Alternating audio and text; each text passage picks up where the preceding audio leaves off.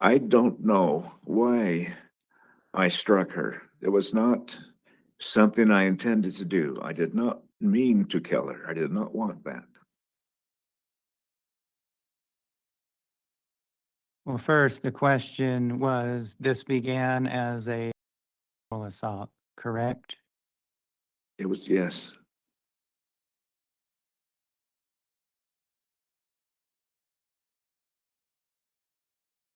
And it apparently didn't go the way that you envisioned it going, and you beat her to death, correct?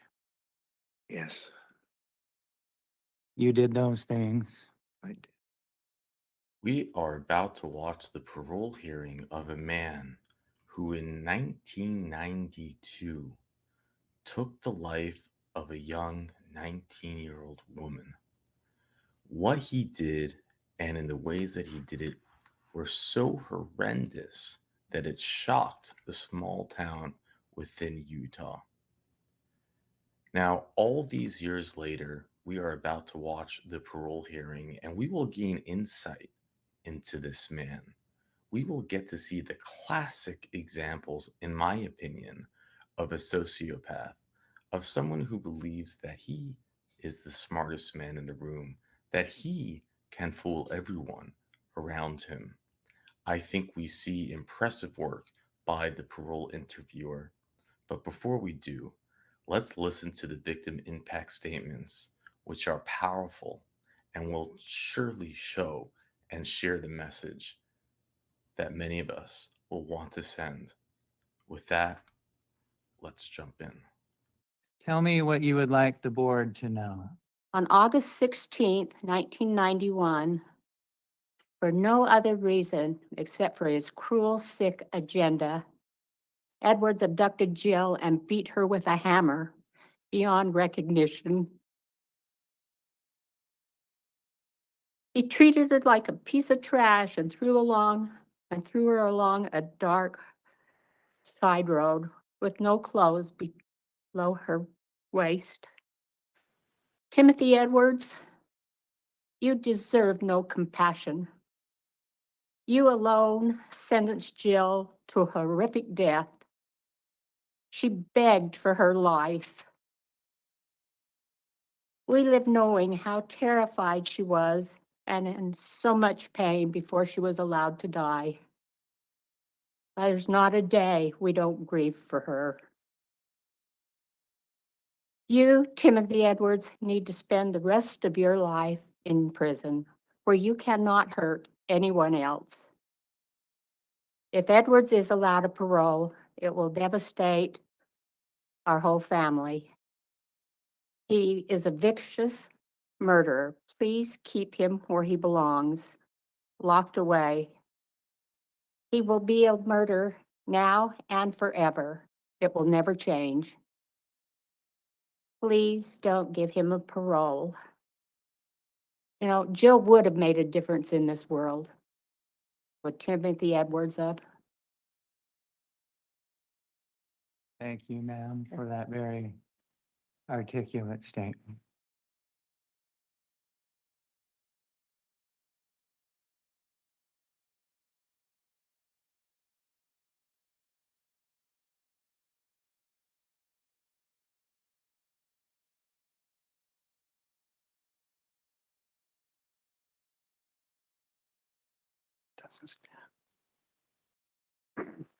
And sir, I'll need you to raise your right hand when you're ready.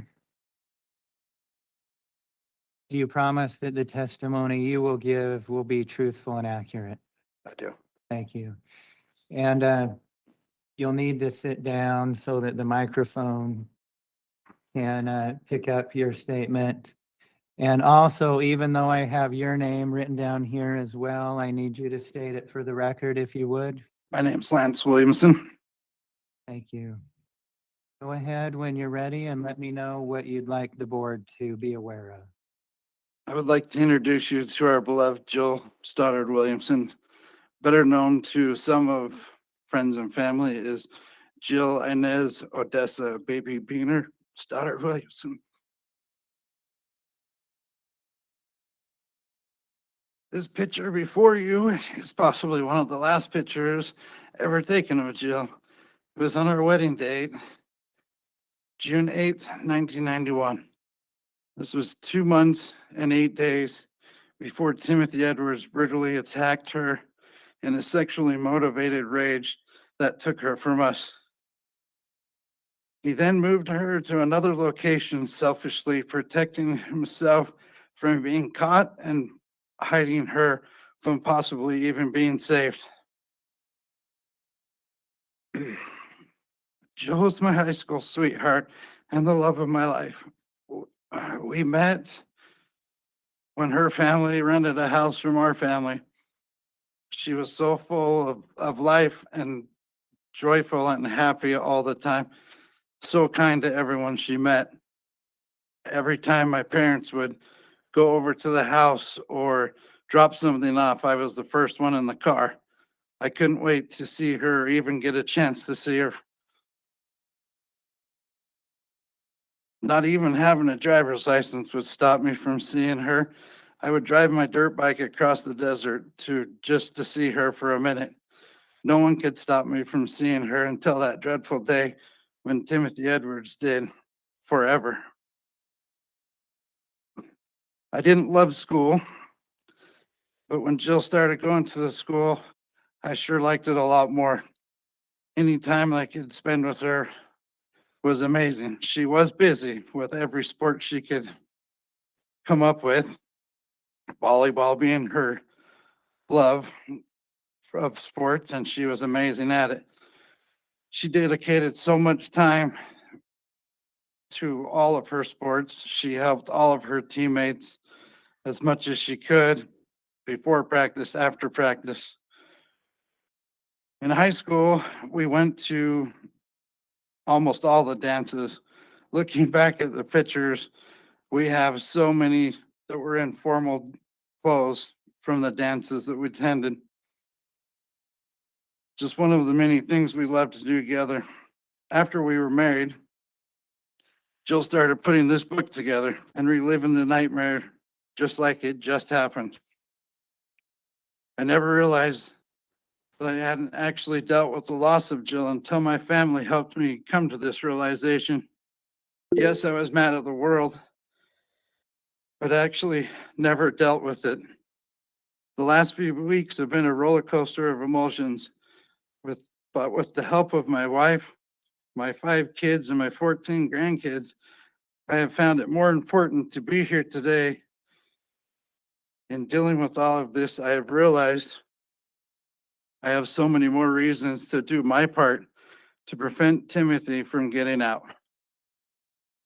I worry every day that it is possible for him to prey on anyone of my family members again. It has also given me time to think about the effects that Timothy had on me and why I'm no longer in law enforcement. Each crime scene I went to, each horrible accident that I went to was a consistent reminder and the reality of my own life and what Jill endured in the last moments of her life, and also what the officers saw that day. I only want to remember her the way she is in this wedding photo right here, not the way that he left her. Even currently, one of the buildings that I am in, I was informed that that is where Timothy Edwards was arrested at. And he was seen taking out boxes. The police officers were shown taking out boxes of evidence. The evidence from Jill's case, maybe others. There are so many hidden monsters in this world preparing to commit these same awful crimes, which makes it very difficult for me to comprehend as to why we would release a monster back into the community. Everyone will be a little bit safer if Timothy stays behind bars. When all this started with the parole board, and you can go on and look at the different hearings that he's had and The compassion hearing literally makes me sick. He did not show Jill any compassion. And what about the compassion of the victims? The ones that can't make it here because of health reasons. What about the victims? Where's the compassion in that? What I am asking the board for is to remember the previous hearings of this case when he couldn't even address her by her name. Instead, he would call Jill it or the. We were lucky if we got a she. Let me remind you that her name is Jill and she is not an object.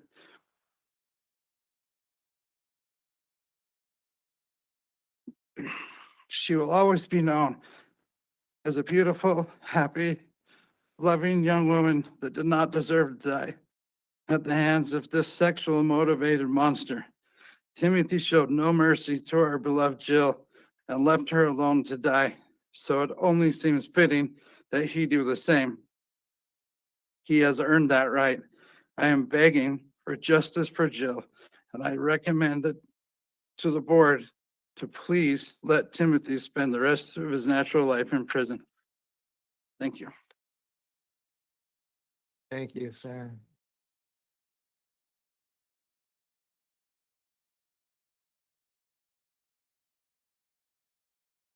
Mr. Edwards, you're not required to, but you may respond if you wish. And if you do, I'll ask you to focus on a response rather than just saying whatever you want. Do you understand? A response to what was just said, or I had, Yep. or a statement. So, Would- listen carefully. We've just heard two very powerful statements from the victims' representatives. If you wish, you can respond at this point. You need to limit your statement just to a response. I see. We can talk about other things later, but this would only be a response to those two powerful statements. You're not required to, but do you wish to respond? Yes. All right, go ahead and give your response. The only thing that was wrong in that presentation is there were no boxes of evidence. There was no evidence of any kind. My van that I had was in a place where we did laundry. So there might have been boxes of clothing, but they had nothing to do with the crime that I did. That's what I wanted to make clear, that was not, the boxes was not in any way associated with my crime. Any other response, or is that it? That's all.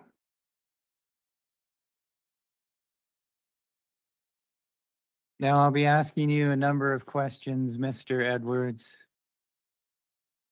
And I want you and Jill's family to know that these questions are not designed to give a prediction of what the board's decision might be. They're not designed to create bad feelings amongst anyone. They are designed to gather information. Do you understand that? Yes, sir. So as you can imagine, given your focus only on boxes in your response, I'm interested to hear, what did you do here? What led you to be in prison? Did you do anything wrong in your viewpoint? Of course I did. Yes. What was it that you did here? I took the life of an innocent person.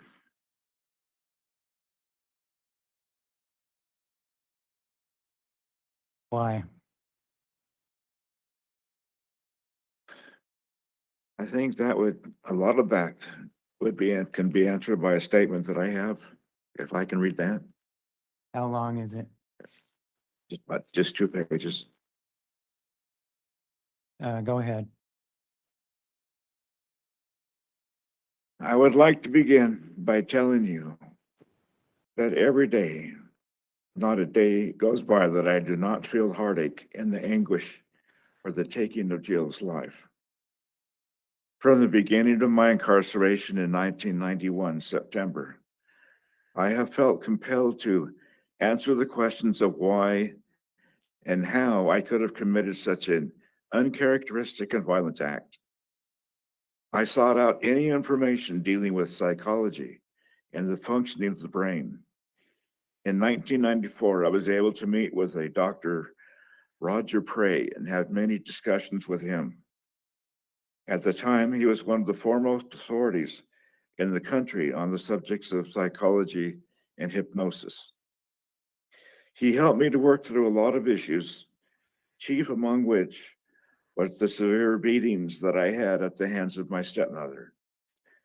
I was told that many years of these beatings and the alienation of affection was devastatingly detrimental to not only my body, but more so to my psyche and emotions. I felt empty and hollow after each encounter. I remember staring into a light bulb and pretending that I was somewhere else. I was told by Dr. Prey that I repressed and suppressed these moments of horror as a defense mechanism for my mind. I am not using this as an example of what I did, only to show that it did have a profound impact on the way I dealt with others. I also looked at pornographic magazines and I watched violent videos that also further distanced me from my true feelings and emotions. I was also found that I had a brain chemistry problem. There was an imbalance in my chemistry. Through the many classes and groups and programs I've been in, seen over the years, I've learned such great things like empathy and compassion for others. I have learned to finally sympathize with others and to myself. I have forgiven my stepmother. She probably had a very terrifying life of her own. I believe that the many years of abuse, the chemical imbalance, the pornography, and the violent videos all culminated to a point where I disassociated to the point where I had a psychotic break. And it was at this point where I killed Jill. Dr. Karen Malm, one of the psychologists I talked to, said that this could very well have happened, that I could have snapped. I believe that during the last 33 years, I have learned a great deal. I'm allowing myself to feel my emotions.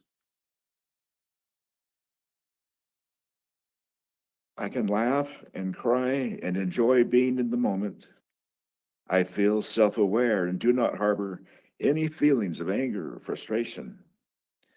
I have gained a confidence I have never had before, and with it comes a determination to continue to share my feelings and emotions with others. I am not the same man I was 33 years ago. I am a 70-year-old man with a terminal progressive blood cancer whose oncologist has given me just a couple of months to live. I am asking the board to please allow me those few months that I can spend with my children and grandchildren. Thank you for letting me speak.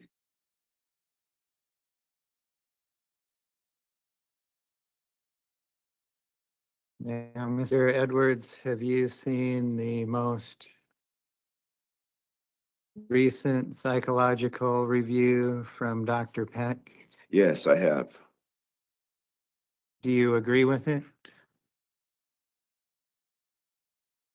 Well, I agree as far as it didn't cover as much detail as I had with Dr. Malm when I had my psychological with her. We were able to discover a lot more things. We covered a lot more ground. With him, he kept talking about the crime itself and how I told him that it was like I was watching somebody else do it. that I was not in my frame of mind. I was not conscious of it. And that's what I told him. Let me ask you this. He says that the difficulty with your argument is that what you describe requires some sort of triggering event. And there was no triggering event here. There was nothing that Jill would have done or could have done to trigger this sort of event. That's what he said, correct, Right. yes. Do you agree or disagree with that? I agree that there's triggers that can happen when something is snapped that are not perhaps brought right out in focus. Something might have happened in my mind. It must have happened in my mind. It wasn't precipitated. It wasn't brought on by anything that Jill said or did. It just happened.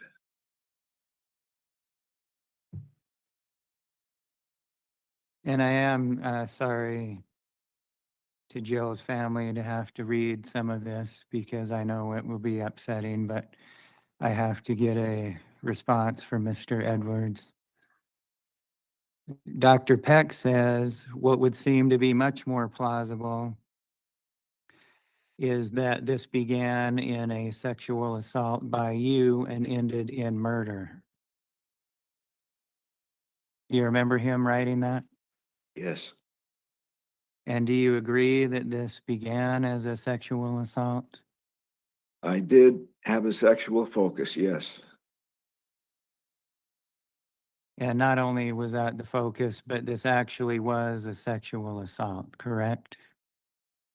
I don't know why I struck her. It was not something I intended to do. I did not mean to kill her. I did not want that.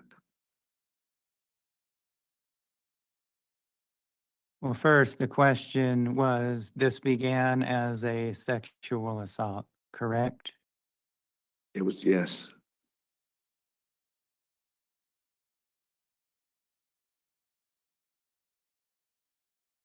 And it apparently didn't go the way that you envisioned it going, and you beat her to death, correct?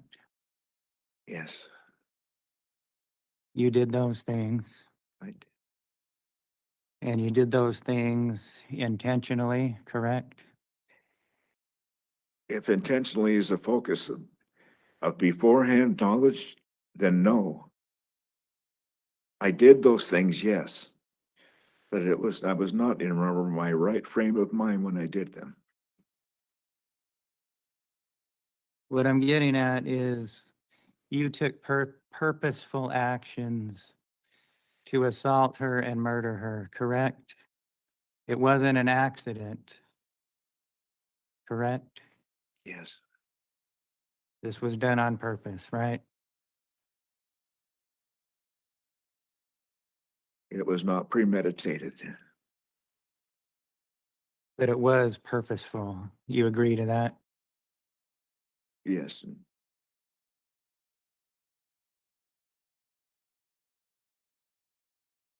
And again, I'm sorry to the family, but I have to get the information.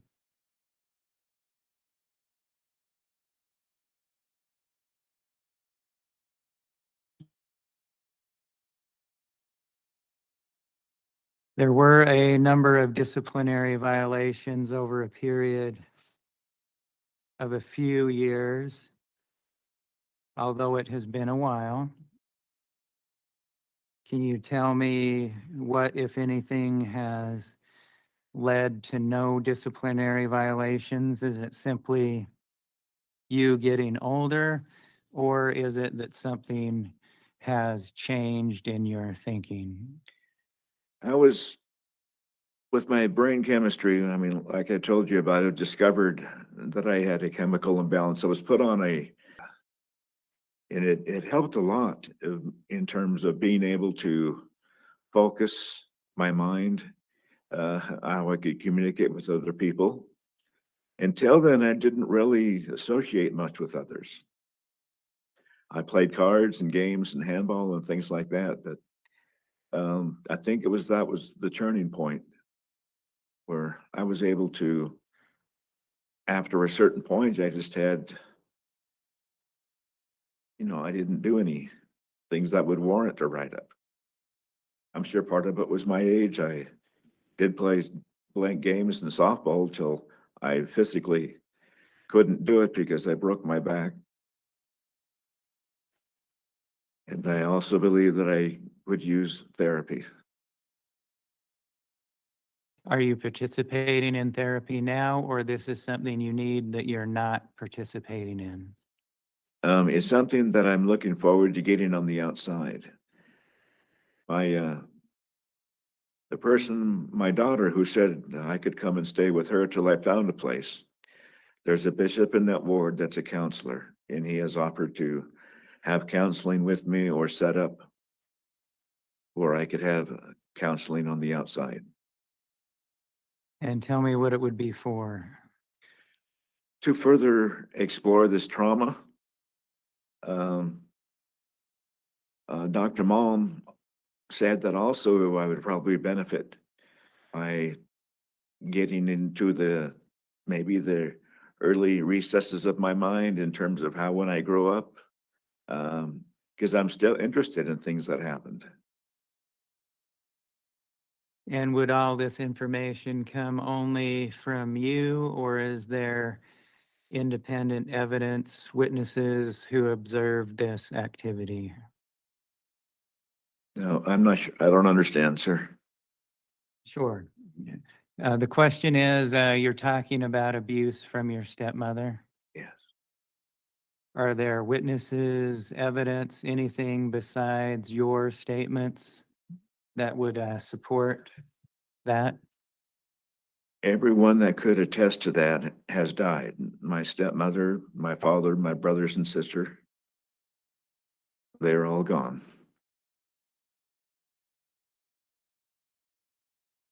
And what did anybody else know about it, if anything, while it was occurring? There wasn't any, this was back a long time ago to where people did not discuss things. My mother-in-law, my stepmother, she was active in her church. And I was basically told to be quiet and not to talk about any things. So I never brought these things up to the public. It was at a time where people did not talk. And I didn't ever shared. Let's move on to programming. I note that your last successful completion of programming was in 2006. Is that accurate? Which programming was that you have there? Impulse, anger, stress control, Yes, August 17th of 2006. yes. What have you been doing for the past 18 years? Well, I've been working mostly. I worked at print shops and the UCI. They haven't had any groups that I could get a hold of. I was always looking around for groups to be in, and they didn't have any past that time. If I understand you're saying that there has been no programming in the prison in the last 18 years? Not that dealt with my situation. I was part of a homicide group in Gunnison. And I did attend that one, I think, for about 3 or 4 years. This was about 2099 to 2002. Besides that, when I did come to Draper, they didn't have any groups that talked about those things, no.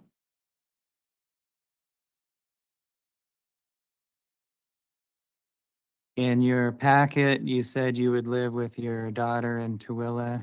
Yes, And what sort of things would you intend on doing if you were released? I can communicate pretty good on the phone. One of my jobs was a clerk in the print shop, And I believe if I could get a job at a call center, I could do that because I could sit down with my broken back. It wouldn't be a detriment. And between that and my social security, should be able to financially support myself. Work at the call center for Yes. several years into the future and then transition to something else, or what? Well, I don't see much of a future, but it's just earning money while I'm alive to, to keep myself housed, fed. There are no really long range goals with the prognosis I've been given. That's why I asked that question. If you have been told you're going to pass away in 2 months, how would you be working at a call center at all? Because I'd want to do something. I can't just sit around. I would stay with my daughter, but I wanted to do something to occupy my time between working at a call center, getting some therapy. I think those would be good uses of the time I have left. When did the doctor first tell you that you had only 2 months to live? When I first saw him in September of 2020, he said he gave me a 48 months time. He said I would give you about 48 months, and it's in the documentation that you have previously. Dr. Trabahani, my oncologist, that's when he gave me that 4-year time limit, which will be 4 years this coming October. In the special attention that was a style, the compassionate release, didn't you say then that you only had 2 months to live? I don't know what I did say, what I said. That's just that's the math of what the timetable that he gave me. Is there anything we have not talked about that the board needs to know in making its decision? No, I don't believe so. You feel that we've covered it all? I see, yes, sir. Okay. As I stated at the beginning, you don't receive an answer today. And I cannot predict with certainty when the decision would be released. It would not be this week, certainly. It would be several weeks, perhaps even a month or so. Do you understand that? Yes, sir. You would receive a letter. For everybody else, it would likely be easier to read it on the board's webpage when it comes out. And again, I cannot tell anybody when that would be. Do you have any questions about the procedure that comes next? No, sir. All right. I would like to thank very much those who came today and spoke to the board. And Mr. Edwards, I appreciate that you answered the questions that I had this morning.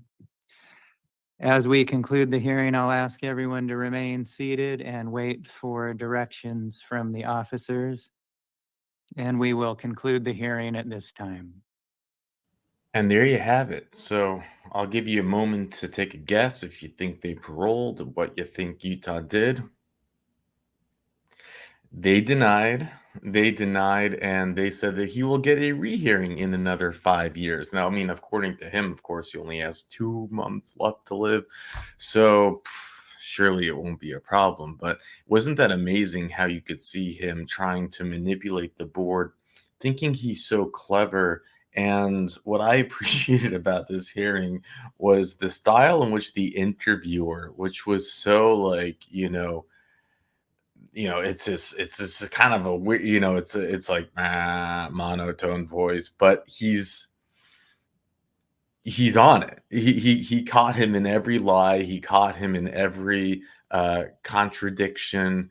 He caught him in really everything. He just did it in such a nonchalant, dry style that I rather enjoyed it. I don't know about you, but I felt like we were watching a classic. Like, this is the type of man that should be studied by PhDs, by the FBI, by this. Like, if you want to get a profile of someone who thinks that they can actually manipulate their way around a room, that they can trick those around them, that they can, and that was my impression of it. I mean, he really thinks just by saying, well, a doctor told me I have 4 years left to live, so you do the math, I only have a few months left to live, and that's what he initially got his parole hearing on. Look at this. This is a recent article, August 27th, 2024. It's one, and I like that they're writing these articles. And thank you, Sir Richard. Utah inmate with months to live seeks parole, right? He even gets the headline he wants. And think about this. He's literally getting that statement, months to live, because of a conversation that can't be documented that he claims happened 4 years ago with some doctor that said he had 4 years left to live. That that garnered that headline. And you probably will have some, some butterfly people showing up, the rainbow butterfly type saying, have some compassion for the man, and it's like, yeah, okay. Let's read this. A 70-year-old inmate in the Utah prison who says he has only months to live is asking the state to grant him parole from his life sentence. But family members of Jill, who was 19, said Timothy Howard Edward deserves to spend the rest of his life in prison for the brutal killing of their loved one. You deserve no compassion. You alone sentenced Jill to horrific death. She begged for her life. Her mother, James, said. We heard her. We heard her speaking. I am begging for justice for Jill, added Lance, who had been married to Jill for 2 months before she was murdered. And isn't that, it is for him to still come back all this time later and talk.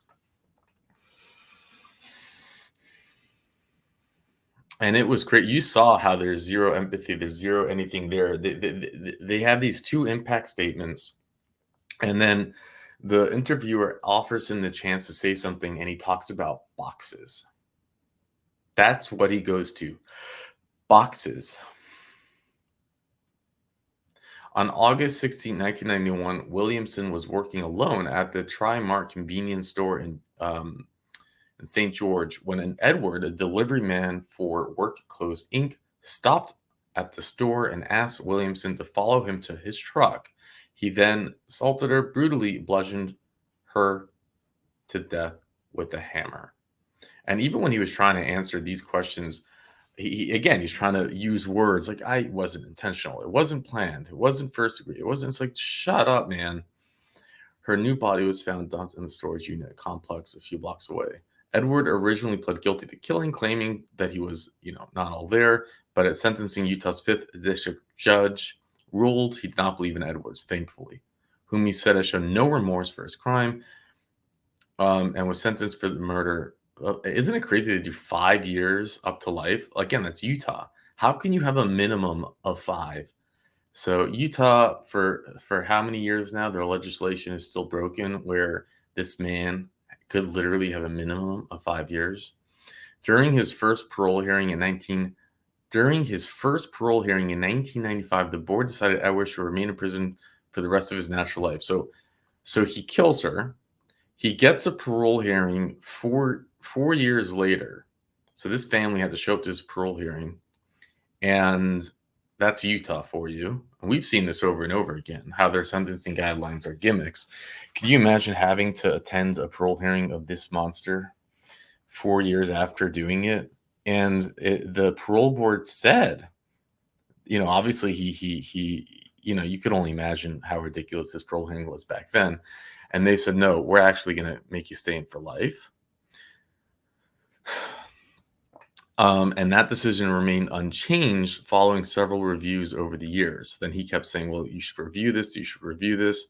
But now he tried a compassionate release. So most recently, Edward asked for a compassionate release hearing due to health issues. He requested for a release, was denied last year, but another hearing was scheduled for Tuesday. On Tuesday, Edwards explained to a member of the board that he was terminal cancer, and September of 2020 he was given 48 months to live and believes he has only until October. He asked the board if he could spend his remaining time with his children and grandchildren while possibly working at a call center. I thought that was the best part when he was like busted in his lies. Like, yeah, okay, you got 2 months to live. You're going to go work at a call center. I don't see much future, just earning money while I'm alive, he said. There are no really long-range goals with the prognosis I've been given. But Williamson's family and friends say they still struggle even today over what happened 33 years ago. This girl was loved by all. Timothy Edwards took this away, her mother told the board, adding she was killed for no reason except his cruel, sick agenda. He treated her like a piece of trash and threw her along the dark side road. Lance Williamson, who has since remarried, said, Jill was my high school sweetheart and the love of my life. He talked about the scrapbooks she started, and they were married 2 months earlier. Most of these pages are empty now, he told the board. We were young and just beginning our lives together. We never got a chance to do the big things. Everyone will be a little bit safer if Timothy stays behind bars. He continued while adding that the Edwards compassion hearing made me sick and that Edwards really referred to Jill by her name in the prior hearings.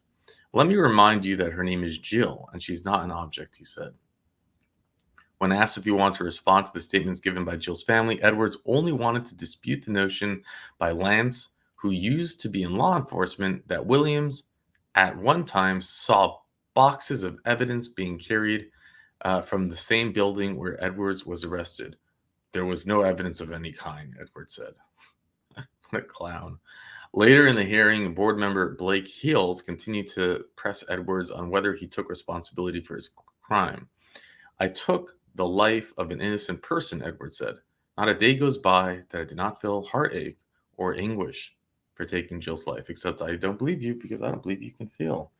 Edward read a 2-page statement he had prepared during which he claimed therapy he had received while incarcerated had led him to believe by his stepmother a brain chemistry problem, and his habit of watching porno and violent videos was detrimental to his psyche and contributed to him committing the crime. Absolutely. Absolutely. It's, I don't know if you felt that. So basically, they had a 5 board member, went to look at this. We know their vote. He's going to get another hearing in 5 years. So I'm assuming he'll somehow magically be alive, and then they might go through this again. But maybe he won't make it. We'll keep you posted on if we do get an update on his health. But he looked pretty healthy to me, and I don't know. For me, what was fascinating about this hearing again was just seeing that exact kind of person, that monster in the room, that person who really thinks that he can be smarter, that he can be more clever, more manipulative, and he's just not, and he doesn't get it, and he just doesn't get it. And it might have been a serial killer in the making. Who knows? But what did you think? And then you hear from the survivors and just how this monster just shook their lives.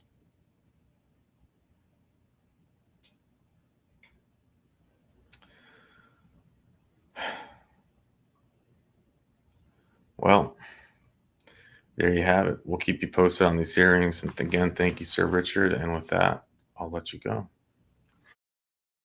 You, Timothy Edwards, need to spend the rest of your life in prison where you cannot hurt anyone else.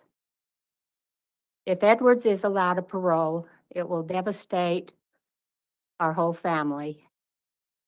He is a vicious murderer. Please keep him where he belongs, locked away. He will be a murderer now and forever. It will never change. Please don't give him a parole. Jill would have made a difference in this world. And I had a fantasy about being able to be with a female and control her. I was never good at being a male. I tried for my family. I became codependent and a huge people pleaser and ignoring my needs. This led to even more damage in my life. I saw the girl on her bike. I kidnapped her. I sodomized her. I threatened her. And I wanted to feel that power over her. Unfortunately, this has haunted me for the rest of my life. I'm sorry for what I did. Good morning. We're on the record now. This is the time set for a rehearing for Terrence Gallegos. Is that you? Yes, yes, sir. And do you go by Terrence? I go by Tara. Tara? Yeah, I'm transgender. Right. How would Terra? Parra. And do you prefer Ms. Gallegos? Yes, All right. please. My name is Blake Hills. I'm a member of the Board of Pardons and Parole, and I've been assigned to conduct the hearing. Okay. I need to swear you in, so please raise your right hand. Do you promise that the testimony you will give will be truthful and accurate? Yes, sir. Thank you. Thank you. You can keep your glasses on. You don't have to. Better for you to be able to see. Yes, Did you receive at least 7 days written notice of the hearing? yes, sir. Did you receive a blue disclosure packet? Yes, sir. And recently there was a psychosexual evaluation. Did you receive that Yes, sir. from Dr. Mom? Yes, sir. Are there any issues with the disclosure materials, or were they generally fine? No, they're accurate. You know, she crossed her T's and dotted her I's, and the whole packet is accurate. I've read it a couple times. Okay. You ready to go forward, or do you need? No, I'm ready. Okay. I've been ready for a long time. You read the blue packet where it describes the offenses, I imagine? Yes, sir. Is that an accurate description of the offenses, or is there anything you need to change? No, that's pretty much it. Can you tell me why it happened? Um, so my childhood was pretty difficult. And when I told about being a little bit different, I knew so from the beatings. I was pretty much abused my whole life until the age of 18 when I was able to decide for myself to stay or leave. Growing up in a strict Catholic family was not healthy for me, because there was abuse, drug abuse, alcohol abuse, and not being able to be me. In 1978, when I said something about it, it was unheard of, um, especially in my family.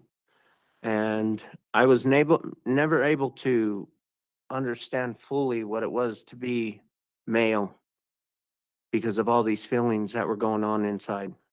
I've gotten married a couple times to try to bring home a woman to satisfy my father, and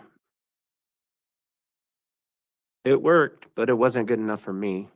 I felt like I had no power and I had no control over my life, that being the people pleaser that I was for so many years since I was a kid. I mean, even at the age of 12, when I did something wrong and my father hit me in the head, and the next day I had a seizure.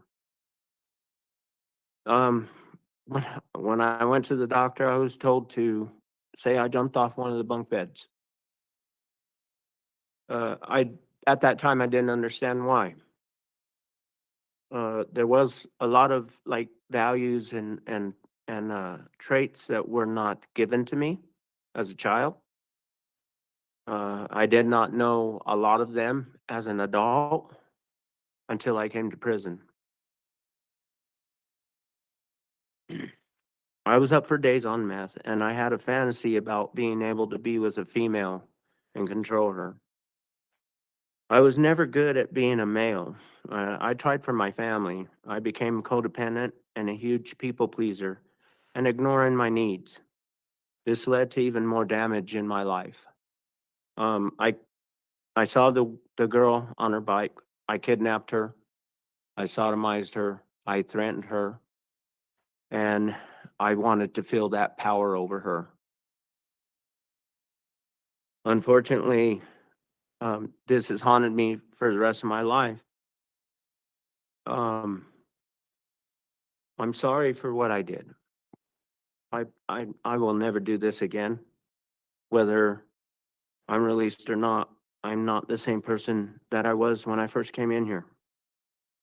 And I know now truly what empathy is. And I've taken care of a lot of my past. When you ask me if I had several days to prepare, it's been a roller coaster. But I need to say that it's also been a roller coaster since I came in. Realizing what I've done. In November of 2005, I was drugged and raped here in Draper. And that's when I started learning about empathy. Before that, I didn't know what it was. I put myself in the shoes of the victim, her family, my family, society, friends. And every night before I go to bed since then, it's always been prayers for forgiveness. Let me ask you if I could see these video screens. This is being broadcast online. I do not know if anyone from the victim's family or the victim is watching, but if they are, is there anything you would want to say to them? Yes, I am so sorry. There's nothing I could ever do to repay for what I did. I'm so happy that I was taken off the street and away from drugs. I have been clean for a long time. I have transitioned from SOTP and I have graduated from the ASAP drug program Conquest. My time here has been difficult, but not as difficult as yours. And if I could, I would just take it back.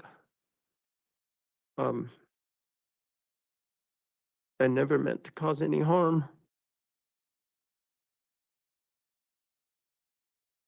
So many times I have wanted to kill myself over this. And I haven't. I've learned to live with it. I've learned to pray and ask for forgiveness from you guys, from your family, from my family. I don't have much family no more, and I just pray that someday you'll be able to forgive me. You said you agree with the psychosexual evaluation. Yes? Is there anything that you disagreed with? No. I was pretty honest. Lately, I've been pretty honest and pretty transparent. Not only with myself, but with staff, with the therapist, the doctor that gave me the evaluation. I was upfront, honest about everything. I did as good as I could on the test. Everything is accurate. You mentioned participating in programs. You willing to talk to me about those? Yes, I was, First, which one? first, let's talk about SOT and then we'll talk about drug treatment after that. So Okay. as far as the SOTP, which for anyone watching is the sex offense treatment program, did you think that was worthwhile or was it something to just put in time to keep you from getting bored? No, I've learned a lot of values, a lot of principles doing that program. Tell me which ones. I've learned how to have integrity for myself. I learned how to have motivation for myself and for the things I do. I learned how to accept the changes, whether they were uncomfortable or not. I've learned how to be transparent, be honest, take accountability for what I've done, be responsible, and hold myself to a higher standard. Um,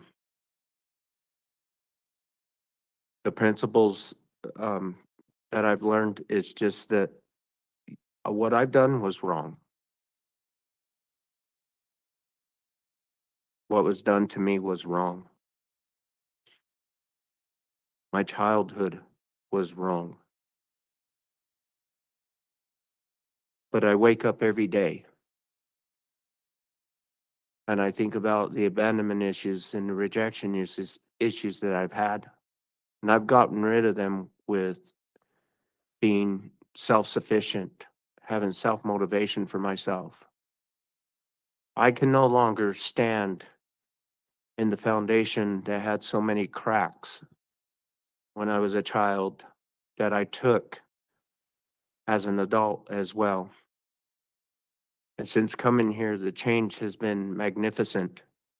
Whether I'm released or not, I will continue this change because the change has been good. Let me ask you if I could. These things that you mentioned that you learned in sex offense treatment, I'm sure you recognize this crime was absolutely horrific, right? It was heinous. How has what you have learned going to affect your behavior in whether this sort of thing happens again? In other words, did you learn anything about committing the crime and how to prevent those thoughts, feelings, actions, and behaviors in the future? Yes. The first thing that I have learned is I needed to get my addiction under control. So in 2015, March of 2015 was my last write-up. My first and only write-up for having a negative UA, for having a positive UA. And that was my first step right there, was as I signed the addiction, a substance abuse-free contract while in SOTP. I got the write-up after I completed SOTP. I take full responsibility because it was, I ran out of time for the UA to happen. They give you 2 hours and I ran out of time. I took responsibility for that. And then right afterwards, when I went to the board, they wanted to send me to Conquest. The second thing I learned was, so I learned to get my substance abuse under control. I have done that. It's been proven. I've had a lot of UAs. They've all been negative. So the second thing I learned from SLTP was to be accountable. To know that I'm not the only one who counts. To think of others. The third thing I learned was the most huge one that I could ever learn, and that was having empathy for others. That's when I actually started caring not only about myself, but putting others' needs of empathy first. Knowing that people are people, they hurt too. I learned my triggers. My triggers are being around my family, seeing them. My risk factors are taking that step towards being back in my addiction, being around my family members again who are in addiction, My family members are not healthy. And that's why I'm choosing to not be involved with them. Having a phone call's fine. But the first time that I hear anything, that my triggers or my risk factors recognize, I will immediately hang up. I have done this. I've been doing this while being here in this prison, in this new facility. I think the fourth thing that I've learned for SOTP is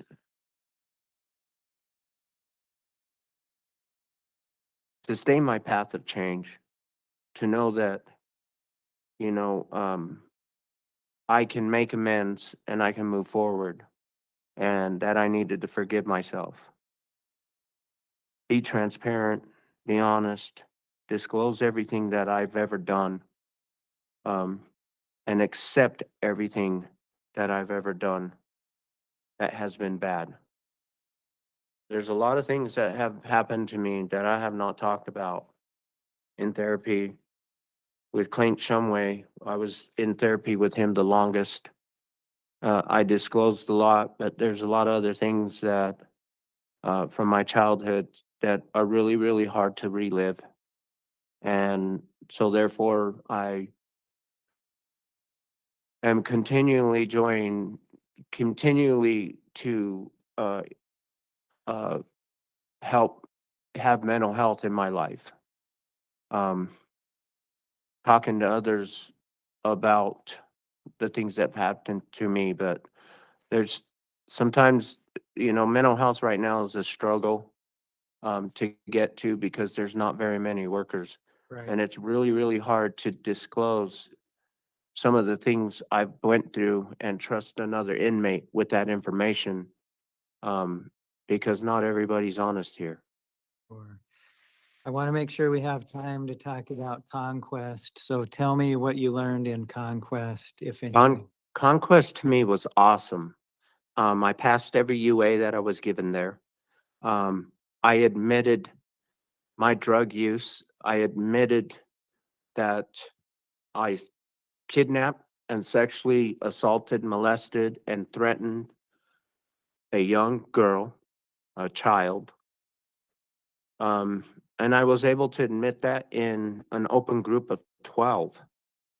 I think at that time I was the only one in that group that was on a sex offense as well as drug charges. And that was very hard. That was hard to overcome. It's hard to admit something like that to a non-sex offender. And I was okay. I I didn't feel like my safety was in danger. I accepted it. I didn't walk with my head to the ground. I held my head up high because I took accountability for what I did. I accepted what I did. But I think the most thing that my biggest accomplishment there was I had a really good therapist in Miss Carlisle. And we had one-on-one therapies. I was given 2 hours a week instead of one for one-on-ones because of some severe mental health issues. And I was able to write a letter to my father. My father passed away in 2005. I'm over there in 2017, 2018, and 2019. I spent a lot of time there. I liked the environment of so much positivity. It felt like a bit of freedom in society. I was able to write this letter to my father because there was a lot of things that was done that I wasn't able to tell him and disclose to him while he was alive. And that haunts me. It haunted me until I wrote that letter. It was a long letter. And it was so good that I had a therapist to recognize this. That was the biggest thing that I was able to get off my chest. And that was one of the big ones to rid myself of wanting to use. wanting to addiction in my life. I mean, don't get it wrong. I mean, I want to say that there's drugs all over the place in here, Right. all over. It's nonstop. I mean, I'm being honest about that. And I have chosen a path to keep my change of growth going for myself. And addiction, me messing up my sobriety, is not part of that. It's not part of the plan. All right. Let me tell you, we're almost out of time. We have about 2 minutes left. I appreciate you answering my questions. Is there anything we have not talked about that the board needs to know? My current write-ups, I want to explain that. Okay, So I just want to explain that real quick. the fighting one The and, fighting one. Okay. I have become a beacon of light for the gay and transgender community here in this prison. This prison is a lot different because they house us with everybody, gang members, everybody. And there's a lot of abuse that goes on here. There's a lot of injustices that go on here. And it's hard to go to the officers and tell the officers because the word gets around. Then your safety's in danger to walk the corridor, to go to your class, or to go to the chapel. And so my biggest thing has, I've kept my safety by not pushing the button, by not speaking. And so a lot of these, if you look at my record from Draper and the write-ups I had there to my record here in this new prison, in Draper, we had a place to go. Everybody who wanted to do good had a place to go that housed all the workers. I was housed in them areas for all that time, still being able to be my nickname in here, which they call me Mama T, because I look out for people, even the non-gays. I believe that everybody should be able to use the phone. I believe that everybody should not have their blue packet and you have to read it to somebody else so they could charge you rent. I believe in that. And if I am released, my fears are that this community here that I have built in Bear Forest Section 7, which there are a lot of gays and a lot of transgenders in there, I have turned that into a safe haven for others to live without fear of being bullied. And I just hope that if I am released, that somebody will step up. Well, my write-ups are because I have defended others, not because I was trying to defend myself. This last write-up, I pleaded guilty because I was in fact guilty. But there's an explanation behind it. And I gave the IDHO hearing officer my explanation, so it's there okay. of why I did what I did. Defending yourself. I was defending others and the right for somebody to live in that section that was gay. Okay. Thanks for telling me that. We're out of time Okay. now. But let me tell you, you already know you don't receive an answer here today. Yeah.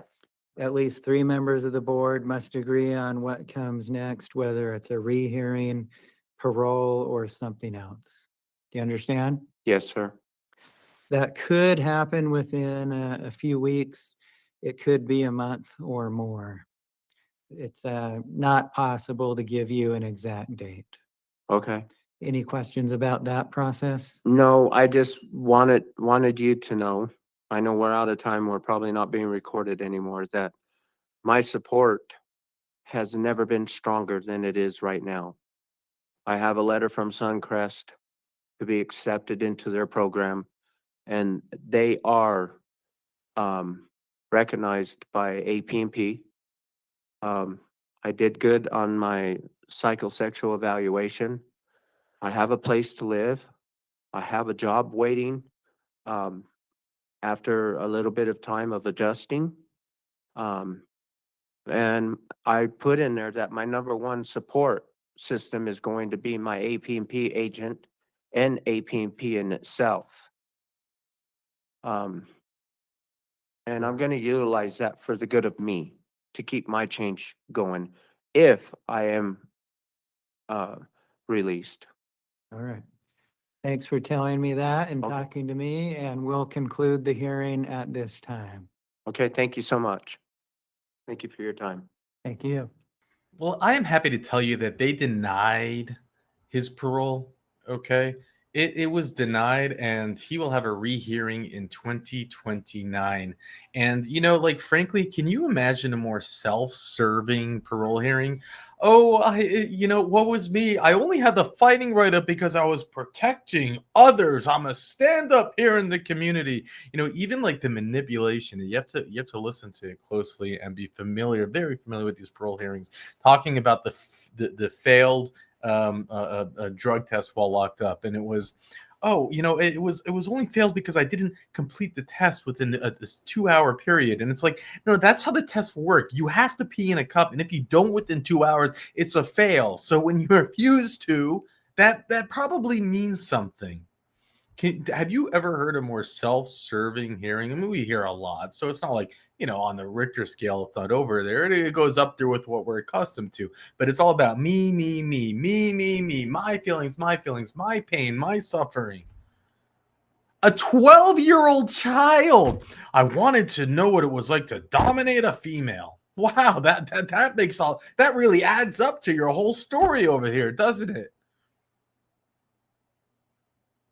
I guess you could have joined the women's swimming team. That would have been good domination for you. Oh, Mandoo, how dare you? Where is your compassion? Where is your empathy? I don't know. Maybe I can learn empathy. Maybe I can learn empathy from Mama Tara. Maybe I have a few programs I can take. It's just, I'm just stunned. It's like I don't even care, Like, what are you talking about? Twice married, going. Then one day, you know what? There's a 12-year-old delivering newspapers. So I'm gonna go look at what was done to this child.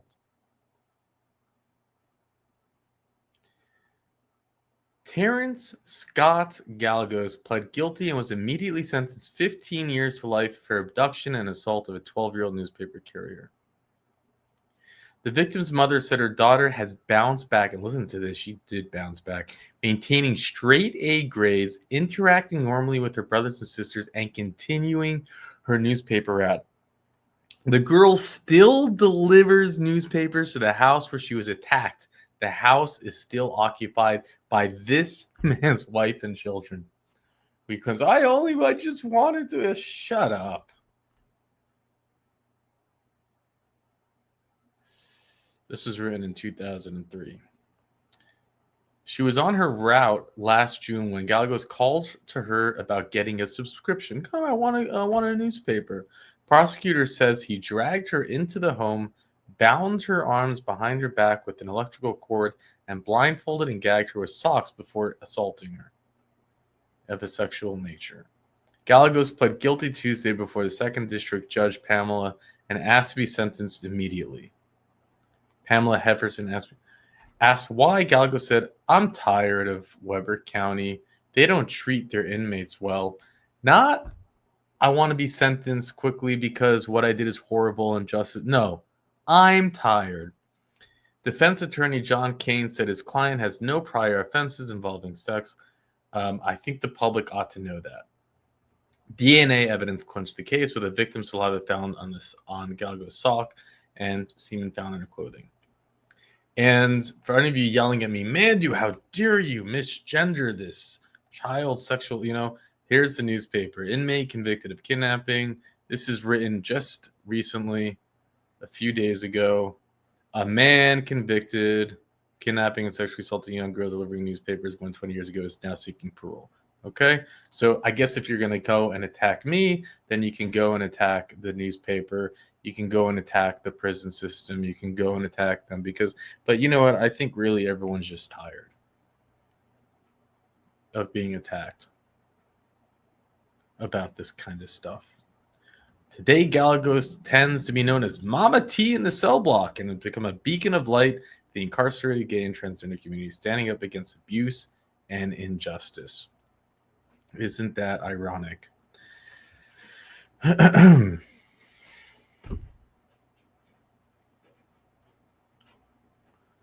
You know, it's a good day for those that need to be stood up for, because hey, at least he's still there to be able to stand up for them. And I want to point out, I couldn't, you know, if I had a friend of mine that was transgender, I would say, sure, I'll call you whatever pronoun you want. If you want me to call you a turtle, I'll call you a turtle. But if you are not my friend, if you are someone who does this to a child and now you want me to call you by your desired, no, I'm not going there. That's just not where I'm going. Okay. I couldn't care less though what you want to identify as. I couldn't care less.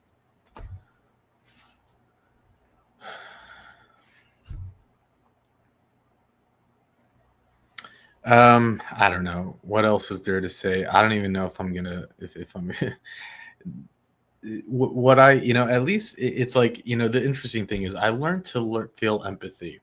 At least there was some, I guess, acknowledgement there. I don't think there was any empathy. I think it was maybe an understanding what empathy should be, and this idea that this is what empathy should sound like. But I don't believe there is any empathy. I don't believe you can't, and even I've spoken to people that claim to have struggled with empathy, and they say, look, it's you can learn, you can work on yourself, but I don't think you can ever truly, right? Can you ever truly teach someone empathy? Maybe they can get to a certain level of understanding, like what they should sound like, but I didn't see anything there. Anyways,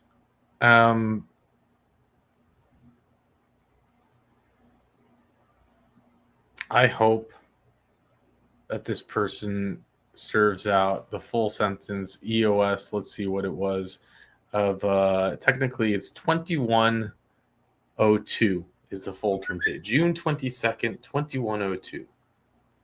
But another rehearing will take place in 5 years. And thank you, Sir Richard, for the information on this case. With that, I'll let you go. And I had a fantasy about being able to be with a female and control her. I was never good at being a male. I tried for my family. I became codependent and a huge people pleaser and ignoring my needs. This led to even more damage in my life. I saw the girl on her bike. I kidnapped her. Yeah, I did commit an assault, but the individual came up behind me and he made me uncomfortable. He was gay and I didn't know what his intentions were, so I didn't push him to harm him. I just pushed him to stay away from me. Okay. So at this point in time, you're saying that you do not feel that you have anything to work on, that you are stable and perfect and ready to go. Yeah. I'm gonna do no more programming. You can tell the board is up. Okay, I don't know how well that's going to go with the Utah Parole Board, but hey, you never know with them. Now this man, he's serving the tail end of a 15-year sentence that happened all the way back in 2015. But no, he hasn't been serving that sentence straight. He's already had 2 parole opportunities. Twice he's been revoked, in 2017 and in 2020, and he's got a long record.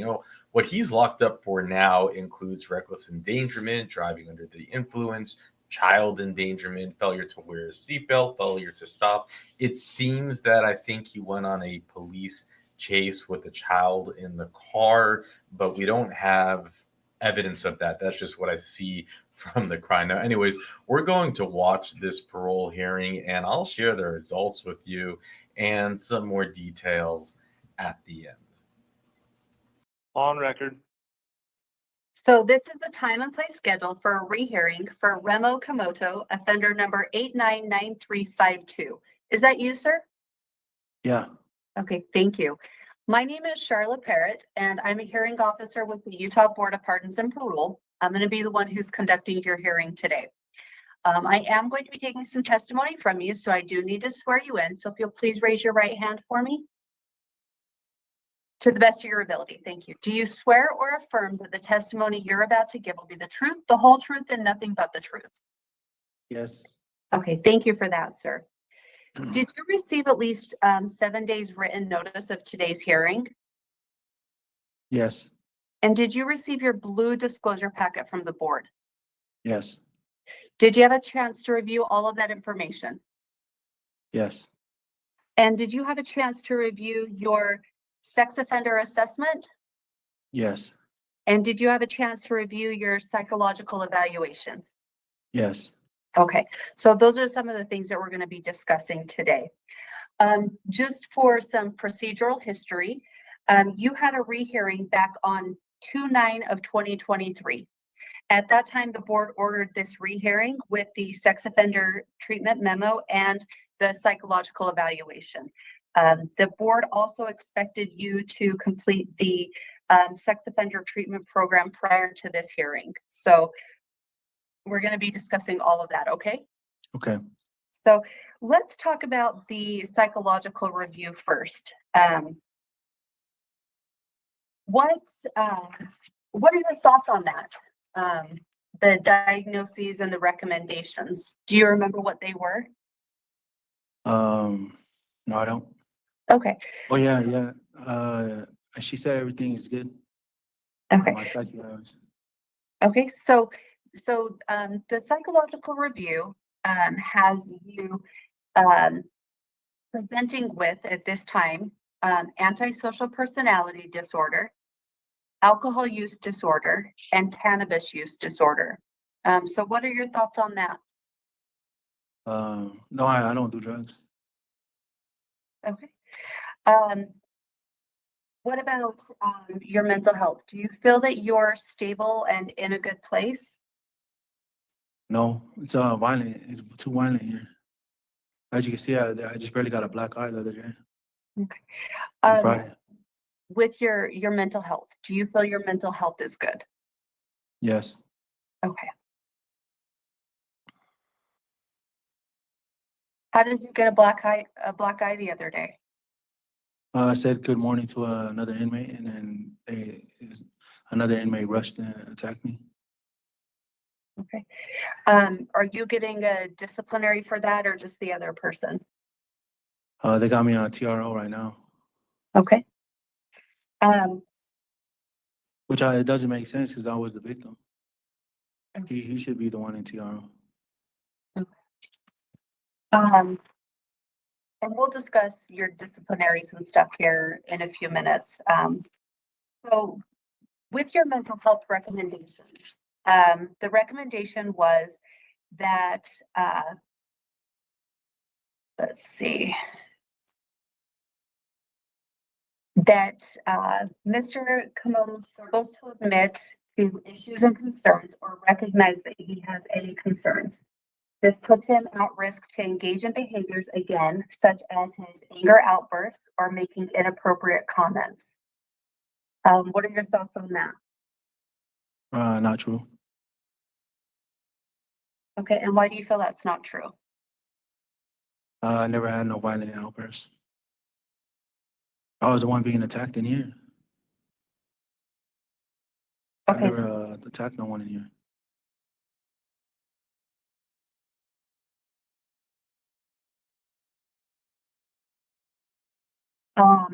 Let's see. This goes on to state that some kind of mental health intervention, whether it's substance use treatment, SOTP, or dialect behavior therapy, would be helpful in getting you to recognize that you have issues that you need to work on. What are your thoughts about that? No, I don't think so. You don't think you have anything that you need to work on? No. And why do you feel like you don't have anything to work on? I'm not the one that's violent. People in here are violent, not me. So you're the one sitting in custody because you committed crimes. So you don't All feel, I said was hi to a woman and they bring me in here. so you're accepting no responsibility for your situation that leads you to being in custody today. Why would I be arrested for saying hello to someone? That doesn't seem fair. So, sir, you're being held in custody on a bunch of charges, but most recently, you're being held in custody. Some of your new current offenses are assault by prisoners.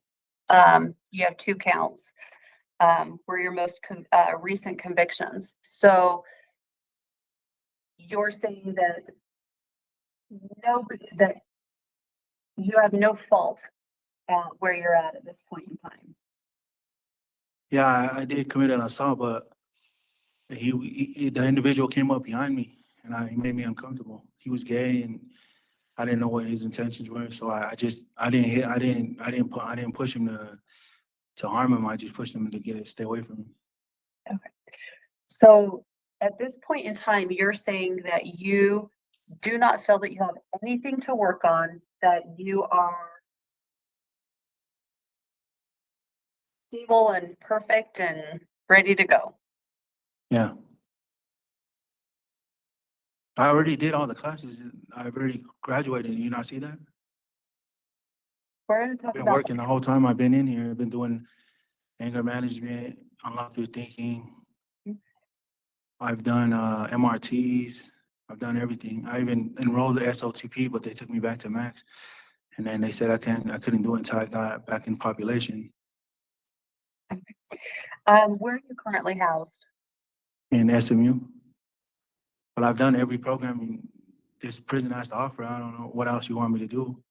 Jump through a hula hoop backwards? Okay. So the third recommendation is the most alarming. And since you've, read this, you're familiar with this.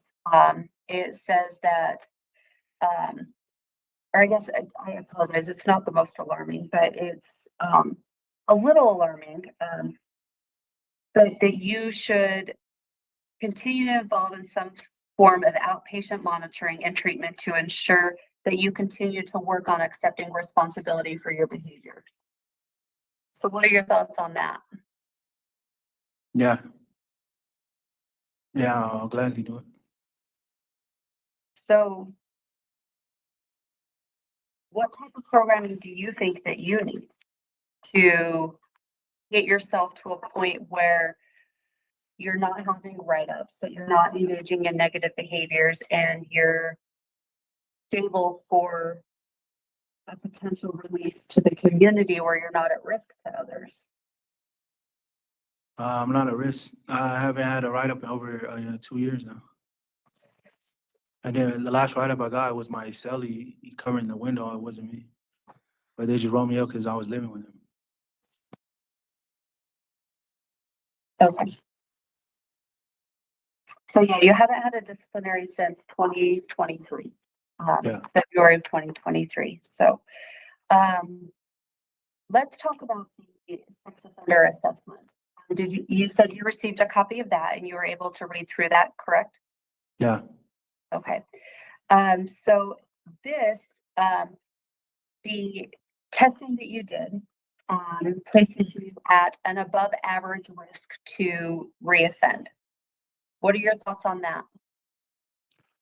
I only had one attempted lewdness in the Solid County Jail, but I don't think I'll reoffend. But if I don't know. And the recommendations are that you enroll in and complete the SOTP program while incarcerated. Yeah. And what are your thoughts on that? I enrolled, but I went back to Hickory and I was unable to do it. And why did you go back to Hickory? Refusing direct order. Okay. It does note in this report that you have historically self-removed from the tracking list. Why have you self-removed from programming? No, I've never removed myself from programming. I program. I love programming. Okay. And so this says if you are amenable to treatment, that you need to write the SOTP and put back on the tracking list. That it's recommended that you complete the SOTP, prepare for a change, and then followed by the SOTP core. Is that something that you're willing to do, sir? Now or before? So if the board was to order you to complete that prior to release, is that something that you'd be willing to do? Probably not.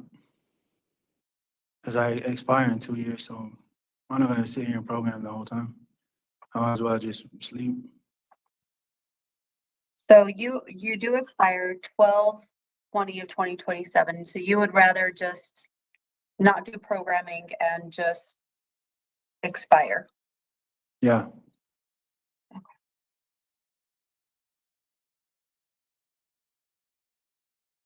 Or I'd rather terminate. Can I ask for a termination? You can ask for it, but I highly doubt the board's gonna grant it. But I'm more than happy to. Or a parole? So a parole would be contingent upon you doing programming. Can I go to a halfway house? If you complete programming and the board sees that you're fit for a parole. I ain't gonna do no more programming. You can tell the board to suck my dick. Is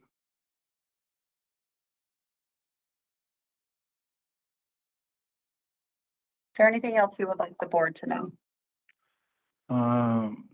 I hate the state of Utah and I don't like it here. I wish I could move to a different state and tell them to f off. Okay, thank you. I'll go ahead and conclude your hearing. All right, bitch.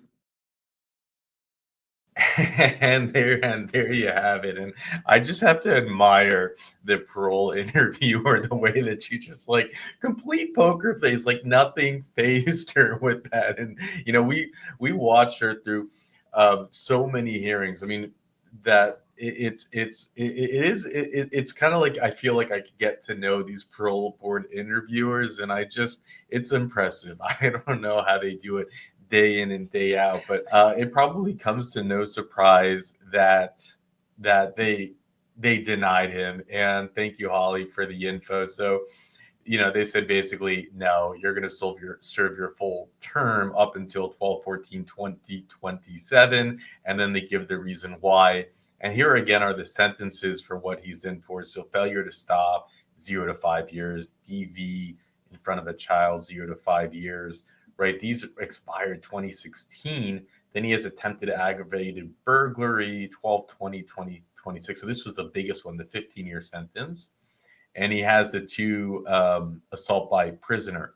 But what's interesting about this as well is he was initially charged with murder. Look right here. He was charged in 2007 with a homicide in connection with the shooting death of a 22-year-old man at a large party. But it was later dismissed because no one came forward. So he's been charged with murder before. And this is an interesting thing. So this is what happened. This is again 2007, but just to show how long he's been. I mean, even this is in a courtroom melee. I don't know why I'm having a hard time pronouncing it right. Melee, right? In a hallway of the Matheson Courthouse Thursday outside of the trial of 3 gang members charged in connection with a drive-by shooting resulting in the arrest of a 15-year-old boy and the adult brother of the defendant, our lovely Prince over here. Remo, 19, was arrested for investigation of felony witness tampering, 5 counts of assault on a police officer, and interfering with an arrest. The 15-year-old, who police described as a large juvenile, also fought with the bailiffs and eventually had to be tasered before he was taken into custody. So this is his younger brother. He was arrested for investigation of assault of a police officer and resisting arrest. The brawl happened during a recess in the trial of David Salula, Komoto, Mipa, whatever, for the three men began this week. During a break in testimony Thursday, an argument started between a witness who had just taken the stand and a person sitting in the gallery. The argument continued into the hallway outside Judge Randall's courtroom on the 4th floor of the courthouse. Because of the nature of the trial, the members of the Salt Lake Metro Gang Unit were also in attendance and tried to intervene in the altercation, said Salt Lake County Sheriff Lieutenant Paul Jarostak. Instead, the juvenile and Remo, the brother of David, began shoving bailiffs and members of the gang unit. At one point, a deputy had his back shoved against a wall. They said that the deputy was taken to the hospital for precautionary exam. Once the fighting parties were subdued, they were arrested and taken to the jail.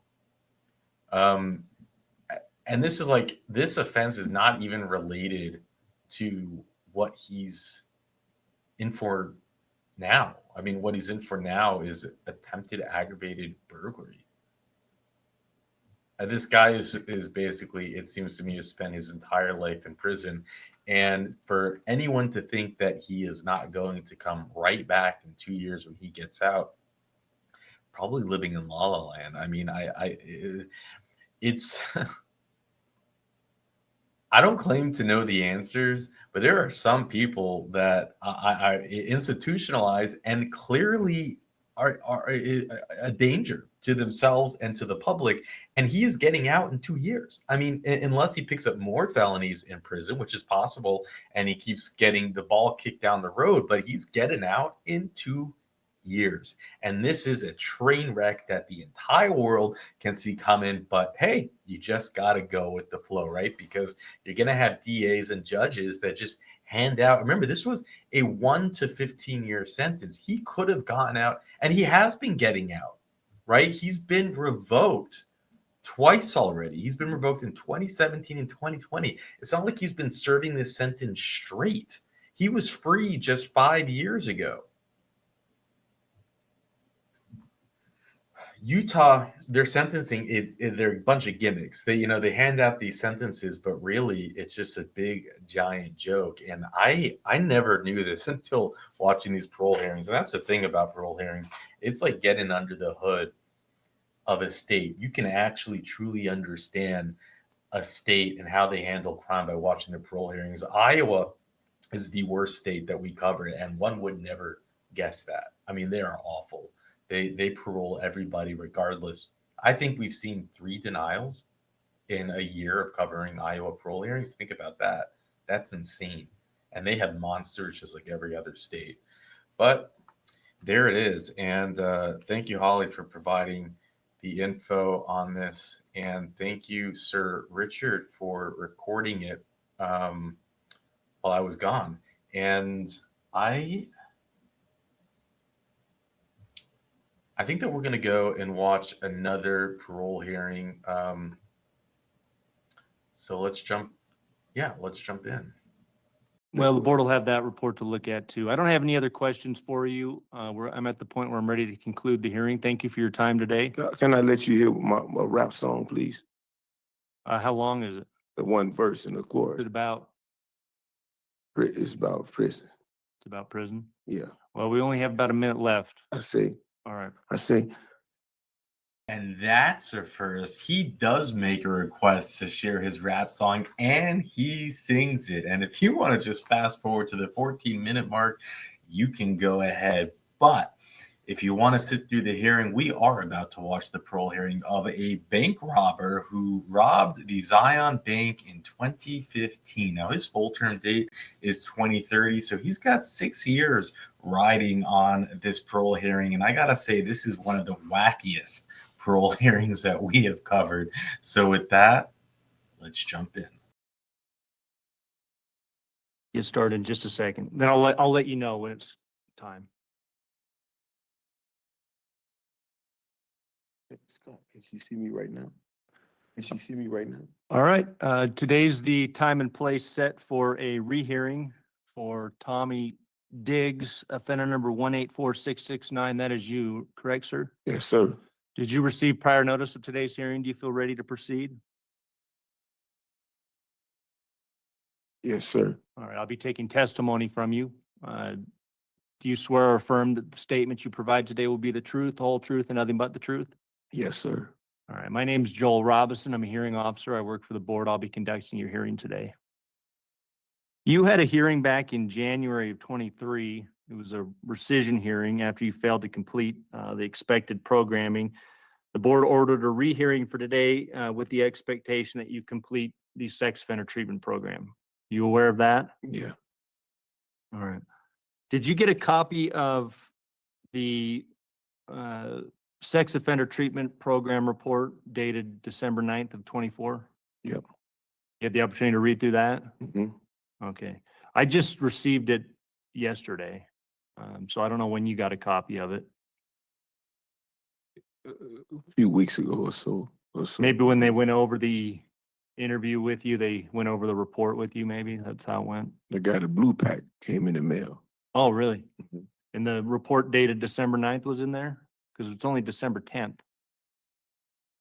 I don't remember. I just got the notice. I got my blue pack. Came in Did the you mail. get this specific report, the sex offender treatment program report dated December 9th of 2024? You would have gotten it yesterday May I see by a it? case manager. May I or see it? somebody. No, I didn't get that. I didn't think you did. The only way you would have gotten it is if the case manager printed it off and showed it to you, gave it to you right before the hearing today or yesterday. So you do have the opportunity to receive this report prior to the hearing, have the opportunity to read through it and be prepared to speak on it.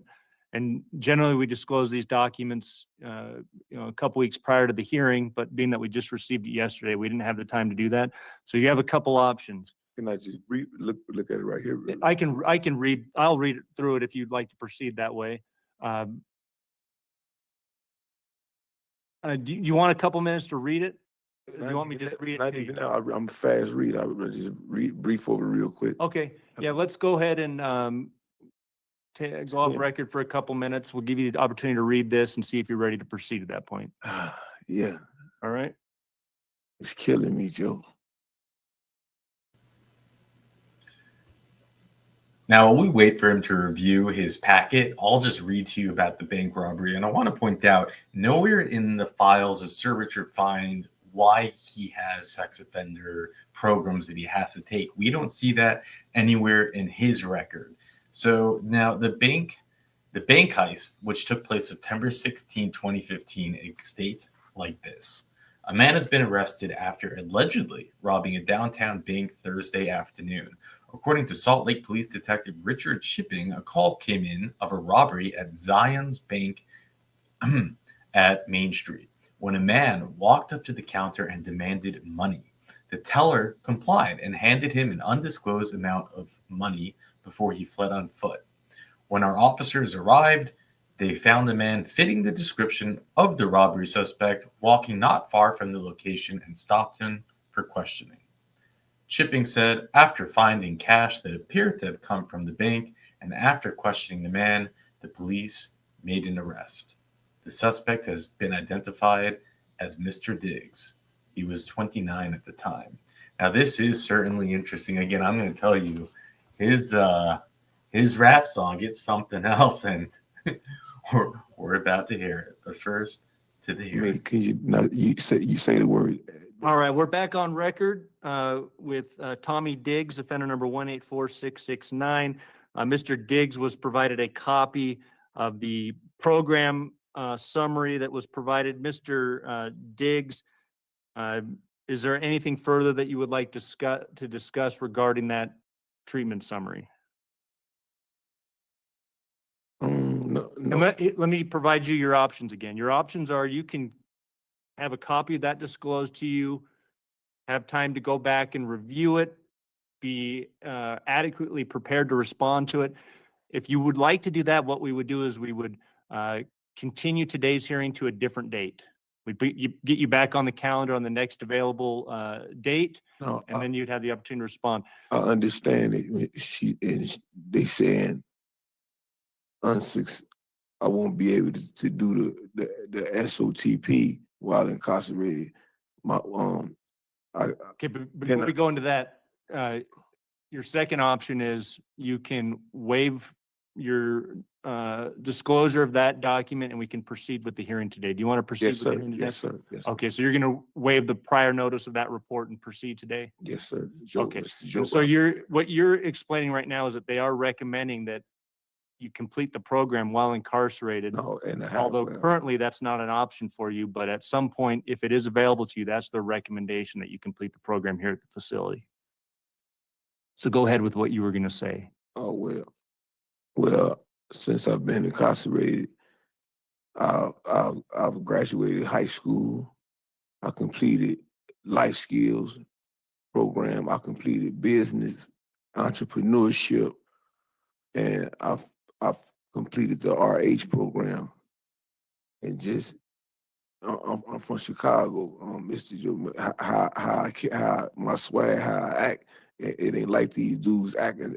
They cause a lot of problems. You know, I be getting in fights and stuff, and then I gotta put safeties. I ain't finna let Serenos or a lot of white boy. I ain't finna let dudes jump on me at night. So they call me a check-in, a punk. No, I don't care. I'm not finna let you get the opportunity to book me, stab me.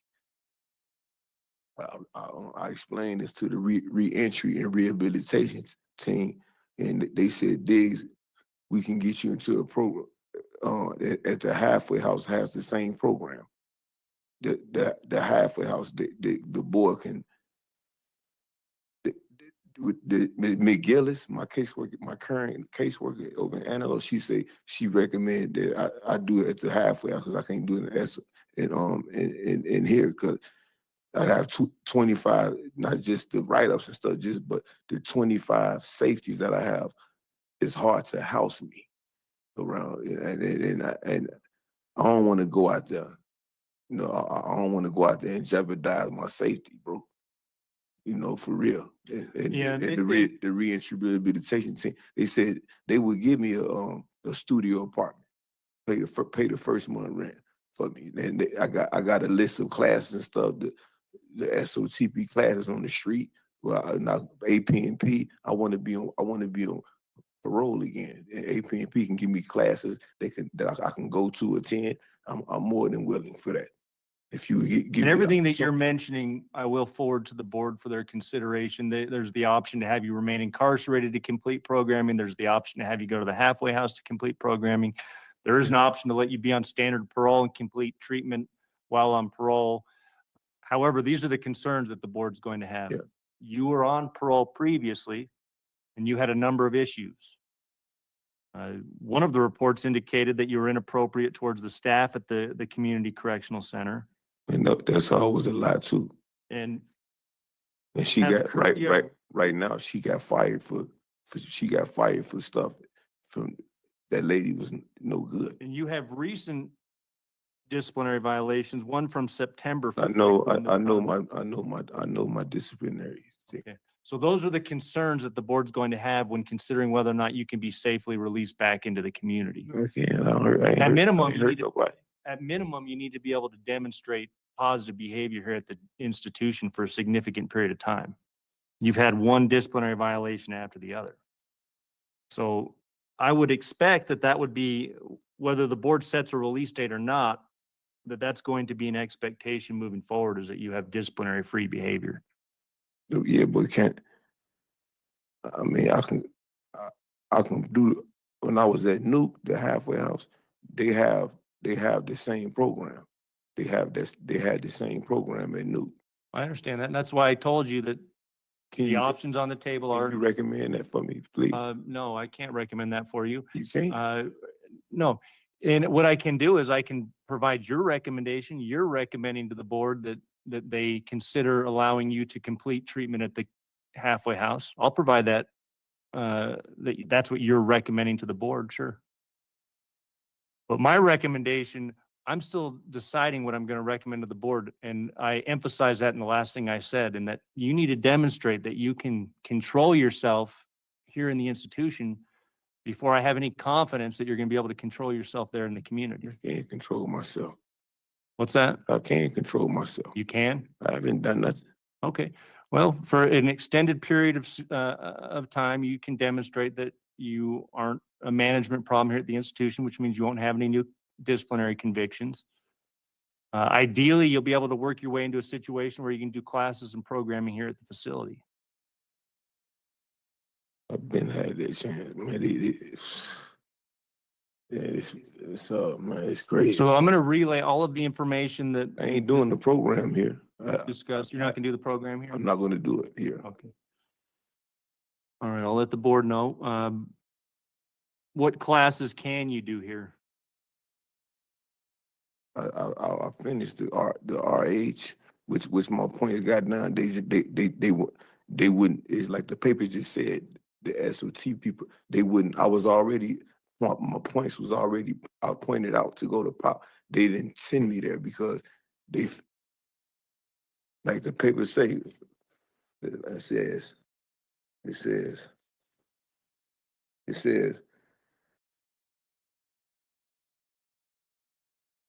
My behavior, whatever.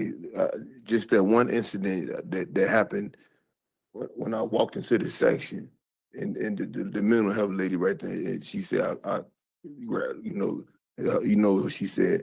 Nah, that's why. That's all. That's all. They saying my pro in a pro-social manner are a significant barrier for program SOTP. They won't accept me. They won't accept me. They won't accept me. All right. Well, the board will have that report to look at too. I don't have any other questions for you. I'm at the point where I'm ready to conclude the hearing. Thank you for your time today. Can I let you hear my rap song, please? How long is it? The one verse in the Is chorus. it about? It's about prison. It's about prison. Yeah. Well, we only have about a minute left. I say, All right. I just want to go back home. Let me out of jail, prone not to make a wrong. Freedom is priceless without its ill. Baby, you my candy rain. I'm so for real, for real.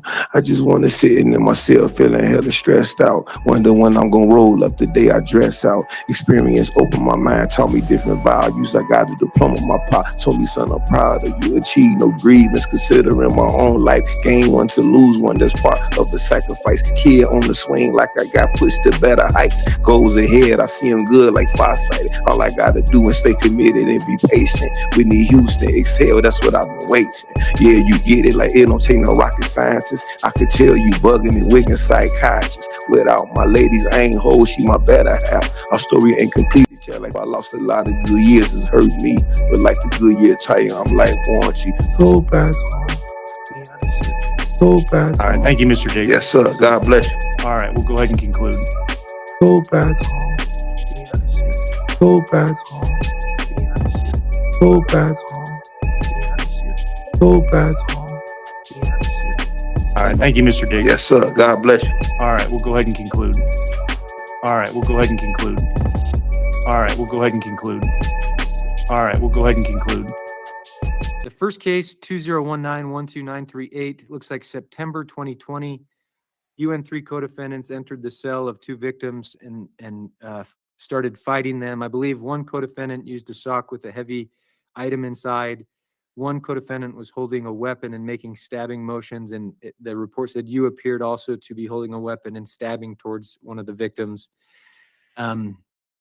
The assault continued initially until certain shows of force were made by the officers, at which point it stopped. Officers found those weapons in the toilet or in the plumbing system as well. One of the victims was transported to the hospital and had received over 20 stab wounds. Is that accurate as to what happened in the case? Yes. Would you like to provide any statement or comment about this case and what happened? No.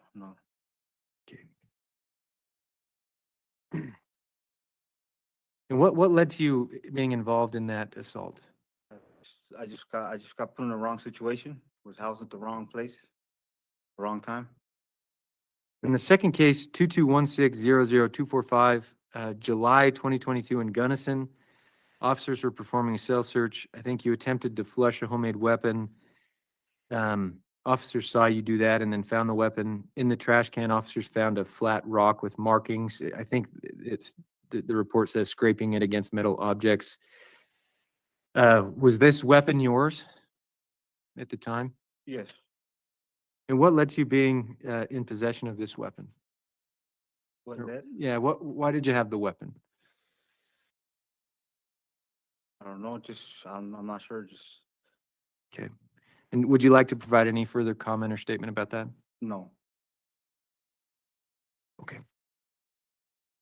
Since arriving at the prison, I think you successfully completed MRT in December 22. That was what the board said it expected you to do at the SMART scheduling.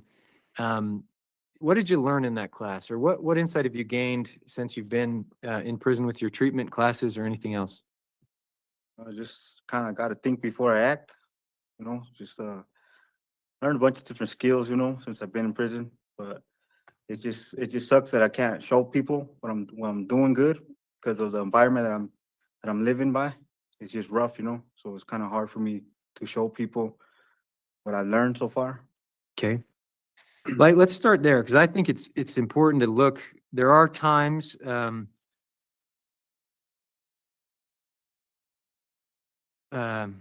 since your last hearing, I think it was January 2020, you do have 11 incidents leading to disciplinaries. There are three incidents of weapon possession, 3 incidents involving assault, 3 involving alcohol possession, and various other rule violations as well.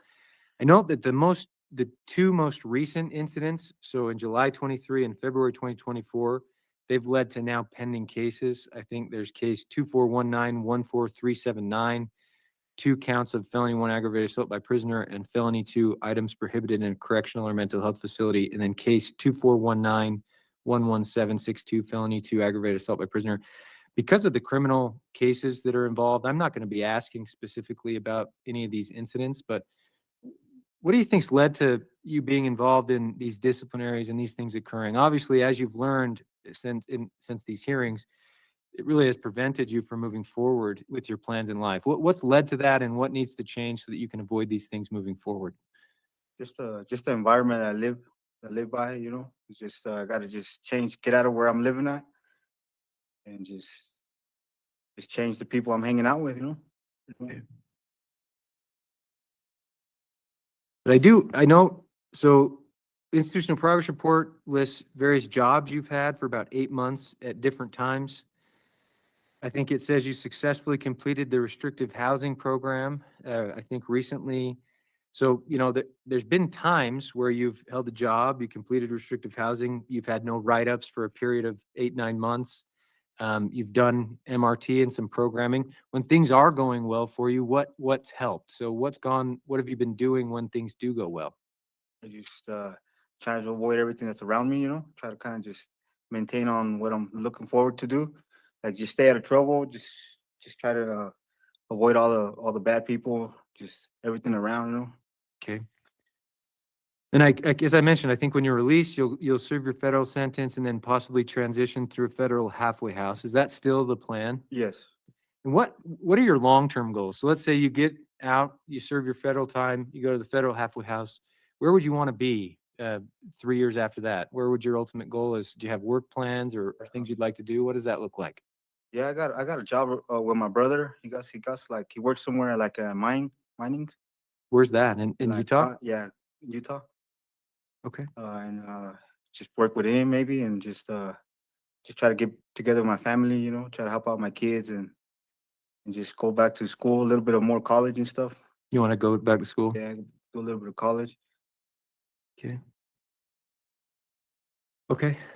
I do note that I mentioned those pending cases. So case 2419-14379, I think an initial appearance in that case is set for December 12th, so next week. And then in case 2419-11762, looks like there's a pretrial conference set for December 30th. So Yeah. due to these pending cases, what will almost certainly happen is the board will likely set a paper review to track those cases. Once the cases are resolved, the board will take appropriate action. So if these cases result in Board of Pardons jurisdiction or additional prison time, you would need to have an original hearing to discuss the cases. If they are dismissed or resolved without Board of Pardons jurisdiction, at that point, the board could make a release decision, or they could potentially schedule a rehearing to discuss things. But I think what will happen is the board will set a paper review to track those cases. And then once they are resolved, I just encourage you to let us know so we can take action at that point. Does that make sense to you? Yes. Okay. Do you have any procedural updates about the cases? Obviously, we don't want to discuss what the incidents or any of that, but any procedural update about what's happening in the case? I just got one on the one that I think I go on December 30th, Mhm. pre-trial. Yeah. I think that one might get resolved, but they're just waiting to do with this new case. They're just trying to resolve it, trying to give me to see if there's a deal so I can globalize both of those two cases together. Okay. So you're looking to do a globalized deal, Yeah, possibly? Yeah. Okay. Well, if that's happened, by the time we do the paper review, we'll notice that and then take appropriate action. But if that were to happen before the paper review, you can write us, send a kite, have family or anyone in the community call us. That will trigger us to take appropriate action. So just keep us notified of that. This time, I'll give you the final word. Any other statements or comments you'd like to make? I was just wondering, what about my detainer from federal custody? Is there any way, is that still in the process or how? So We as- just gotta wait at this time? So as of how I understand it, we still have the detainer. The federal authorities have requested that when you are released, we'll notify them and they'll come pick you up. But that will only happen once a release is granted, and then you can start serving that federal sentence. That's how I'm understanding it. Okay. Does that make sense? Yeah. Anything else you'd like to state? No, that's it. Okay, so the Board of Paroles did not grant or deny. They're actually just waiting to see what will happen with the cases that he now has pending while locked up in DOC for the assault charges. So we see this happen all the time in Utah, more so than any other state that we cover. Remember, we cover Iowa, Connecticut, Louisiana, Illinois, and Vermont, and we don't see anything like what we see in Utah, where folks are picking up new charges left and right. We see people go into Utah for just a couple of years and pick up 30-year sentences. It's crazy. I don't know what the answer is. Do you just have to put yourself in the hole, or is it just not getting caught up in the gang culture? I don't know. But again, keep in mind what he was in for initially was a 1-year minimum, 15-year maximum, and he was granted parole at his first parole hearing. And while just having to wait to go through the process of whatever maybe he needed to complete a program or something, he picked up all these new charges, or pending charges, I have to say. It's he has in it's if I go through his record, he's still young. He's 29 years old. It shows that his first arrest, so he has an arrest, I think he was 19 by his first arrest, and it's 7/28, 2014, 2/4, 2015, 9/9, 2015, 7/17, 2017, and then here 7/28, 2018. And it's like an escalating type of a criminal record. And now he has this one, burglary of a vehicle, assault by prison. The assault by prisoners are, it's you hear about the crimes of going into the cell and the classic lock in the sock and the what, and man, it's so scary. Why? What was most interesting to me really about this entire parole hearing is just how it feels so weird. It feels so fake. You have on like one hand, you have the parole board interviewer who's just keeping the most perfectly straight face and asking questions like he's having a conversation with anybody, and it's like, well, what would you like to do if you were to get paroled? And you have on the other side, you have this hardened criminal. He's cuffed. His hands are cuffed. He's wearing the red, jacket. And it's like it's like this pretend delusional experience of, sure, you're going to get paroled. He's too dangerous to walk around in a prison facility with COs on his left and his right. You have to have him cuffed his hands and probably to his ankles. But let's just talk about this, maybe you'll get paroled. Yeah, you're in you're in the hole now. You're getting 1 hour of sunshine a day, but let's just have this conversation about parole. The whole thing is nuts, but we see it day after day after day. You and 3 co-defendants entered the cell of 2 victims and started fighting them. I believe 1 co-defendant used a sock with a heavy item inside. 1 co-defendant was holding a weapon and making stabbing motions, and the report said you appeared also to be holding a weapon and stabbing towards one of the victims. The assault continued initially until certain shows of force were made by the officers, at which point it stopped. Officers found those weapons in the toilet or in the plumbing system as well. One of the victims was transported to the hospital and had received over 20 stab wounds. Is that accurate as to what happened in the case? Yes. Would you like to provide any statement or comment about this case and what happened? No.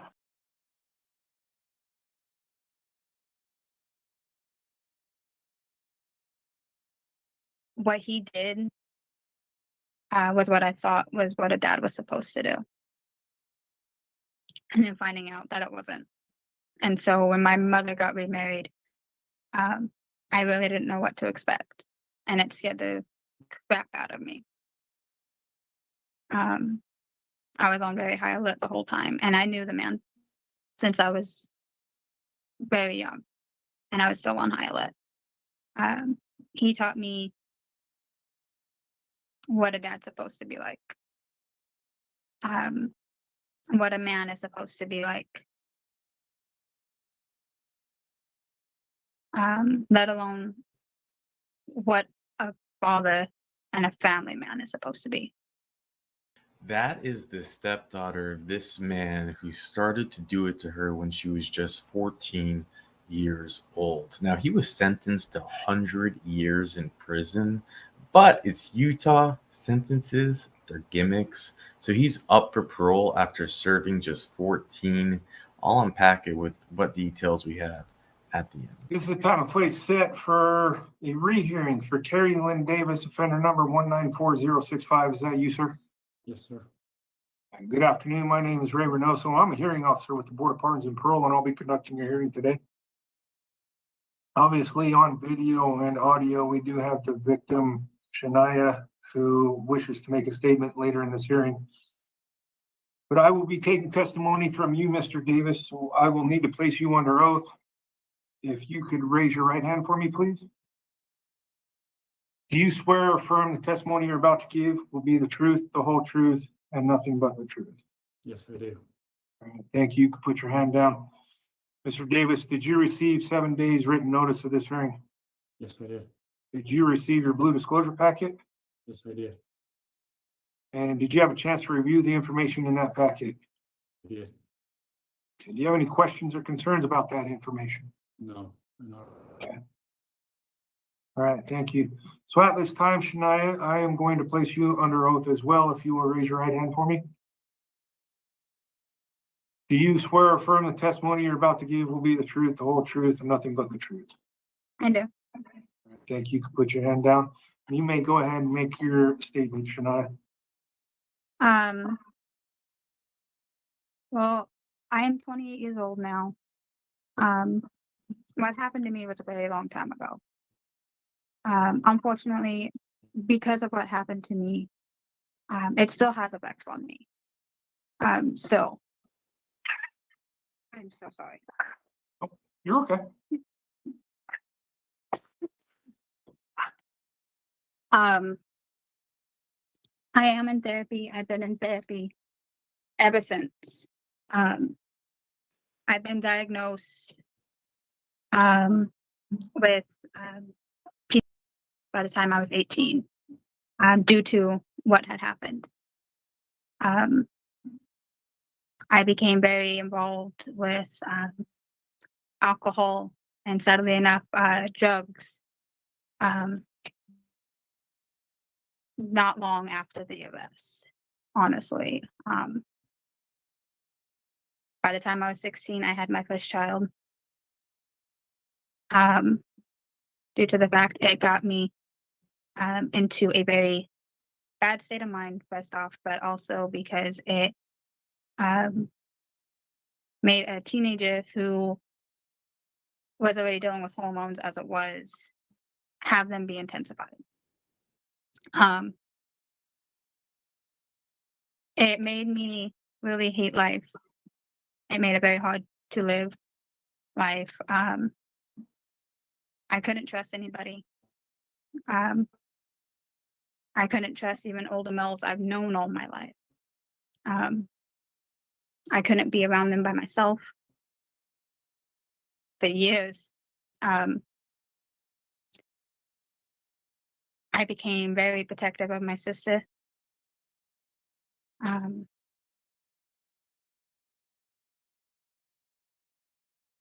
And to this day, even I still have my struggles. I still get flashbacks of those incidences. I still think about what happened. I have flashbacks even at work sometimes, because of just the most randomest thing happening that will put my mind back into that.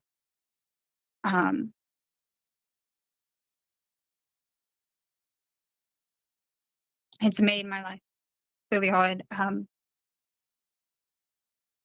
where there was a lot of things I did not know that happened. I'm still learning we're not okay. I grew up without a father. And so when he came into our lives, what he did was what I thought was what a dad was supposed to do. And then finding out that it wasn't. And so when my mother got remarried, I really didn't know what to expect. And it scared the crap out of me. I was on very high alert the whole time. And I knew the man since I was very young. And I was still on high alert. He taught me what a dad's supposed to be like. What a man is supposed to be like. Let alone what a father and a family man is supposed to be. My sister is now 16 years old. My mother passed 2 years ago from 5 years battling cancer. My sister now knows what he did to me. She's known for the last few years. My sister wants nothing to do with him. And that was her decision.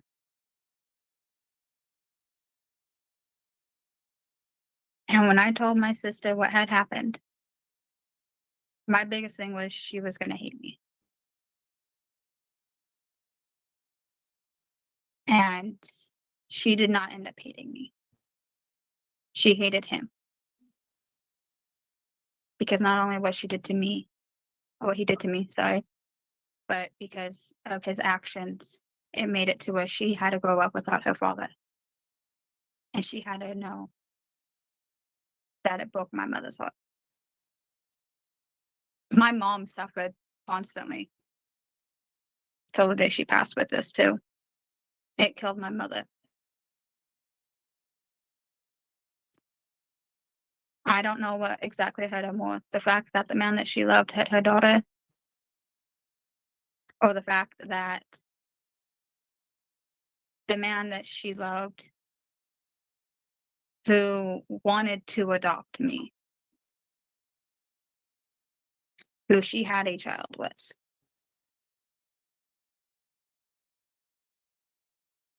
that she did. I don't know if she hated herself for trusting somebody like that.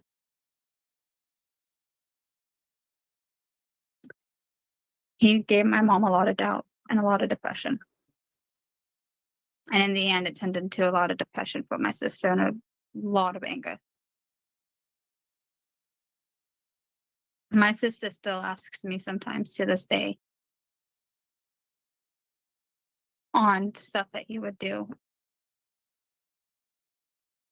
because she knows she still doesn't know everything. But she knows the most that he did. My sister is right now, she knows about this hearing. But she is terrified right now that if he gets out, that he's going to want to try to be part of her life, because that's something she does not want. She's still dealing with the heartbreak of my mother being gone. She's still dealing with the heartbreak of knowing what her own father did. But she's being happy on the fact that she has a man in her life that is a dad. And I have to sit there comforting my sister right now, letting her know that it's going to be okay.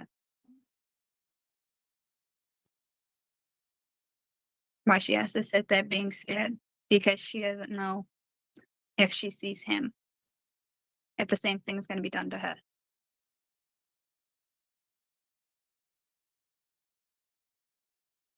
Okay. Thank you, Shania. If you will put yourself on mute. And you can still listen to the hearing. Okay, Mr. Davis. Heard from Shania. Do you have any response to that? Still to this day feel bad for what I did. I mean, she said should have been in her life being a father, but screwed up and did what I did and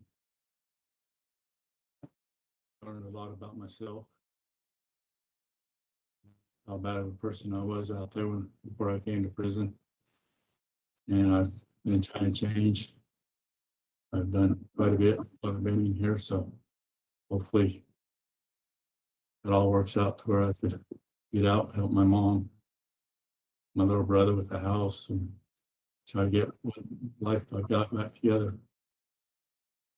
Well, I got to say I'm sorry for everything I did. Big time sorry. I know sorry won't stop what I did, but I mean, I'm sorry. So this hearing was supposed to include a sex offender treatment program memo, but SOTP recommended treatment in the community, correct? Yes, it is. Okay.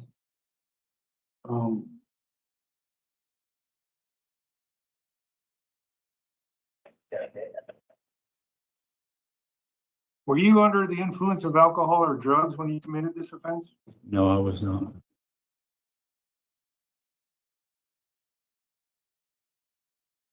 Tell me what was going on in your life at this time that you thought this was appropriate behavior.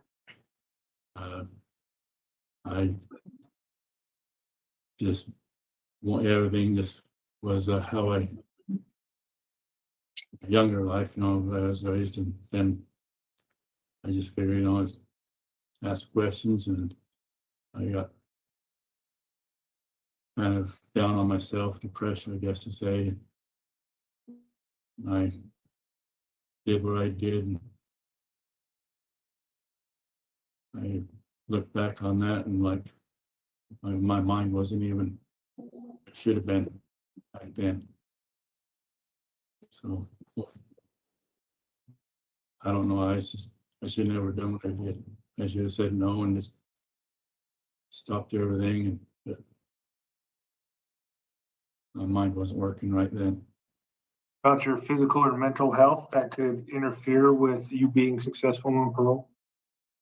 No, I learned a lot. I brought all that up, and I think I can be successful, go my own way. I mean, I'm 100% certain that any treatment provider would be willing to work with you in treatment. Yes, sure.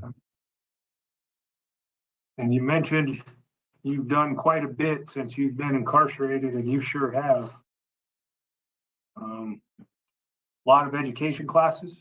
Yes, Looks like you recently completed Inside Out Dad. yes. Twice I did that. Okay, good. Some MRT classes. Yep. Okay.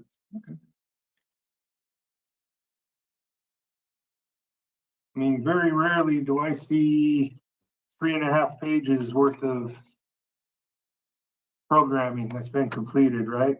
Right. So, but then again, you have been incarcerated for a long time.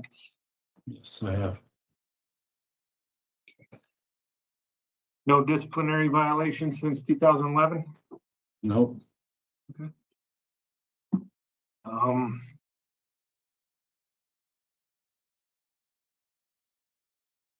you currently work as a janitor at the jail? Yes, I do. How do you like that? It's all right. I'll get out in the section doing something.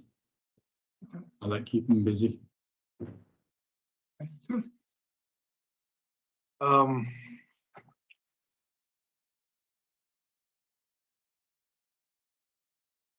I have to bring this up, and this also, is also some information for you, Shania, is that I noted in the PSI is that no actual restitution was ordered, but the parties agreed to cap it at $10,000. Okay.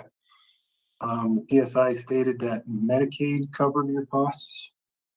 So here's what I recommend as well is when you get a hold of the victim advocate or the victim coordinator here at the board or the victim advocate that you've been working with, if you do have any out-of-pocket or costs, please provide that to them. They can provide it to the board. Mr. Davis, if you disagree with any restitution requests, you are entitled to a restitution hearing. Okay, but you will need to request that. If Shania does not submit any restitution requests or proof of out-of-pocket costs or anything like that, then there probably won't be any restitution ordered, okay? And Mr. Davis, I know you've been down for a long time and you've heard it through the grapevine, is that the board only looks at negative behavior, right? But we've talked about all the positive stuff you've done. You've completed a lot of programming. In addition, the jail there has stated that you've maintained a job since you've been back there and you're not a management problem, okay? So the board and I also acknowledge the positive behavior while you've been incarcerated. Okay, and especially being without a disciplinary violation for 13 years now. Okay. I know that's not easy to do while you're incarcerated. Okay, so thank you for your good behavior. In your board packet, you stated you plan on residing in Escalante with your mom and your brother. Is that correct? Yes, Okay. Do you have any plans for employment? yes. Okay. You don't have to tell me any specific employer, but a general job plan that you have. What do you plan on doing when you're released? There's a company I can go work with and help grease heavy equipment, work on that and whatever other little jobs I can do, you know. Okay. But that one's looking pretty positive that I could do. Okay. So the other thing you are going to be required to do is obtain treatment once you're released. Yep. Okay. Here's my concern, Mr. Davis, is that along with your brother, there was a letter stating that your brother's son, so your nephew, is also residing in this residence, Yes. correct? Okay, is your nephew under the age of 18? No. Okay, I was gonna say, because if you are released and once you're released, you are going to have sex offender A conditions. Yep. Okay, and that means no contact with children under the age of 18. Right. This includes any family members. Yep. As I've explained in a previous hearing, initially, I don't know how long, but once you're released, that condition is not negotiable. Right.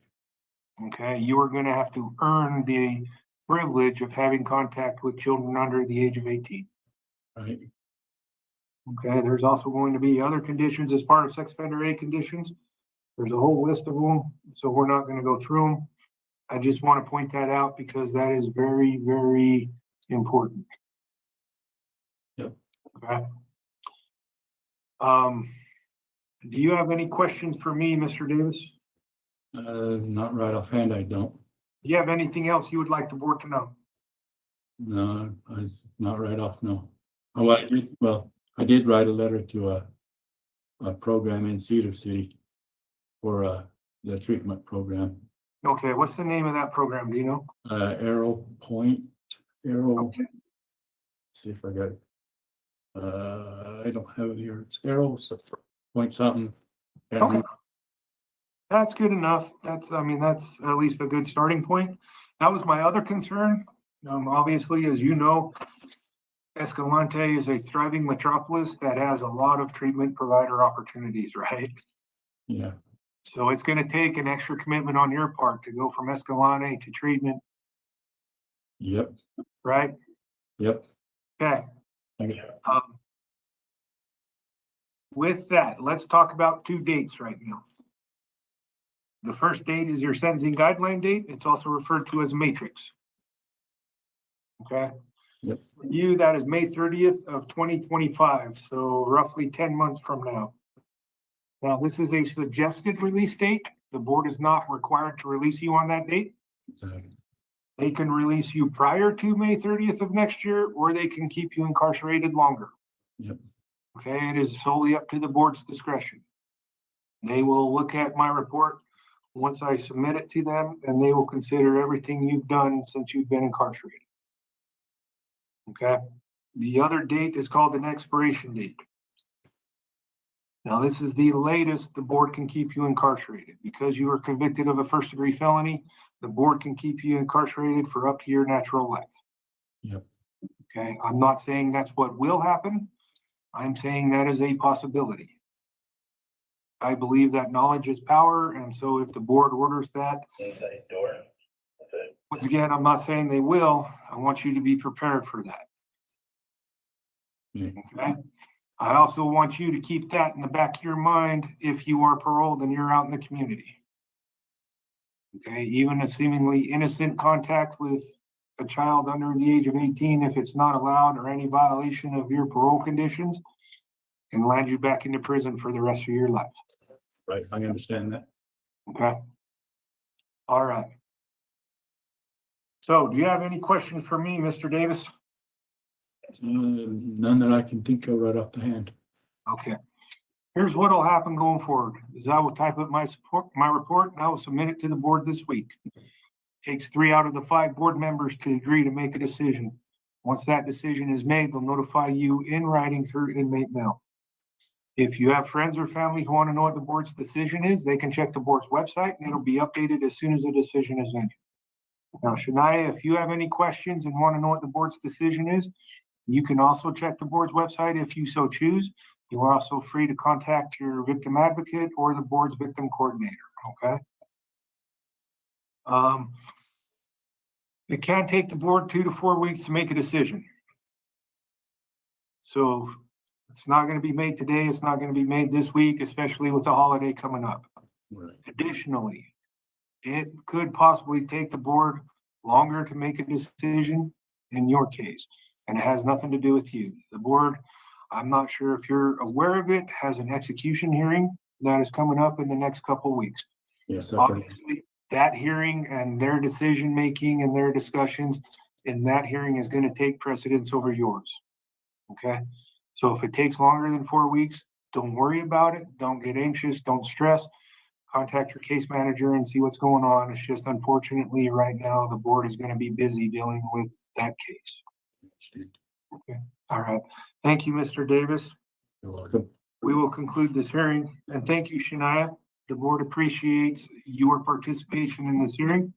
Well, they granted parole for this cockroach. He's going to be released in just 6 months from the time of this hearing. And that's what I mean by Utah sentences being complete gimmicks. He was sentenced to 100-year sentence. He was convicted in 2010. She was 14 years old. He's not supposed to be able to have his full term date till 2109, but out after really just, I guess, 14 years or 15 years. And I mean, again, that's the Utah sentencing guidelines. They're just a bunch. It's a joke. You know, what can you say? So, yeah, I mean, his parole granted effective 5/27/2025. I don't have any other information on this. Where Richard wasn't. There's nothing here because he's just a child, right? It's not that big of a deal. But here's the thing, and what is there to really talk about with this parole hearing? Horrible interview, horrible. There's nothing there. You have the survivor come up and make a statement, really, and she, talking about how she wants to protect her sister, his daughter. Because she's afraid he's going to want to come back in her life. And we have to remember that these roaches, it's my belief that they don't marry a woman who happens to have a young daughter and then they happen to, I believe it's planned out. I believe the entire thing is orchestrated. And when you think about that, remember, he doesn't even blame anything. He was completely sober. It's an animal on the hunt. They're like, wait a minute, I'm going to go, that woman has a child. Yes, I'm going to marry her. I know I can manipulate, I can make it all. And that's just crazy. Those people are dangerous. You can't fix them with programs. In their mind, they don't need to be fixed. They know what they're doing is wrong. They're playing chess. They're very articulate. They're very determined. They're very focused on achieving their goal. You can't retrain them. But the system doesn't understand that. We don't understand. I mean, I made a mistake in saying that. We don't understand it. We're just sheeple. We don't understand that the system does understand it. So my bad. Obviously they know best. There you have it. I live every day knowing that when I told my babies I loved them before leaving for work, that I was leaving them with their own real life nightmare. Mr. Edward Trujillo has caused not only 1, 2, or 3, but all 4 of my children the same reality that both he and I lived in terror of with our whole lives. How could I allow such a person into my own and my children's lives?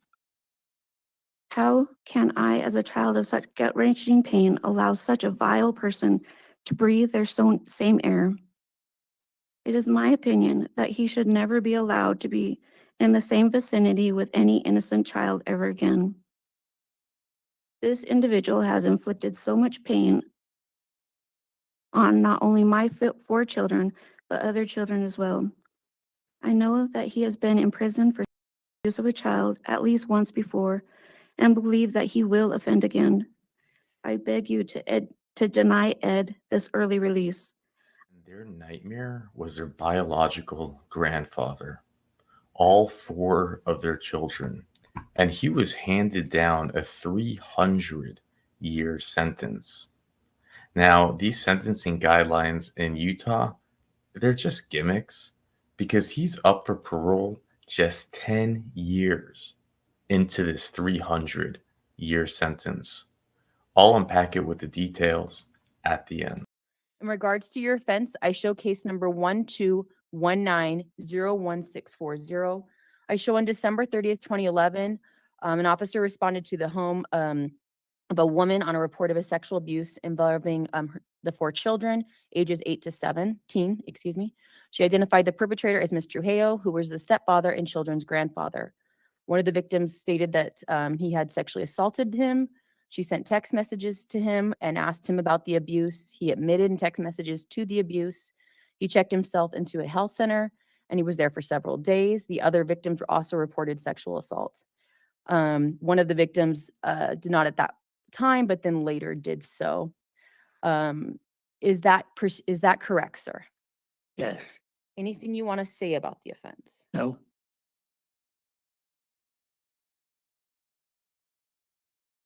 Sir, is there anything you want to say about victim empathy or victim impact? Obviously, the victims are here today. Is there anything you would like to say about how this offense may have affected them? I'm sure it affected them badly.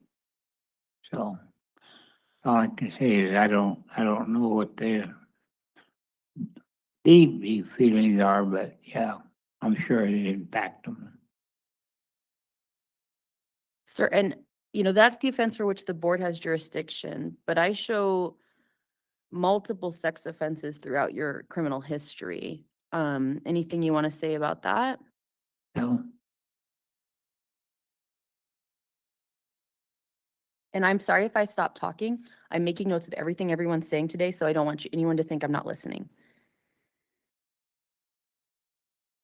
Can you give me a little more insight, sir, into what was going on during this time? What risks you have as to why this occurred?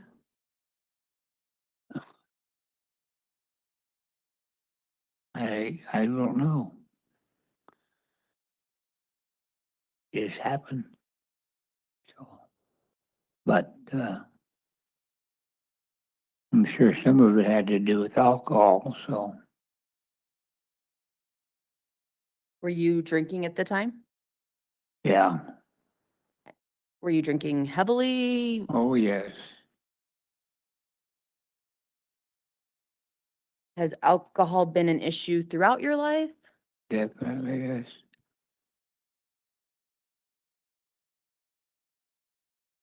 And sir, I'm trying to get as much information as I can because I have your blue disclosure packet, but I want to hear what you have to say, right? But there are obviously people who drink and this doesn't happen. So do you have any further insight into why this offense occurred? No, I haven't. Not at the time.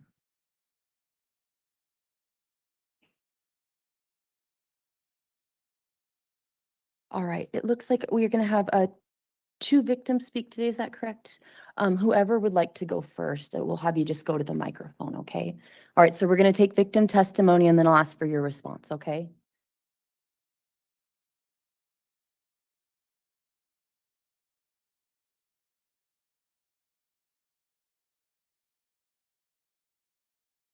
Thank you for coming to this hearing, ma'am. Can you please state your name for the record? And I'm going to go ahead and swear you in just like because this is an official proceeding. My name is Kelly Perry. If you could please raise your right hand. Do you swear or affirm that the testimony about to give is the truth, the whole truth, and nothing but the truth? I do. Okay, ma'am. Please make any statement you would like to make today, and thank you again for coming. Thank you. I appreciate you letting me read my statement to you. I am the daughter of Vera Trio. Ed married my mother, and she was with him until she passed away in the September of 2010. On behalf of my family, I request that you deny Edward Trujillo an early release. If it's okay, I have wrote a brief statement for the reason of my objection. I remember when Ed and I talked about our own abuse. I remember I expressed how painful it was to be bound by silence. I remember discussing that we had to hide our real selves so nobody would know how gut-wrenching it was to return home. At the end of the day, I know that the defendant was abused as a child, and I know how much that had caused him, how much pain that had caused him. I hope that he knows he became the very person that he feared and hated while he was growing up. I see my children now and wonder what they would have become if they had not known Ed. Edward has taken the very basic principles of childhood away from them. They learn to be afraid and sad. They learn to wear a brave face while they had the light taken from their eyes. They have learned not to trust anyone, to fear everyone, and to not get close to anyone. I wonder if they ever would known they could be anything that they wanted to be because they were grounded before they could even learn to fly. I see how smart and determined my children are. I see that they get so close to excelling, but pull back so they don't get hurt. Ed has taught my children to hide, to be scared, and to not even trust themselves. I have spent countless hours in therapy and in doctor's offices. I have spent so much time in court rooms. I have lost jobs and job opportunities. I I now have the knowledge that every day my babies lived in fear of the defendant. I live every day knowing that when I told my babies I loved them before leaving for work, that I was leaving them with their own real-life nightmare. Mr. Edward Trujillo has caused not only 1, 2, or 3, but all 4 of my children the same reality that both he and I lived in terror of with our whole lives. How could I allow such a person into my children's lives? How can I, as a child of such gut-wrenching pain, allow such a vile person to breathe their same air? It is my opinion that he should never be allowed to be in the same vicinity with any innocent child ever again. This individual has inflicted so much pain on not only my 4 children, but other children as well. I know that he has been in prison for sexual abuse of a child at least once before and believe that he will offend again. I beg you to deny Ed this early release. I ask you to allow my children the safety of knowing that Mr. Edward Trujillo, the man they knew as Grandpa, will never be allowed to hurt them again. Since receiving his parole letter, I have awakened every morning in physical pain, reliving the events that led up to Ed's incarceration. I hope that you allow me and my family the peace to know that he will remain in prison for the rest of his life. In conclusion, I want to say that the title of stepfather and step-grandfather is even too good for this man. That although my children have been victimized by this man and are currently living with the effects from his abuse, that they are survivors and that I am unbelievably proud of them. Thank you for your time. Thank you, ma'am, for your statement. And like I said, I've been making notes of everything you've been saying, okay? Thank you. It looks like we have another victim as well.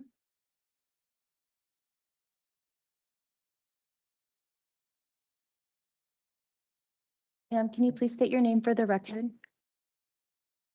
Ma'am, I'm going to go ahead and swear you in, okay? So if you could please raise your right hand. Do you swear or affirm that the testimony about to give is the truth, the whole truth, and nothing but the truth? Yes. Okay, thank you again for coming to this hearing. Please go ahead and make your statement.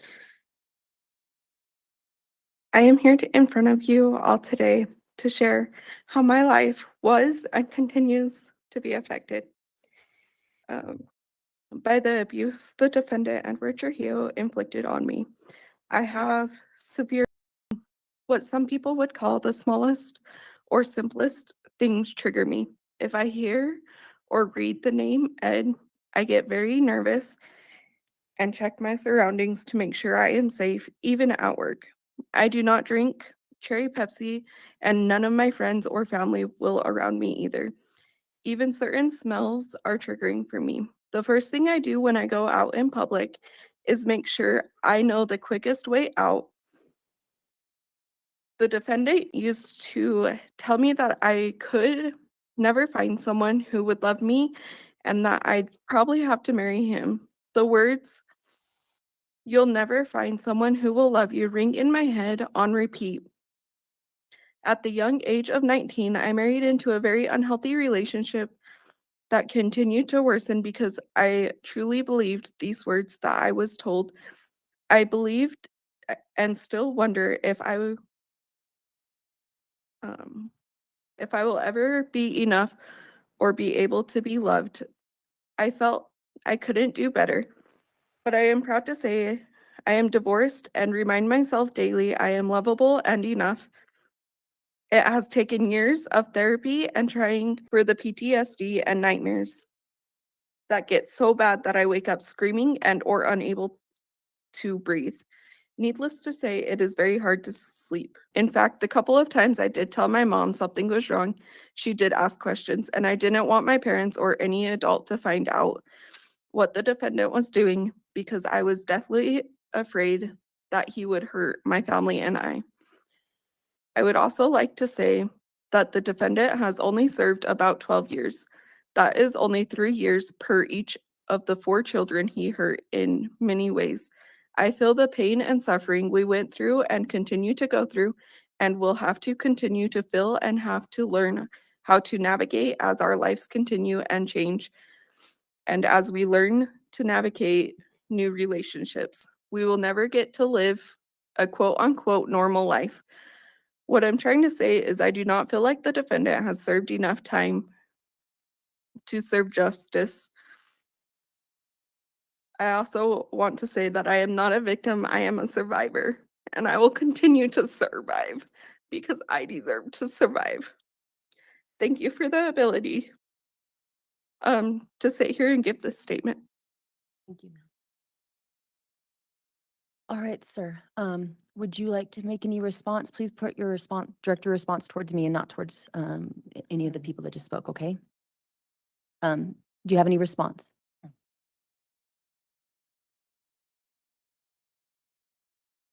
All right, sir, I show restitution owed of $20,864.21. Are you willing to pay that, sir? I showed restitution owed of $20,864.21. Are you willing to pay that, sir? Don't know how. Sir, I'm a hearing officer. I make recommendations. The board ultimately decides. But I've never seen them grant parole without some kind of no victim contact condition. Would you abide by that? Yes. All right, sir, I want to make sure we get to the sex offender assessment and the medical report. Do you remember receiving the sex offender assessment? It's the assessment. It talks about your risk level and what they're recommending. Yes. What did you think of it? Oh.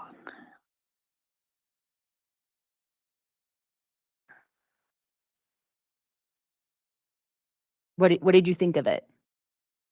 What the sex offender treatment program is recommending? I think, to go in deeper into it, but yeah, it was good. So as just as a kind of as a reminder, they are recommending that you complete treatment within the prison. Do you remember that? Yeah. So, and you have completed pre-treatment, and Yeah. it noted that, but they want you to complete the full program. Yeah. What do you think of that? I tried. What do you mean Yeah. you tried? I tried getting into the program, but they never did tell me. I mean, they never come back and said, yeah, you can go into the program since I've been here. So, Well, and I would note that the board prior to this hearing only was ordering pre-treatment, right?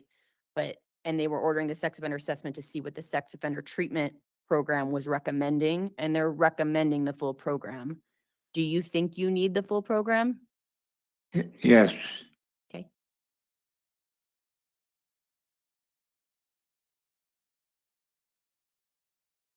All right. So in the report, it said that you have cancer and congestive heart failure. And I'm just going over this not to be rude, but just because I'm trying to get your insight, okay? It noted that the cancer has spread, and that you requested comfort measures only. It said that you require assistance with your ADLs, also known as assisted daily livings, and that that you were currently in the current unit, and that you have an ADA helper. Does that all sound accurate in that report? Yes. Okay. Anything else you want to say about your medical needs? No, I just want to know, they need to just tell me what it is and how far it's gone. That's about I'm sorry, sir. I'm not sure I understand. I asked them how long I thought they would thought I had, but they won't tell you.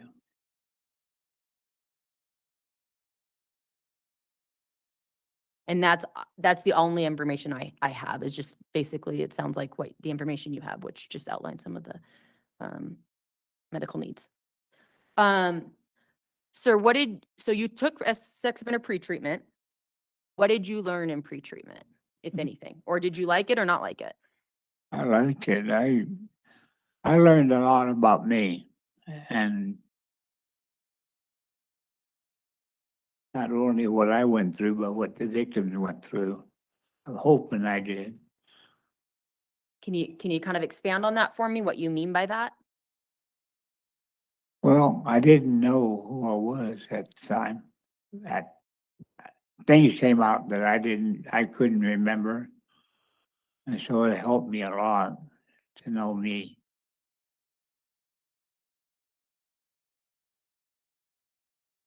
Did you learn, part of that program is about your risks, right?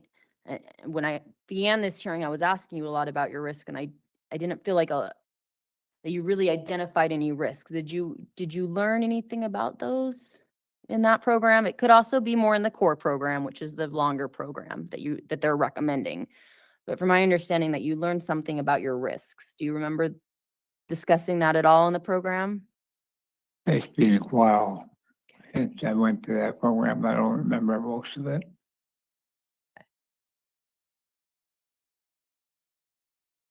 Okay, sir. One of the things the victims spoke about was if you were ever paroled, having, contact with children. And I think if you are paroled, I'm not the board ultimately decides, but that it is very likely that you have what are called sex offender A conditions. Have you heard of those, sir? It's okay if you haven't. Those conditions include, no contact with children. Would you abide by that, sir? Yes.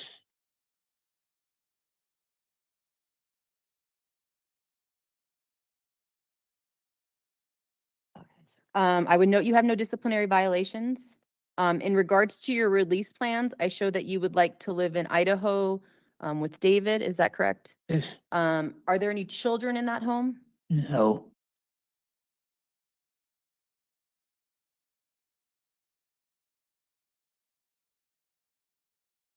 And obviously that's out of state, right? So if you are paroled, once again, I don't know what the board will do, but what you need to look into is called an interstate compact. There's a fee attached to it. There's a process, just so you know that that's something you will want to look into with your case manager if you are paroled, okay? And I'm not saying that's what's going to happen. I'm just telling you how that works.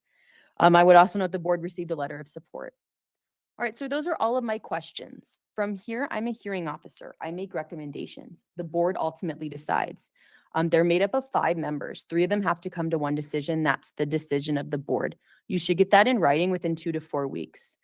I would note your guidelines, sir, is 228 months or February 25th, 2031. The best way to think of that is a suggestion. The board ultimately decides, okay? It's based on a number of factors, obviously one of them being your offense. And the board can go below that date, above that date, the same date they ultimately decide. The expiration of your sentence, meaning the longest time the board could have jurisdiction over you, assuming no other offenses, is 2312. Do you have any closing comments or questions for myself or for the board? No. Okay. Well, I appreciate everyone's comments today. I've made notes of all of them. We'll go ahead and conclude. Thank you. So they denied this cockroach, but if you can imagine the insensitivity, insanity, just complete lack of compassion and empathy that the system has for these victims, is that they re-granted this cockroach a parole hearing in 8/2026, 1 year from that hearing date. Now, I don't know if this parole board reads the notes that the parole interviewer leads. I love this interviewer. She is, from what we have seen of her, she is the GOAT of Utah. I mean, if you haven't seen the hearings that I'm referring to, where when she gets upset, she actually shows it. If someone crosses the line talking to the survivor, she shows it. She stands up. I call her the mama bear. And I'll put the links to that in the description if you want to see it. But I don't know. What she does is she takes notes and gives it to the 5-panel board. The 5-panel board now maybe they don't have a better system, because we cover hundreds of hearings every week, hundreds and hundreds and hundreds. So they just get some pamphlet, they get a folder, they check boxes, they just click things. And in this case, they're granting another hearing in a year. Maybe it's because of his medical condition. Maybe he won't make it a year because of his medical condition. But if you had read the notes where she has to say that when she received the parole letter, what that did to her, how she would wake up every morning in pain, reliving the events that led up to the incarceration. This is from the survivor speaking. And now she's going to have to wait a year for the unknown. Do you know what that can do to her? Just say no. Just say no. Have compassion for the victims. Have compassion for the survivors. He does not deserve compassion. You know, he has one chance, one unique chance to do something redeeming in his life. He's dying. Whether he dies in prison or he dies outside, he has one chance. It doesn't take that much to say, you know what? I don't deserve parole. I don't want to put the victims through this. Maybe I can have some form of redemption by just saying, I'm just going to die here in prison. He could do that. He doesn't do that. No, he does nothing. What we saw is a monster. It's a monster through and through. This thing does not deserve to have another chance at parole. How come the system put in place does not see what is so obvious?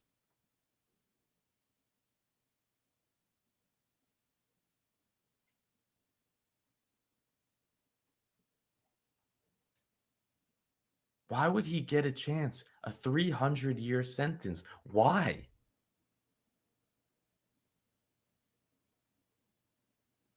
Make it make sense, but it won't make sense. It doesn't make. We're just sheeple. We're not the decision. We don't have PhDs. We don't understand the inner workings of the system.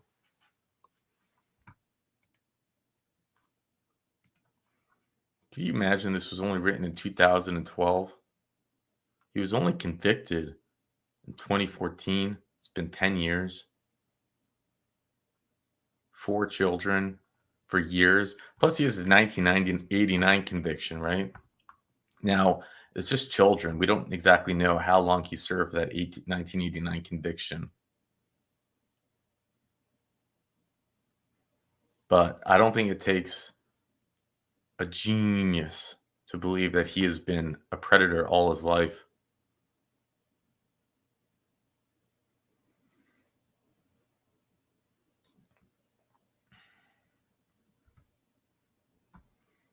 He said nothing.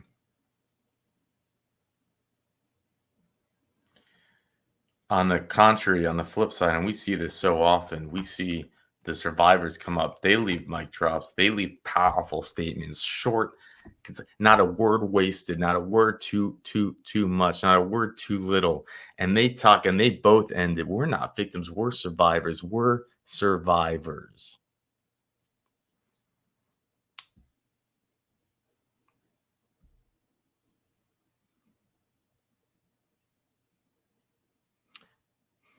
And they're going to out-survive this cockroach. He's going to, I don't know, it's scary is that it seemed he had support sitting behind him. It seemed he had some place to go. How anyone could support this roach is disgusting.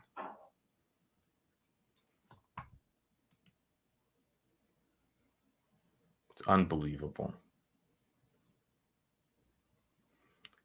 He's 90 years old. Hopefully he doesn't make it. Imagine if he does. Now it's interesting how he said, I don't know how much time I have left. They're not telling me. And I don't believe that. I believe that they would tell him. I believe, it could be wrong. If someone knows the system better, please put it in the comment section. But I believe that was one more twist of manipulation. He was trying to find out. He was trying to get information from the board. Does the board know how much time I have left? Maybe if they don't know, if they have an exact number, maybe that can lead to them just granting me because I don't have time left. But I don't know. At 90 years old with that type of situation, you can't expect as much.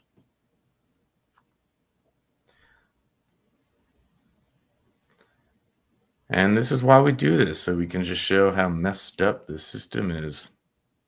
And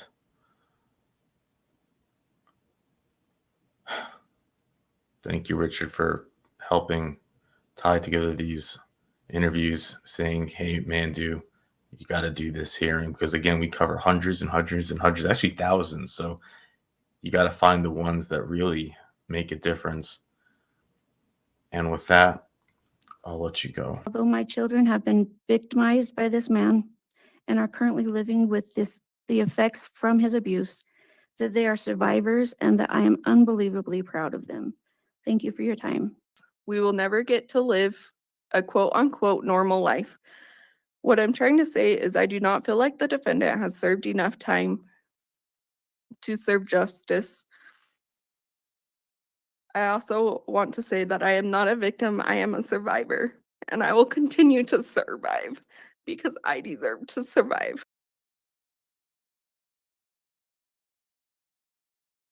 And I just met people that, oh, I don't even know. I just met people that wanted something done to him, and I was kind of, I just feel like I was put in a situation where I didn't really know what else to do. Okay.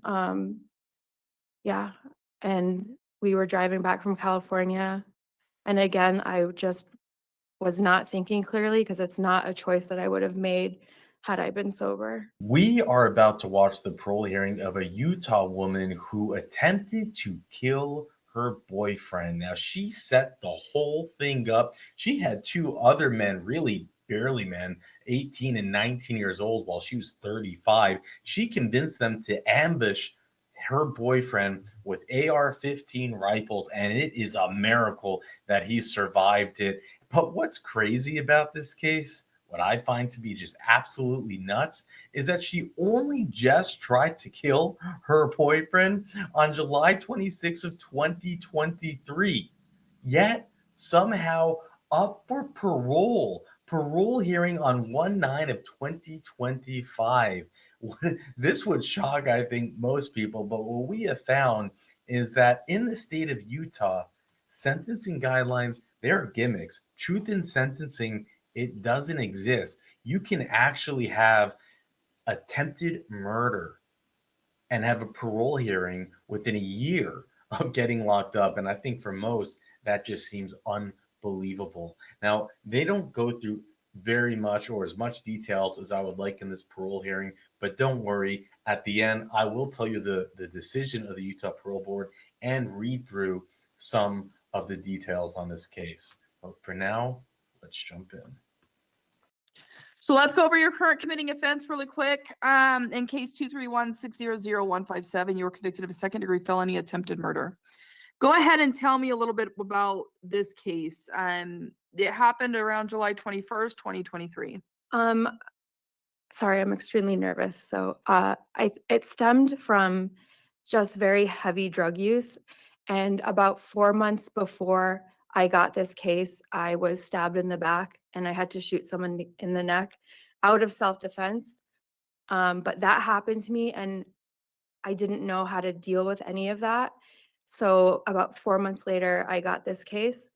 And I think like I did victim impact and I kind of learned about how traumatized people traumatize people. So I think that was initially why I was in this situation. It's awful. Like I really feel bad about what happened. And I feel like I've changed 3 people's lives forever. And I've spent the past year and a half trying to like logically make sense of how I became someone that did this. So I think since I've been here, I think the best thing that I could do is just become a better person. So it's not wasted time or wasted, impact on my victim. I guess I don't know how else to word it. Okay, so I appreciate the information. You didn't tell me exactly what had happened though. So I'm going to give you what I have and then you can tell me if there's anything you want to add. So basically it appears what had happened is the victim in this case, you and he were traveling back from LA.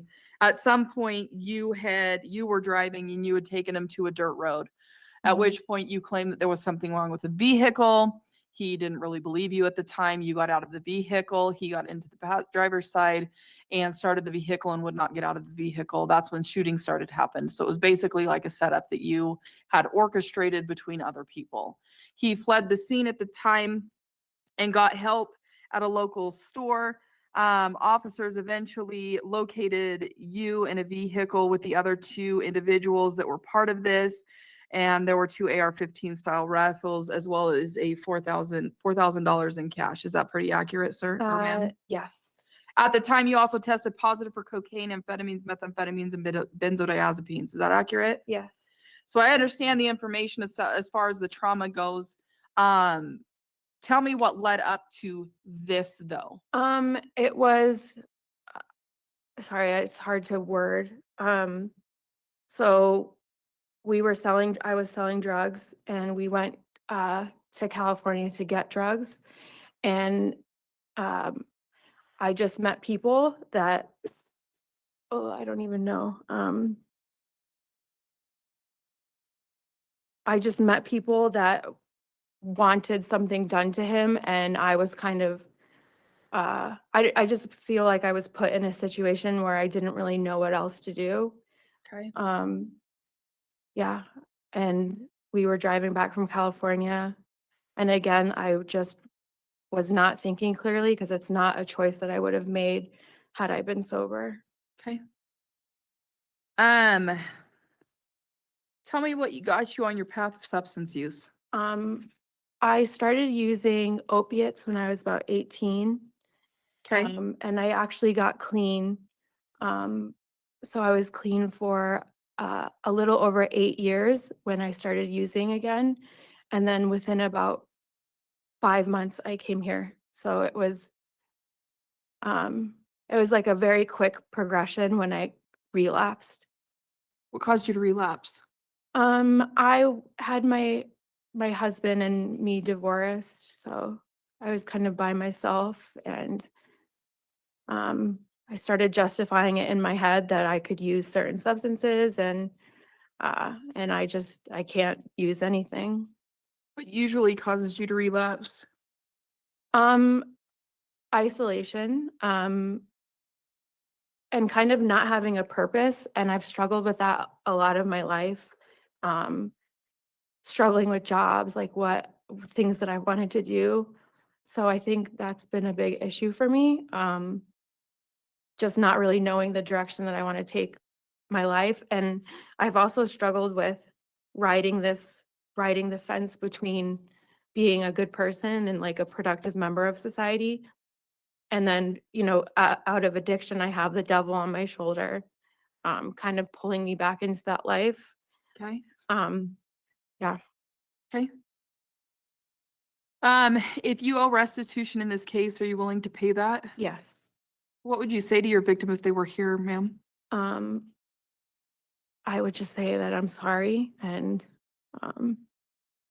I mean, we were friends, and I just feel really bad. And I hope that through this, he was able to get help that he needed to from what happened to him. Fine. You said you're in the Elevate program. Tell me a little bit about what you have done since you've been here. It looks like you're in that, but you have only completed. I think I graduate in April or the end of March. Okay. Is this IOP or residential? It's residential. Okay. So they show that you completed IOP in November. So then does that mean that residential started after IOP? To be honest, I don't know. I think so. I've completed all the actual courses that Elevate offers, but I think they're doing a 6-month minimum. So I'm kind of just waiting till I hit that 6-month mark, but I have done all the classes. I show that you have a few different disciplinaries it looks like from when you first got here. Yeah. Tell me about those. You've got a tampering with any lock security device. So that was a gun port. It's like in the window, and you can press it and it opens. What were you doing with it? I was giving someone shoes through it.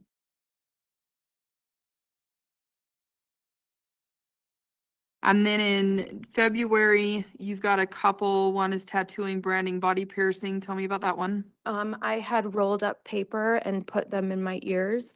So I had like paper earrings in my ear. Okay. And then that same day you had prohibited sexual acts, indecent exposure. Tell me about that. I kissed somebody and it was on camera. And then tell me about the 19th of February, refuse, resist, arrest, movement, do, or command. It's one of those many that they've put together. Could it have been an out of bounds? It's possible. Okay, because I think that's the only write-up that you haven't mentioned that I have. And that was, I was in a bathroom stall. It was a fight. Were you involved in the fight or were you Um, watching the fight? I was involved, but I was drug in there and that I've been in a few fights, but I have not started any of the fights. I don't think I have a disciplinary for fighting. You don't.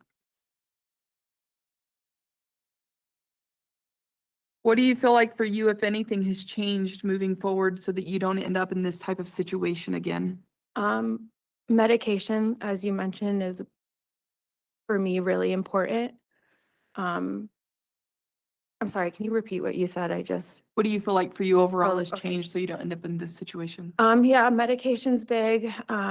Doing the intensive treatment that I'm in right now has really helped, and I've done a lot of classes, just to really like learn about myself because again, I've struggled with that my whole life. And then I'm also in the robotics program. So having a way to get out and support myself is going to be really important too. What other classes have you done? I've done MRT, victim impact. I've done everything that is an Elevate, so CBI, CBI, SU, grief group. I've pretty much done everything that's available. You mentioned a self-defense situation that you had where you had to shoot somebody. Did you get Yes. charges for that? No, it was self-defense. Okay. Yeah.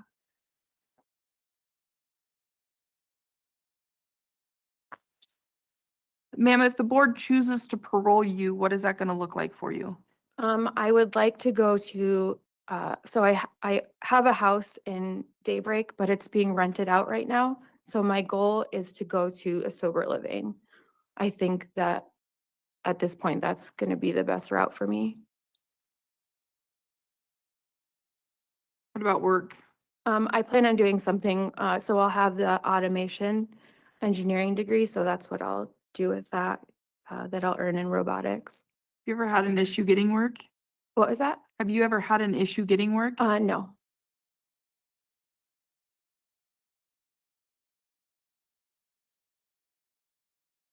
Is there anything else you feel like the board needs to know or you'd like the board to know at this point? I think that although I came in here on just really bad circumstances, I have learned a lot about myself and the direction that I want to take my life. So I think, like I said earlier, the best thing that I can do is just come out of this a better person. And I do feel like I've made a lot of changes for the better. Okay. And I know that, again, I was here under bad circumstances, but I am proud of myself for what I've done because I think it's very easy to come here and fall into, again, like the devil that's on my shoulder, pulling me into that life. But I've really chose to do something with my time and come out a better person. What I plan on doing is taking this information that we discussed, compiling this into a report and submitting this to the board. You have an 18-month guideline, which puts you at January 21st, 2025. That is just a guideline. I'll be honest with you, with the charges that you have for an attempted murder, I don't see them letting you out that quickly. That seems like a quick turnaround, even for me, for the level of offense that you have for an attempted murder. So I would suggest not planning on getting out anytime around that time. They'll take into consideration what you're doing and what you have done since you've been here. Well, I complete Elevate in April. And I understand that. And just because you complete a program doesn't mean that that's an automatic parole. Okay. Just be aware of that. Yeah. You've got some serious charges, Mhm. clearly. You're well aware of that. Yeah. I know you are. Yeah. And 18 months, to me is crazy short. Yeah. Given the level of offense this is, or the severity in general of the offense that this is. So I don't typically talk about recommendations or potentially what the board could do. But I don't want you going out of here thinking you're getting out in April, May, or June, because I don't see that happening. Could it happen? Yes, because it's ultimately up to the board what they choose to do with your case. But I would not expect that to happen. They are made up of 5 members, so it takes a majority vote for them to make a decision in your case. Usually takes about 2 to 4 weeks for them to get that decision out to you. Again, they will take into consideration what you have done up to this point and what you are currently doing.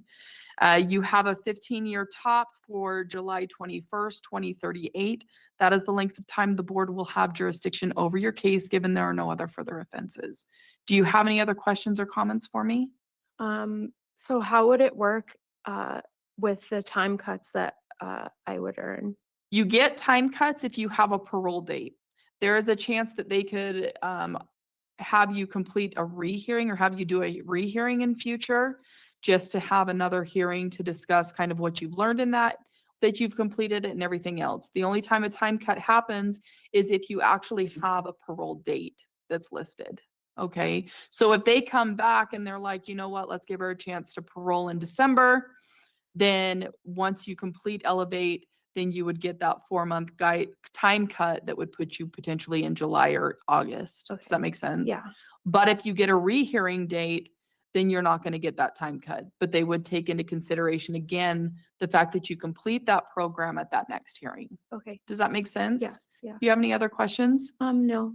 All right, with that, we'll go ahead and conclude this hearing. Thank you. Good luck to you and have a good day. Thank you. All right, so they denied, and I don't think that should surprise anyone, but then again, it's Utah, and you never know. I mean, it is mind blowing. Even to the parole interview, it's like, what? You have a parole hearing? You just had attempted murder, and I know they didn't go into the details of this crime very much at all. It's just almost, I mean, the whole hearing is like less than 20 minutes, but I will review the information with you. But just take a look at this. I mean, this is the decision here: attempted murder. Second degree. Can you imagine in Utah, the legislation allows for a 1-year minimum sentence? That's why she has maximum 15 years. And here's the decision. They're going to give her another hearing in 2026, which is in a year. I mean, she's going to get why? I mean, I guess it's a good thing we didn't see the, a victim here. I don't really understand the situation, but what we did see actually, and thank you, Sir Richard and Holly, for doing the research on this together as a team. And I wish I would have more information to share with you. You would think that this case where just 6 months prior, she had to shoot a man, where apparently it was a self-defense thing. And then 6 months later, she tries to murder her boyfriend. And I don't like it. I don't like this hearing. I don't like her. I don't like, the whole thing feels very manipulative. She's like pie in the sky. I don't know. None of it feels good to me. The whole thing just, it reeks. But if you're wondering, well, it's because she's a woman and they're taking it easy on her. No, her co-defendant came up for parole like 2 weeks later. I have the hearing. I'm going to play a clip from it for you, but I'm not going to play the whole thing because there's nothing in it really. They don't talk about anything about the crime. There's 1 second here. Let's play it. Perfect. So let's start by talking about your offenses. I read the pre-sentence reports, and so I know the official version of what transpired in each situation. But let's talk about the attempted murder. From your perspective, what happened? Well, essentially, I drove to a meeting point where I fired shots at my victim in a car. Okay. And why did you choose to engage in that behavior? Honestly, I just didn't know how to walk away from the situation. And I just wasn't there mentally at the time, and so my judgment was off. Were you using controlled substances at that time? Yes, ma'am. What were you using? Cocaine. And what was the meeting in regards to? Why were you going to meet this individual? Because my co-defendant had had basically just sprung it on me that we needed to go and shoot at him, essentially. Okay. Did you know your victim prior to this incident? Not personally, no.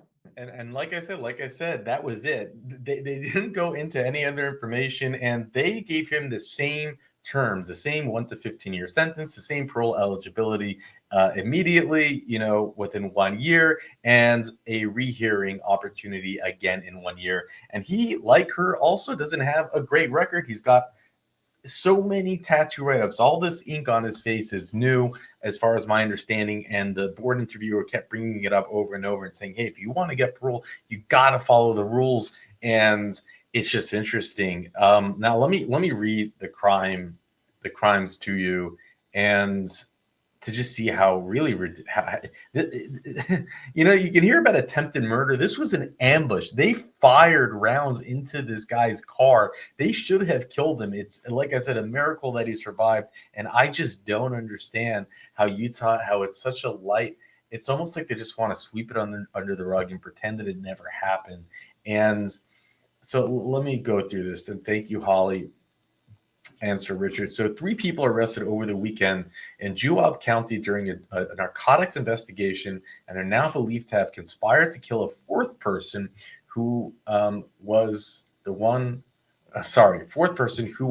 one of the suspects. And by the way, the 3rd male person who was involved in this crime, we are going to get his parole hearing in a couple of weeks. So if it's interesting, I'll show it to you.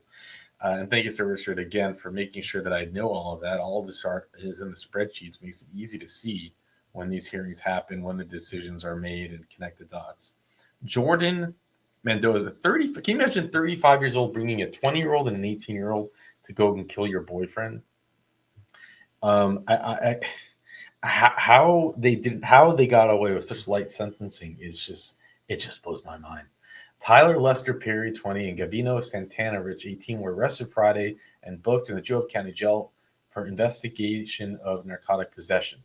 Tuesday, an attempted murder allegation was added to each of the suspects' booking sheet. The investigation began at about 5:30 a.m. Friday when Tristan Scott entered a convenience store in Nephi and was bleeding and seemed confused.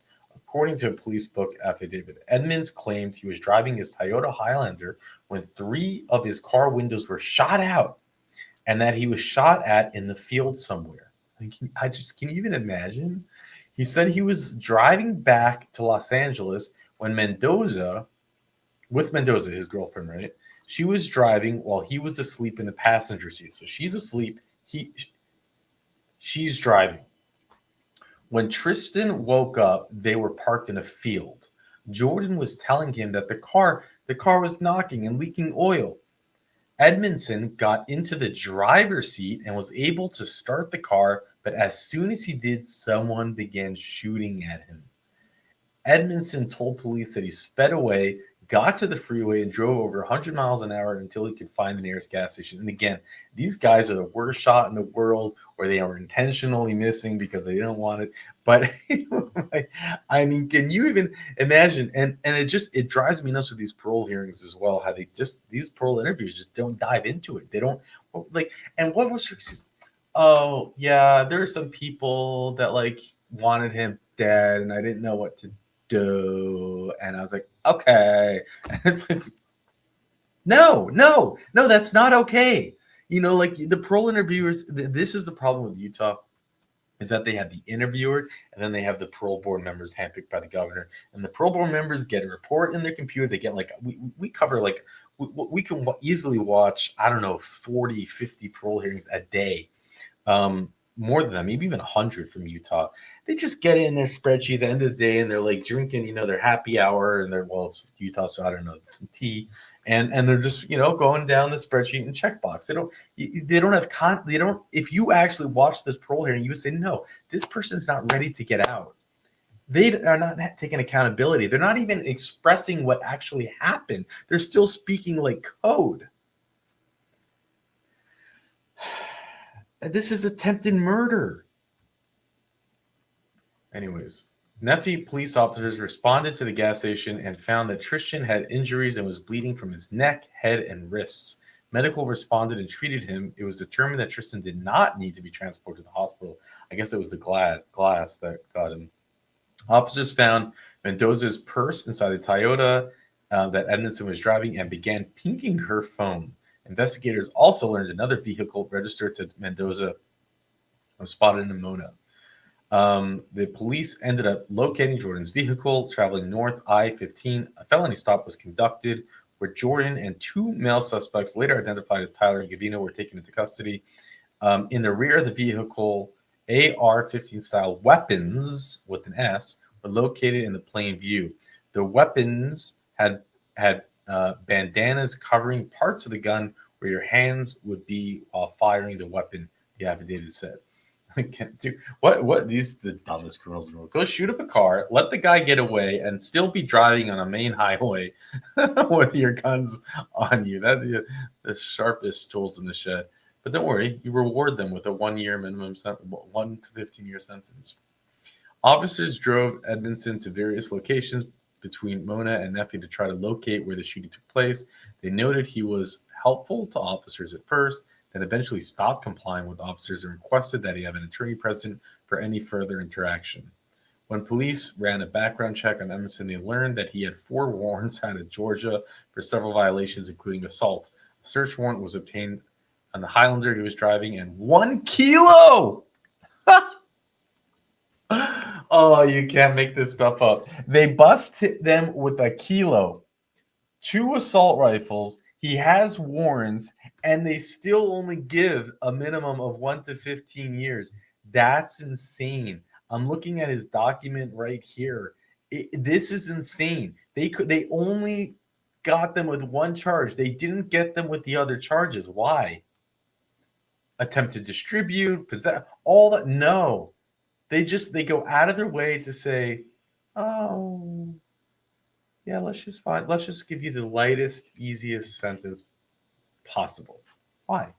I don't know. What do I know? I don't know anything. Edmund was arrested for investigation of drug possession with intent to distribute. As detectives continued their investigation over the weekend, they learned that the Toyota was a rental and was able to obtain GPS data, which showed it stopping in a small town in Rocky Ridge, Juab County.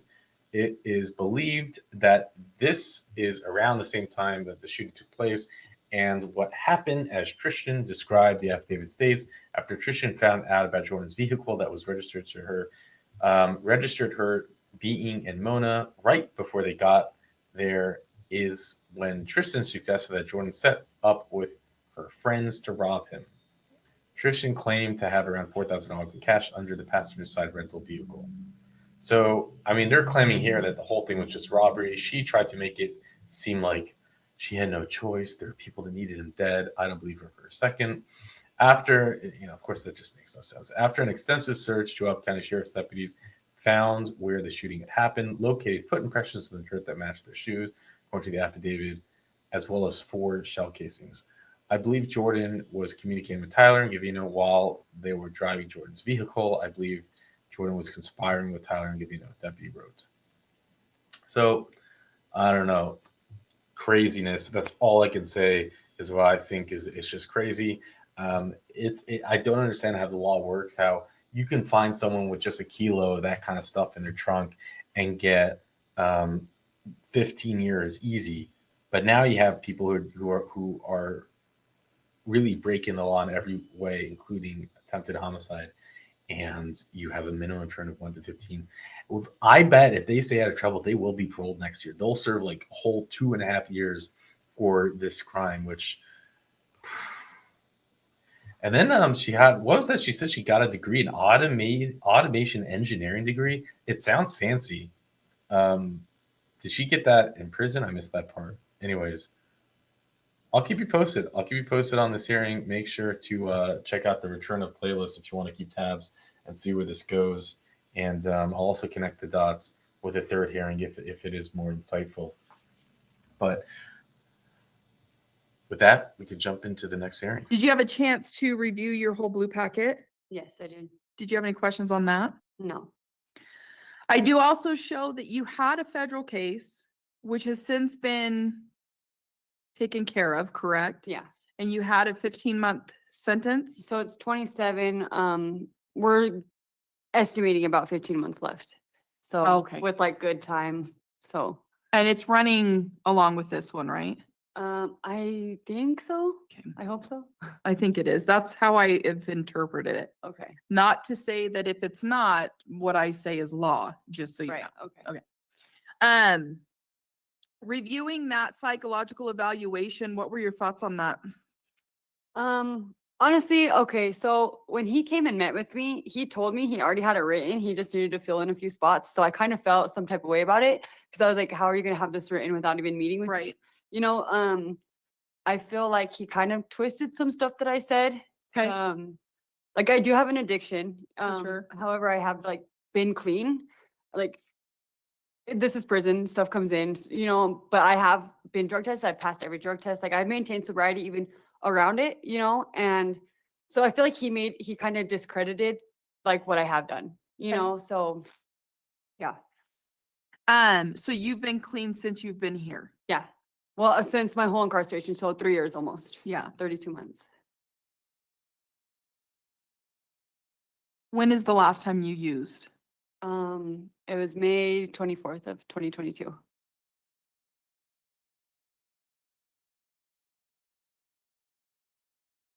What have you been doing since you've been here? I graduated high school and I did have a job at UCI commissary for a while, for a little over a year. But then I started doing web and graphic design after I graduated high school. So I do that every single day, Monday through Friday. Is that through college? Yeah, DATC, Davis Tech.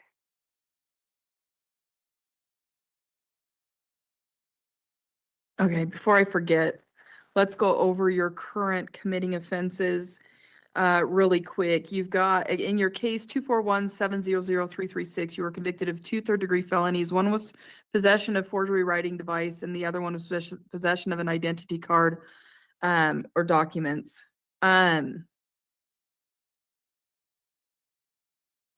It looks like officers were called at a motel on October 6, 2021 in Layton of 2 occupants who had paid for a room that had been declined on a card.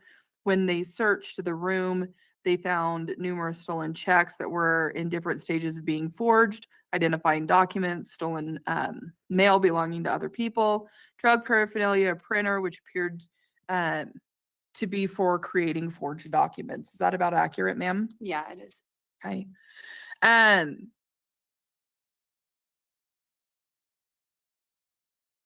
before you'd been brought in on these other charges, was this kind of a delayed charge that kind of just filtered in then? Yeah, right. Oh, like a week before I came and saw the board the first time last year, it hit me.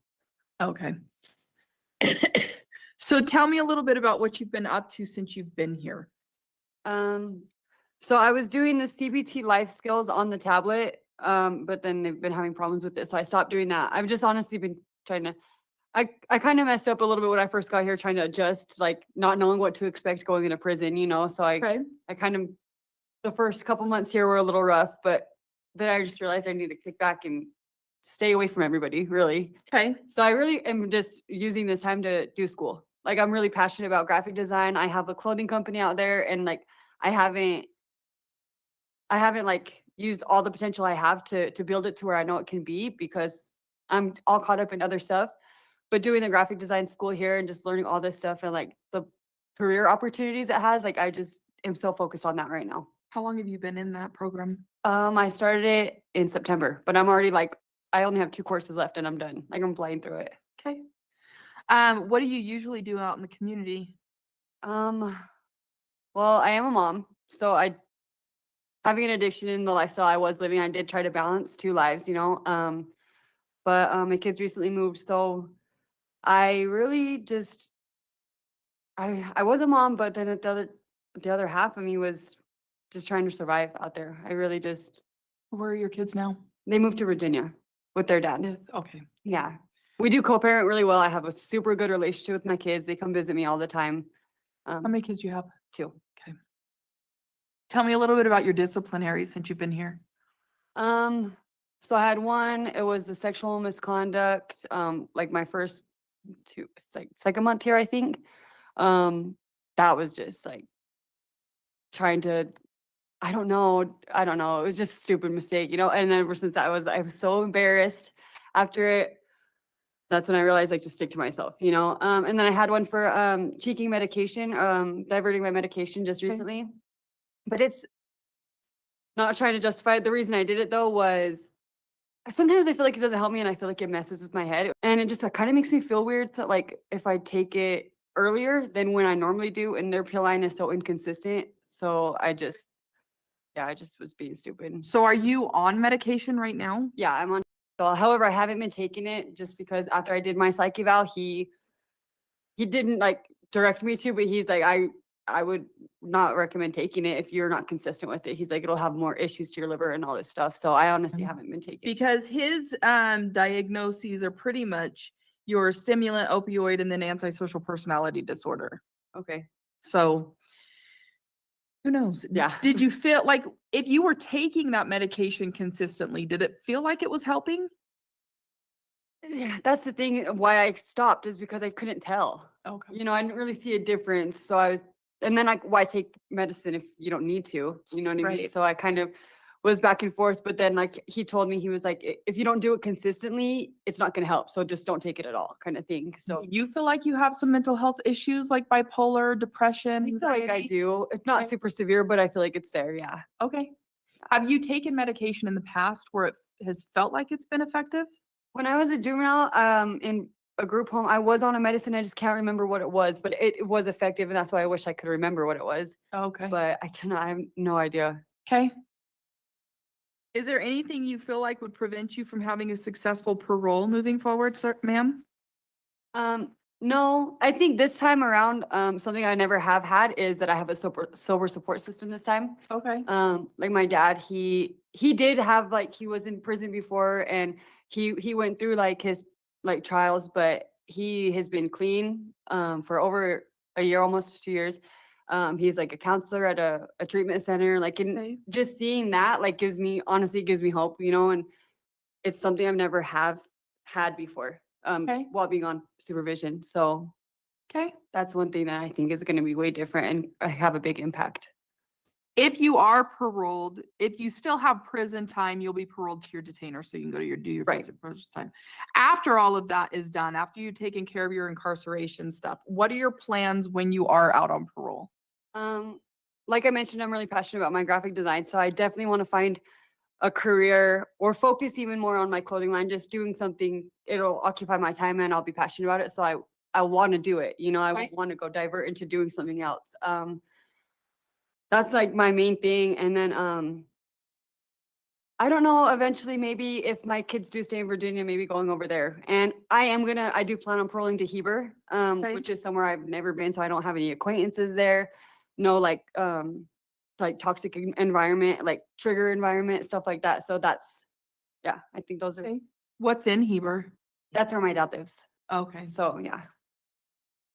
And then as far as programming, you've been assessed to do residential substance abuse programming since you've been in here. So tell me what your plans are for substance abuse programming in the future. So I did talk to my federal attorney about RDAP, and he says he thinks I'll have enough time to do that. So I plan on doing that in the feds. If not, my dad is super pro treatment. Like I said, he's a counselor at treatment center. So me and him have talked about treatment, whether it's required or not. He wants me to do treatment. So it's in my plans for sure. I feel like the time that I've done, I'll need like some type of transition. So I feel like even if you guys don't recommend it, I plan on going to like at least a sober living just for transition, and like once I leave my dad's house, Okay. What do you feel like for you overall has changed the most that's going to help you moving forward so you don't end up back here? I think this is the most time that I've done. I've done 5 days a month, and now I'm going to be doing like almost 4 years. And it's just a reality check for me. Being sober, I've kind of found myself because I was on drugs for so long back and like on and off, and I was never off long enough to fully find myself again. I was like maybe 2 years, but this I just look at who I was before and like, it's just ugly, it's an ugly person, a mean person and careless. And like the goals that I have achieved in here, like are something that I want to keep working towards. And I just like who I am sober, Okay. you know? Was there a time when you were in the community, outside of incarceration where you were sober? Like, what's the longest that you've been able to be sober out in the community? So after I had my son, I was clean for almost 4 years. Okay. But then my relationship became abusive. So I left and then started using cocaine, just like socially. And then I relapsed back on meth after about a year of leaving my kid's dad. But yeah, other than that 4 years, it was like about 2 years. Okay. So I know I have the ability to be sober. It's just like having the motivation to stay sober. And I think like doing all this time, like it might not sound legit, but it sucks, you know, like my kids are growing up, I'm growing up, I'm getting older, wasting all this time, my whole 20s in prison, you know, and Mhm. it's just time to change, you know? Okay. I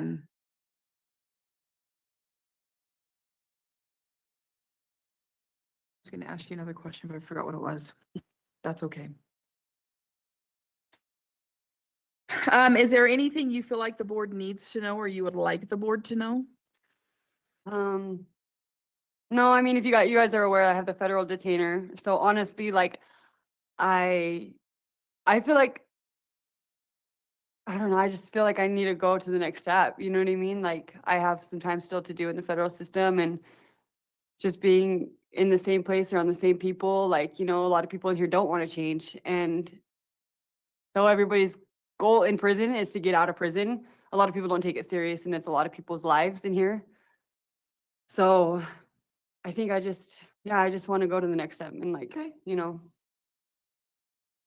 I don't want to make this my life. I don't want to get comfortable here. I don't, you know, I see people preferring max time and I never want to be that, you know, I don't want to be, I watched this lady go up the stairs and she struggles because she's so old and I'm like, oh my gosh, I don't want that to be me, you know?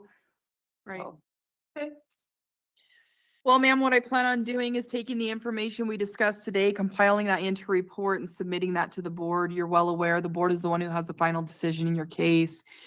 They're made up of 5 members. It takes a majority vote for them to make that decision. They'll take into consideration everything you've completed and done leading up to this point. They'll also take into consideration the fact that you do have a detainer moving forward. You have a 28-month guideline, which was September 18th, 2024. The reason that is so close is because you were given 414 days credit for time served. okay. You do have a 15-year top, which puts you at January 28th, 2038, which is the length of time the board will have jurisdiction over your case. So more than likely what'll happen, if you've got that federal detainer, do you have probation after that? Yeah, With 3 them? years. 3 years.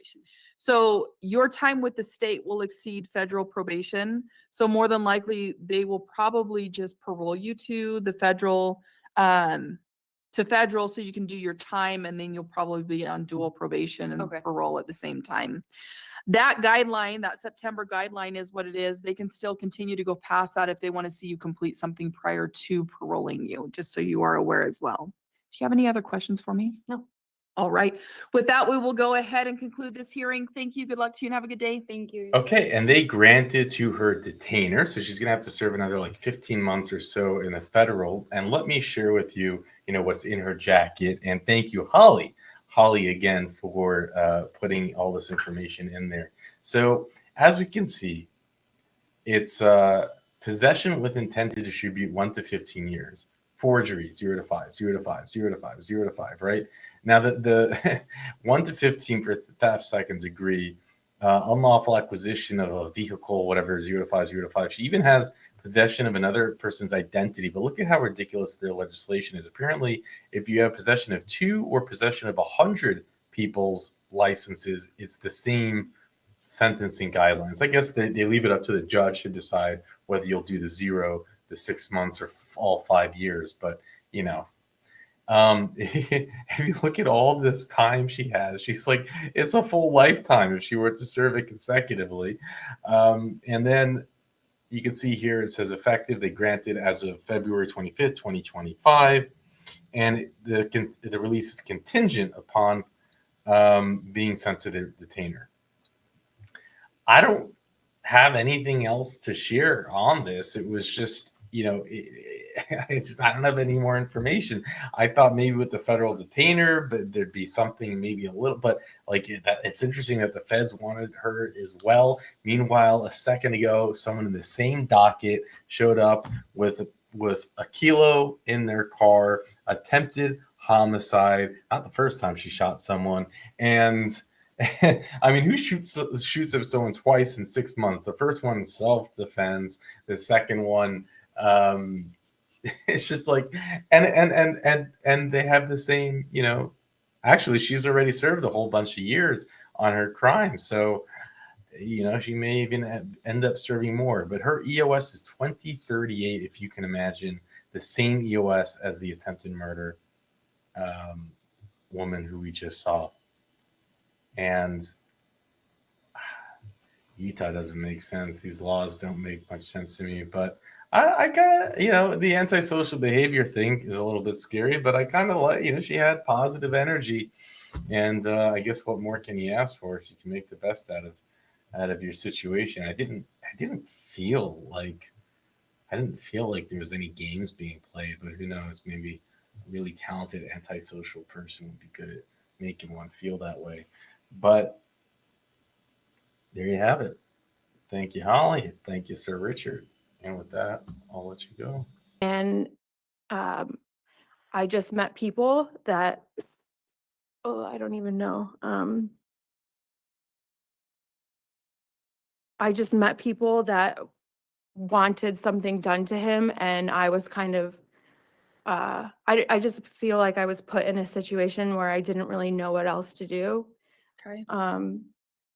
Yeah, and we were driving back from California, and again, I just was not thinking clearly. So, part of preparing for this hearing, I had to look through your criminal past.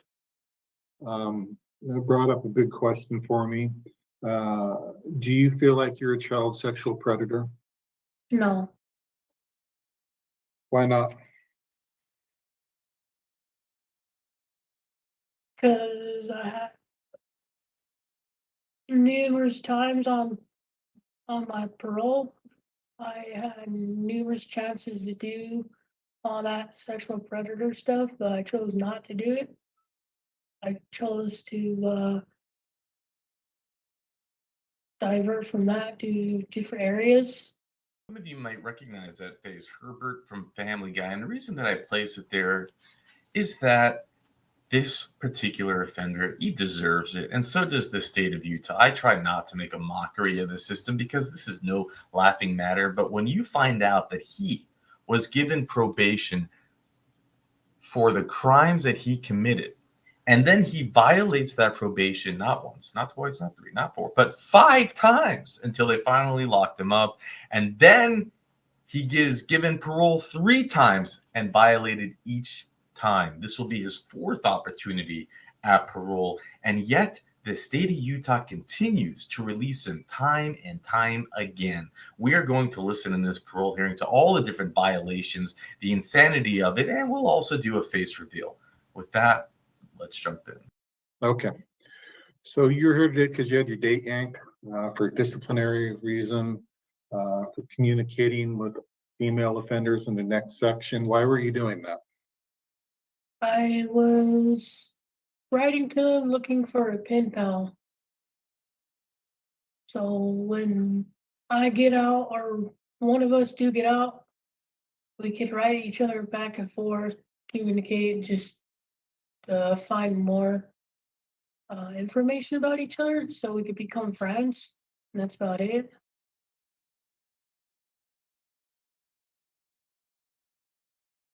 And on top of that, I got caught passing notes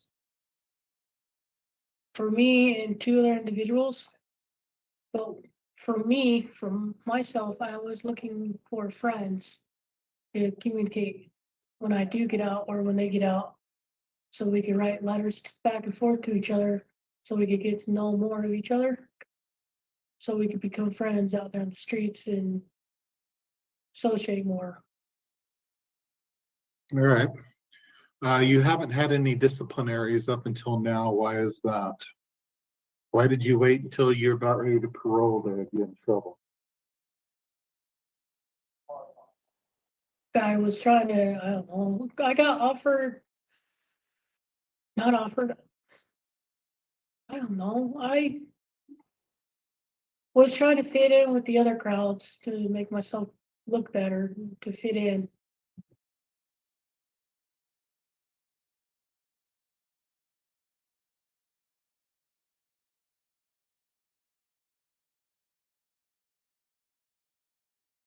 Which other crowds?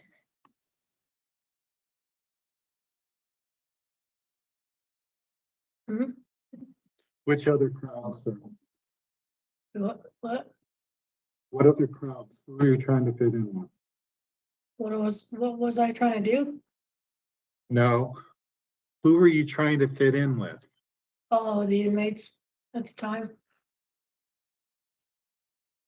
Were they also writing to the females?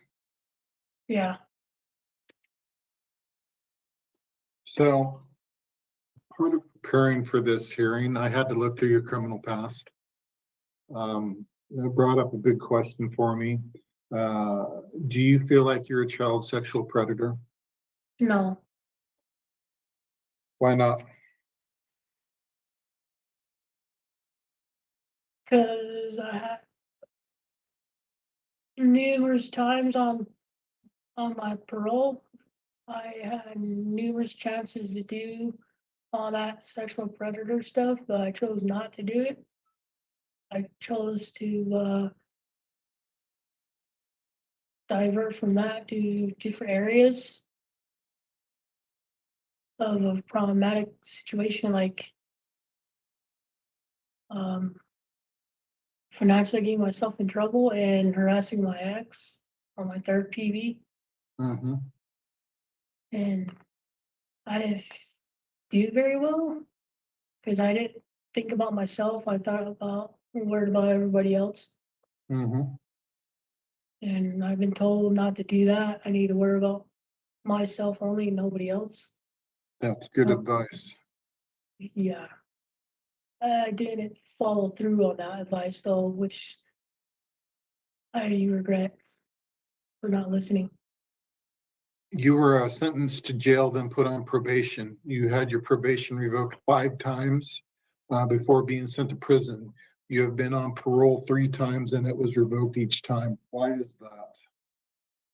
Probation wise, on the first time, I lost my rights to parole to the streets because I didn't have a stable environmental structure address at the time. So they placed me at a halfway house until I could financially support myself to afford a place of my own and attend the program. But at the halfway house at the time, I didn't complete the program because I didn't get my full assignments given to me completely. I was missing a page in one of the assignments. I think it was module 2, I think it was, in the old program, or the Alpha Counseling program. But after that, it was based on the program I didn't complete. And then parole, the first parole was a no contact order with my victim. And what happened was I thought about the consequences and the repercussions and the suffering, all this and that between of us. I was gonna let her know, thank you for putting me in prison. I hope one day you could forgive me because I'm sorry and I apologize for harming you. And it wasn't right for me to do such thing. A friend, not even an acquaintance, should even do that or should be capable of doing it. And that's what got me put back in prison for violating my first parole agreement. And then my second one was to not having enough finances saved up.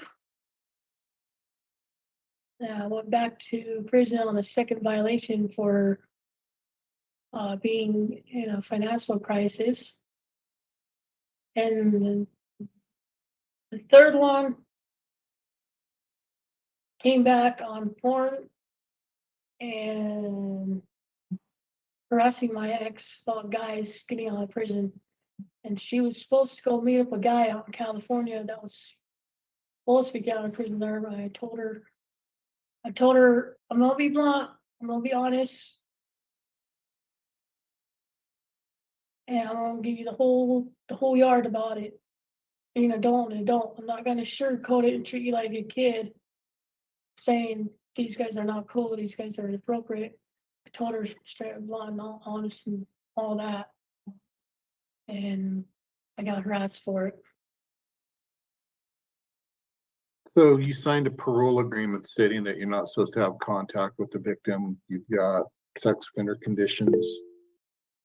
Were you confused by that, or did you choose just to go ahead and violate anyways? On the first one, I chose to do that one on the first parole violation, which was not cool.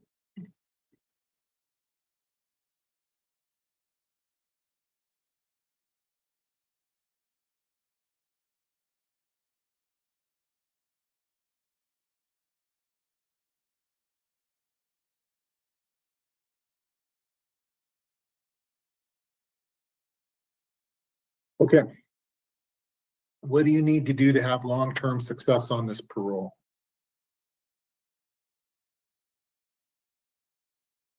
Don't contact nobody under the age of 18 and don't have no contact with the victims and just worry about myself only, and worry about myself.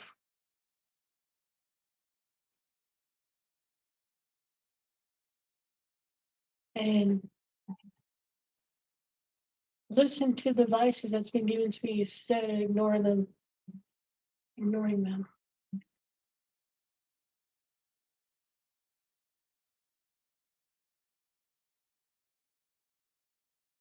Are you gonna be able to do all of that? Yes. All right. And on top of that, when I do parole, if the opportunity comes open-handed of a chance to parole this time, I do have a job lined up with Amazon out in out in Salt Lake City, working with my dad, probably on a production line somewhere. And I have therapy all set up in that. They told me I had to wait to be put on the intake list to be accepted in the alpha counseling, but they want to wait till I get out to hear my voice first to know that I'm actually out. Okay. Get that ready to Where will you be living? Salt Lake. Who Out with? Living? Salt Lake. Out Who there. with? Bonneville at the halfway house. Okay. So I see that you completed SOTP earlier this year, is that right? The relapse prevention program, yes. Okay. So overall, your behavior, how do you control that?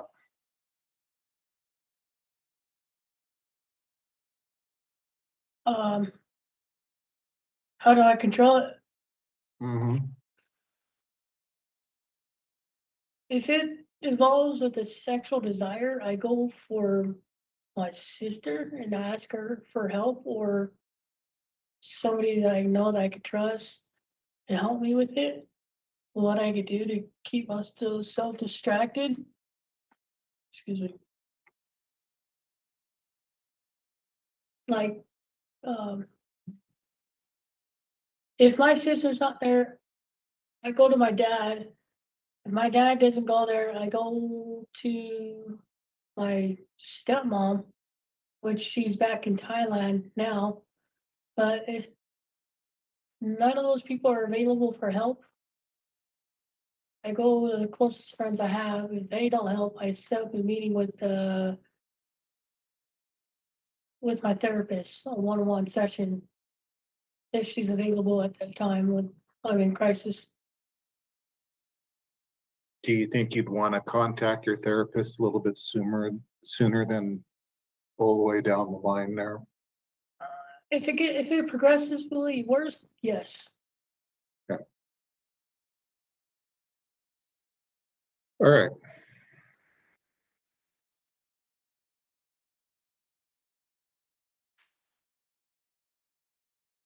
So your discharge summary in June of 2024 says that you're an above average risk to reoffend sexually. What does that mean to you?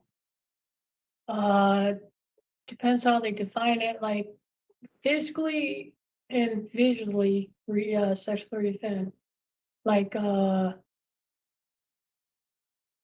could go out pretty much physically, I go out and rape anybody, young, from the infant to the oldest to the elderly people. And then the other one is where I could go on the phone or on the computer and look up a porn and commit a sexual act right there. Are you saying, what are you saying exactly about that? Means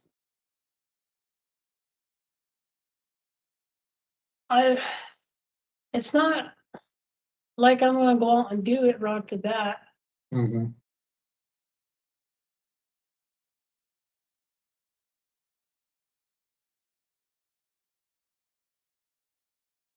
Yeah, it's not like I'm gonna go out and do it right off the bat. Cause I had multiple chances to actually sexually reoffend physically, but I never chose to actually sexualize a victim on any of my paroles.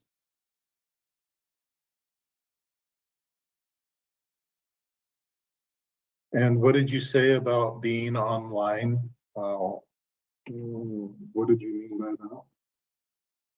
Like being online, like looking up porn. Okay, so that would be preferable. No. Okay. Good look at porn. No. All right. Do you have any questions for me? No, not to my knowledge, I do not. I'll let you know I'm able to do that because Sir Richard puts it all in the spreadsheet, and they granted parole. Of course they did. What is this? This is his what? Is it his fourth chance of parole? So he's failed probation 5 times, failed parole 3.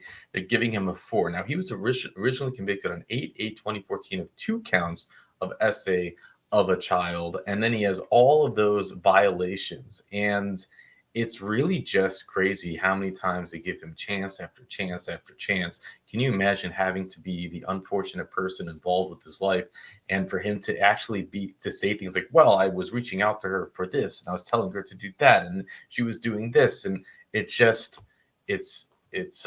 unreal. But they released him immediately. He's out and about and walking around. They don't talk about the original crime because this is like a rehearing. They only do that in the original hearings. But I can go through the whole process of you if you're curious about that. Then also let me know in the comment section how you feel about me putting the face over him for the hearing. I know some of you might feel very strongly about it. Some of you might feel it's acceptable. And I'm open to hearing it. It's not. I want to do the right thing here, but I just felt like he earned it. And also, it's just such a surprise when you do see his face. So it's just amazing how many times he's been revoked and the way in which he's been revoked. You would think that at some time they would just say, no, you've got to do your whole bid. He got 2 15-year sentences to run at the same time And his full term date is 2029, which is 5 years from now. His original parole hearing date was 2017 when he was granted. And since then, he had been revoked 3 times.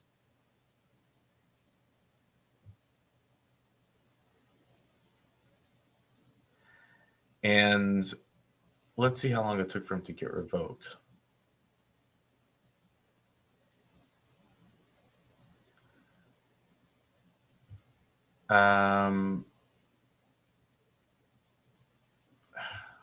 It's hard for me to actually read these.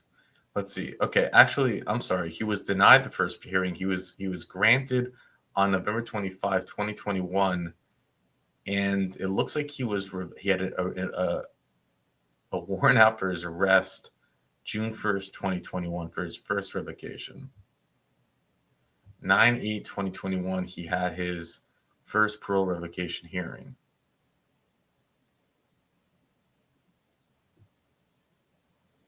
And it looks like he was given leeway because they had no beds available, if I'm reading the notes correctly, if you think that's not crazy. Then he had another, so he must have not spent that much time out because I guess no beds available, because he had another parole revocation on 4/11/2022. And he was out again because it was only on 10/17/2022 they got another warrant. They imposed a 3-day jail section on that one, sanction. And then it was 1 month after that 3-day jail sanction that he got arrested again, November 7th, 2022. And here they grant parole. They grant parole just in I don't know, in 2023. And then he got revoked sometime after that. Let's see, in 2023. He then gets revoked on 4/12/2023. Sorry, this was a little jumpy all over the place. It's the way that the information is shared, it's all combobbled. And then they grant 10/22/2024. So it literally it's like the whole thing's just a joke. You can see him going in and out, in and out, in and out, and I don't know. It's just children. It's just like clearly he needs to be locked up for a very long time. He's not, there's something wrong there, and he's a danger. You can hear him it's so evident to all of us who watch. But I guess they want to have the beds filled with people who are maybe breaking into cars or snatching purses. I'm really not sure. And with that, I'll let you go. So part of preparing for this hearing, I had to look through your criminal past. It brought up a big question for me. Do you feel like you're a child sexual predator? No, Why not? because I had numerous times on my parole, I had numerous chances to do all that sexual predator stuff, but I chose not to do it. I chose to divert from that to different areas.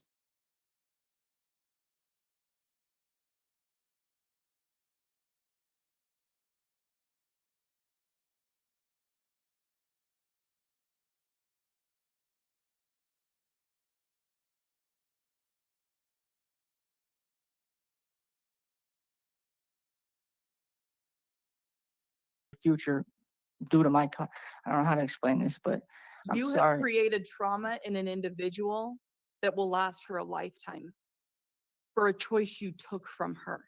You do not have the right to sit here before me, and especially her, to tell her to rise up and be her own person. If you had any victim empathy at this point, you would be apologizing for putting her in a position like that. Boom. That is the mic drop by the parole board member that we have been waiting for to see something like that from Utah.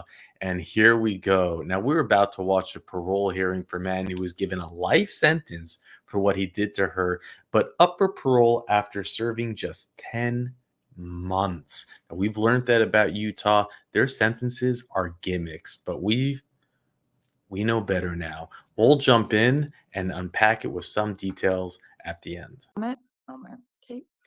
What I plan on doing today, we're going to go through your committing offense. I do want to make note that we do have the victim here in this case who, as far as I'm aware, is still wanting to make a statement. Yes. And so I will give her time at some point in this hearing to do so. When she does that, I'm going to ask that you remain quiet, focus on me basically, and any response be directed toward me, not her, okay? Yes, ma'am. And we'll get to that in just a little bit later.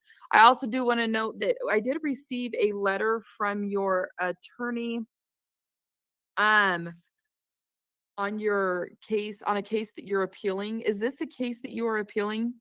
Yes, ma'am. Are you appealing the conviction of the case? Yes, ma'am. Okay.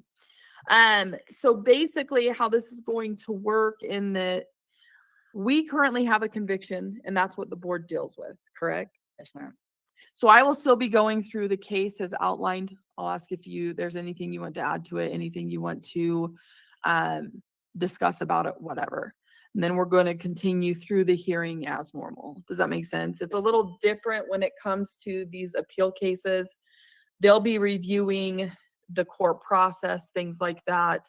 As far as that goes, I have the information that I have before me that got you convicted on these charges. And it sounds like that you had entered into a plea deal, correct? Yes, ma'am. Okay.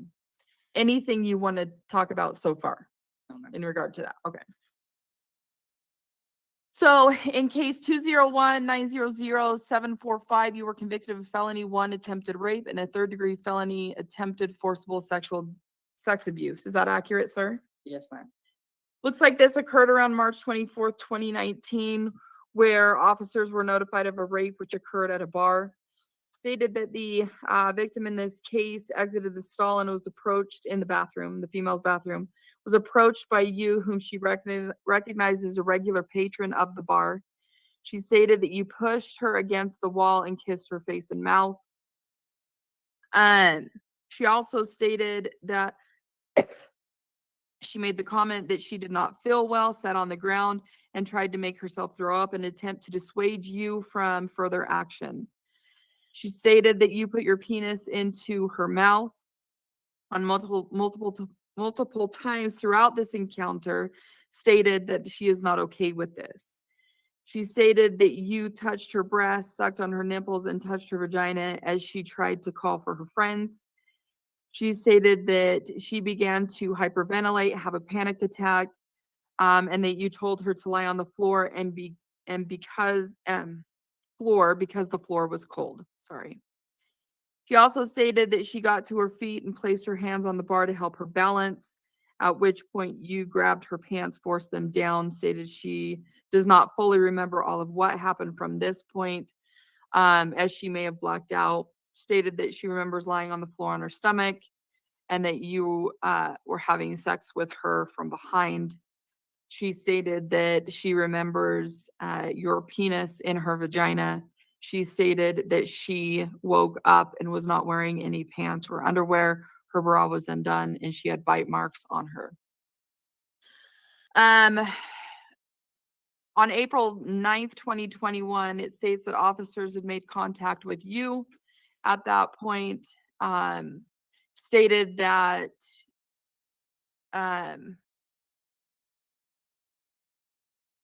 hold on.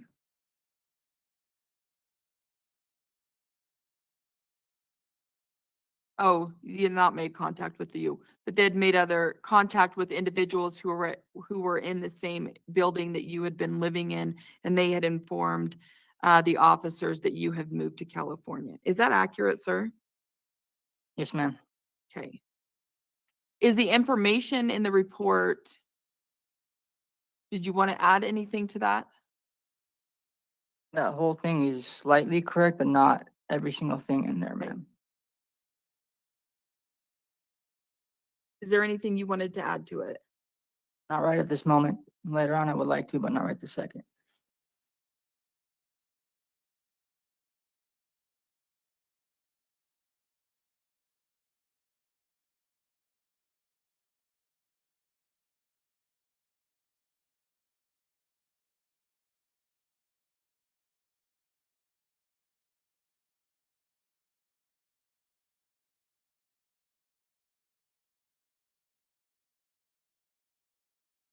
Um, sir, if there's restitution owing in this case at some point, are you willing to pay that? Yes, ma'am.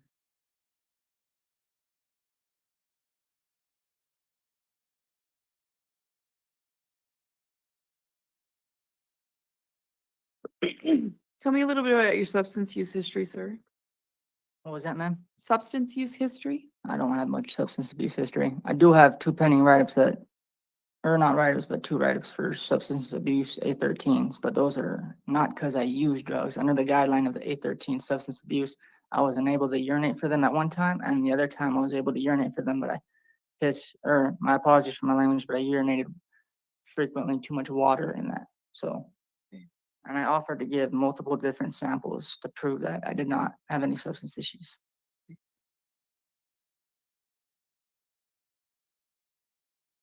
you have any mental health diagnoses, sir? Not that I'm aware of, ma'am, no. Okay, how's your physical health? Slightly good. I think I need a prostate check, but that's about it.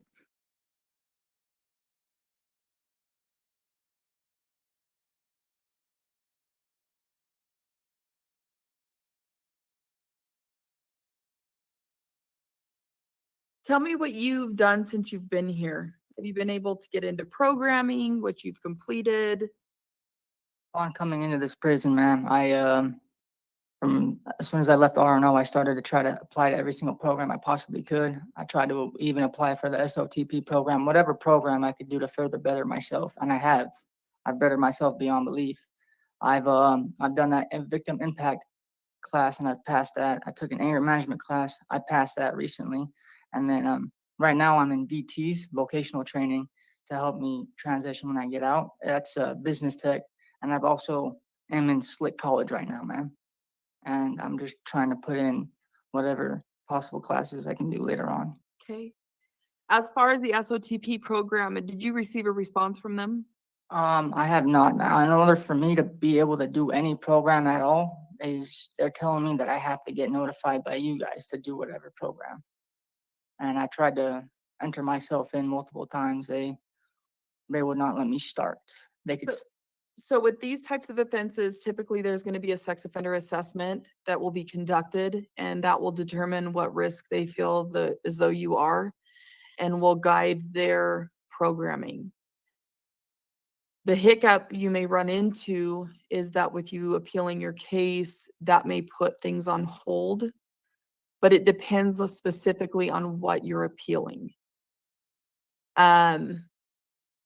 I know typically they'll still admit individuals if it's certain aspects, if they're admitting to the charge, but it might be something like sentencing, whatever, that they may be appealing, just to give you an idea of what could potentially hold things up or prohibit you from getting into sex offender programming. But typically they're still able to do the assessment and see where we're at with that as far as all of that goes. Does that make sense? It does. I still haven't received any assessment of any sort, but I don't understand. I'm hoping that you guys could just tell them to have me do the program regardless, whether of the facts, I'm willing to do 100% everything I can. Yeah, and I understand that. I'm just informing you of that's typically the way that goes. They may still, so like you had mentioned when I read the case to you, you feel like some of it's accurate. There are some things that may not be accurate. They may still work with you and allowing you to come into programming for sex offender specific treatment. But depending on what it is that you're appealing, and they'll talk to you more about this when an order comes in for a sex offender assessment to be completed in your case, to kind of get a better idea of where you're at, if they're going to be able to treat you if that's what their recommendation is, as far as that goes. This will at least get you to the point of sex offender treatment. And I do see that you have gotten into some programming, that you have completed some programming, such as like your impact of crime, as well as your anger management, and that you're in a couple of other things. And so I would encourage you to continue to stay in some of those things until that piece can get, which you're already doing, which is a positive thing for sure. And so once we get that sex offender assessment, it'll kind of help us moving forward. It's possible that they're aware that you're appealing something with your case, and that's why they haven't made contact with you. Sometimes they'll make contact before this hearing to get that assessment completed, or a psychosexual evaluation or something like that. Sometimes they won't. A lot of times, if people are appealing their cases, they won't do it, given the parameters of what the appeal is. But with an order, they may, and I've already emailed them about potentially being able to do a sex offender assessment in regard to your case specifically, with that appeal happening. So, and I have not received this response just yet. And the letter that I received from your attorney, I just received as of this morning, is when I found it, basically. So that's what kind of led me to contact sex offender treatment, which is why I haven't, there may be a response in my box right now. I don't have the internet here. Which also, given the circumstances, in regard to the sex specific case, I would go more into that with you with a sex offender assessment, as far as history, things like that, which I would more than likely do at a further hearing in regard to that. So more than likely you would be facing a rehearing with a sex offender assessment to be completed at some point. Does that make sense? I anticipated as much, ma'am. Yes. Which can also be frustrating for the victim in this case, for sure. But the way the system is, that's kind of where we're at this point, in regard to that. So I will, I'll turn to you to make a statement if you would still like to do so, for sure. Let me swear you in real quick. Could you state your name for the record, ma'am? April. Go ahead and raise your right hand for me. Do you affirm that the information you are about to give is truthful and accurate? Yes. Thank you, ma'am. Yes. Go ahead and tell me what you would like me to know. Okay. This is the fourth victim impact statement I've needed to write because of Mohammed's selfish action to rape me on the disgusting floor of the men's bathroom of a bar. There were jurors and witnesses in place ready to go when trial started, and he changed his mind again that morning to accept the plea deal which had been offered to him, which also was previously modified multiple times due to him attempting to get a lesser charge than he was originally given. This was not attempted rape. It happened. His genitals were shoved inside of me so violently. I was bleeding and bruised. My vagina was bleeding and bruised, and my butt was bruised because he forcibly sodomized me. I had a mark on my breast for over a week where he bit me so hard.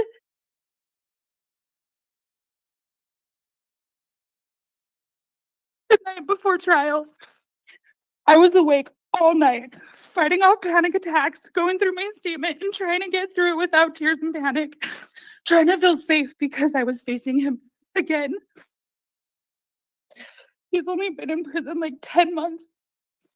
And in court, he did everything to drag this on, waiving his own rights to a speedy trial so he could, quote, get her face to face with me. He said this in court to me in front of the judge. And I was not informed or shown any indication that he had an interest in bettering himself. He wasn't participating in counseling or classes that would reform this behavior moving forward. He could not even come up with an apology in court when he was given the opportunity. I am also serving a sentence for this disgusting, selfish act. I don't get probation. I don't get appeal being raped. I don't get an ankle monitor. It happened and it has significantly changed my life. I've had to quit a job that I loved. I can't enter public bathrooms by myself. I am 37 years old. I can't go to the bathroom alone. I suffer panic attacks and ongoing anxiety from this. It's changed my relationship with others as well as as intimacy with my partner. I'm divorced due to the issues that I endured from being raped in this violent act. I am aware that he's not going to stay in prison forever, but I'm here to explain that I want him to finish his sentence as well as maintain registration as a sex offender. I don't want him to be able to hurt me or another person again. Thank you, ma'am. Sir, what would you like me to know? Where to start? You know, where can I start to say that every single second I've tried to better myself? Every single attempt I've done when I was notified of these charges, I came back from California. I understand where she's coming from, and there's nothing you can ever do to replace that. But I've done every single thing in my power to try to help, to try to show something. And I can't say anything. I understand you want me to sit here and rot for the rest of my life. I probably will, regardless of appealing this charge or not. I'm gonna be sitting here. Your life has changed, but I can't change that. I can only tell you, not ask you, tell you to stand up for yourself and move forward. You're gonna be stuck in this little rut for your life. Don't use me as a holdback to push to hold your future. Sir, I'm going to stop you right there because I'm not going to sit here and have you verbally attack a victim No, that I'm you trying to- took a choice from. I know, I'm So not trying to attack. I will give you one more chance to state something, but what I'm hearing you Yes, ma'am. is completely different than any empathy for a decision you chose to take from her Yes, ma'am. without her consent. Yes, And ma'am. I'm not going to sit here and listen to that. Yes, ma'am. I'm sorry if it came across that. What I'm trying to say is rise up and push. You know, I know you can better your future due to I don't know how to explain this, but I'm You have sorry. created trauma in an individual that will last her a lifetime for a choice you took from her.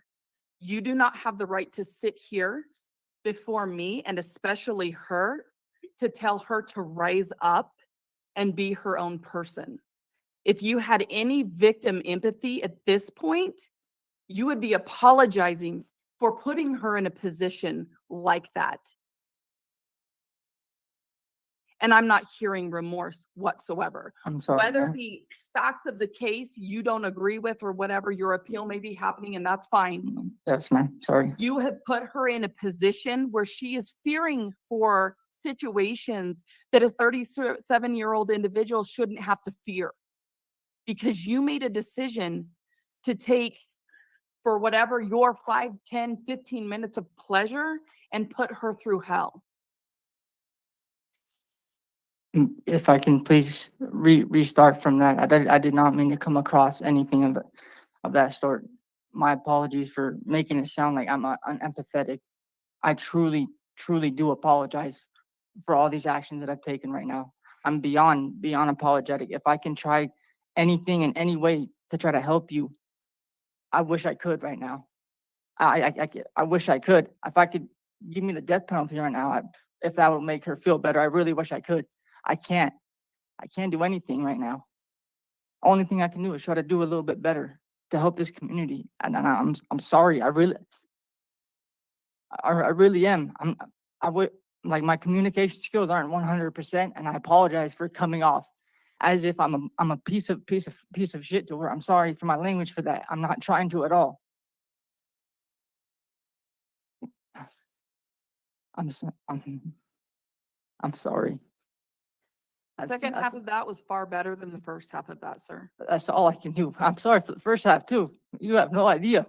My intention was not to try to make it sound like to make it to attack her in any way. I wasn't. I'm not even trying to do that. I'm sorry. I'm sorry.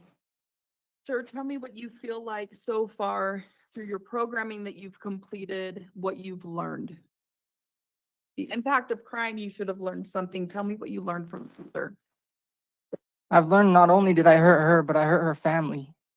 I hurt your mom. I hurt everybody around you. Not just you, I've hurt everybody around me as well. You will forever be changed from this.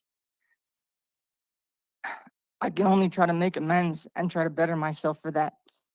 But the impact that's been caused is irreversible. Your mom, your sisters, your husband, everybody around you, the people around you there are all changed because of this. I learned that because of those actions, that's why victim impact crime has taught me that, man. Tell me what you feel like has changed for you moving forward so that when you do eventually parole, because you will eventually parole at some point, how this is going to, how you've changed so this doesn't happen in the future. Right now, I'm trying to get my college degree so that way I can better get a job. I'm trying to stay away from bad crowds of people. I'm trying to not go to any bars or do anything of any sort. I'm trying to distance myself from everybody, not in that sense, but distance myself from the bad people and try to further surround myself with good uprising people that are genuinely a good statue in the community. Tell me the type of people you were surrounding yourself prior. Alcoholics, gang members, drug addicts. I should never do that. Are you a gang member at all? No, ma'am. Were you ever? No, ma'am. Okay.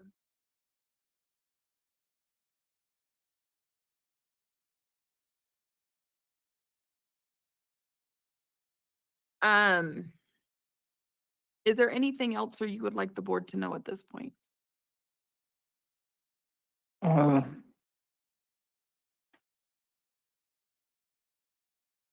I'm willing to do whatever I can. Whatever is what I've been trying to do whatever I can.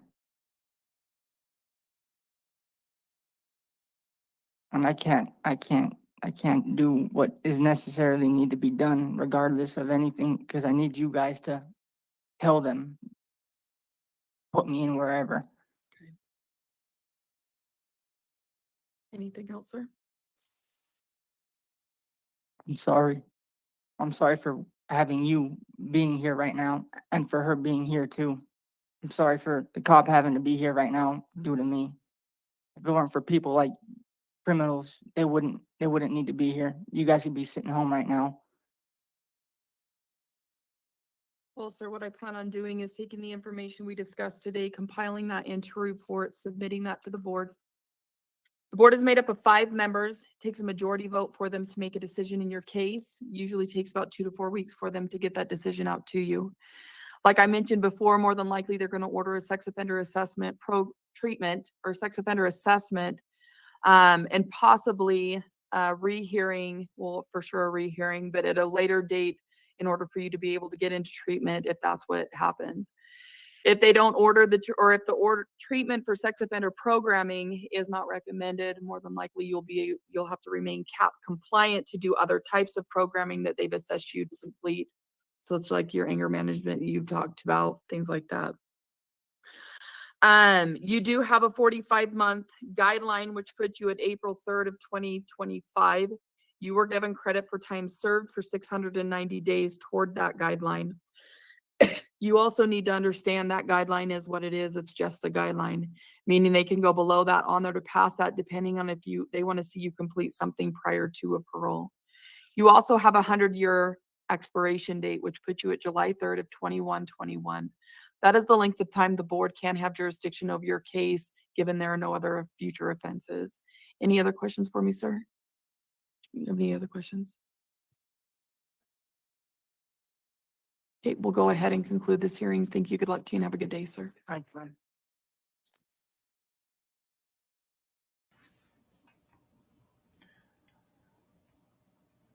I am riding so high off of seeing this Kathleen the parole board member who stood up there like a mama bear and put this where he belongs. How come we can't see that more often? The survivor shows up in person. She states the facts of the case. She is brave to stand there and lay down the truth. Isn't it amazing how maybe that power shift could have happened right there in that room at that moment? She talks about all of the pain and suffering and trauma. It is just nice to see whatever happens from there. But the power dynamic, how the little guy is squirming in his chair and then like whimpering and like, oh, I'm so sorry, I didn't, because the parole board officer, Kathleen, she didn't let him get away with it. She laid down the law. Someone needs to do it in Utah. Now, he was, and thank you, Richard, for the information. He has a rehearing in 2026. That's how it works in Utah. They give life sentences, but they're gimmicks, the life sentences, because as you can see, he has parole eligibility after 10 months. And even with this complete failure of a parole hearing, he's going to get another hearing in 2 years and 1 month. And that means the survivor is going to have to show up here every 2 years. That's just, it's really unconscionable, if that's how you say that word. It really is. These sentences are gimmicks. And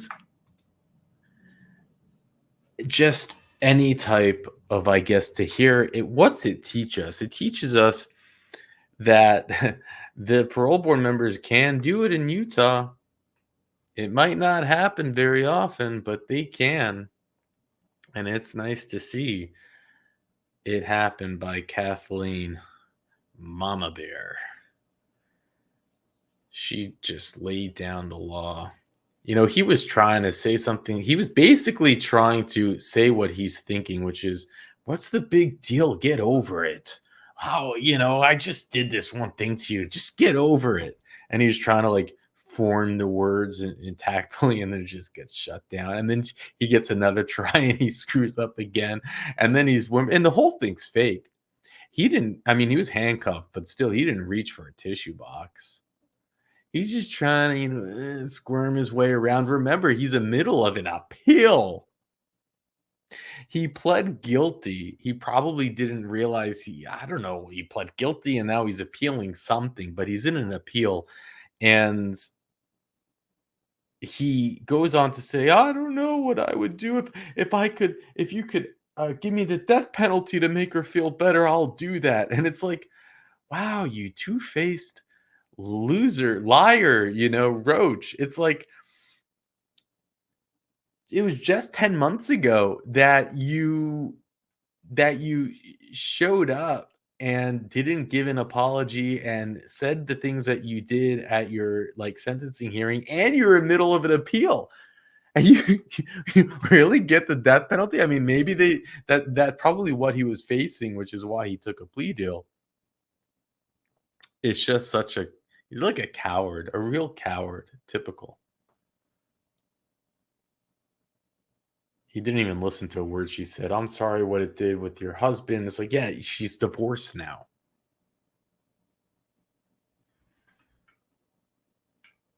And he brings up her husband. It's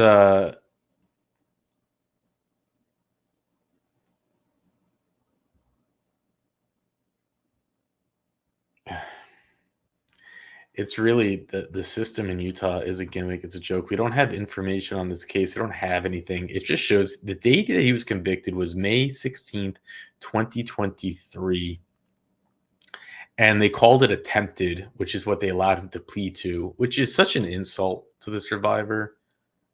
And she stated it in her statement. It wasn't attempt. And she states what happened. But they let him plead to attempt because, you know, why not? And unbelievably, he has his hearing.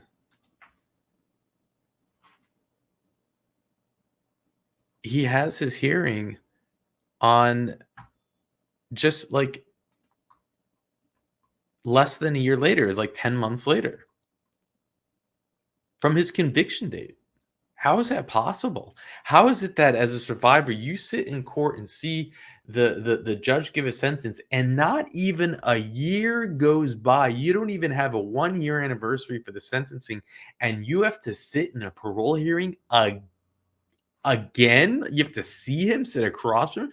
It's like, how is that possible? How is that even possible?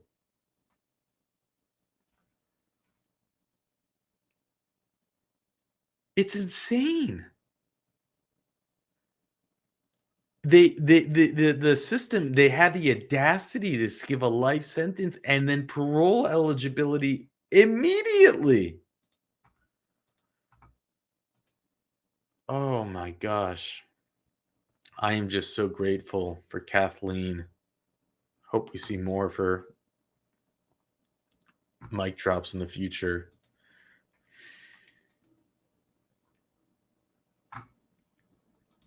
I don't know if you noticed, I threw in there as a tribute to Richard his logo. That's his YouTube emoji. And you know, he drew that. He's an artist. For those of you who don't know, Richard, I met Richard. I've never seen him or heard his voice. Might be catfishing me.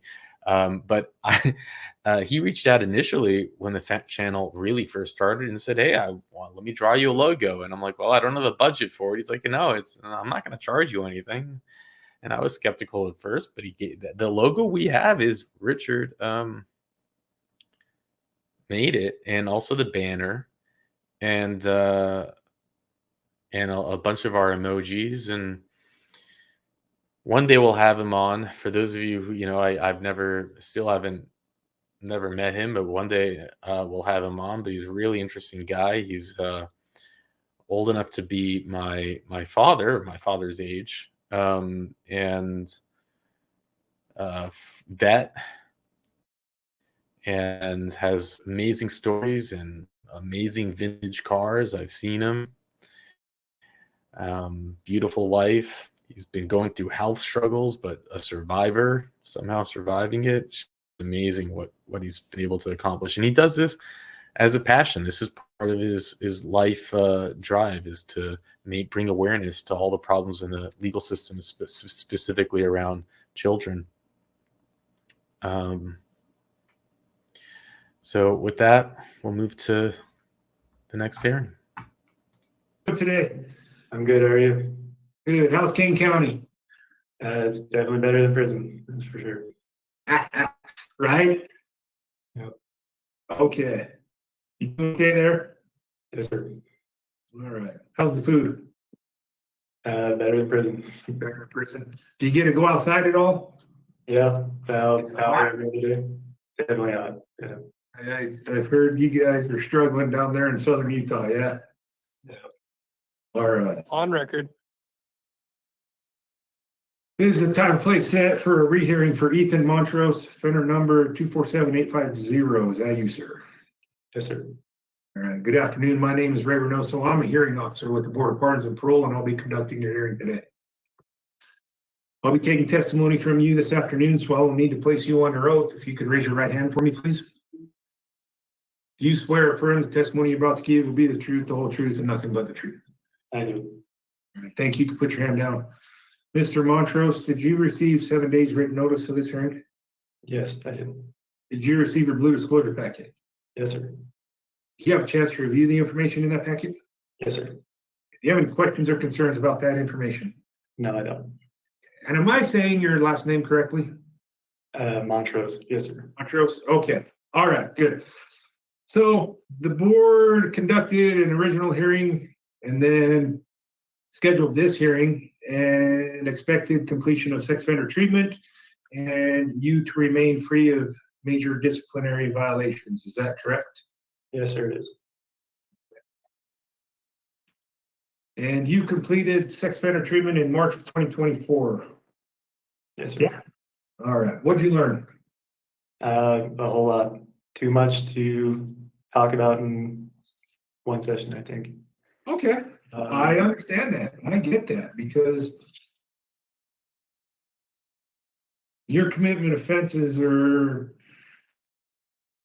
pretty serious, yeah? Yes, sir, they are. Okay.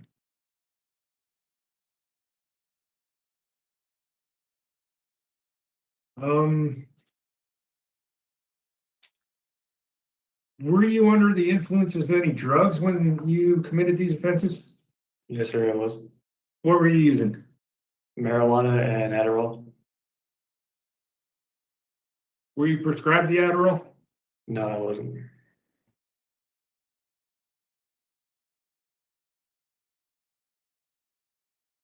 How often were you using? The cannabis every day, the Adderall, maybe 2 or 3 times a week.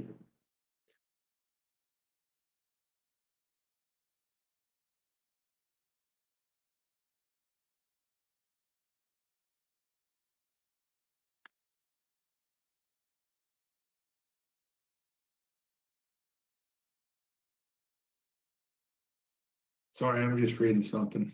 Okay. No gang affiliation?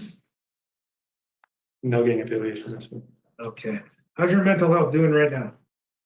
It's definitely improved since I've done the program. It's helped a lot. I learned a lot about self-forgiveness and, processing grief and anger and everything related to that. So definitely in a better place than I was a year ago.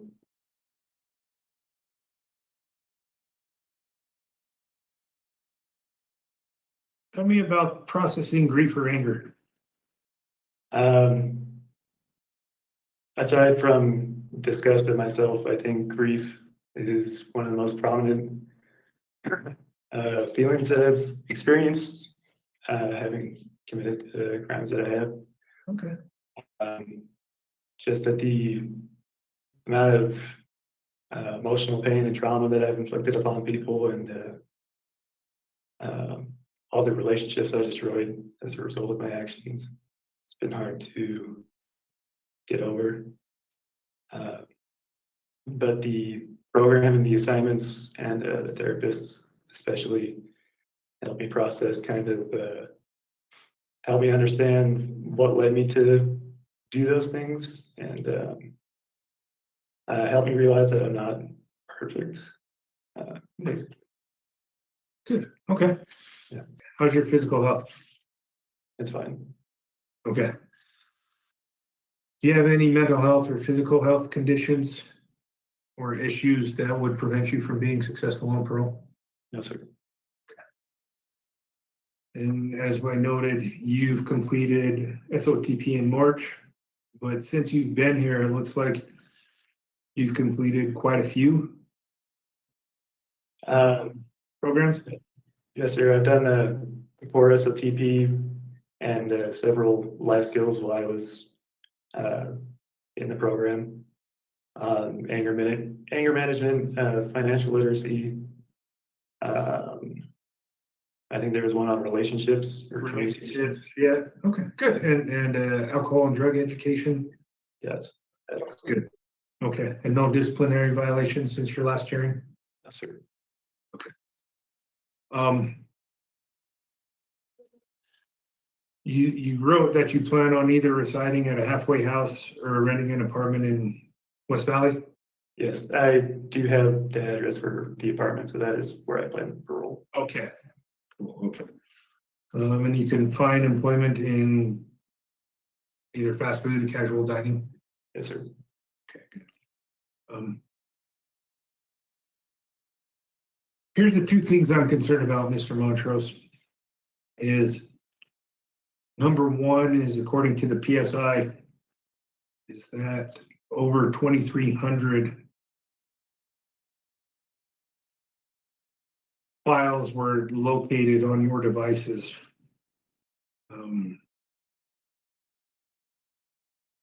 468 identified children and almost 1,800 law enforcement had previously seen. Do you agree to that? Yes, sir, I do. That sounds about right. That is honestly a secondary concern.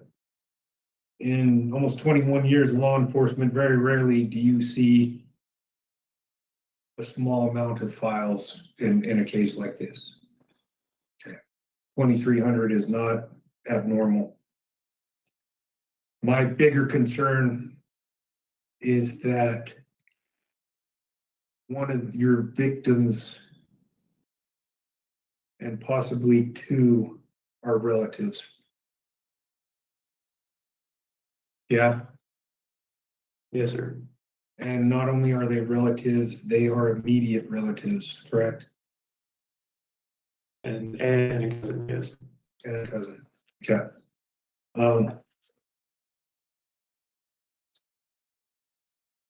Not only am I obviously concerned for their well-being, but also their safety. I am also concerned about your well-being and your safety. Okay. Mainly because you did mention relationships that have been ruined as a result of this. But part of the board's order is that most likely you are not to have contact with those two individuals. Okay. I understand. Yes. I want you to be aware of that.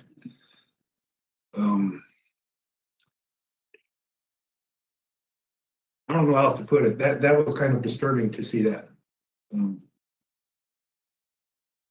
And like I said, not only am I concerned about their well-being and their safety, also about your well-being and your safety as well, okay? I'm not saying it's going to happen. I do not condone it, and I do not promote it. However, if and when you are released, there could be some negative feelings towards you that arise. Okay.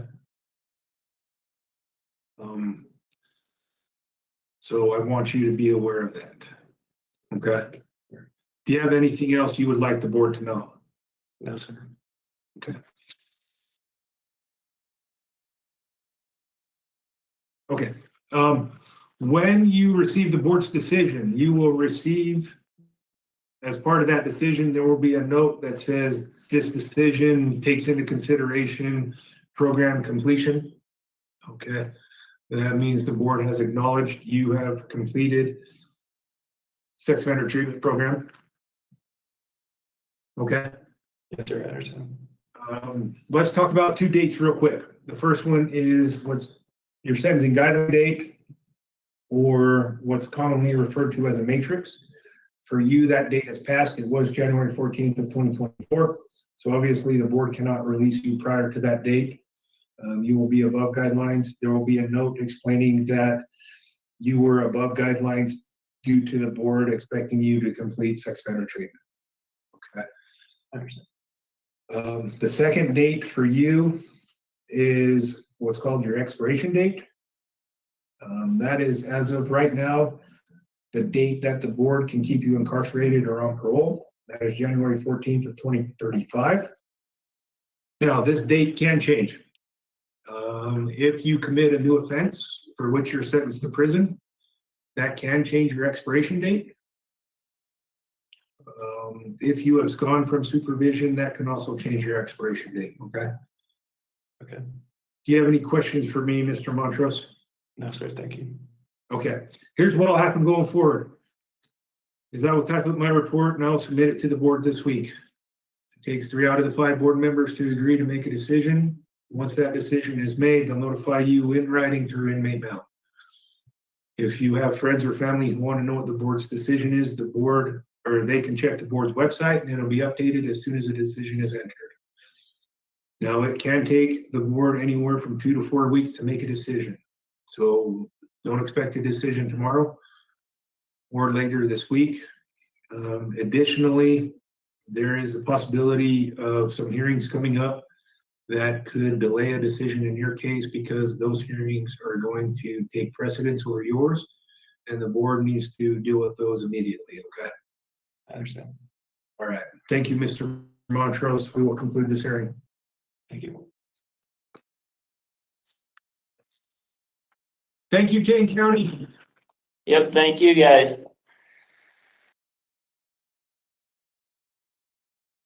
So the Utah Parole Board they granted this roach. They granted him parole actually as of September 24th, 2024. You can't make it up. Keep in mind, he was only convicted on June 19th of 2020. How can you parole a monster that has images of very close family members? We don't know how close. And he gets paroled after 4 years? There is no curing this roach. There is no fixing him with some programs, but Utah did it. And we see this with Utah all the time. You know, he had a 45-year sentence. You know, we're used to seeing 100-year sentence, 200-year sentence, and it's just a gimmick. Here's this, this is 45 years. And he's out after 4. Why? To whose benefit? To what worldly purpose? Oh my gosh. This parole board interviewer, and it's taken, a while to get to, we'll go over the information that we have in this case, but you could tell his disgust. And apparently he was a parole officer and a CO, a police officer and a CO in his previous career. And you could tell his disgust. And I even think he hinted something. He said, even for your safety. This was close family members.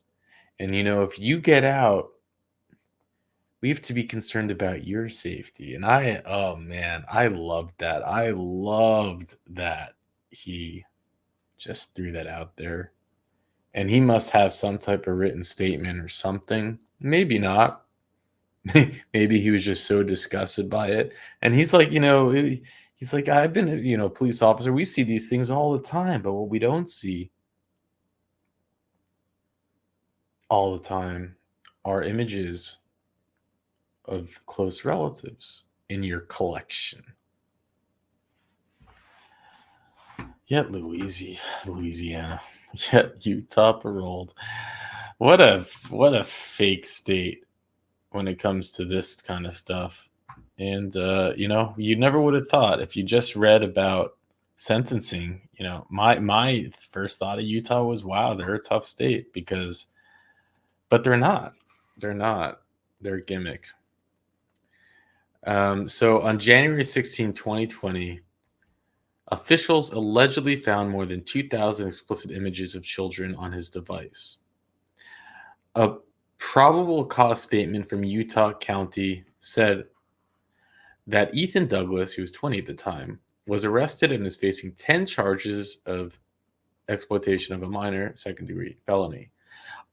Now, let's give kudos to Dropbox. So on September 17, 2018, Dropbox filed a cyber tip line report with the National Center of Missing and Exploited Children regarding an email address, the statement said. Dropbox reported that the suspect user allegedly uploaded 930 files of CTP to a Dropbox account. The arresting officer reviewed the reported images and videos and confirmed they were CP, with some of the videos allegedly featuring female toddlers. And they released this monster. They released him. You know what we should do? I'm a huge fan of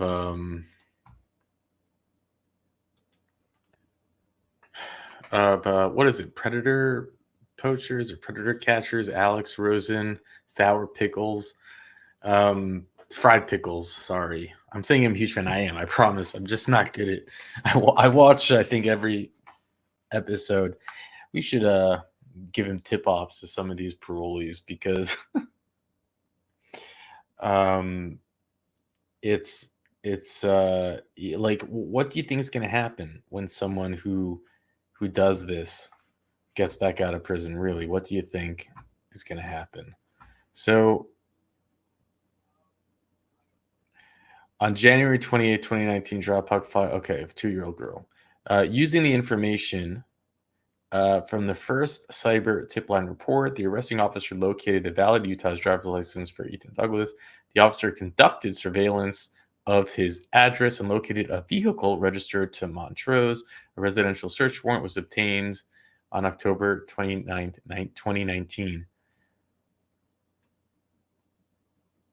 You see, look how slowly things move, though. The first reports filed September 17, 2018. It takes until January 28, 2019 for another report to be filed.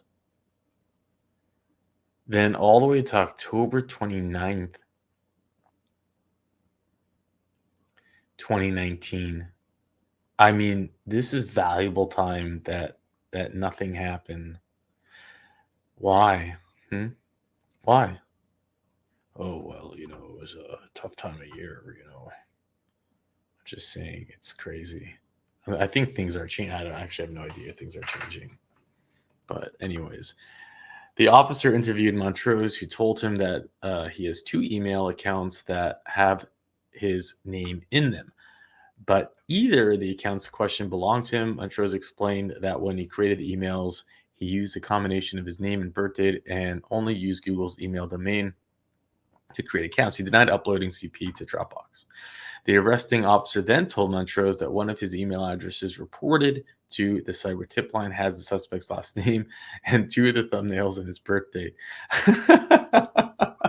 I do love that they're just brilliant geniuses. It's like, yeah, go use an email with your last name and birthday and to do your crime. Good job. After I confronted Montrose with the email reported by Dropbox and uploaded to Dropbox.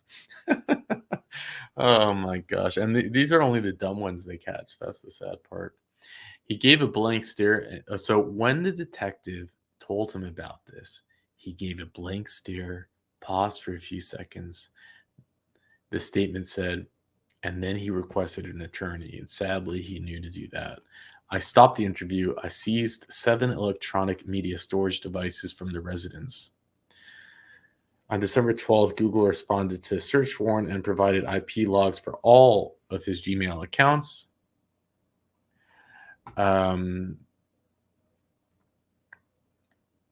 IP address was listed in every county as the IP. A search of the suspect's Samsung cell phone was performed, and the officer found an HTML link that led to an image depicting 4 frames. One of the images within this frame was one of the same images of CP reported to NCMEC. A review of the account and forms showed that Montrose messaged other users and allegedly uploaded over 20 images of a 6-year-old female with whom he held a position of trust. He's one of those guys that we see in Alex Rosen's show who's going on Telegram and dropping, I think what they call these are mega links, and of a 6-year-old. So was it his niece? Was it his... Yep. 6-year-old. Thousands of files of sex abuse material were found on Montrose's device and in his social media accounts. The statement said, I submitted 2,320 files. Montrose was transported to Utah on $100,000 bail. And yeah, I mean, I guess he's going to have to watch his back. That's my guess. And let's see what happens. But Utah does not care about victims. They don't care about protecting their communities. They don't care at all. Because even though a judge, and give the judge credit, give the DA credit, they said they have the evidence, unlike we see in Louisiana and Connecticut, where it's like, well, they have all the evidence, but they only give, 4 or 5 year sentences. But Utah, you might say it's worse. They give a 45-year sentence. They give life sentences with 1 year parole eligibility, even less, and they parole. Why? And this is part of why we do this. Hopefully, we can bring awareness, and awareness will bring change. I do believe that's possible because right now, I don't believe people understand what's happening in their own states. And with that, I'll let you go. Casinos. My dad owned 6 hotel casinos there. It was all run through the Silver Slipper Hotel Casino, and he owned the Sands. He owned Frontier. I can't name them all that without a list. I'd have to see the list. But he owned 6 hotel casinos, and when I want ability with those casinos, like if I want the air for the casino air on, I can activate the system through this system. And when I get out, I'm going to have a capability. I'm not sure where the system I would enter into, like one of the hospitals or something. They've got the capability for the state and all the departments of the state's official capabilities. Do you think he owns those casinos or is he just mad? Well, I'll tell you that he has been locked up since 1977. 1977, and he has not been paroled since. He was given a 5 to 100 year sentence for aggravated kidnapping and SA. And we'll review the appeal and on that crime at the end of this hearing. Now, this hearing, it can determine whether or not he's going to die in prison. So there's a lot riding on this, and I'll share the details at the end. You've been inside for a very long time. I love it. Do you think that do you think you can manage to succeed on the outside? With the right amount of treatment and the right amount of help, yes, I can. Okay, good. But, What about, you've had some problems in prison, and including a recent incident that concerns me. That was a refusal to go back in my cell with the individuals I was living with.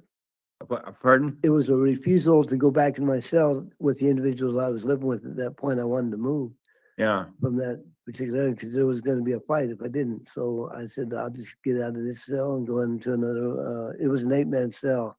Yeah. Well, they characterized that as a fighting assault, but I agree with your assessment. It really never got to that. Well, I got out of there before it did. Did they? Did they have a hearing on that? They dismissed it. Dismissed it. So, and what are you up to now?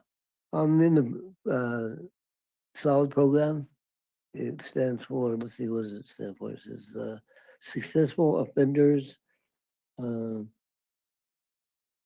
Overall, it's about treatment progress. Mhm. I can't remember exactly what it stands for, but it's a solid program. I'm sure you've heard of Yeah. it. I hear good things about the solid program. It is a pretty good program. I've been in programming since I've been in prison. A number of programs. I've been in the revamp program, which was a sex offender program. I started in the revamp program. I did about 1.5 years in there, and then I got out of that one when I was put into the Advantage program, the Phoenix program. These were all mental health programs. So from that point on, I was in group therapies with Dr. Carlisle. I was in therapies with Dr. Austin. Those are the old psychologists and psychiatrists. Dr. Rowe, there's the old Sure. psychological doctor for the prison. Yeah, I'm sure. I've been programming, but I have not been in the living program with the sex offender treatment programming, except for the revamp. The rest of it's all been mental health, and I've tried a couple of times to get into the sex offender programming, but it didn't wash out. They don't want me in the sex offender program. They say I'm a mental health inmate and I need to be in the mental health program. Mhm. And that's why I've been in all the mental health programs that they've come up with. that And prison officers in. are you currently taking any medications? About 10 medications in the morning and 3 medications at night. I've got kidney, psychiatric, and heart medications. Mhm. How many at night? 3, Uh-huh. 3 or 4. I think I take 1, 2. No, I take 3. Tylenol. That's a lot of medication. You think they're helping you? The medications are necessary. I don't know as far as the changing would be because I've been taking the medication since I came into prison. Dr. Kiger told me the day I walked through the door at Draper, he said, "You're going to take this medication one way or the other. You're going to take it in the mouth. You're going to, go from there." Mhm. And he said, "You will take the medication. That's all there is to it." Back then, they didn't have hearings for forced medication and stuff like that. They just forced you. If they wanted you to take it, you was going to take it, or they'd hold you down and give you a shot. Mhm. And I've got held down a few times to be given a shot because I refused medications. I'm addicted to the medications now. Without those medications, I get sick. I get very violently sick. It could possibly kill me if I stop taking the medication. So I don't neglect my responsibilities to take those medications. Mhm.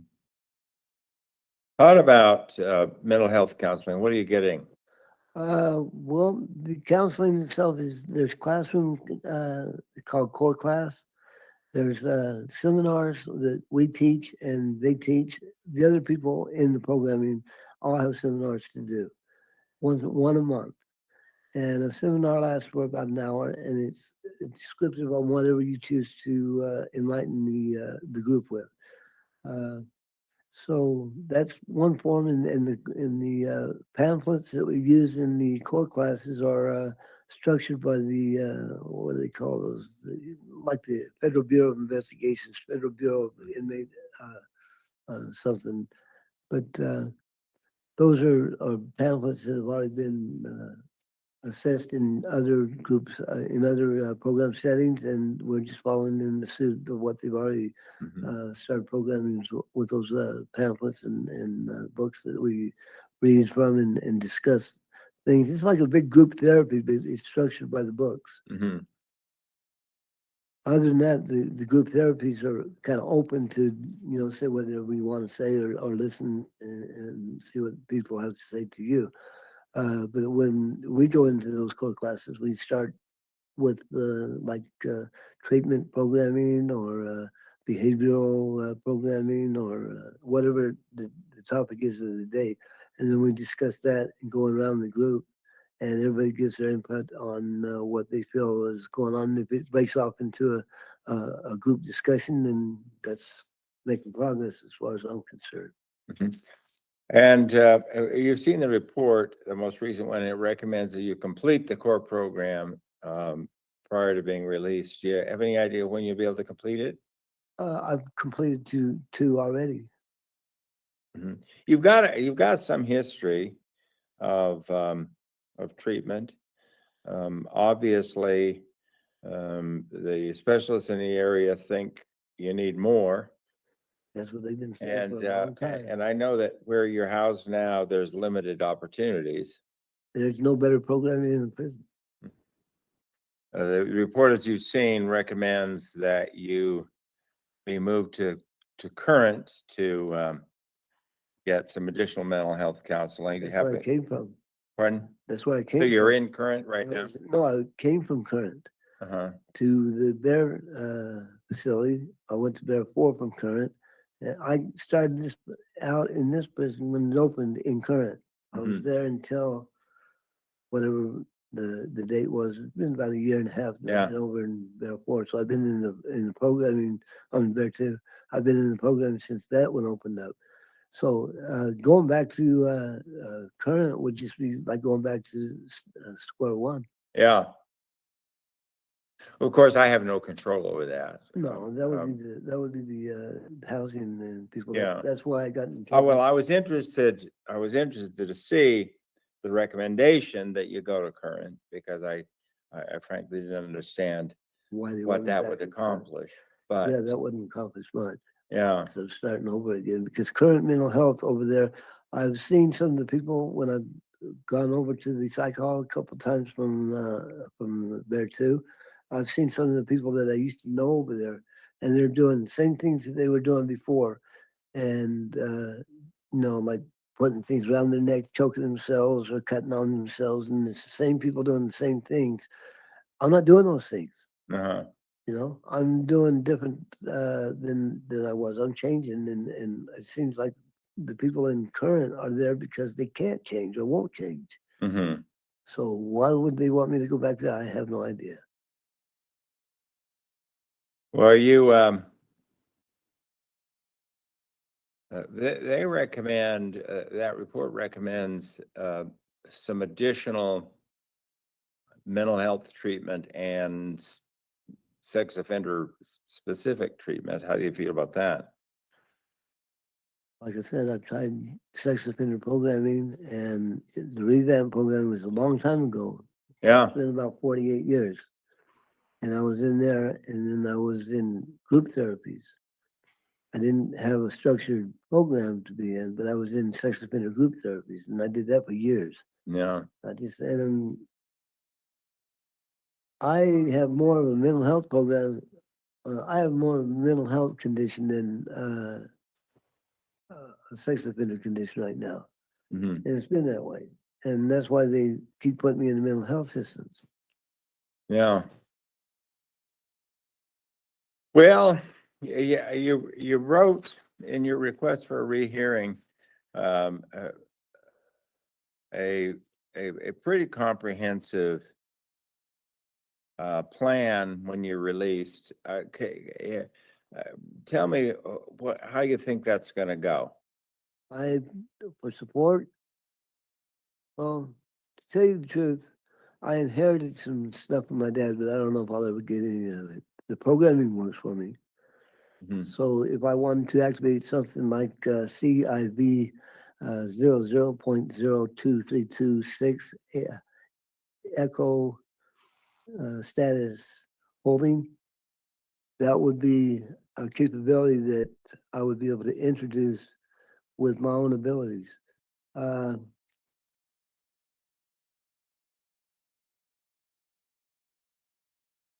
So you have any ongoing contact with family members? No, not at the time. My mom's dead, my dad's dead, my brothers are dead. I found out before my mom died that Jack, who's listed as my dad, is not my dad. Howard's my dad. And that's where I got the inheritance from. It's from my dad, Howard. I was there on the weekends with him, and I lived in with my brother Jack, who at that time I thought he was my dad. I lived with them during the week. My dad was named Howard Hutchison. He also was known as Howard Rivard Hughes Jr. And he left me He left me Summa Corporation, and I got that through the tablet and the legal part of the tablet. They'll converse with you if you type it fast enough. They'll you can stay up with the program. But anyway, I won my case in a civil suit through a jury trial through the tablet, and they give me the inheritance of my dad's estate, Summa Corporation. Mm-hmm. That's how I'm able to activate a lot of the stuff that I do. Like I'm sure you're gonna ask me about the air. Those things are something that my dad's ability gave to me. He gave me the codes and the capability there. I just programmed a tablet for the officers and the staff here. It will turn the air on. So if I'm released from prison, I won't have to be the one to turn the air on. It's in the programming of the tablet, and that's all that tablet's good for anymore. Mm-hmm. They push the buttons in the right order as I show them to do that, and it'll come on and it'll stay on until it's turned off. 24/7 because it's not on the identification process of the programming anymore. That's where you got to hold it up in front of you and it takes a picture of you and gives you recognition and lets you into the programming. This, I got out of that programming and re-established the programming in the tablet so that it's just straight up. It's a Chinese system is what I got into, and I utilize the Chinese capability in the United States of America's programming system to articulate the ability to get what medications and treatment that the program will allow. It's pretty good stuff. It was pretty good. So where would you live if you're released? I'd like to go to Salt Lake for a while and get on Social Security and get on Medicaid, Medicare. I'm almost 67. I'll be 67 in January. And I think 66 is the senior citizen age that you can start on those. Once I'm there, I was thinking about either going to Las Vegas and living in one of my hotel casinos. My dad owned 6 hotel casinos there. It was all run through the Silver Slipper Hotel Casino, and he owned the Sands. He owned Frontier. I can't name them all there without a list. I'd have to see the list. But he owned 6 hotel casinos. And when I want ability with those casinos, like if I want the air for the casino air on, I can activate the system through this system. And when I get out, I'm going to have the capability. I'm not sure where the system I would enter into, like one of the hospitals or something. They've got the capability for the state and all the departments of the state's official capabilities. So hospital might be a place I would hang out to just to get my air, because without it, I'd get just as sick with if I stopped taking the medications, because there is a definite medicated capability within that process there. I'd get sick. As you're 67, theoretically, at least you're at retirement age, and I take it you're not, other than having some expertise, you don't have any plans to get employment? No, I'm not. I would like to be able to live in one of my hotel casinos and run the show from there. That would be just my stuff. Sumo Corporation. Sumo Corporation owns quite a bit of stuff. It started with Safeways food stores, and from Safeways he built on and added and got bigger and bigger and bigger until he had an estate. And that estate is now it's not in process anymore because, like I said, through the tablet, it was a jury trial. The judge, one of the judges in Utah is what's his name? Beecham, Judge Beecham, and he handled a lot of the cases. I told him where the money was in Walker Bank. I gave him the account because my dad gave me the account number. He got the money out of the Walker Bank account and got the documents and the deeds to all his properties out of a safety deposit box. I talked to him about that on the tablet. So I didn't go to a trial like this where we're in person, face to face, but I could type to them and they'd type back. And what's Beecham's first name? Let's see, I think it's George H. Beecham. Yeah. So you've answered all my questions. Is there anything that we haven't discussed so far that you think the board ought to consider? Well, you haven't asked me if I plan on reoffending or anything like that. And my answer to that would be a definite. I have. Well, I've seen. I've read your written report, and you've shown some insight into your past problems, and indicated that you think you've managed to get past the point those. where I think I would rather not hurt people than hurt people. And So, and what do you think it'll take to achieve that? I mean, I'd like to think that you wouldn't have any temptations, but you have a serious history, and I'm wondering whether you have any specific ways that you intend to avoid further problems. being around people. That's one of my biggest problems is antisocial behavior. Not so much as a mental health program process, but antisocial is you don't want to be around people and you don't want to associate with people a lot. And I think that's also in the report that they think that I need to be around people. Yeah. And that, I think, is one of the biggest indicators of what my actions will be as far as making decisions about what I'm going to structure my life with. If I've got people around me, it'll be a lot easier to structure what I do than if I don't have people around me. Yeah. If I'm all by myself and I'm sitting there, I'm gonna smoke cigarettes, I'm gonna drink coffee, I'm gonna watch TV and listen to radio, I'm gonna pace around the house, whatever the case will be. But if I'm around people, I'll be actually interacting with someone, and that keeps your mind busy and keeps your focus a little more. I think that sounds like a good plan. Well, Anything else we ought to consider? I'm done. All right. All right. If that's all, we'll conclude the hearing. Thank you. You'll be hearing from us. Thank you very much. Okay, I'm a little bit embarrassed to admit that I did Google the name and different variations, like hotel magnet and Melana. There's not even anything close. So no, he doesn't own hotels, and also Utah denied. And thank you, Sir Richard, for providing the results. And they actually wrote a paragraph onto why they denied it. Sometimes it's copy paste, sometimes it looks like new writing, and this looks like new writing. And they said that. After reviewing all the information submitted and the information from Mr. Mellon during the rehearing, the board does not find sufficient cause to grant the determination request. The board considered Mr. Mellon's institutional behavior, relevant risk assessment, and overall treatment and programming. The board finds Mr. Mellon currently poses too much risk to public safety to consider his release. Accordingly, the board denies redetermination request. No change to the expire life decision. So oftentimes we see where they create a new parole hearing date, but no.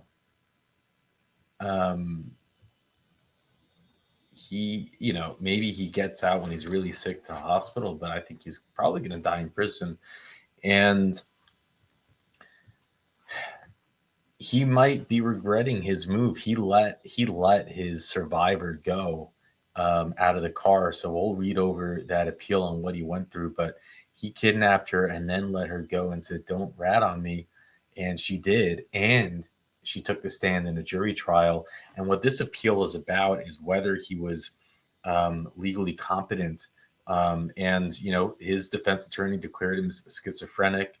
And the prosecution, I think they ended up saying, no, he's capable of standing trial, and they attacked his witnesses, and the jury found him guilty. Now, I mean, I think it's pretty safe to say that he's not mentally there, but it doesn't mean that he should ever be out in the public. Now, I guess the other question is, does he belong in the psych ward? And I don't know much about this. I know that the U.S. closed all their psych wards, and I'm not sure that he'd want to be in a psych ward anyways. And I guess they have a psych division. That's why in Utah. But I'm getting out of my.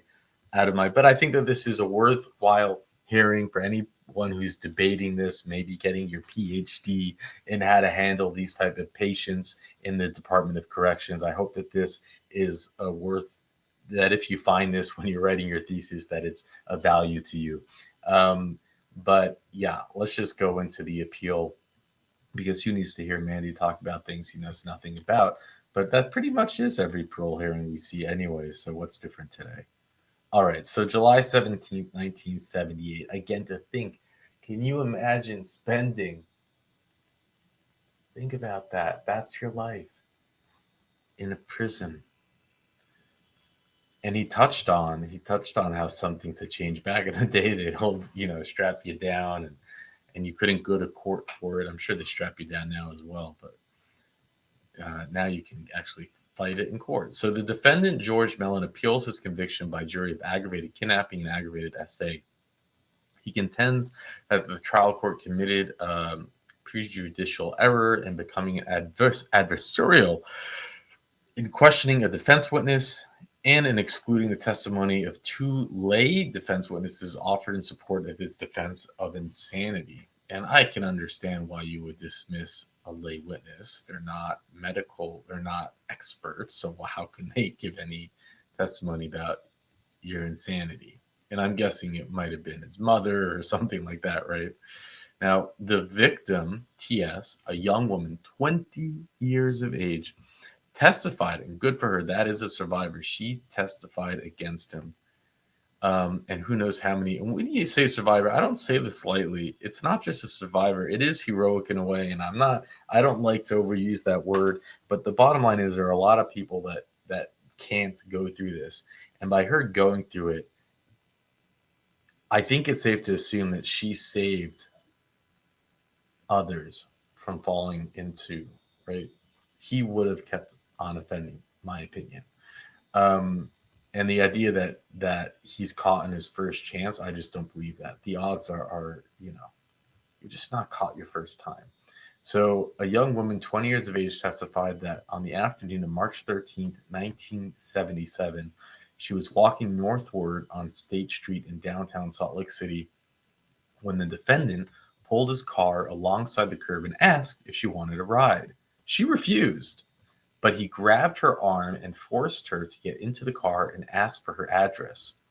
He drove there, stopped momentarily, then quickly drove away. Inasmuch as the appellant's brief does not disagree with the state's version as the facts, we spare unnecessary detail. The victim says that the defendant put his hands on her throat, threatened her life, and thus, by fear, compelled her to perform. And it's interesting they use this word. I don't know if this is a 1977 word or a Utah word, but this is the updated version of what he forced her to do upon him. Whereafter he drove back near her home, again threatened her, warned her not to contact the police, and let her go. And Sir Richard has in the notes, I bet you he wished he didn't let her go. As a result of the inquiry and investigation, the defendant was arrested on May 4th, 1977. So how long did it take for him to get arrested? July 17th. No, that's not. May 4th, 1997.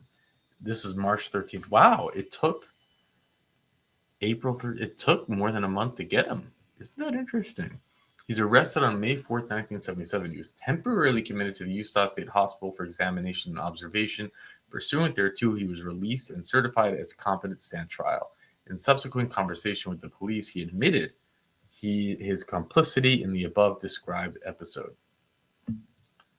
And to think all he would have had to do and that is ask for an attorney, and they probably wouldn't have gotten him. But who knows? It was a jury trial. So the defendant's first contention relates to the testimony of the psychiatrist and Dr. James Whitten, who examined him in August 1977, thus 5 months after his crime. He diagnosed the defendant as being affected by paranoid schizophrenia and stated that it was his opinion that the defendant was legally insane at the time of the offense. After cross-examination, the judge questioned Dr. Whitten as follows. The court: I take it, doctor, that you make your diagnosis of the mental state of an individual based on his behavior pattern as certain time as to what he says and what he does in your experience. Is that correct? Again, this is the judge asking, not cross, not the prosecution. A, that's correct. Mostly his thinking at the time.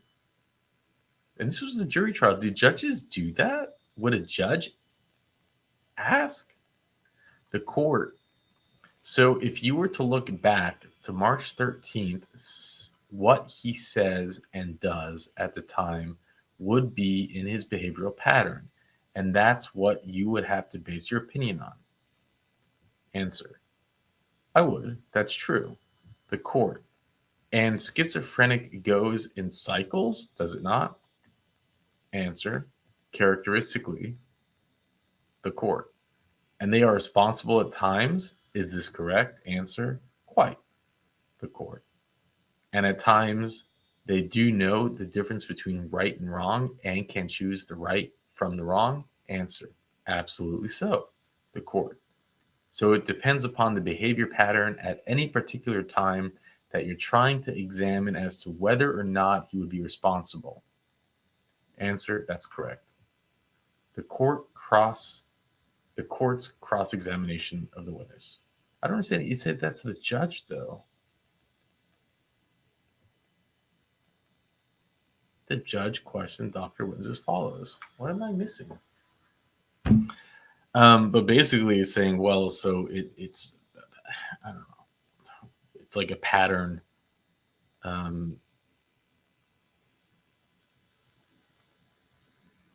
Okay, so the following observations are to be made in regard to the defendant's attack upon the foregoing procedure. In addition, the important right to have access to the court, it's equally important that the court be a fair and impartial and committed to the purpose of seeking truth and doing justice without bias or prejudice, fear or favor.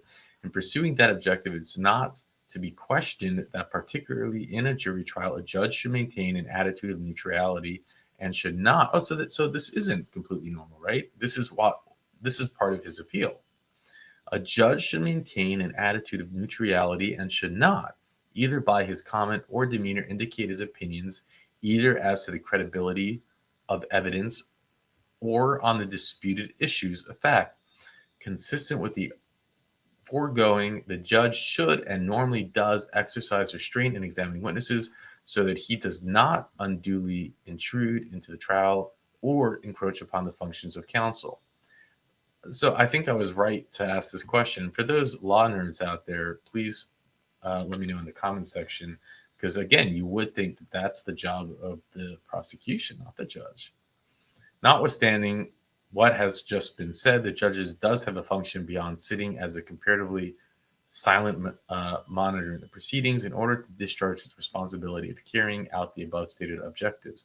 It is within and when you write the comment, if you can @ me, YouTube notifies me that way. Otherwise, I'll probably not see it, unfortunately. It is within the prerogative to ask whether the questions in the witnesses is, in his judgment, and necessary to desirable, clarify, explain, or add evidence as relates, blah, blah, blah. The judge, Dr. Wynn, blah, blah, blah. Exclusion of evidence from insanity. After Dr. Witten testified, the defense indicated its intention to call a lay witness.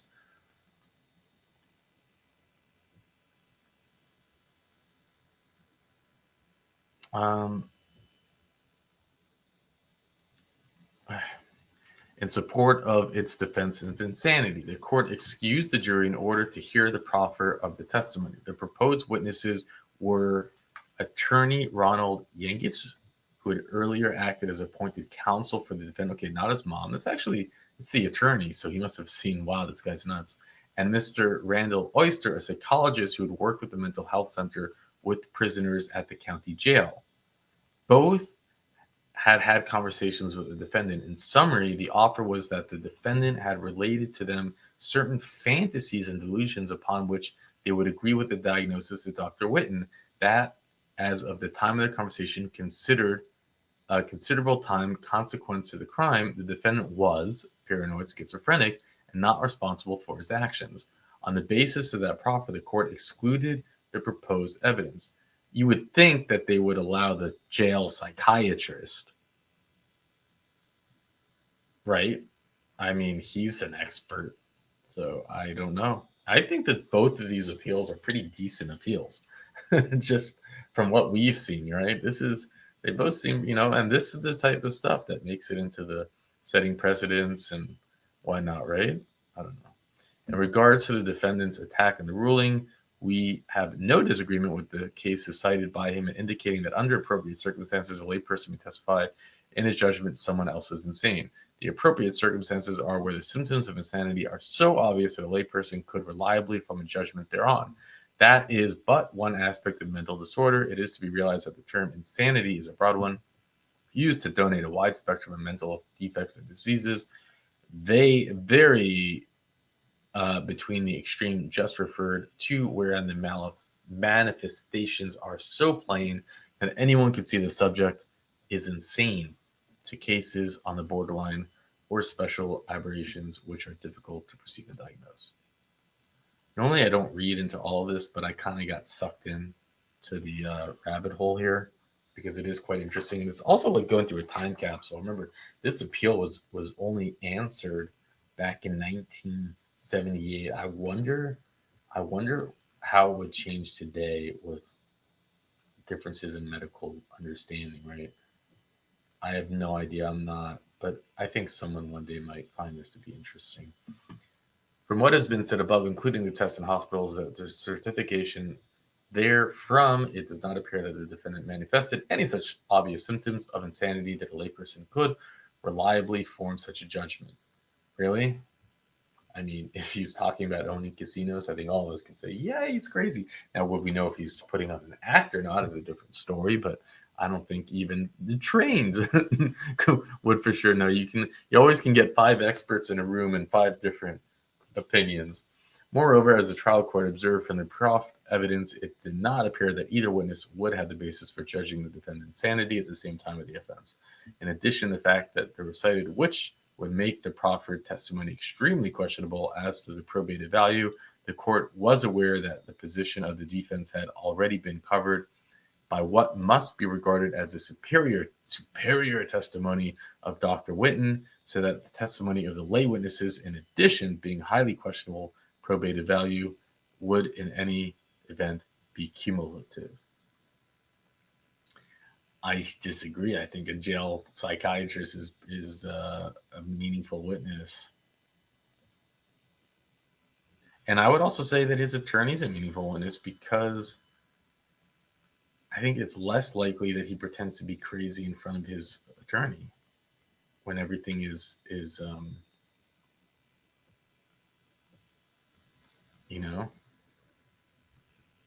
because of his special character evidence relating disorder of the mind. The general rule is that the trial court considerable latitude discretion in ruling of such evidence, and that they should not be disturbed unless it clearly appears that he abused his discretion and thus committed the error in which prejudicial to the evident, and that there is a reasonable likelihood in the result would not be different in error, blah, blah, blah. Okay, we're at the end. So let's just get to the end. For those of you who are still watching this, I salute you.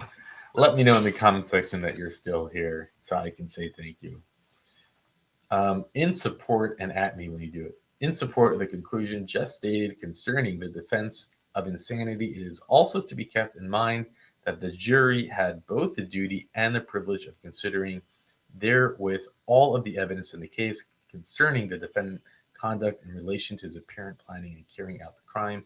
It hardly needs to be 50 stated that there is ample basis therein upon which they could believe beyond a reasonable doubt that his claim that he was insane to the point of non-responsibility at the time, but attempted to delude them, and that he knew very well both the nature and the evil of this violation upon this young woman. I really, when I'm reading out loud, sometimes I have no idea what I'm saying. So what did they just say? There's ample basis which they could believe beyond a reasonable doubt that his claim that he was insane to the point of non-responsibility at the time was but an attempt to delude them. Okay, so they're saying blah, blah, blah, blah, blah, but then they conclude that he knew very well both the nature and the evil of his violation upon this young woman. There is shown no error in prejudicial defendant that would warrant overturning his conviction.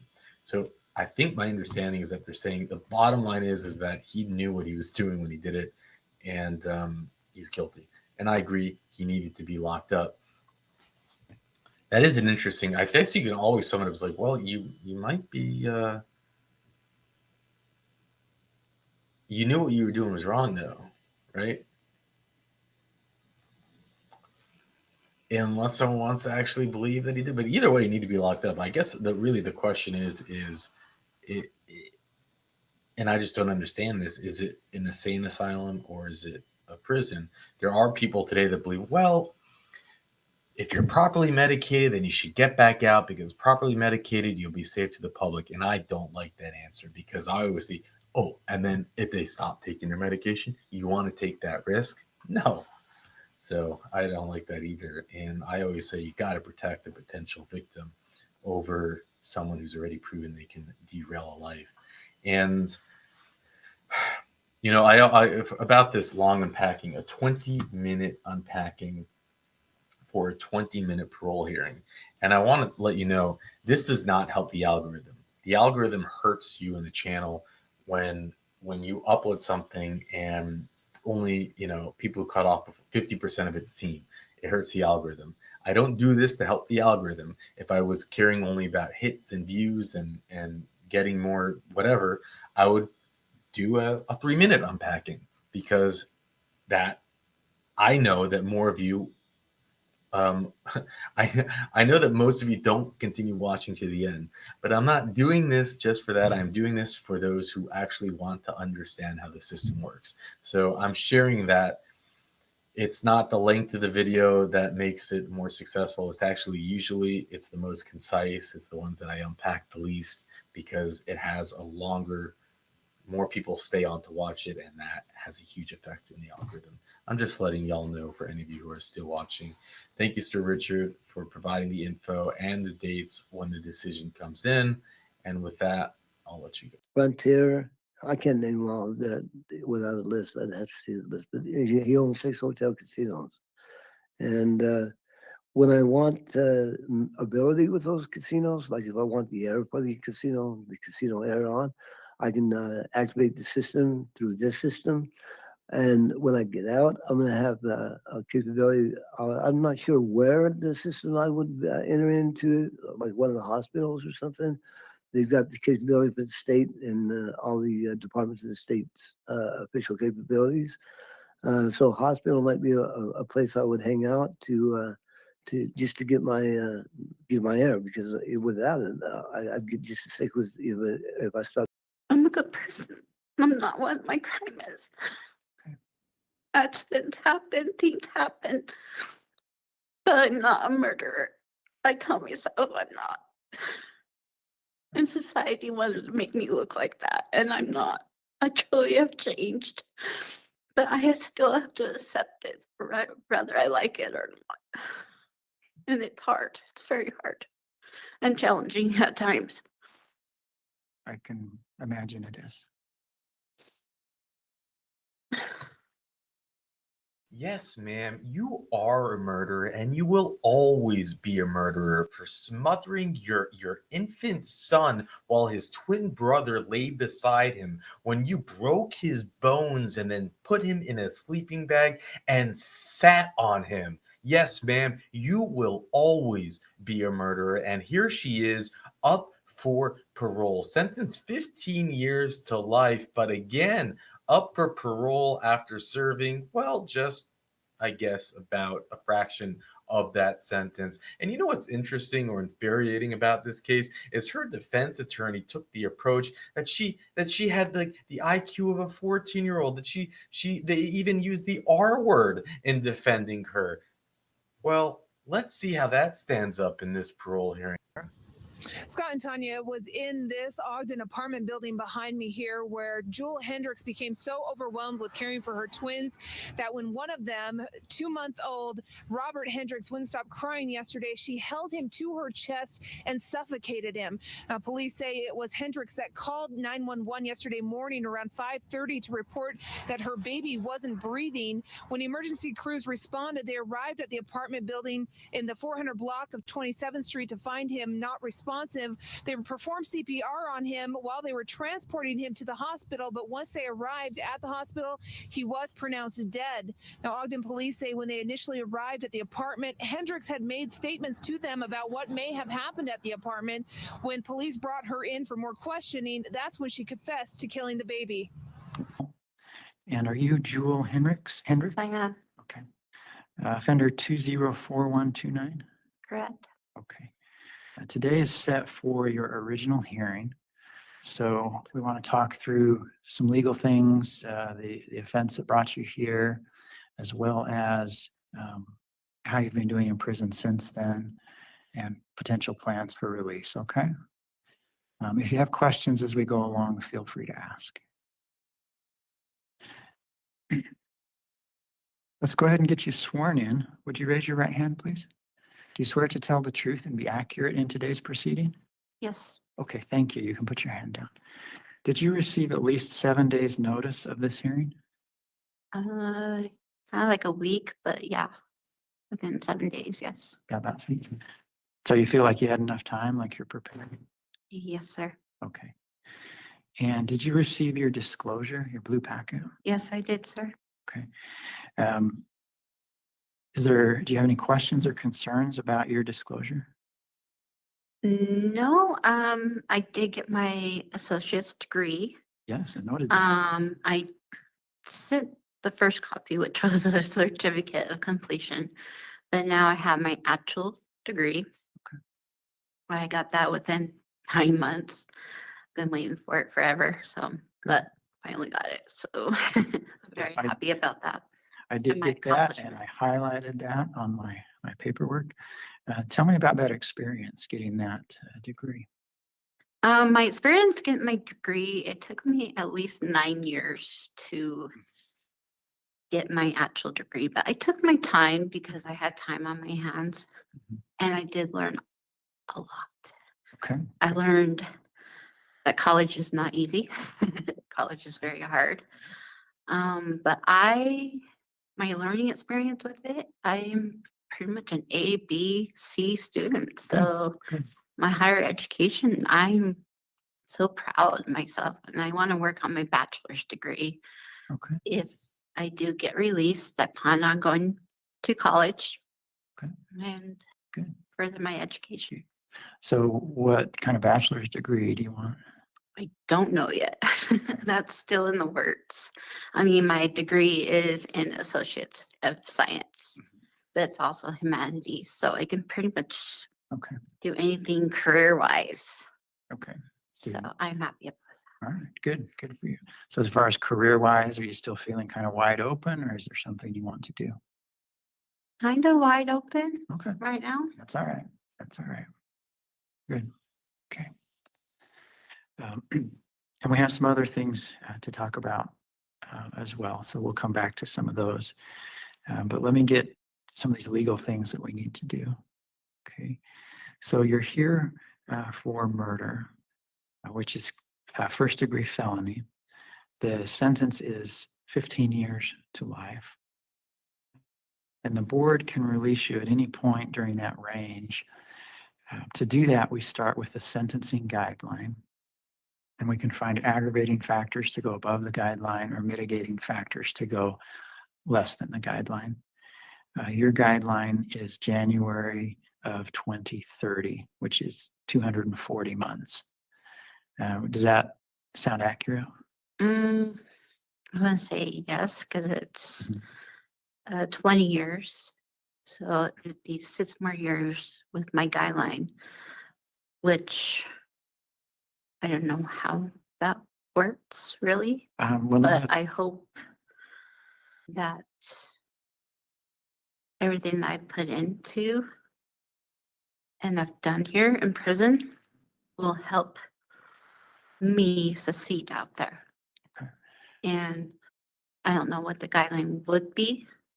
I just know it'll be 6 more years and I tell myself I can do it, but then I'm like, I just want to be released because I want to get back out there into society and be a member of society and get myself well and have the support that I need to succeed off of parole and to be a better person. Because I tell people I'm not what my crime is. I know what I did was wrong and I take full responsibility. I'm a whole changed person now because coming to jail and prison, I've learned a whole lot about myself and how to change myself and my behaviors.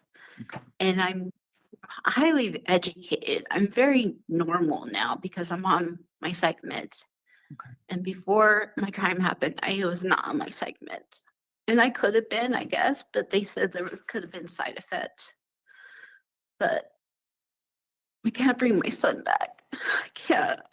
I really can't. It's going to haunt me for the rest of my life. But I know it's a sad, sad story. But you know what? I want to get back out there into society and get back to my community and do what I can to become a citizen again to society. Okay. And to work on myself and to be sober. And you've said a lot of important things, and I want to make sure we cover those thoroughly in today's hearing. Okay, so we'll definitely get those on the record. As far as the guideline, you said 20 years, which is 240 months. So that's exactly the same. You get credit for time served. You had 597 days. So I think that's where you and I are a little different. When I said 2030, which is not 6 years from now, that's 5 years from now.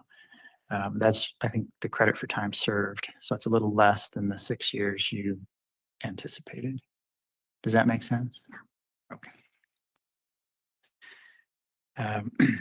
I guess just by way of note, we're at 15 years right now.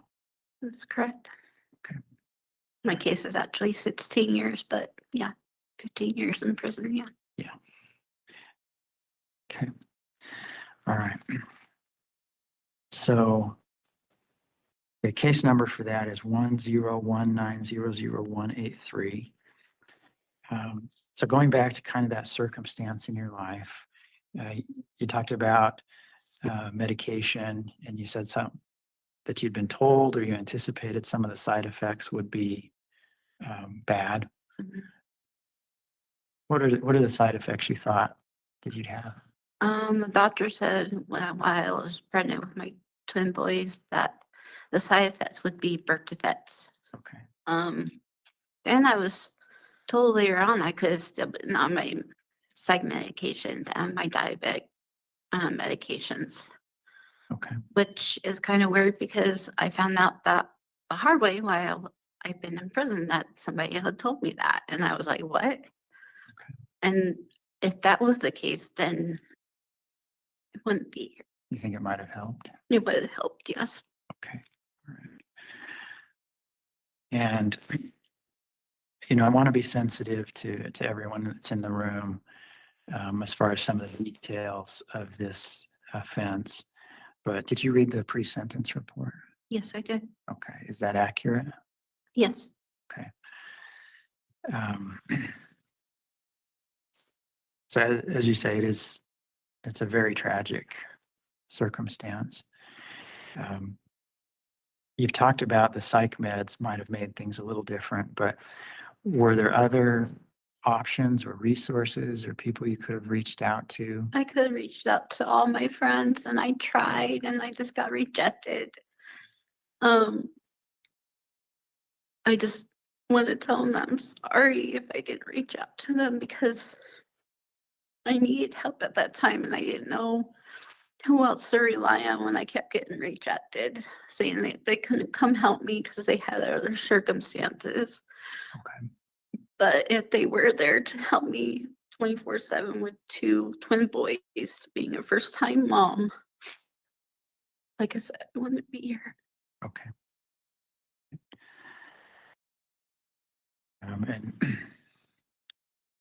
And again, I don't want to go into too many of the details about what happened, just to be sensitive to that. We don't have a claim for restitution. Are you aware of any restitution on this? No, I was told I didn't have to. Okay. By my public defender at that time, Ryan J. Bichelle. Okay. Well, none was ordered, and at least according to the reports, it was paid for. The funeral was, or the cremation was paid for by other. Being paid over. Yeah. We usually make a note about whatever the restitution is on our order.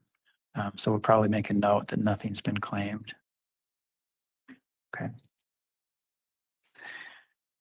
Is there anything else that you want us to be aware of regarding the offense? That I had postpartum depression upon depression, and I did not mean to take it out on my son. I meant to take it out on myself. But well, I was pretty much lonely. I couldn't handle a lot of things. I wasn't all there. The way they mentioned in the packet, my case, be a retard, which it's not nice. But I can understand where they're coming from with that because I do suffer from mental illness and a learning disability. But that's besides the fact that I know what I did was wrong and I really didn't mean to. I just wanted to pretty much just take it out on myself, and I took it out on my son and I didn't really mean to. Okay. And I I said, I can't bring him back. All I can do is look forward to my future, and I know this is gonna haunt me for the rest of my life, but I did love my son. Yeah. I really did. It's a lot to bear.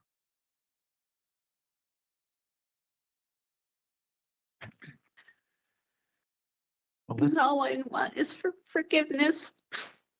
And be a better, just be a better person. To my family and my friends that do care about me, that one is are my support system still. To this day, they still are. And they all care about me. They all want me to do good. Even when I get released, they want me to do good. They want to be there for me. They don't want to see me suffer anymore because they know that I'm a good person. I'm not what my crime is. Accidents happen, things happen, but I'm not a murderer. I tell myself I'm not. And society wanted to make me look like that, and I'm not. I truly have changed, but I still have to accept it, whether I like it or not. And it's hard. It's very hard and challenging at times. I can imagine it is. That's why I requested to go to a treatment center, because I know that they'll help me rehabilitate out there. It's felon friendly. Even my friends, hopefully they'll accept me. And even if they accept me, I'll be on my best behavior. I don't plan on being a reoffending person. Well, I can tell you do have good support. And we want to make sure we cover some of these. You talked about being a changed person. We want to make sure we talk a little more about that today too. Okay. So let's move forward to your time in prison. And go ahead and take a minute if you need to. That's fine. So for when you're in prison, they do some things with you. One of those is a risk assessment, the LSR and R. Do you remember doing that? Oh yeah, 2 times I did with my case manager, Jensen. Yeah, and just did one this month. Yeah, it was like a checkup, basically, you see how I was doing and progressing. Okay, so those risk assessments have domains, areas that can be risky for you, or that could be a strength for you. Did you go over that with your case manager? Yes, I did. What do you think about the risk areas they talked about? I think some of the risk areas is just making sure that I don't fall back on like reoffending or not obeying direct orders. I've only had it says I have had only 2 write-ups being incarcerated. So those are kind of risk factors. I read back on those and I was like, oh, I was pretty much dumb. I was being stupid at the time. It was stupid stuff, but I learned my lesson. And another risk factor is I don't want to get addicted to drugs anymore. That's why I put no drugs so far, because I want to stay clean and sober. I want to have to take my troubles out and do drugs and then get caught and then come back to prison. I don't really want to do that. I don't even want to drink anymore. I don't want to smoke anymore. I just want to be clean and sober. I just do. Okay, so you're committed to doing that? I'm committed to doing that. Yeah. Treatment will help me. AA meetings, NA meetings. I've been to several of those being incarcerated here at the Utah State Prison. Yeah. I've been able to just have that support with them as well. And they've given me a lot of pointers as well as to stay clean and sober. And I like that, that makes me feel good. And if I have to attend groups, I will. I'll do the best that I can to stay clean and sober, because I don't want to be involved in drugs anymore or be around drugs anymore because of the trauma I've been through, especially in here. I've seen it, and I'm just like, Yeah, it's not an easy no, place. no, Yeah. I can't. Oh. Okay. Even though I've heard horror stories, that's not for me. And I do want to talk about more of those things as well. Make sure we get that. So with your case manager, they put together a case action plan. Did you do that together? Yes, sir. Okay. So it has some goals on it for you. Some that you've already, well, several that you've already successfully completed, but tell me about your case action plan. Well, my case action plan when I first started at prison was kind of different. They just wanted me to be able to get my education done, life skill classes, and a job, basically. And I've done all those to keep myself busy and out of trouble. And they played a big part in my goal setting and to help me be a better person, especially the life skill classes. I mean, those classes are amazing. And I still wish that we had more here at the new prison. But those classes did take a good benefit on me and change me to the person who I am today. Okay. Well, let's talk about that. I have about 2.5 pages of classes, lots of successful completions on there. So I appreciate that you've put in that work. Of those, can you tell me about one that you felt like was really helpful? I think MRT, because I wasn't really capped for it, but I wanted to take it because I wanted to see what it was all about. Because I've always heard, oh, MRT is so awesome. It'll help you. Well, back then in Draper, they said it was a time cut, but now it's not. But that it's still recognizable to you board members, knowing that I'm willing to change my behaviors and to look forward to my future and what I want to do. And it helped me a lot. It helped me a lot to change. Okay, good. It made me think more outside the box than inside the box. Okay. Yeah, and we do consider, you're talking about, there are some programs that are a mandatory time cut, but the board does consider all the classes that you take. So, I appreciate that you made the effort to. Well, I had nothing else to do but work on myself while being incarcerated. Okay, well, especially in jail. Yeah, I mean, you still have the choice to either try to do positive things while you're here and stay busy with good stuff, or to get involved in things that you shouldn't. So there is a choice. I am in the Inspire program. I don't know if that was mentioned. It's a good program so far. They're still trying to get up and running, but there's a few things that I am hopeful for the girls that are going to be staying in the program. Okay. Even for myself for a minute,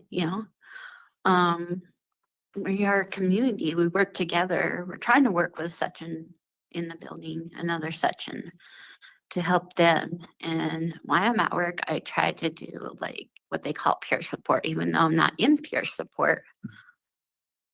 I feel like I'm still helpful to other girls. Okay.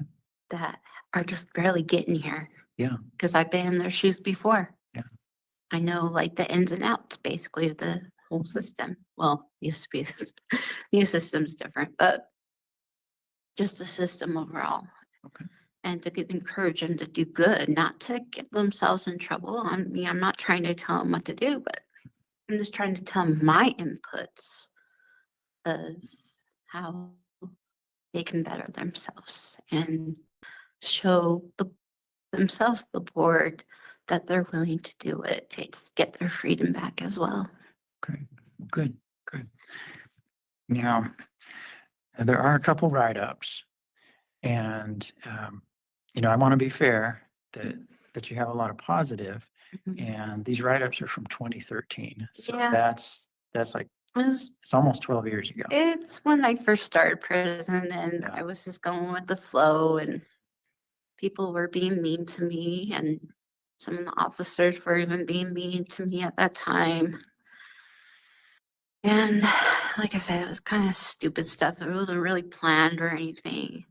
It was just me having outbursts at that time and really bad behaviors of just people being mean to me, calling me names and not understanding where I was coming from.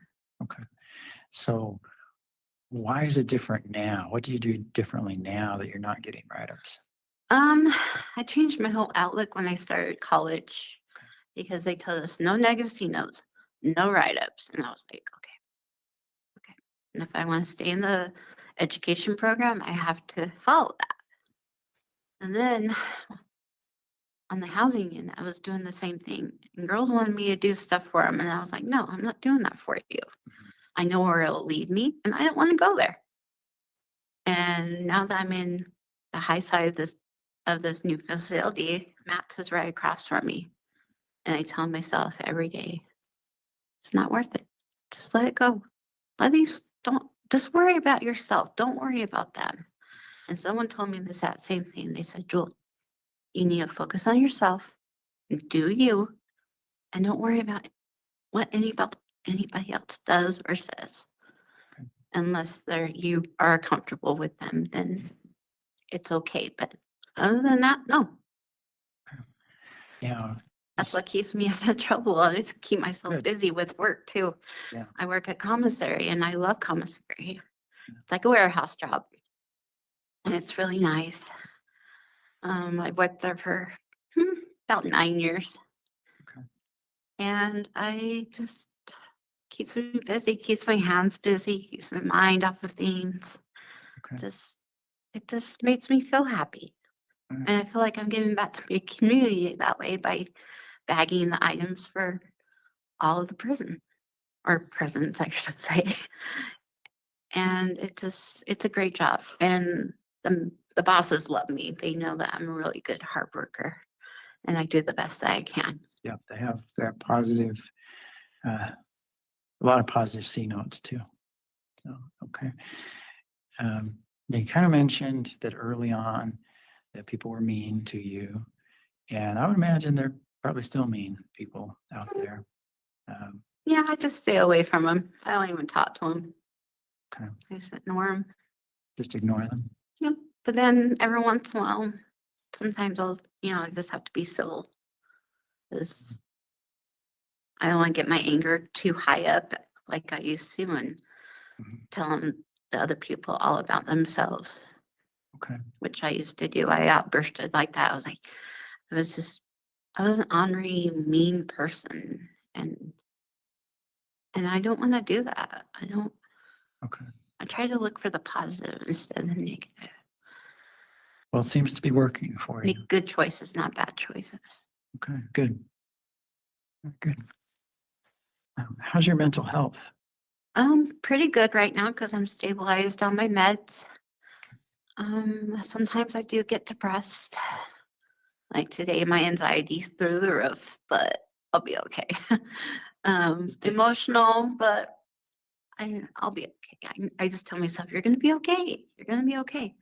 And then I just try to find something that I love to do, and then okay for the rest of the day.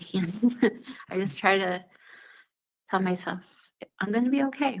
And if I do get depressed or something, I tend to go walk or even go outside, get some fresh air. Okay. And just compose myself and calm my nerves. I also do meditation. Meditation's really good. It helps with my mental state as well. And I like nature, so I like being outside, especially the sun. It helps with my mental health as well. I was getting natural vitamin D, Yeah, get that sunlight. so it keeps me sane.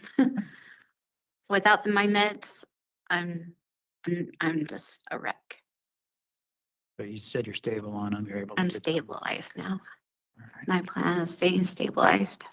Okay. Well, let's talk about potential plans for release.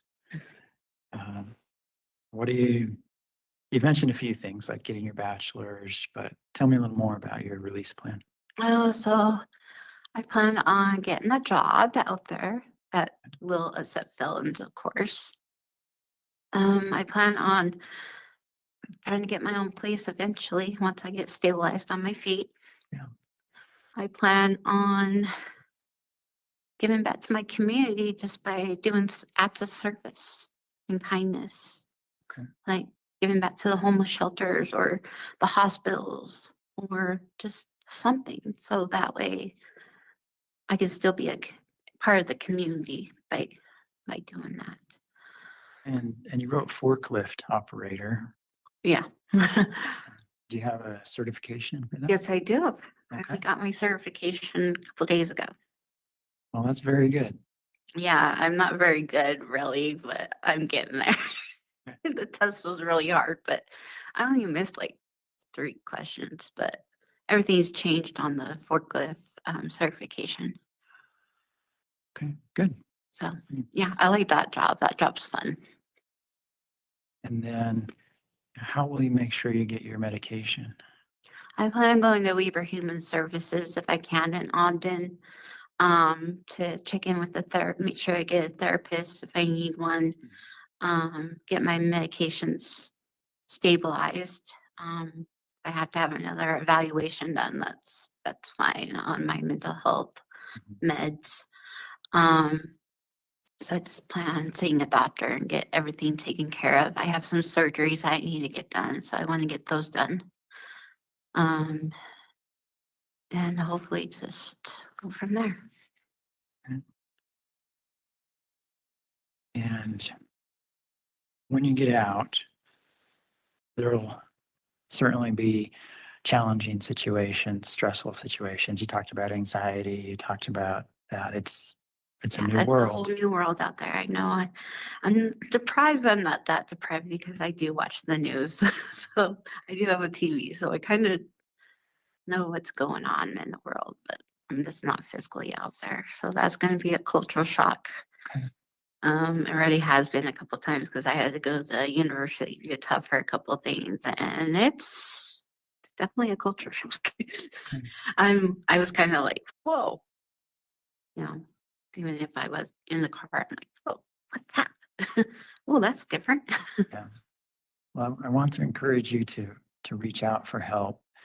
Because you said that was one of the things you felt rejected when you did ask for some help. And you're a parole agent. If you start to struggle with things, it's not working out, make sure you reach out to the agent early. Don't wait for things to get bad. Oh no, I plan And to be honest and truthful with them. yeah, and you talked about friends and that they would help you too. So I'm sure you have some options, but you have to do that. Yeah, I just want to say that I've gained a lot of experience being incarcerated. That's for sure. I've learned a lot about the law while being incarcerated. Okay. I'm pretty smart now, so I tell myself every day, you're smart. You're not dumb. You're smart. And all my friends at work tell me, you know what? You're gonna do awesome. You're awesome. And that just encourages me to be a good person, Good. Inside and out for everybody I love and care about, even though I've had family members die in here. I know that they would be very proud of me right now. Okay. Very proud. All right. I lost my grandma not too long ago. It's gonna be like 2 years here in a little bit. And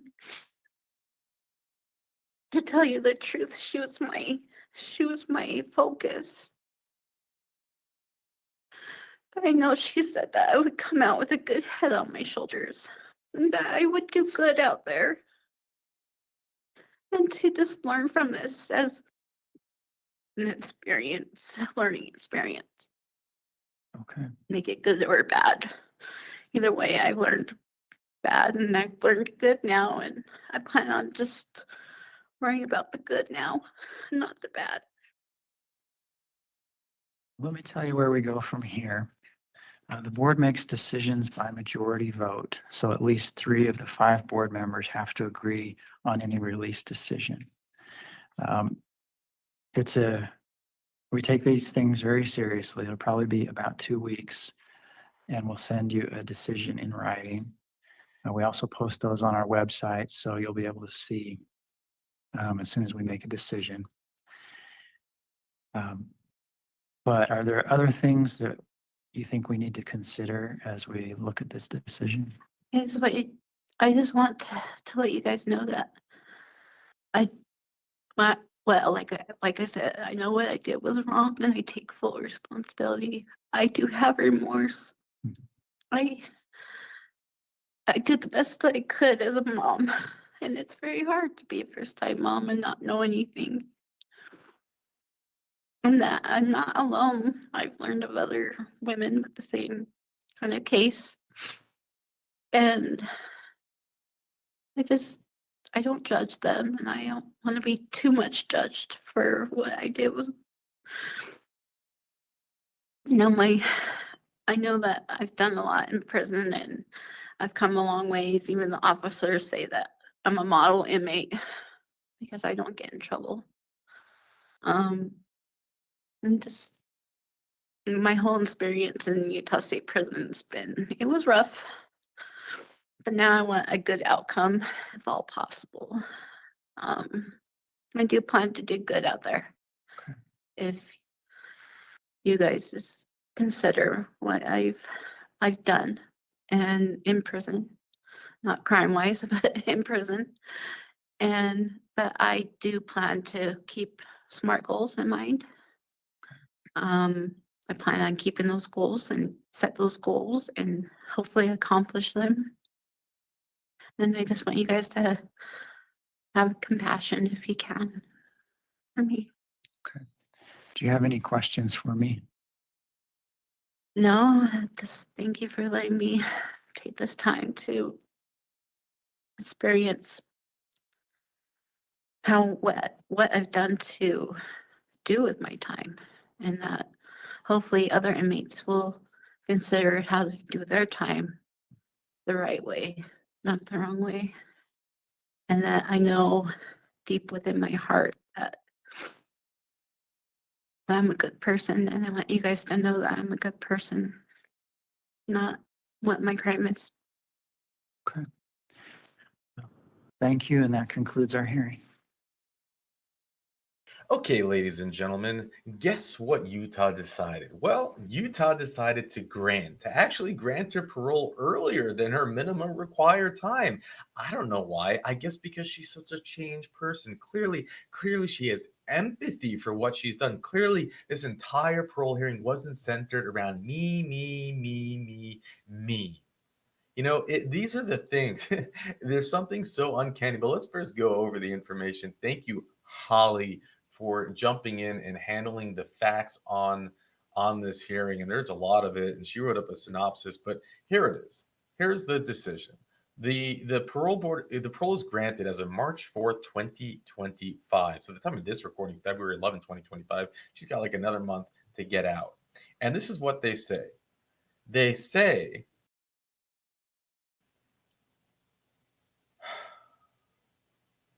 the rationale is your next hearing or release date is below your sentencing guideline or statutory minimum based on the following factors: mitigating programming, completed compliance. The board consider your program completion, positive progress on compliance, good behavior in this decision. The board includes consideration, blah, blah, blah. So anyways, they granted her.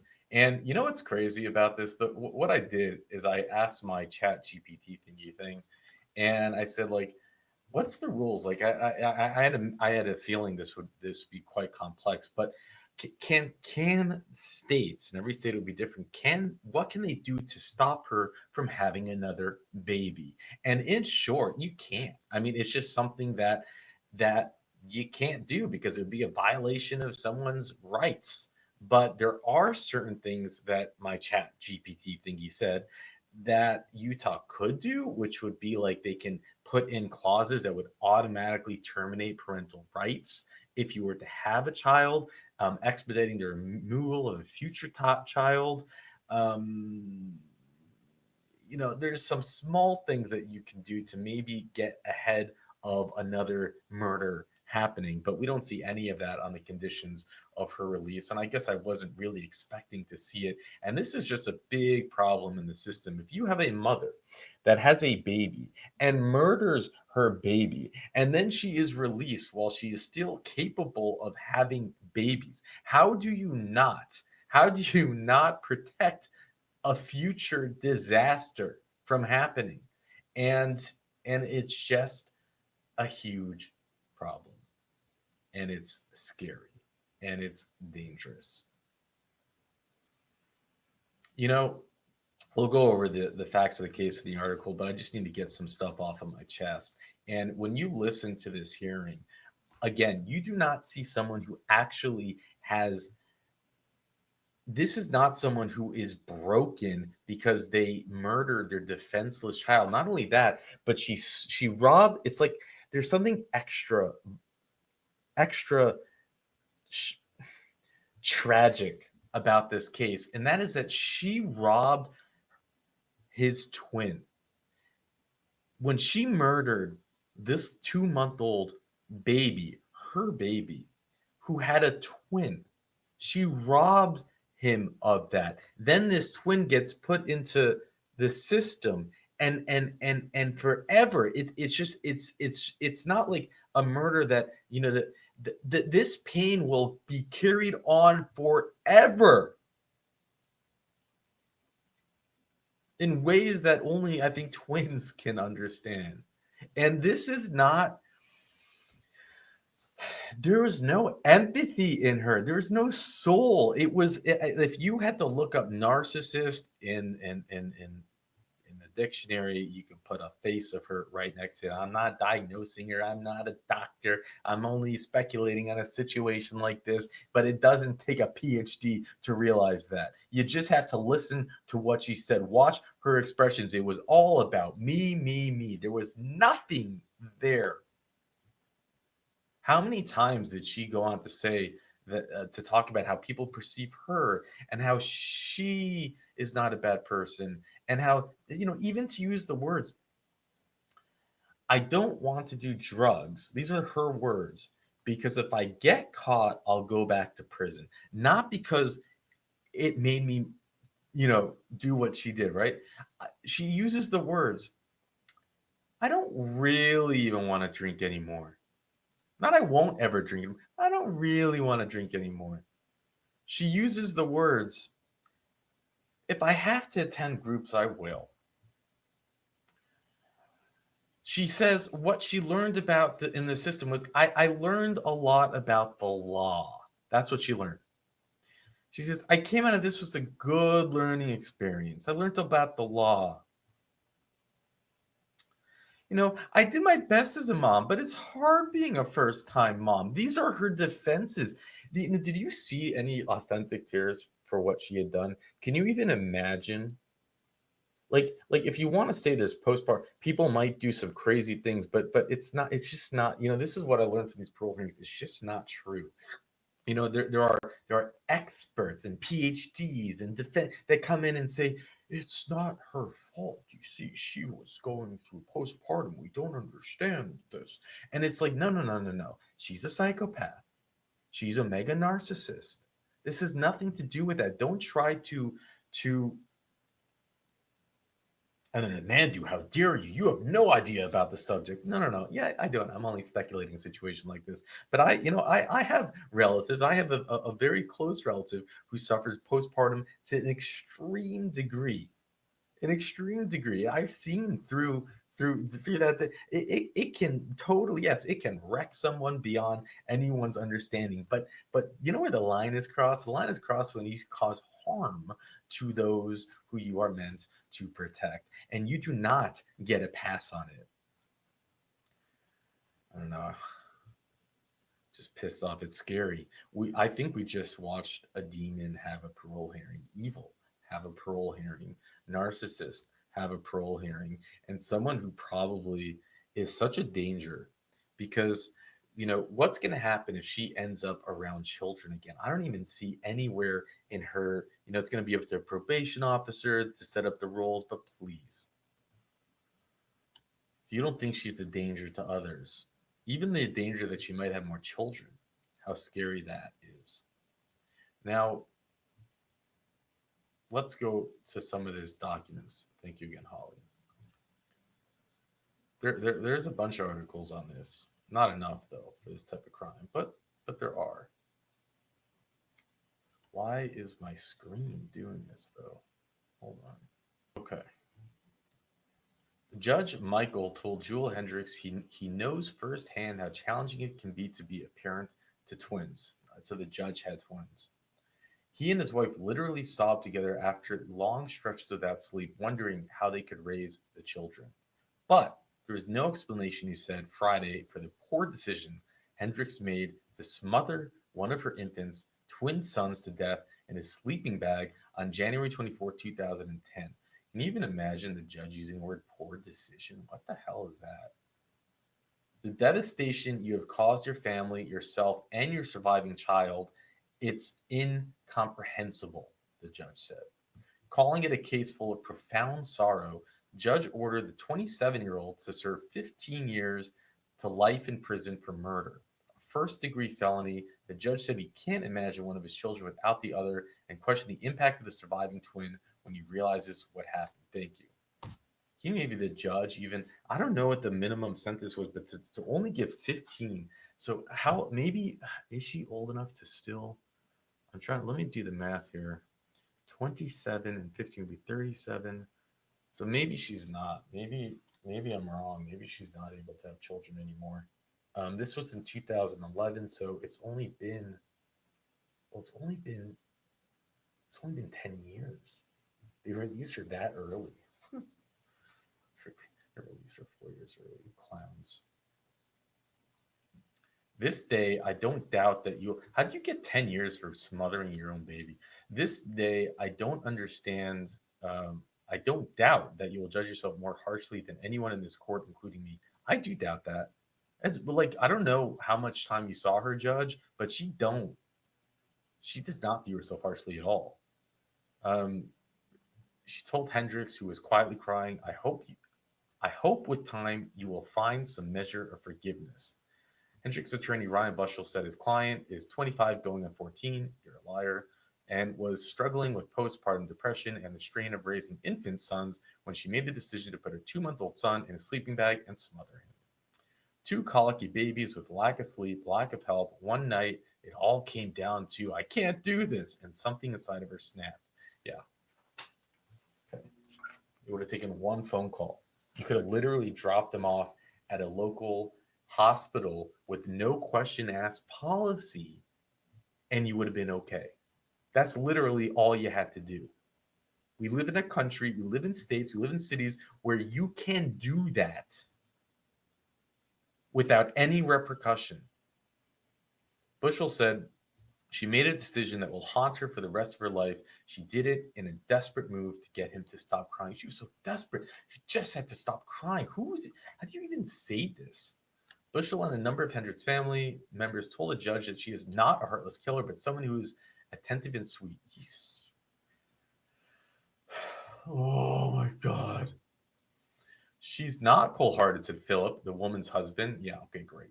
Can you imagine if you're defending your wife for smothering your own son? You got problems too, brother. You should be locked up too. She inspired people. She inspired me to graduate high school. Without her, I wouldn't be here. What if I'm sorry to stop it. I'm sorry. I know this could be annoying for some. I hate when other YouTubers do this, but I am so pissed off I can't help myself. It gets worse as you unravel the onion. It's more rot inside. And they're going to release her. They're going to release her. He was there. Her husband was there sleeping. Like, are you kidding me? That he would stand up for her? Because she encouraged you to get a high school diploma?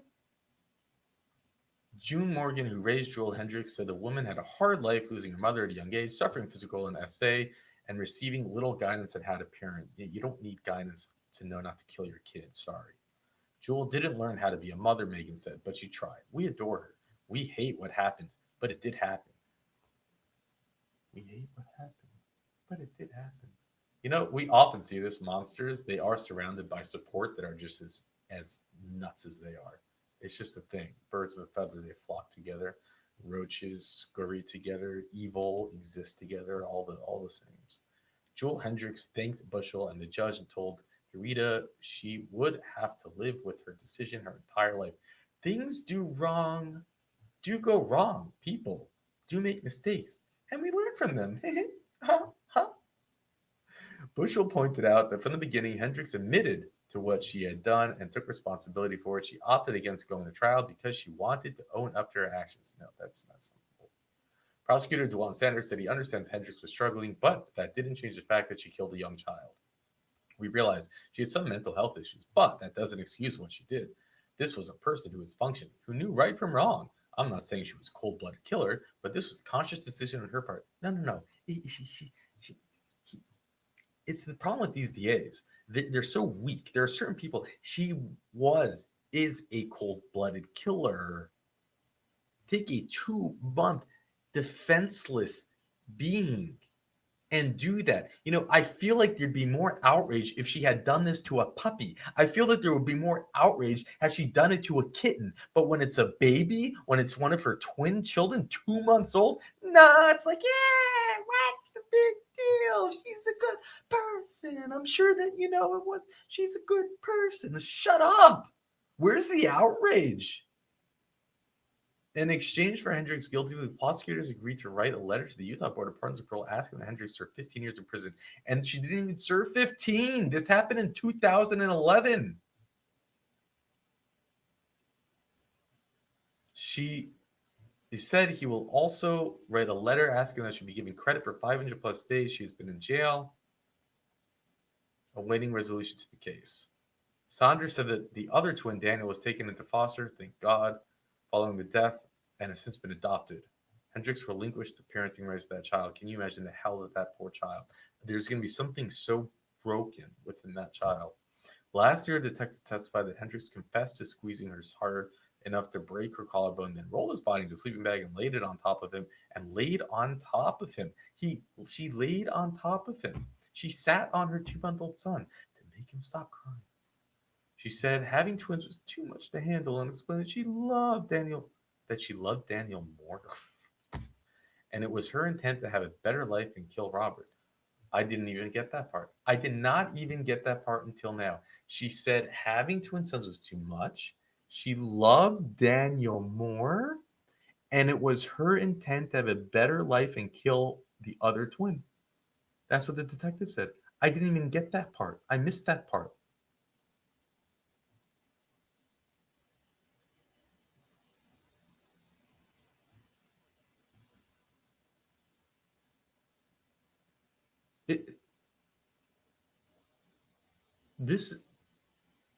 These are the type of cases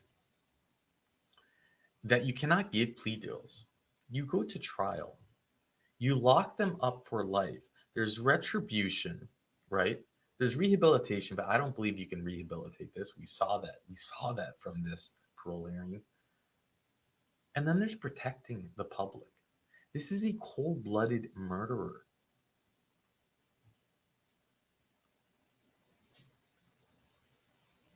Who cares what package she is in? She is a cold-blooded murderer, someone who kills their own child. They are more dangerous than murderers that we say get longer sentences. We've seen gang murder, people involved in gang shootings get life sentences for shooting someone when they're 16 years old, another gang member. We see life sentences for that. We see dealers shooting it out with each other and killing each other, and they get life sentences for that. We see hardened criminals who are playing their roles, their games, and they get life sentences for fighting it out with each other. But a mother who takes the most vulnerable, who actually tells the detective she did it because she didn't like that twin,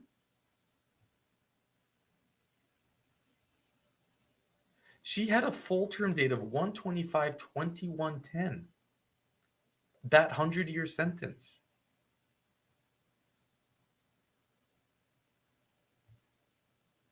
I could be wrong. It could be she ends up serving her 15 years. That that what I was reading in the article was her sentencing, which was 2011, but she was but it ends up being 15 years. So she got the 15. Maybe she got a few months early, but neither here nor there. That's the guideline. They're allowed to keep her there for longer, and they didn't. There's nothing. There's no justice in our justice system. It's a joke. And with that, I'll let you go. I'm a good person. I'm not what my crime is. Accidents happen, things happen. But I'm not a murderer.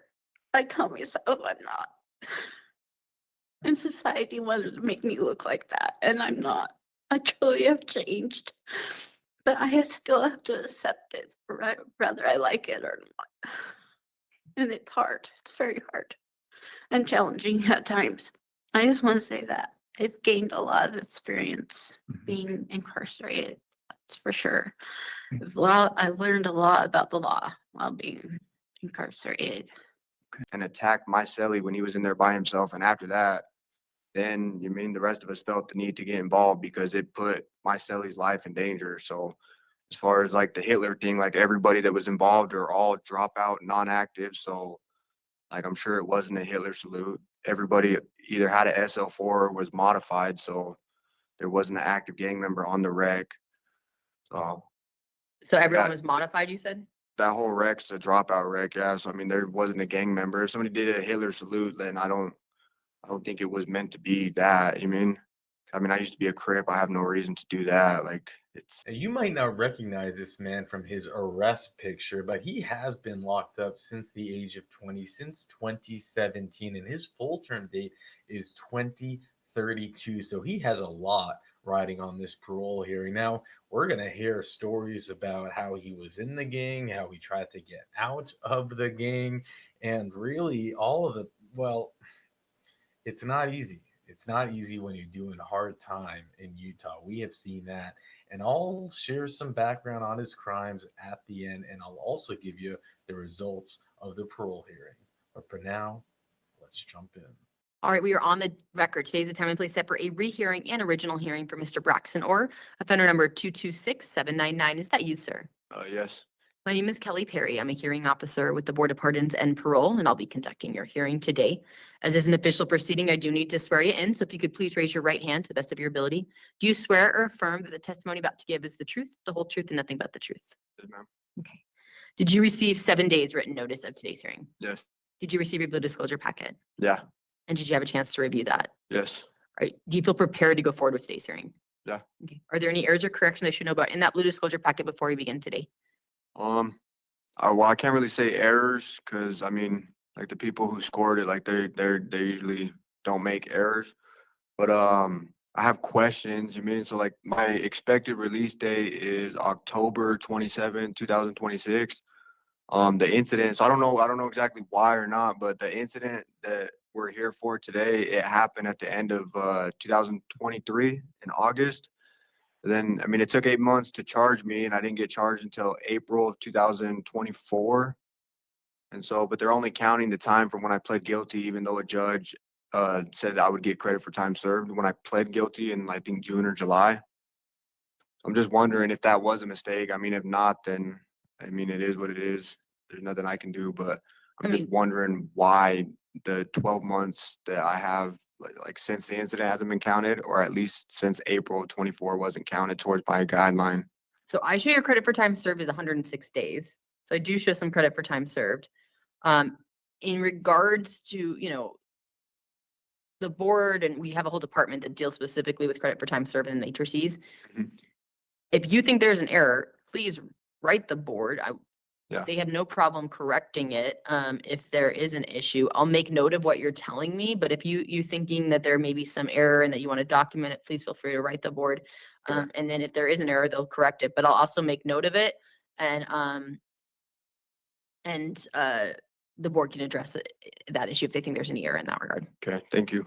Any other questions or comments, sir? No, that's it. Okay. So just to tell you how today's gonna go, I'm gonna go over procedurally how we got to this hearing. I'll go over your most recent offense. We'll go over any background questions I have, institutional behavior and programming, if you were released, what that would look like. And at the end of the hearing, if you have further questions or comments, let me know, okay? Okay. So it looks like you had a rehearing after a pro violation original hearing, where a paper review was scheduled to track the potential charges related to incident on August 24th, 2023. At the paper review, a paper review was scheduled for May for possible charges related to December 23rd, 2023 incidents. Another paper review, a paper review was scheduled for September of last year, where the board took judicial notice of case 241904755 related to that August 24th, 2023 incident. In a scheduling review in November of last year, a rehearing and original hearing was ordered for now with the residential substance use treatment condition. And we'll be talking about that today, okay? Sure. So does that sound procedurally correct, sir? Yes. All right, in regards to your most recent offense, I should say, I show case 241904755. I show on August 25th, 2023, Mr. Martinez had injuries on his right arm, one behind his ear, on the other on his head and back. He reported he lost consciousness and had been vomiting after he regained consciousness. Video surveillance showed he had entered a cell. He pushed two individuals. Another individual began to hit him in a stabbing-like manner. Other individuals shoved him to the ground, including Mr. Orr. They started to kick and stomp him. He was kicked in the head and appeared to lose consciousness. Another individual performed a quote Hitler salute unquote, and then stomped on the victim's head one last time while he was still on the ground. Is that correct, sir? Yes. Anything you want to say about the offense? Yeah, I just did a lot of things were left out, like in like the discovery concerning the incident. I mean, was a fight, did get out of hand, shouldn't have got involved in it. Like it did get taken too far, but the things that the Department of Corrections failed to leave out was that one, my cellie that I was living with at the time had a documented safety against Nick, and it had been there for 2 years. So like he should have never came to our rec. And even after he came to the rec, like we didn't just go out of our way and assault him in his room or even in the day room. Like we stood to wait and see if he was going to have an issue with my cellie that I was living with, which he did. He went in our room, which was cell 109, and attacked my cellie when he was in there by himself. And after that, then the rest of us felt the need to get involved because it put my cellie's life in danger. So as far as like the Hitler thing, like everybody that was involved are all dropout, non-active. So like I'm sure it wasn't a Hitler salute. Everybody either had a SL4 or was modified, so there wasn't an active gang member on the rec. So Everyone that- was modified, you said? that whole rec's a dropout rec, yeah. So I mean, there wasn't a gang member. If somebody did a Hitler salute, then I don't think it was meant to be that. I mean, I used to be a Crip. I have no reason to do that. Like it's just. So are you currently irrelevant. gang affiliated? No, I'm not. I've been no. But I mean, regardless, it did get out of hand. I'm not minimizing that. I did kick him after he was knocked out. I shouldn't have done that, period. Like that ruined my whole self-defense claim in court. And that's the reason why me and Murdoch had to get 0 to 5s consecutive. Everybody else got case closed and they're gonna get immediate release when they go to the board. Because like they can't even take judicial notice of their offenses because they got case closed. But I mean, they violated Nathan Keene's 8th Amendment right by putting Martinez even around him. Like we didn't just come out and attack him. We didn't. I still don't have anything against him. Like even though they knew that they were going to charge me with a fight of life for that incident, they still put me literally next door to Martinez on the same rec, even though that's a conflict of interest of the case. But like none of these things get documented. Like it's all in O-Track though, like in Nathan Keene shit. And so in Martinez's, it says that they have safety concerns against Martinez. He can't be around him. Like dude has a violent history and they still put him on rec. I mean, he did the exact thing that they were trying to prevent, which was attack Keene in our cell. And so like I felt the right to help my cellie because dude has a violent history. My cellie's just this little Asian dude. Martinez is a big ass Samoan. Like that's unfair. You mean that? I mean, that even happened because it should have been prevented, but it wasn't. And that's all documented in O-Track that they shouldn't even have been around each other. So I noticed you're in orange. Yeah. Are you in orange because you're talking about disassociating from your gang? Is it because of safety concerns still moving forward? Are you because of these disciplinaries that you've had? Why are you in you're in max, right? So both, like my points got messed up after the Martinez incident, but like I was already in Antelope because of safety concerns, because I can't be in level 3 for being like disassociated with the gang. So When did you leave your gang? beginning of 2020, when I came back, I was getting ready to have my first kid, and so I didn't want anything to get in the way of like me being with my kid. At least that.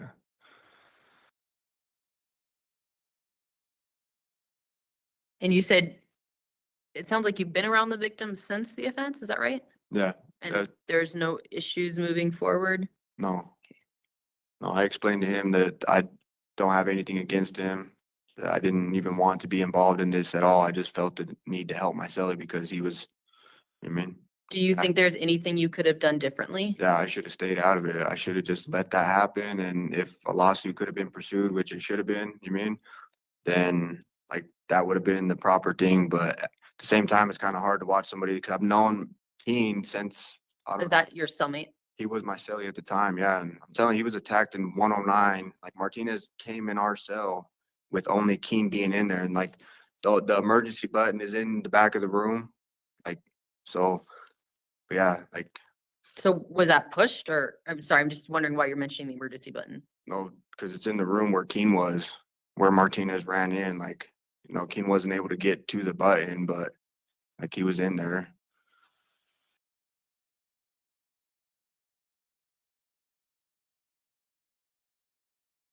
All right, so that's the most recent offense. But going over your criminal history for offenses that are not a board jurisdiction, I do show assaults, including a 2021 assault and a domestic violence in front of a child or in presence of child. Anything you want to say about that?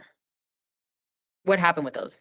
What happened with that one specifically? My parole was violated. I drank too much. Ended up headbutting my son's mom. But yeah, it wasn't in front of the kids. They were in their room asleep, and that happened in the living room. Do you think? I mean, that's obviously concerning though, right? And although you said it wasn't in front of the children, you assaulted Yeah, the my victim. parole was violated. I came here for 6 months. Like DCFS got involved. I took domestic violence classes after I had got out. Like this is all like 3 years ago. So what do you think your risks are? I shouldn't drink. Like that's for sure. I think that, yeah, I don't know. I definitely need help like stabilizing out in the community. But I mean, being here, I just need to fucking just mind my own business. Do you think you have an anger issue? Yeah, Do you think you need anger management? yeah, yeah. If they offered anger management in Antelope, I'd be more than willing to take it. And I know Antelope is restrictive in regards to their programming. Do you have access to tablets at this point or anything? No, that- we have tablets. They started doing like MRT, but it's all like I don't even know which cop would put you on the list to be like waiting. But since it's the whole building that is waiting to be on the list, like to do it, I don't know how they pick and choose, like how to get in the class or who to even hit up about it. 'Cause I have seen people hit people up about getting in classes and they still aren't in them.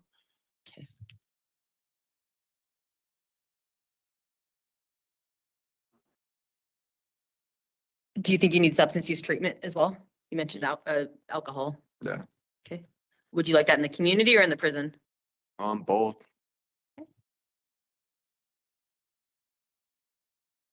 How's your mental health, sir? It's good. Are you currently taking any mental health medication? No. Okay. I do show some disciplinary incidents, but I do show the last one was in April of last year. So that's what, 8 months almost of no disciplinaries. Yeah. Why do you think you've had a lack of disciplinaries for the last 8 months? Do you think there's anything that's changed or everything's the same? I mean, this is just a big eye opener. Like, that's my first time getting a first-degree felony. Like, after that, they said that anything concerning violence is automatically going to be enhanced, like the habitual violent offender. So I don't want to get in trouble. Like, I do care about the 2 kids that I have, and like, like regardless of what my history says, like all the times that I have been out, like I have been a good dad to them. Like, you mean my downfall has been trying to make a toxic relationship with a super toxic person that uses drugs and does just horrible fucking things to people. I mean, It's not a good look for somebody who's trying to impress a parole board. lies, just a bunch of bullshit. Was trying to make that work, like to be with my family, but So are you still in this relationship? no. So is that something that's recently changed? It's the whole 3 years I've been here this time. It's we haven't been together. Like we're respectful to each other and like we're like friends. I mean, I try to be supportive and understanding in the sense that like I'm not there to help her. So I mean, I try to just be supportive instead of like nag at her and stuff. But yeah. And I don't plan to be with her when I get out. I plan to compact to Oklahoma with my sister. Have you ever been to Oklahoma before? No. So any in particular reason why like now do you think that would be helpful to you? I have no support out here besides my grandma. Like my mom, since me coming here 3 years ago, my mom got addicted to fentanyl. And so like my support system, that was really the only support system I had was my mom, my grandma, but now my grandma's like super ill. Probably won't be there when I get out. Sorry to hear that. Yeah, it's okay. Then like my mom too. I have a little brother who's 15. I'm trying to go to Oklahoma and like help get him out there with me because he hasn't gone to school the last 3 years, like since I was out. And yeah, mom's just not doing nothing for him. So So I would note if you are given a parole date and you obviously it sounds like your intent is to go to Oklahoma with your sister, that there's a process. I think it's $50. I could be wrong on that. Yeah. There's an application and I would start getting with your case manager to get that process started. Anything in particular else that you think would be helpful in Oklahoma that you have treatment? Do you have waiting for you a job? Anything else? So I have a job. I have a job waiting for me at Hobby Lobby. My sister's husband works there. He said he could get me a job with him. My sister wanted to look into like, so she already does. She already sees like a psychiatrist to regulate her bipolar pills because we're both bipolar. So she said that she could help me get set up to do that. So I would see a psychiatrist, get like regulated on like mood stabilizer and antidepressant for bipolar. She also does therapy. So like if I wanted to do that, then she knows where to do all this stuff. She was talking about getting me into like a sober living to transition to go out there, but I told her that I don't think they would accept my insurance here. But she says she has no problem with me paroling to her house, but she would just want me to like seek some type of treatment like after going out there. But she said that she would help me set up. I can't tell you like specific places or anything like that, but It sounds like you've been at least discussing it, which is good. yeah, no, that's been the plan for a long time to go out there. It's good. All right, so those are all my questions. From here, I'm a hearing officer. I make recommendations. The board ultimately decides. They're made up of 5 members. 3 of them have to come to one decision. That's the decision of the board. You should get that in writing within 2 to 4 weeks. And note your guidelines, sir. The easiest way to think of that is a suggestion. The board ultimately decides, which is 26 months or October 29th, 2026. I did make notes of your comments at the beginning of this hearing about your concern about credit for time served. And then in regards to your expiration, assuming no other offenses, I showed January 26, 2032. Do you have any other closing comments or questions for myself or for the board, sir? No. Well, I've been making notes of everything we talked about today. I appreciate you coming. We'll go ahead and conclude. Thank you. I appreciate you too. You have a good day. You too. All right, so they granted parole. Now he does have to wait a year before he gets his parole, and that is a dangerous year because you can always catch more felonies in prison. If I don't know if I was to, maybe I'd go to like PC and get out of there because there are those that chase others that when they know that they have parole and they're serving much more time, they're going to chase you down and get you. So as you can see, here's the decision. If you look at the top here, you have the criminal mischief 0 to 5 years. For his 2024 EOS. I hate how that pops up there. I wish it didn't. And then you have the failure to the command, but then you have the assault by prison or 3rd-degree felony, which got him all the way to 2032. So he has these dates that just pile up, and that happens. We see that happen time and time again in Utah, where people pick up new felonies for their assaults by prisoner. We don't really see that in the other prison systems. I don't know why. Maybe because in Louisiana, you just don't see someone up for parole if they even have a write-up. Now within 3 years, in Louisiana, you have to wait 3 years right now before, if you have a single write-up, not a felony, a write-up. Think about that. So that could be why that we're not seeing in Louisiana, for example, those who show up for parole hearings with new felonies in their jacket. but it's tough in Utah. It's like it seems that if you once you're involved in the gang world, you're just going to catch new felonies in prison. It's hard to escape it. Now, he's no prince. I find it hard to root for him. He's talking about how he headbutts his girlfriend or ex-wife or whoever it was in front of the kids, and he's sitting there blaming her. It's her fault. Everything's on her. You know, it's like, are you kidding me? You're headbutting your girl. It's something that, I guess I don't know. I don't understand it. You're such a man. You're so tough, Oh man, it's something I cannot wrap my mind around. And let's see. Let's go through his crimes. Thank you, Holly, for providing the information. So we see now he was young, right? So we don't have his juvenile record, but you see violation of parole or probation in 2017. So he's already in something. 2017, 2018, he's a fugitive from justice, violation of probation. 2019, criminal mischief, possession of paraphernalia.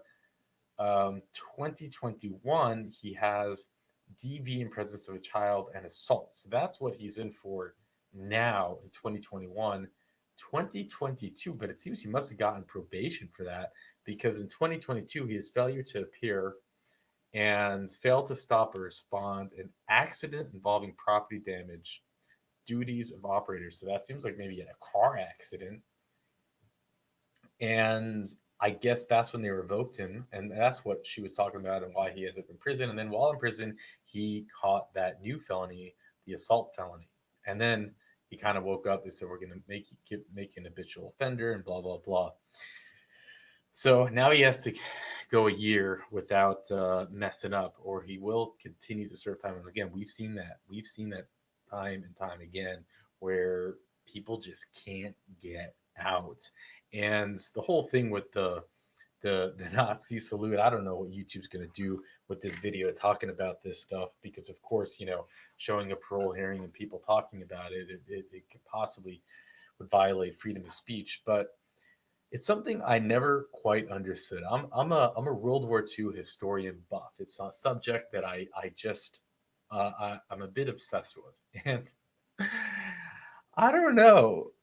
Maybe I'm naive and I don't understand it, but I always find it hilarious when there are like Americans that are, and throwing Nazi salutes, and it's like, could there be anything more un-American possible? It just makes no sense. It's like, do you not realize how many Americans died? It's like you want to say you're socialist, fine, but what's it have to do with Nazi Germany? And not only that, but it's like they don't know. It's like they don't actually understand the history of the Nazis. In 1933, when the Nazis came to power, the first people they sent to the concentration camps were the anti-socials, were the inmates. These people with their felony records would have been sent to the camps first. They would have been put to work. And it's just so bizarre. I can never understand it. But there you have it. I mean, it's maybe I don't know, maybe I've never researched it, but it just on the face of it, it makes absolutely no sense to me. But I guess the one thing you might say you can believe him on is he said, hey, if I was a Crip, why would I throw in that salute? I don't know. Maybe. I have no idea. But, sometimes these guys in the parole hearings, they leave a positive impression. They seem to have a little bit of charm. There seems to be something behind, if you just closed your eyes and listened to the hearing and didn't look at the face tattoos, there's sometimes a surprising nature, intellectual layer. A lot of these guys with the full face tattoos are actually quite intelligent, because to have the face ink, you have to be a high ranking person in your game. You can't, not just anyone can get it. And that might be telling us something. You see, he has the neck stuff and he has the head stuff, but he's not layered up in the face, and maybe he never made it to that high of a rank. I don't know. Or maybe he has some type of survival instinct, because I guess he could grow his hair in and put on a high collar shirt and not and still maybe get a job. But who knows? Anyways, we'll keep track on this hearing. Check the Utah playlist if you want to see more. And thank you again, Holly, with that. I mean, this is just a big eye opener. Like, that's my first time getting a first degree felony. Like, after that, they said that anything concerning violence is automatically going to be enhanced, like the habitual violent offender. So I don't want to get in trouble. I mean, like, I do care about the two kids that I have, and like regardless of what my history says, like all the times that I have been out, like I have been a good dad to them. Like, you mean my downfall's been trying to make a toxic relationship with a super toxic person that uses drugs and does just horrible things to people. I mean, For the past, since we've been in this prison, like my best friend, I was close to him and he's helped me out with the gang issue. None of this shit happened, none of the victim stuff happened until he left. But also when he left, all my write-ups stopped. But I had to have his back. That's just, I don't have friends in prison. I don't get close to people in prison. I don't do none of that. Even now, all I do is watch TV and I come out, use a phone shower, and go back. I'm in single cell rec. I asked to be here. We are about to watch the parole hearing of a Utah man who should have been released 2 years ago for the initial felony that he's in for 5 years for possession of a stolen vehicle. But he picked up another 5 years for assault by prisoner. And that's what this parole hearing is about. I'll unpack it with the details and the results of the hearing at the end. Let's go over your current committing offense in case 221904778, where you were convicted of a third-degree felony assault by prisoner. This one occurred around March 29th, 2022, where it looks like you and another individual, after somebody had come back from an incident, came from underneath the stairs and started assaulting this individual who just come back to the unit. Officers state that you guys had refused verbal commands to stop fighting, and officers fired VKSs, a super sock beanbag round through the port. You walked away toward the showers while the other two continued to fight. And it looks like that was the extent of your involvement, and everybody was treated for minor cuts and abrasions. Does that seem accurate, sir? Yes. Can you tell me what was going on? What the fight was for? Well, it was the guy that we assaulted. He was starving us. I had knew him from a previous prison stay, and I came back this time, and I was just fresh out of RNO, and my mentality, I didn't know if I knew how to handle it, and that was the only way at that time that I knew how to handle it. I was being starved. He wasn't feeding me my trays, and it had been a while. Was he in charge of Yes. food distribution then, basically? Yes. Was it in any way gang related? No, I have not been active since 2017. Okay. Since your last hearing, you've had a lot of disciplinary violations. So I'm gonna go over those really quick because the board is gonna want to know about those disciplinaries and kind of what's going on, okay? So you have one from March 9th, 2022 for the assault, refuse, order, resist, arrest. I'm guessing that was for your charges, correct? And then you had a July 7th, 22 fight threats horseplay. Do you remember that one? Yeah. Tell me about that. We were all we had drank that day and we're just getting rowdy. Okay. Was it fighting or horseplaying? Horseplay. And then you have one for August 3rd, 2022, where you have refuse, order, resist, arrest, movement. Do you remember that one? No. Okay. So on this one, it just states while performing assignments, duties on Antelope, he instructed 3 inmates to return to their assigned cells. They refused and one became belligerent. IMS was activated, less than lethal force was used. Certified or performed an extraction. 1 inmate was moved to different housing. Notifications were made. Do you remember that? Yeah. Tell me about that. It was my cellie. He was having mental health problems and they weren't giving him, they took him off his meds and he just went crazy. And that was my cellie. Me and my neighbor ended up racking in. Okay. And CERT did whatever they did with him and I still got the write-up. And I don't see, like, it just says somebody was extracted. It doesn't tell me who. So that's why I'm asking also for this information, because a lot of the times I get more information from you guys. This one was a search of his cell, brew was found, the brew was taken and disposed of properly. Do you remember that? Yeah.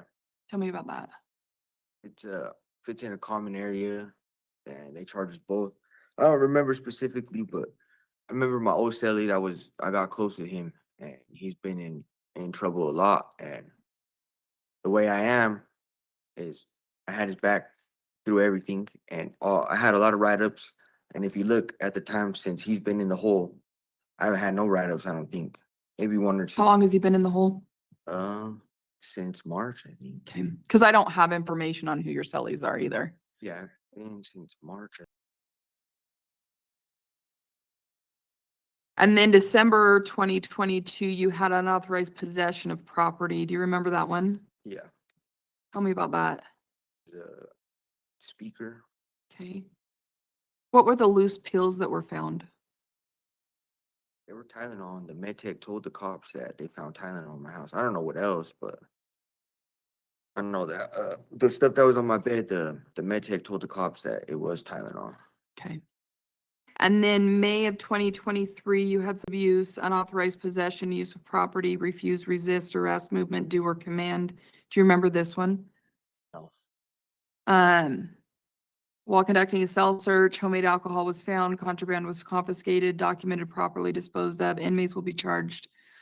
Proper notifications were made. Do you remember that at all? And then June of 2023, fighting assault, unauthorized possession, use of property. Do you remember that one?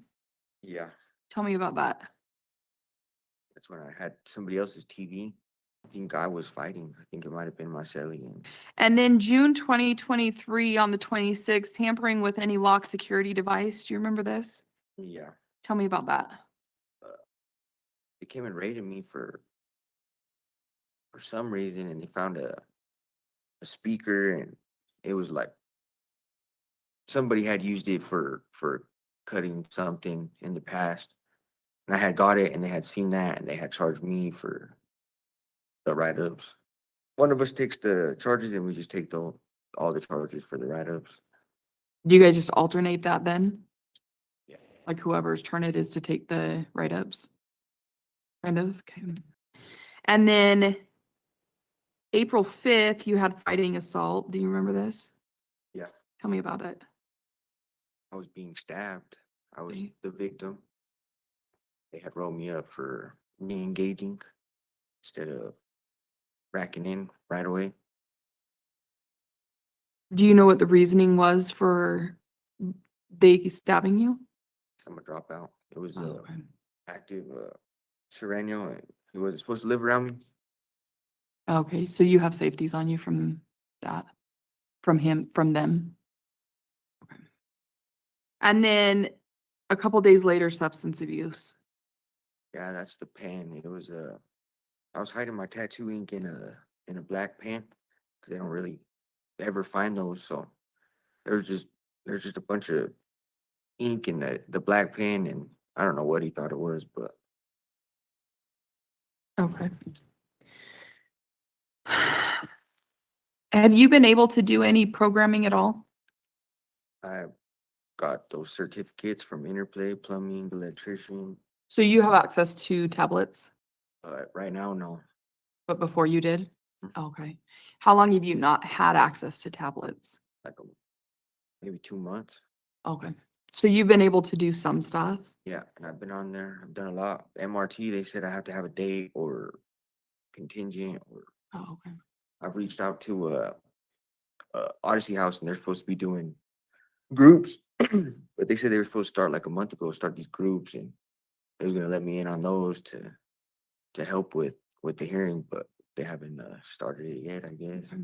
Sir, if there's restitution owing in any of your cases, are you willing to pay that? Yes. I know there's clearly concerns about any type of retaliation as far as gang stuff goes in the prison, because it sounds like it's already starting or has happened. Is there any concerns about that if you are paroled? What got you out of the gang? It wasn't for me. How long were you in it? 4 years. Did you join here? Okay. Did you join in the community? After Odyssey House, where do you plan on going? Fuller With, family. I got a wife and kid. okay. What do you feel like for you overall has changed so that you hopefully don't come back here? A lot. That in April, I got stabbed, and I was the victim. If you look at my history, the whole 10 years I've done in prison, not one time have I been the victim. I knew what was coming, and I took my time to think about the consequences and what will happen if I go about it a different way. And I'm still in prison. I still got to live here, so the people still got to look at me a certain way. I've gone over that too. That was just my thinking at that time, just a couple months ago. But my thinking then was, I still got to live here, so I can't tell the cops anything. But I also didn't do what is appropriate in prison. I was the victim, and then a few days later, I was the victim again of it. I think I'm ready. I think I'm ready.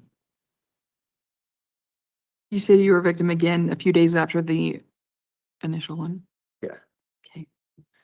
What do you mean by that?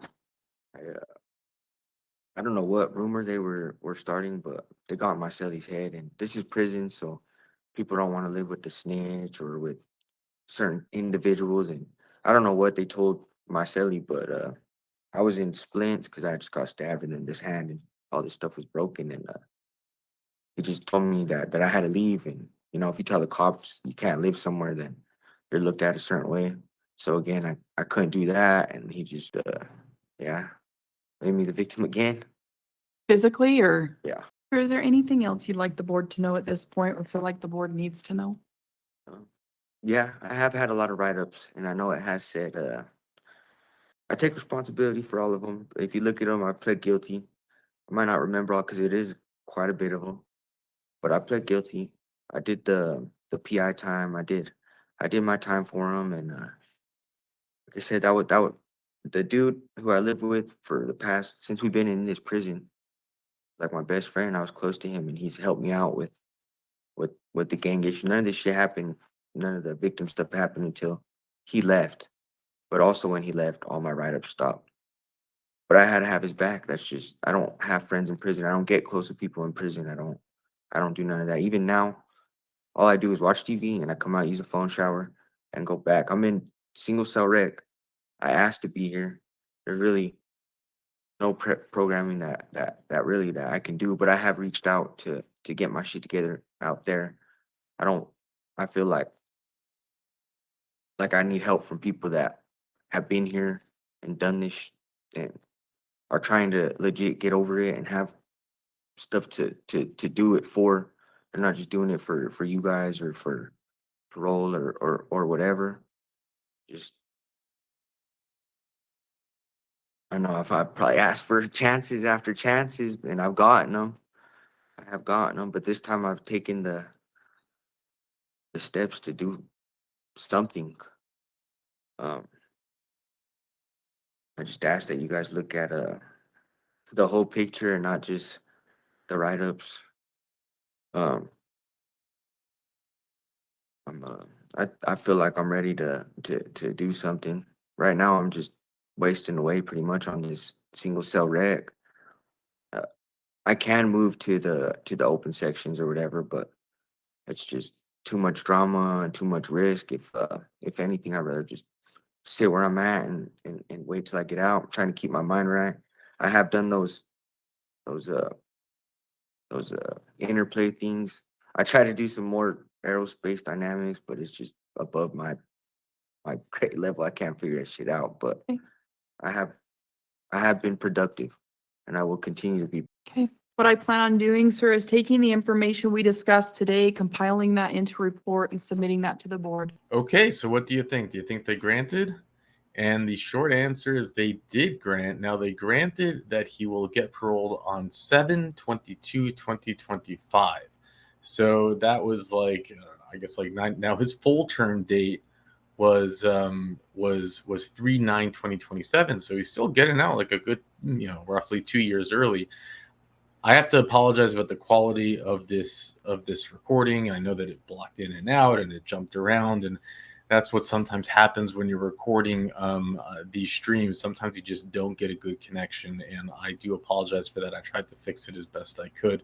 There's not much else that I can unpack here outside of the fact that he initially got locked up and received a 5-year sentence for receiving or transferring of a stolen vehicle. He also got 0 to 5 years for failure to stop at the command of a police officer, and 1 year or 0 to 1 years for possession or use of a controlled substance. But his EOS for that was 6/4/2022. The reason that he's still only locked up in prison is because of an assault by prisoner felony that he picked up while in prison. And we see this stuff just all the time in Utah. Utah seems to be the most dangerous prison that we cover, and we cover in Connecticut, we cover Iowa, we cover Illinois, we cover in Louisiana and Angola that has an infamous reputation, but it's we don't see anything like this in Angola. Now, is it a data thing? Is it possible that because Louisiana is so strict, Louisiana now you can't even get a parole hearing if you have one write-up within 3 years? It used to be 1 year. Before that, it was just like discretionary up to the parole board. Utah, forget about it. You can have write-ups, be all these things, and they're like, whatever. We'll parole you. And look, I don't understand how this stuff works. Some of you watching this might say, yeah, I mean, he's in there literally fighting for his life. Apparently, he left his gang. They're trying to kill him. It's they're actually, people are not feeding him. And I was told, what I've seen watching different, documentaries or watching other YouTubers like 23andMe, that supposedly the person feeding the inmates who's on that duty is not supposed to know who's in the other cell. And it's blocked off. So they're not supposed to know who's in the other cell so that you'll prevent someone from ruining their food, or even in this case, not feeding them at all. But like everything else in prison, I'm sure that they have rules that we're supposed to believe. And then there's the reality of prison, which is they know who's in the cell. And man, just don't get locked up. And here's a picture of him before he went to prison in 2015. You can't recognize him. Now, something else that's different in Utah than anywhere else are the face tattoos. And some of these face tattoos, I'm going to quote the comments that I've seen. This is not coming from me. Anyone who, please, this is not me. But, some of the funnier comments are like, wow, looks like the guy fell asleep at a frat party and everyone took turns drawing on his face. And there are comments like that. It's quite, I just don't get, what is that on the cheek? I think there's only one thing that comes to mind, but I'm not going to say it. And anyways, look, he seemed like a nice guy. He seemed like he wants to, he's married, he has a child. He said he's done. I felt some emotion there. I'm rooting for him. I hope we don't see him again. I got to tell you, these parole board members, they have the patience of a saint. But it is scary. The bottom line is the idea, he's not rehabilitated. He's going to go back. It's a cycle. It's just a cycle that you have. And I don't know why it is that Utah has this dangerous gang problem. I know nothing about this. For those who are educated on the subject, email me. Maybe I'll interview you if you are willing to do that, or put it in the comment section. And with that, and thank you, Sir Richard, for recording this hearing, because I did not record this. I was not able to. And with that, I'll let you go. I don't really feel like I'm that needed to be a habitual offender. They said that I'm violent and that I don't know how to put it. I've changed my ways. We are about to watch the parole hearing of a Utah man who just seems to be unable to stay out of trouble in prison. He has more than 4 assault by prisoners while locked up, and yet they still give him parole opportunity after parole opportunity, or at least parole hearing opportunity after opportunity. I'll break it all down for you, including their decision at the end. What do you contribute that change to? I changed it to doing good. I want to better myself. I've been bettering myself.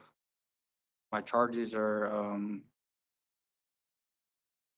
Yeah, I feel sorry and I apologize for that, you know what I'm saying? So I guess maybe I didn't phrase it properly, so I apologize, but so it sounds like you're saying you were one way and now you've changed and you don't want this anymore. So why do you think you were all of a sudden like, nope, things are different now? I'm just maturing and I'm stabilized now. Before in the past, I wasn't stable.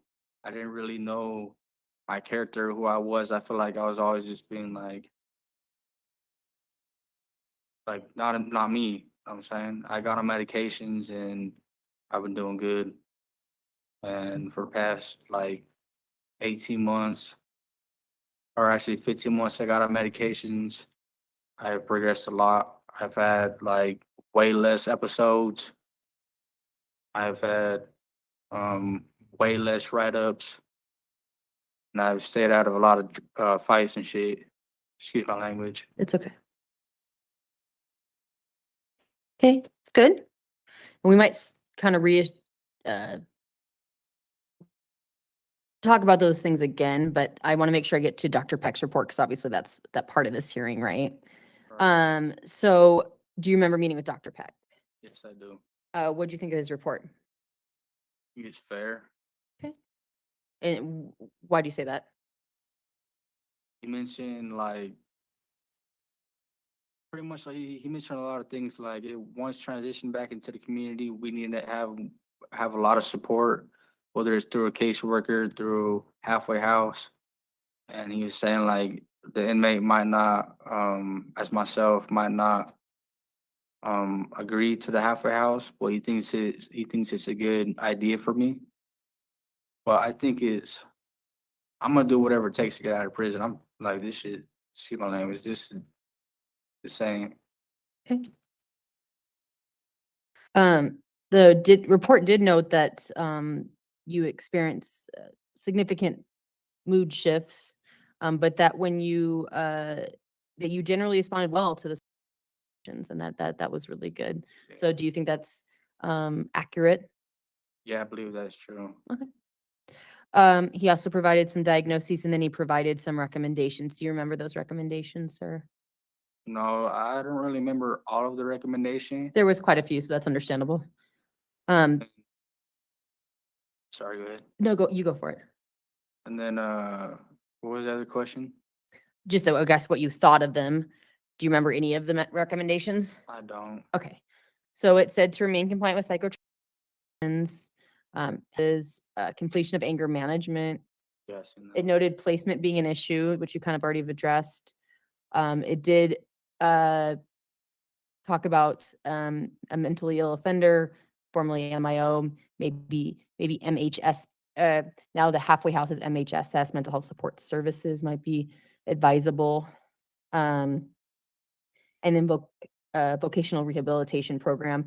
What are your thoughts about the MHS or formerly the MIO program? It's not really like something I want to do, but if I have to, then I'm gonna do it. Any reason why you don't want to do MHSS? Do you know about it? No, I don't. See, I shouldn't assume. Yeah, that's fair. No, I mean, and I'm assuming you hear different things, right? So, what happens, the board could, if the board orders parole, and if you have an MHSS, mental health support services program condition, a woman, most likely Amy, will come out and assess you for the program. She'll determine if it would be a good fit for you. Then she'll give that recommendation to the board. If she refers you, accepts you to the program, you go to Bonneville Halfway House, and the program's directed towards mental health support services, right? So mental health treatment, mental health medication management, work, if that is applicable, and just saving up money for your own place, if you want those kind of things. How does that sound to you? Sounds good. I just don't want to be like. I feel like I don't want to be in an institutionalized facility anymore. I want to be like away from all the inmates. And my mom called the Bonneville last time. It was like I don't want my son going there because there's SOs, and I don't want him being around any of that. But other than that, I think it'd be a good opportunity for me to get programming, show the board that I'm gonna work with them. Okay. So it sounds like you're willing to do it, but maybe that it's not your first choice. Yeah. And I'm not saying that they're gonna grant parole. I'm not saying that would be even a condition because they decide, right? But it is something that Dr. Peck noted, okay? What are your current attitude towards substances? I don't have any substance abuse issues. I'm Okay. just on people crimes. My last charge was 2023 on a Class B misdemeanor for getting into a fight with my brother. And your last parole, you mean? My last parole, Yeah. yes. I do show in May 2024, I think the institutional progress report noted that you were requesting to go back to Utah State Hospital. Is that right? Of this year I was requesting to go back. to Utah State Hospital?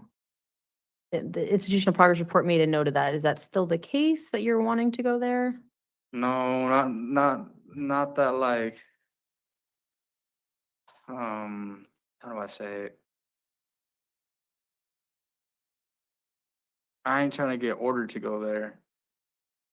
So can you expand on, I don't want to assume, right? So can you expand on what you mean by that for me?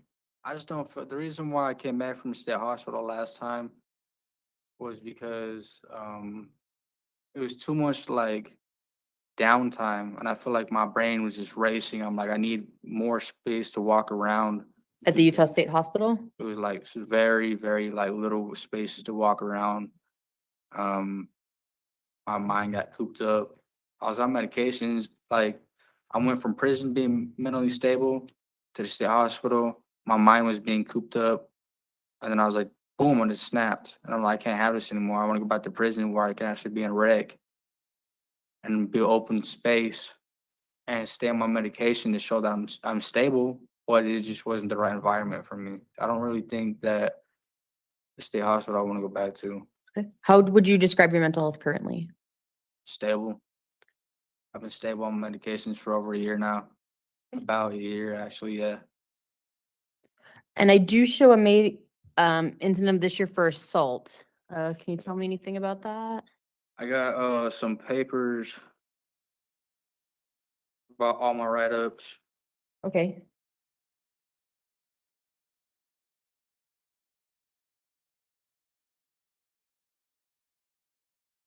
Is it something you've written for the board or Yeah, it's for the board of partners. did you want, are you wanting to read that? Did you want me to make a copy of it? What were you hoping to do, sir? Both. Okay, go for it. You can read it. Go ahead. So for the write-ups to the board of partners and parole, I pled not guilty to the 821 because I was not going out of my way to assault the COs. I was just resisting arrest. Whatever happened during the incident, I apologize. And I felt like the COs were attacking me, so I resisted arrest. I will admit that, as well as I had a mental health breakdown during this incident. So I feel like just triggered me. Who triggered you? COs.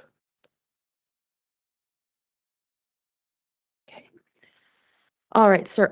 So I show if you are released that you'd like to live with your parents, and you can work at anything. It sounds like you are willing to do other things, but is that your first preference?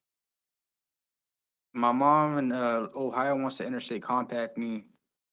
She says she's paid already.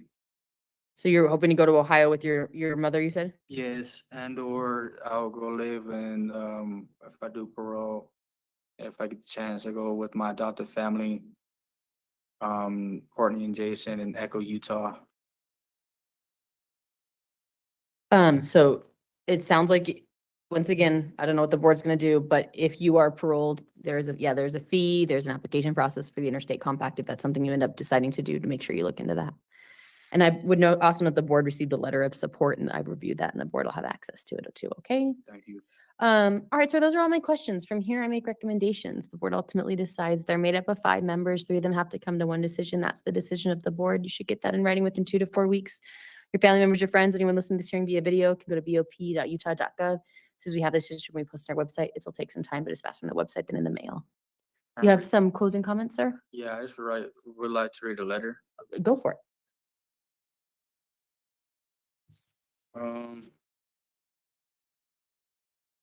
Let's see. Board of Pardons and Parole. I feel like I'm in a war zone in prison, always on my toes. I can't get comfortable. This sucks. I know I screwed up and I'm bettering myself as well with my apologies. This isn't a good place to be getting mental health treatment. I would like to do outpatient therapy, part of my parole, or if I have to do a halfway house if granted. Also, my family and friends say I'm less uptight and more relaxed at home in the community. Prison is not a good environment for me. I have a lot of support in the community as well with jobs I'm looking at working for. I plan on getting transportation vehicle and or an apartment. I'm planning to get enrolled in my Native American tribe so I can get benefits to keep me on my feet in the community. I've done 18 months on my first PV. I've been down 5 years on my 0-10, 5+ years on my 0-10. I've gotten 5 write-ups since my last rehearing in January of this year, but I'm taking responsibility for the ones I believe to be true. I'm currently doing education so I can get a GED diploma with a possible 4-month time cut unless I parole. Then while I'm parole, I will do online education classes. Also, my last write-up was on May 12th. Had a mental health crisis and breakdown because I feel the COs in prison are trying to mentally break me every day. I'm doing my best trying and ignoring the drama of fighting spiritually to keep my mind right and stable. I've done more good time than bad time and would like the board to acknowledge that. I'm stable on medications. I've expired on 5 or 6 of my felonies since I've been down. I am participating in therapy. I have not laid a hand in a fight since my PV at the beginning of 2023. I ask the board to respectfully give me another chance at parole. Sir, I appreciate you preparing a letter, right? Shows that you're thinking about things, you're prepared for this hearing, and I appreciate that insight, okay? Do you have any other comments, closing comments or questions? I don't. Okay, well, I appreciate you attending this hearing. We'll go ahead and conclude. Thank you so much. I went from prison being mentally stable to the state hospital. My mind was being cooped up. And then I was like, boom, and it snapped. And I'm like, I can't have this anymore. I want to go back to prison where I can actually be in rec and be open space and stay on my medication to show that I'm stable, but it just wasn't the right environment for me. At once, for a moment, I was a Chinese waiter. My new victim, her, the stalking charge. I'm okay not contacting her. I don't want anything to do with her. I worked at Little Caesars. She just doesn't want to talk to me. I'm not going to talk to her. Then I did security. But my brother and sister, because of my grandpa is technically a victim, first came back to prison, I was kind of excited. You guys put, I can't talk to anybody related to my victim. So that includes my brother and sister. Well, we are about to watch the Utah parole rescission hearing for, listen to this. This is not an alias. Color OG Arts and Crafts Bunderson. I guess, maybe a good match for business. Anyways, it's a short hearing, but it is no laughing matter what he did. I'm gonna unpack it with all the details at the end. Parole violation original hearing for Color OG Arts and Crafts Bunderson. That is you, correct? Correct. Did you receive at least 7 days prior notice of today's hearing and a disclosure packet that you've been able to review? Yes. I'll be taking testimony from you. Do you swear or affirm the statements that you provide will be the truth, the whole truth, and nothing but the truth? Yes. Thank you. My name is Joel Robison, and as you mentioned, we've met before. We've done some prior hearings together. I'll be conducting today's hearing. The purpose of today's hearing is you returned on parole violations, and you had some pending cases. And so the board set this out, waiting for those pending cases to be resolved, which they have at this point. It was I refused the first board hearing also. right. That was the parole violation hearing. Yeah. Your attorney or counsel that was representing you entered denials to the allegations, and everything was continued. And you've since been adjudicated on a new case. It's case 231-907-324, stalking, Class A misdemeanor. Is that your understanding? I got that case, and I finished it. It expired last month. Right. Now, those 3 parole allegations, we need to go over those today. The first one is the same as the new offense. The first allegations by having committed or having been convicted of a new criminal offense stalking April 7th of 2023. Do you admit, deny, or plead no contest to that? For the prison record, Right. For the parole violations. or the stalking. Right. Allegation 1 is in relation to that stalking. So in regards to the parole allegations, this is what occurs generally at the parole violation hearing. Go over Yeah. the allegations, have you enter pleas. Well, yeah, So that's what I'm doing violated right it. now. I got found guilty on the outside court. Okay. So yeah, guilty. Okay. And then allegation 2 is by having committed or having been convicted of new criminal offense, interference with an arresting officer. Do you admit, deny? Not guilty. I was found, case dismissed. I was found innocent. Okay, and then the final allegation by having committed or having been convicted of a new criminal offense, reporting an emergency falsely, September 27th of 2023. Not guilty. I was found, the case dismissed. Okay, and I'll recommend that allegations 2 and 3 be dismissed. Okay. Now, as you mentioned with that new conviction, that case expired on September 27th. Your final expiration date on all of the cases is January 8th of 2025. So it's approaching here shortly. Yeah. Did you want the opportunity of release leading up to that expiration date, be on parole for a month or two? I did. Everyone's telling me I'm crazy to take parole, but I don't have a problem on parole. I don't do drugs. I don't like, I mean, I just don't have to, like, the charges, like we saw, like the charges I was found innocent of, those two violated me on parole originally, but I was found innocent of them. So you'd prefer parole for a couple months leading up to the expiration? I want to get out as soon as possible. I don't have a problem taking parole. Okay. I believe my lawyer was gonna ask for immediate release with parole. And that's what I want to. All right. And I do have money. One thing is though, I won't have time to do any classes on parole. Like classes are generally 4 to 6 months or It would be a period of monitoring and, Yeah. and transitioning back into the community leading up to that expiration date is what it would be. yeah. And one thing is though, so my new victim, the stalking charge, I'm okay not contacting her. I don't want anything to do with her. She just doesn't want to talk to me. I'm not going to talk to her.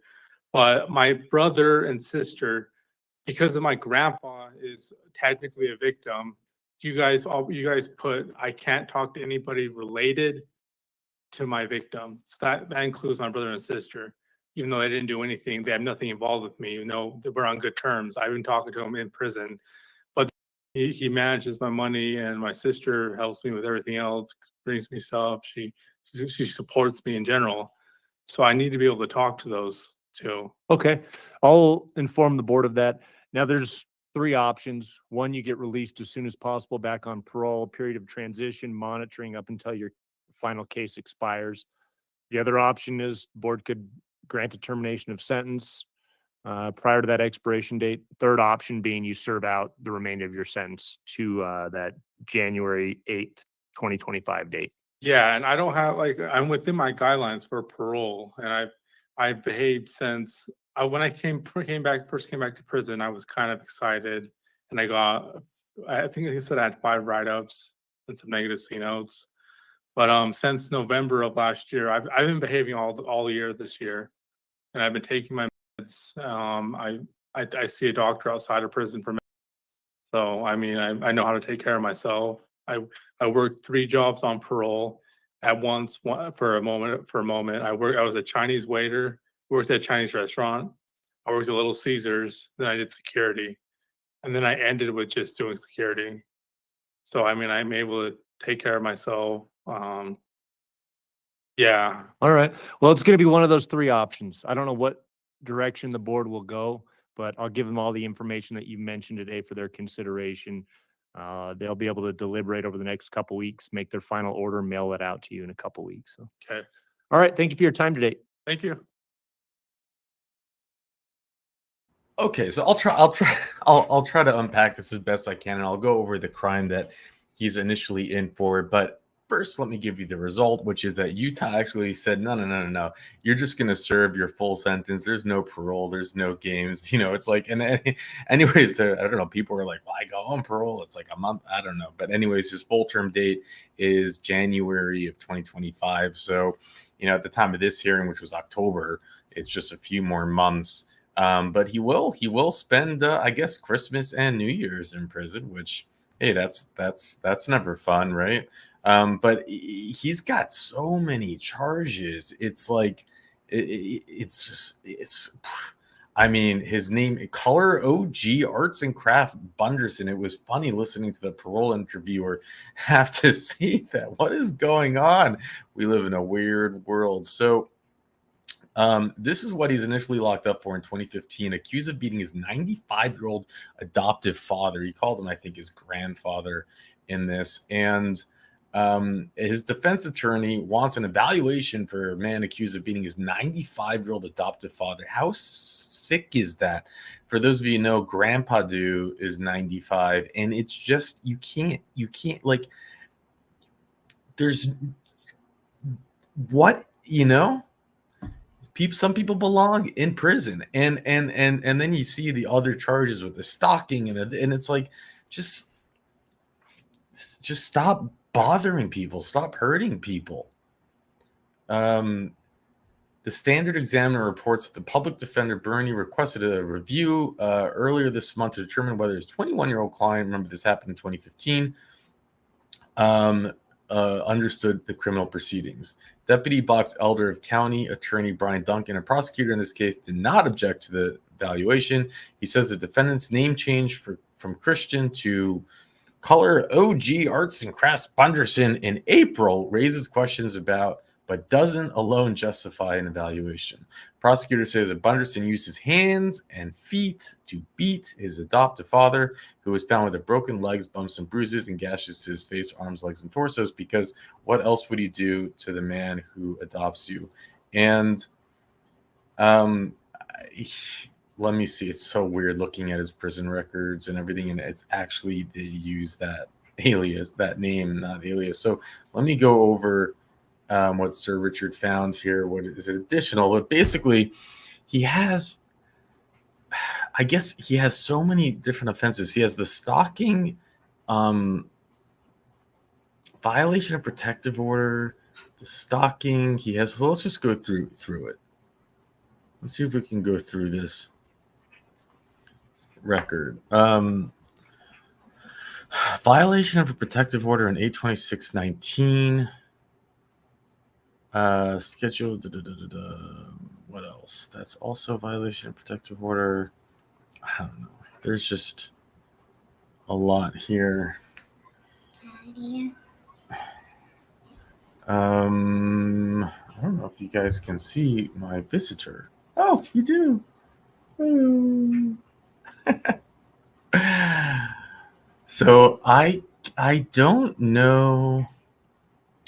Actually, I can't find anything. Like, there's just a lot here with the dates in terms of,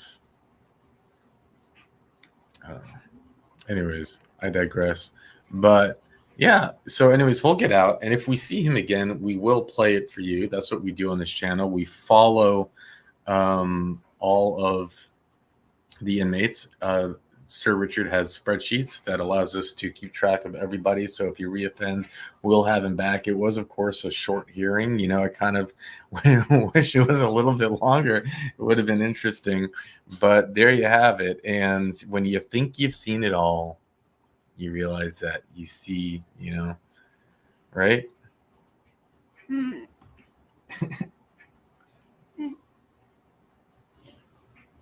I the coolest dad dude there ever was? Yeah. You know that there's that I have a subscriber that his name says #1 dad, but I say it's not possible for you to be #1 dad if I'm the #1 dad to do, right? Because I am the #1 dad to do.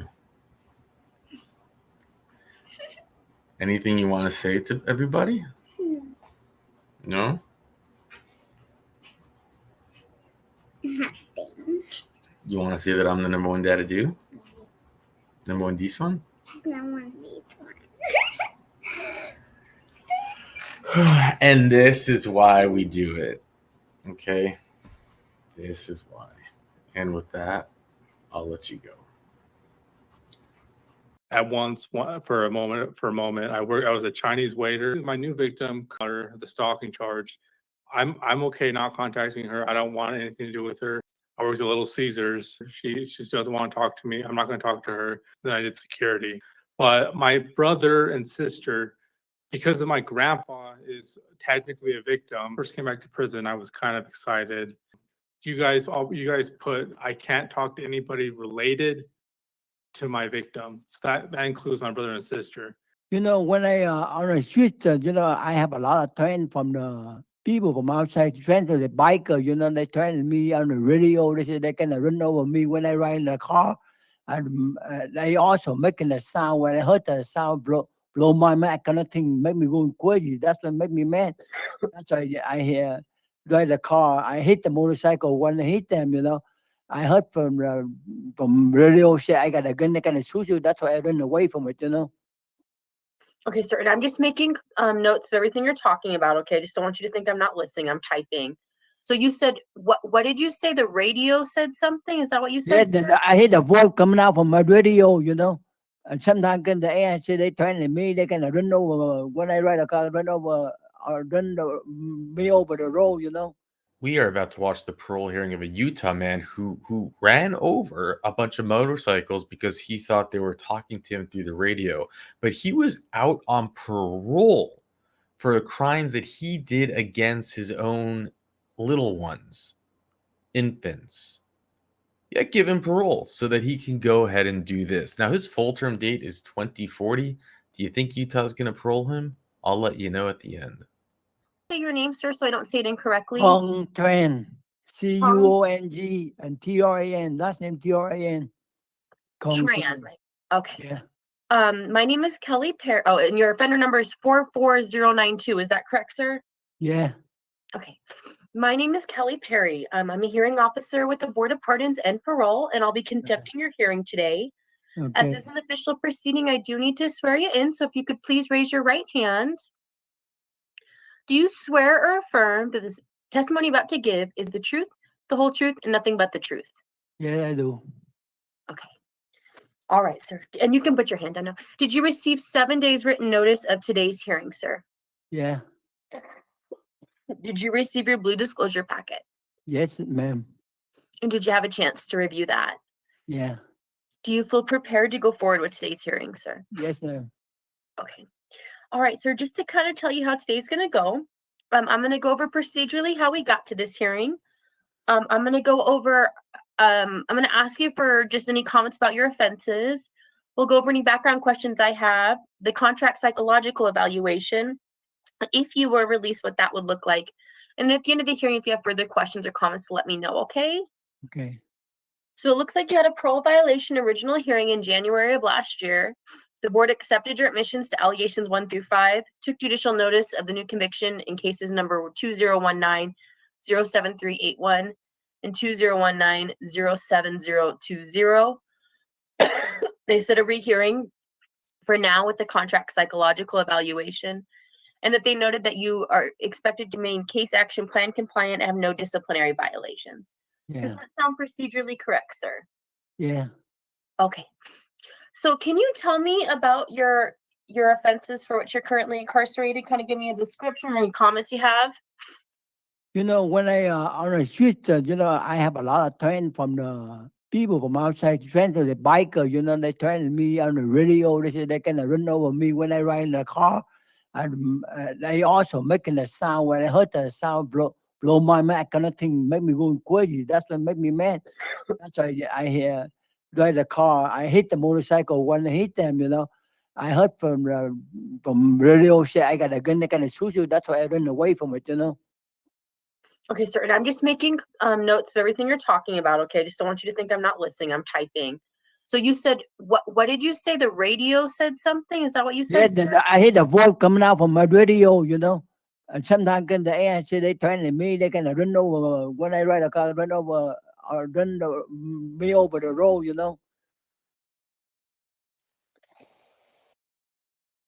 Were you taking mental health medication at the time? Yeah, I sir? do, ma'am. I take my medication. But were, at the time of the offense, were you taking medication? Yeah, I still take medication at the time, yeah. I tend to me, sometimes I listen to my radio at home, TV, I still hear the voice. I don't know where it come from.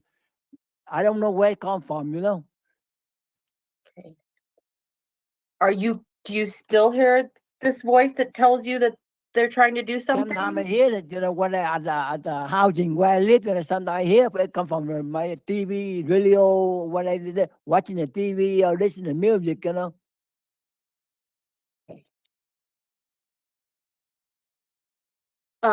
Does it tell you, so obviously this, you know, sir, this is a violent offense where you hit motorcyclists, right? Yeah. So do these voices tell you to do things that are harmful to others usually, or? They tell me they don't like me, something like that. You know, that's how they say, okay, I can run over because one of the biker I hit that one of the biker, they got a group, they got a biker, you know, biker against child abuse. That kind of group, they don't like the kind of crime like me, you know, like sick crime like me, you know. And another one, you know, when I see him in the street, I hear a voice coming out from the air. They say, you want to play with me? That's why he put the finger on me. He tried to the motorcycle. I put the finger. You want to play with me? So yeah, I try to move around on the freeway, on the street like that. So I follow him, you know. I said, you want to play? Follow me, you know. So, but it wasn't these motorcyclists that said that, right? I think motorcycle, because I see he put the finger on me. He look at me, he look at me, he put the finger on me, you know.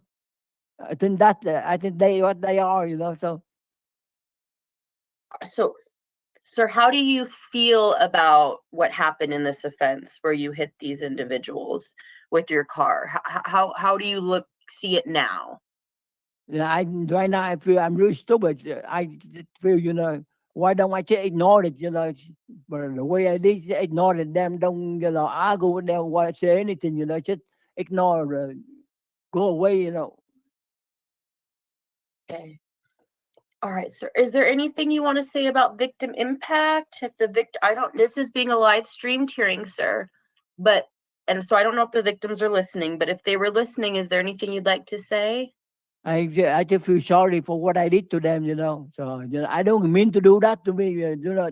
I didn't mean to do that to them, hit them by the car like that. But I got too much hearing. I hear too much things say out there going down the street, you know. When I ride a car, when I watch TV, when I listen to music, you know. So it kind of confusing me, you know. They use the power sound, you know, the power sound, the motorcycle. That's the one that scare me the most. Right? I mean, I got a conscious thing, you know, that scare me. That's what make me mad. That's why I hate them, you know. So now I know. So why did you get mad, sir? Yeah, I got really mad when they say something about me, you know.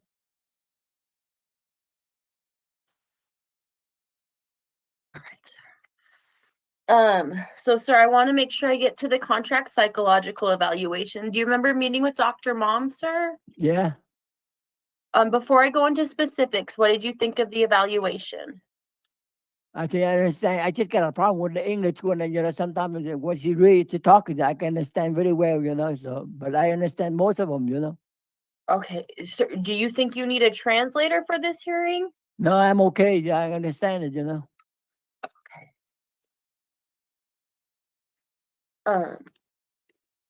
So did you get to review it then? Excuse me, ma'am. Did you get to review the psychological evaluation? Yeah, they already see me 2 days ago. You know, I don't need the review. She already tested me everything already. Dr. Moore, you know. I'm sorry, sir. Say that again. She already talked to me 2 days ago, and you know, evaluation already. Okay. All right, sir. I'm going to go over some specifics of it, okay, just to see what you have to say. It said that you were on forced medication and that you have a history of refusing medications, and your current medication is Is that accurate, sir? See, the reason I refuse to for the medication because I used to take rest ball for 17 year injection. One day they increase my medication without my permission. That's why I get mad at them. I said I don't want to take it. I want it just the way it is before 25 milligram. Why they increase medication? What reason they increase medication? They don't tell me what's going on. So I refuse it. So when I refuse it, they call a SWAT team come force me down. Take me. After that, I just continue to take medication without say anything. So are you currently wanting to take medication, sir? Yeah, I still want medication, ma'am. I still take. They just increase medication without my permission. They have to add my hair or if I had any problem with my hair or anything before they increase my medication. But I didn't say anything. So they just increase medication. Okay. It also provided some diagnoses. Did you agree with the diagnoses, sir? Yeah, the schizophrenia. Yeah, I do. Okay.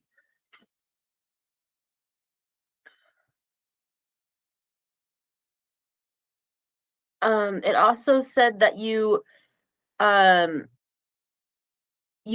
continue to blame the victim in the present offense. Do you think that that's accurate? You mean motorcycle? Yes. No, I just now I keep thinking about why I just ignore it. Why I have to pay attention to something not important like that. They say like that. I should ignore it. But the reason they make me mad because they're making a sound, the motorcycle making a sound drive me crazy. That's why you make me mad. But the way they talk and I hear the voice, it's not. I think it's not serious thing for me to concern or worry about that. So sir, when you said the motorcyclists were making you mad. Yeah.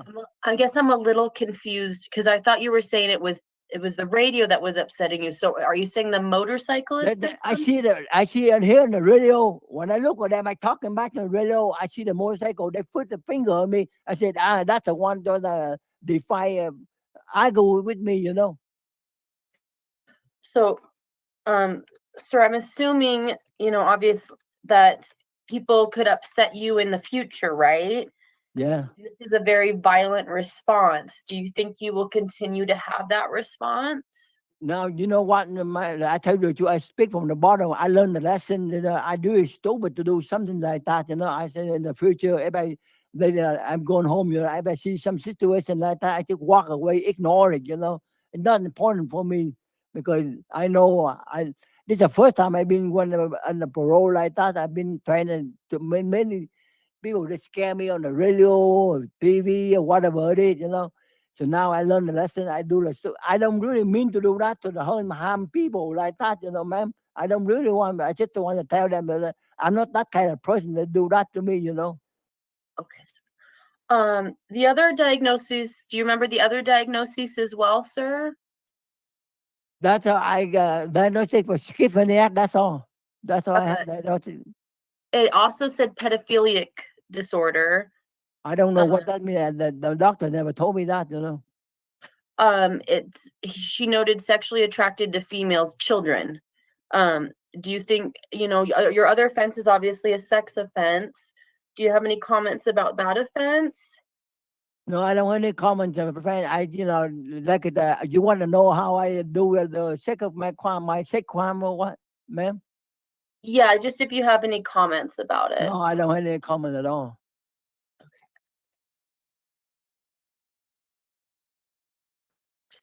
And then she provided some recommendations. Do you remember those recommendations, sir? No, I don't. She just say substance abuse, whatever it is. So she recommended that you receive ongoing mental health treatment. Yeah, I have treatment. Go to halfway house, to MIO program, everything like that. I said, yeah, I can do that because I've been there before. I know how it is. So you want to go to the MIO? It's called now, just so you know, it's called the MHSS program, but it's formerly called the MIO program. Yeah. So is that something you're interested in? Yeah, that's ma'am. That's why I want to go with. So if you're paroled, sir, a therapist, most likely be Amy, she'll come out and assess you. And if you're a proper fit for the program, they'll accept you into the program. They'll let the board know, but the board has to make that as a condition, okay? Just so you know Okay. going forward. All right, sir. How's your mental health currently doing, sir? I'm doing just fine, you know. I take medication, you know.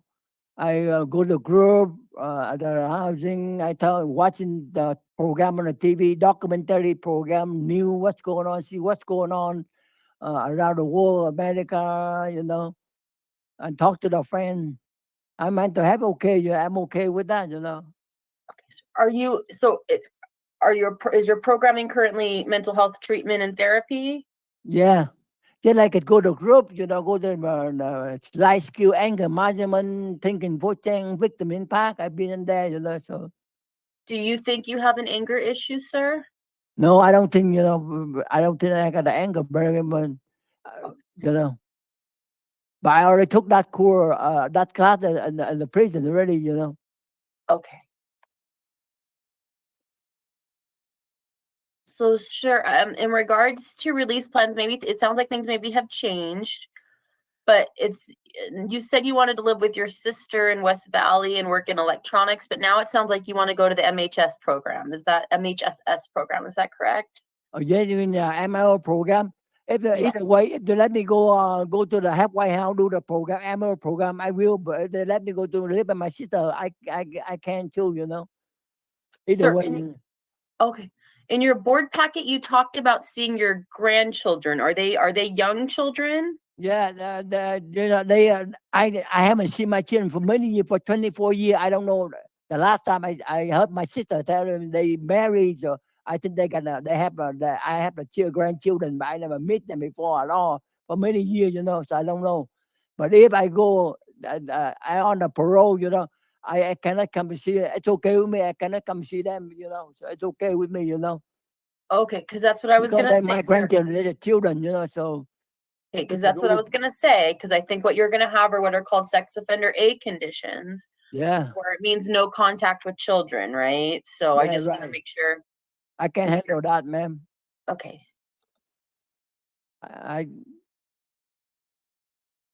You okay if I ask my parole officer before I see my grandchildren? Okay with that, ma'am? If I ask Yeah, them, they so say if you're okay. paroled, yeah, I would talk to your parole officer to see if that's something that can be allowed, right? Okay. So but I think you're gonna have a condition of no contact, so I'd be, make Okay, sure you all right. talk to Okay. your parole officers. All right. And I don't know what the board will do. I'm not saying they're gonna grant parole. I'm just saying if they do, obviously things you want to think about, okay? Okay. All right, so those are all of my questions. From here, I'm a hearing officer. I make recommendations. The board ultimately decides. They're made up of 5 members. 3 of them have to come to one decision. That's the decision of the board. You should get that in writing within 2 to 4 weeks. Anyone listening to this hearing, I make note of your guidelines, sir, which is 52 months or October 20th, 2024. I want you to understand that's just a suggestion, the easiest way to think of it. The CCJJ issues them. They're based on a number of factors, obviously one of them being your offenses, and the board ultimately decides. So like I said, the guidelines 52 months or October 20th, 2024. But the board can go below that, above that same date. And the expiration of your sentence, assuming no other offenses, is November 25th, 2046. Do you have any closing comments or questions for myself or for the board, sir? No. I just want the board to understand me well, what my problem or what my crime are, so they understand I'm not that kind of person, you know. Dangerous people go out in the society, train people, bully people, take advantage of people. I'm not that kind of person, you know. You know. Okay, sir. I've been making notes of all of your comments today. I appreciate you coming to this hearing. We'll go ahead and conclude. Okay, thank you. You're welcome, ma'am.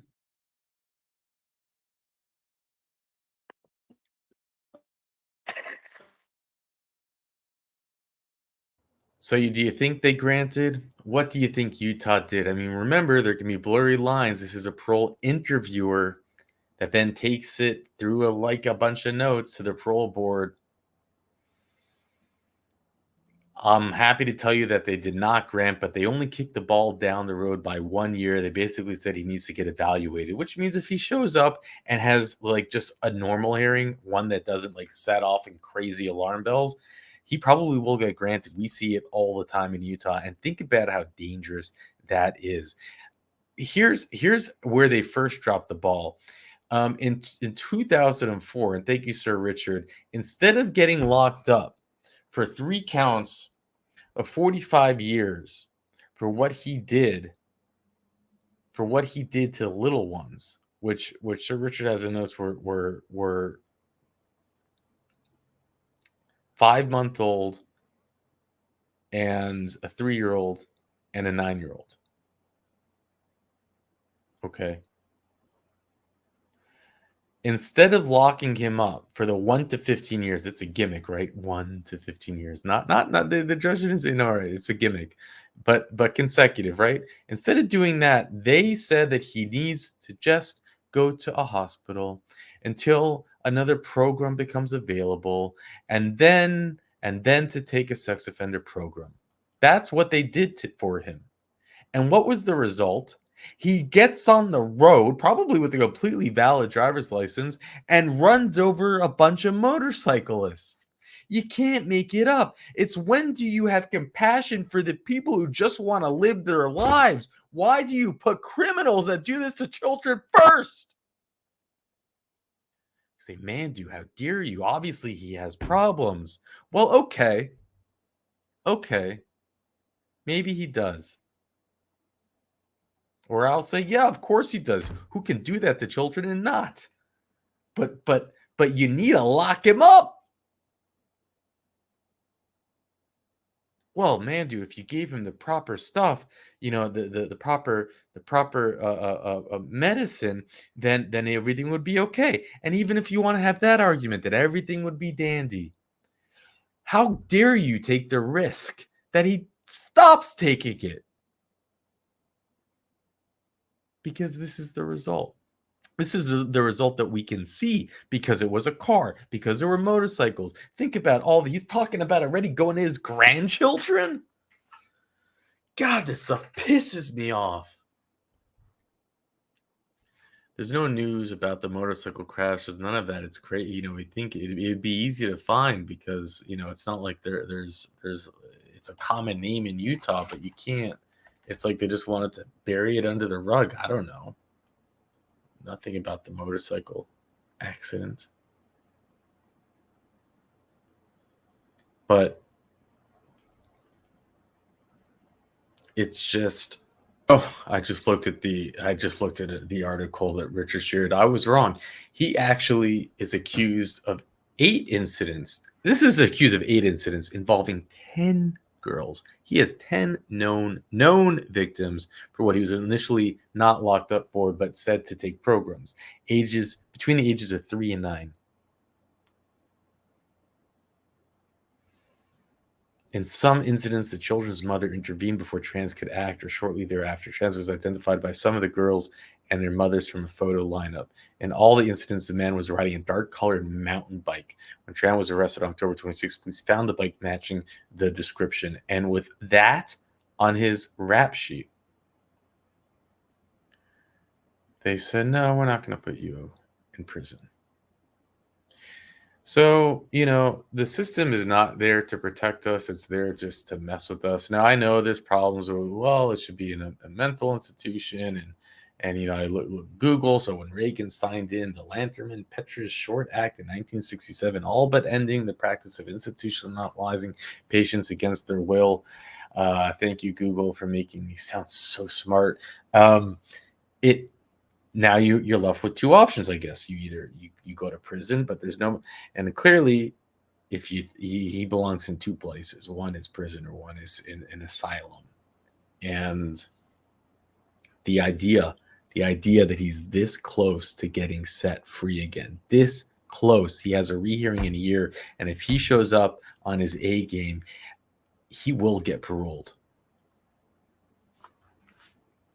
So think about that reality. And we will cover this in a year when he comes back. That's not a blank statement. We cover everything. As long as the channel continues to grow, so help it grow. Subscribe, hit the notification bell if you want to get the updates of these cases. Thank you, Sir Richard. And with that, I'll let you go. people from outside, especially the biker, they threaten me on the radio. They say they're gonna run over me when I ride in the car. And they also making a sound. When I heard the sound, blow my mind. I cannot think, make me go crazy. That's what make me mad. That's why I hear drive the car. I hit the motorcycle when I hit them. I heard from radio say I got a gun. They're gonna shoot you. That's why I run away from it. Okay, sir, and I'm just making notes of everything you're talking about, okay? I just don't want you to think I'm not listening, I'm typing. So you said, what did you say? The radio said something? Is that what you Yeah, said? sir? I hear the voice coming out from my radio. And sometimes in the air, say they threatening me. They're gonna run over when I ride a car, run over or me over the road. I'm not typically a violent person. I kicked him and it ended up being in the head. I only struck one time. I've never pulled a knife on anybody in my whole life, and that's the honest to God truth. I think what he was taken back by, just the physical look that I have with the tattoos and stuff. Felt like I had to kind of protect my sister's honor. If I could take it back, I would. I don't gangbang. I don't do none of that stuff. Was intoxicated on jailhouse wine. I just can't do this no more. I hate to be a blubbering idiot here, but I'm just done. I just want to be a regular guy doing regular things. Now we're looking at a lot of tattoo removal and we're looking at, Well, the tattoo removal, if released, I think that's probably a good idea. Now, he's got a long track record and he is facing a lot of time. His full term date is 2032. So he's got a lot riding on this parole hearing. I'll unpack it with the details that I have. there's a few things that I would like to say. I kind of came in here with kind of an idea of the appropriate things to say. And, I just want to start off real quick.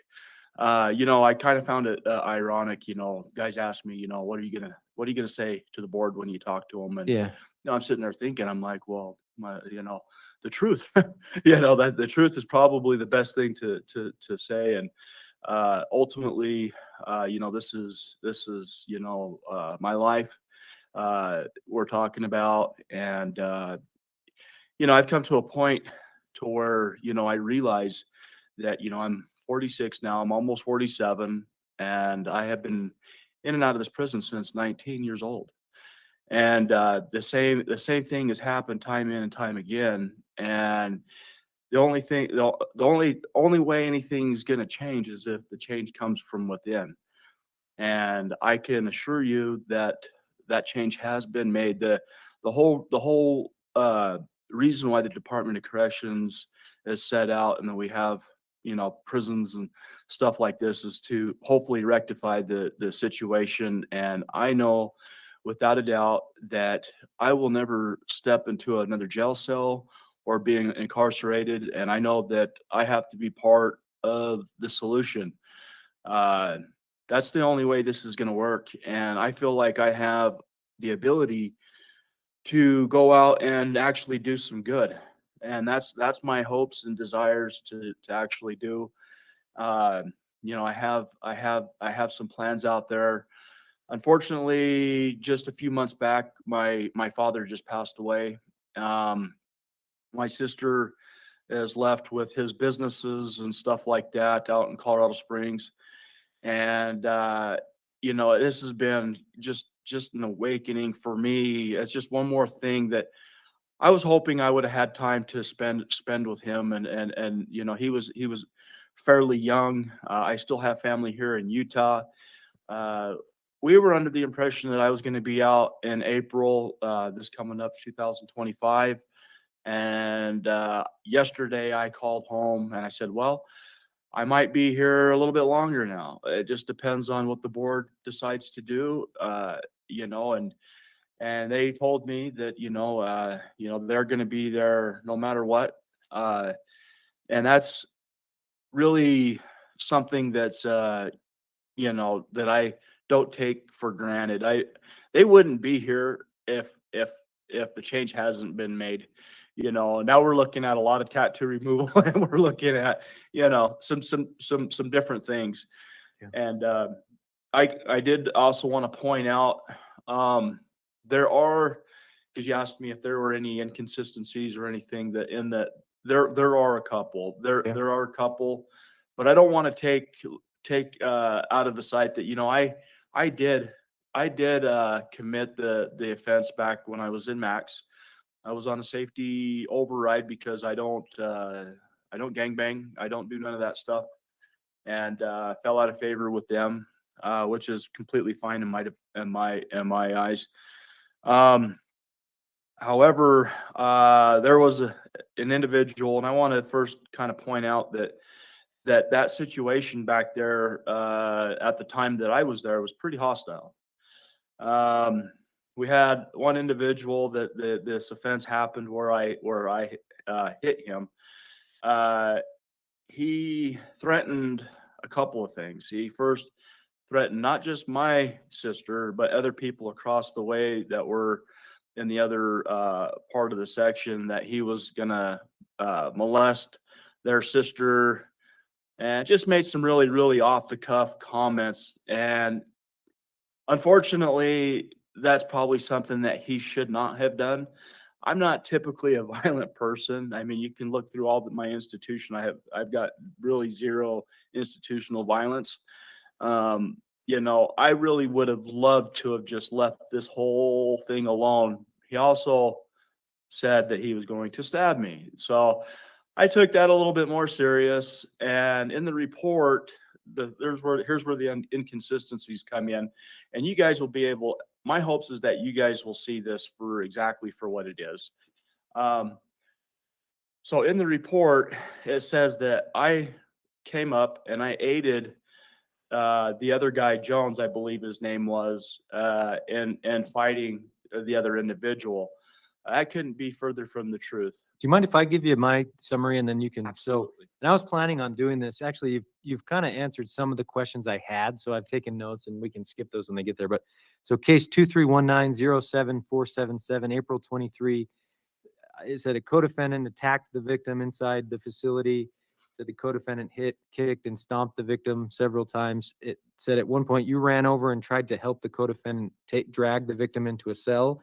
It said the victim, quote, was able to fight this off, and then it said you kicked the victim in the head at that time and then went and racked into your cell. Is that accurate? No. No? Okay, so what's your statement on that? So what I did is I ran up the stairs, went over, and these guys had started fighting beforehand. Just right before that, I grabbed him by the shirt and I yelled at him for the obscenity that he said towards the sister thing. And then I dropped him, pushed the other guy into the house, the other guy that was fighting with him. So, and you guys will be able to see this because it's all on camera. It's readily accessible to be able to see it. I'm hoping that you will see it.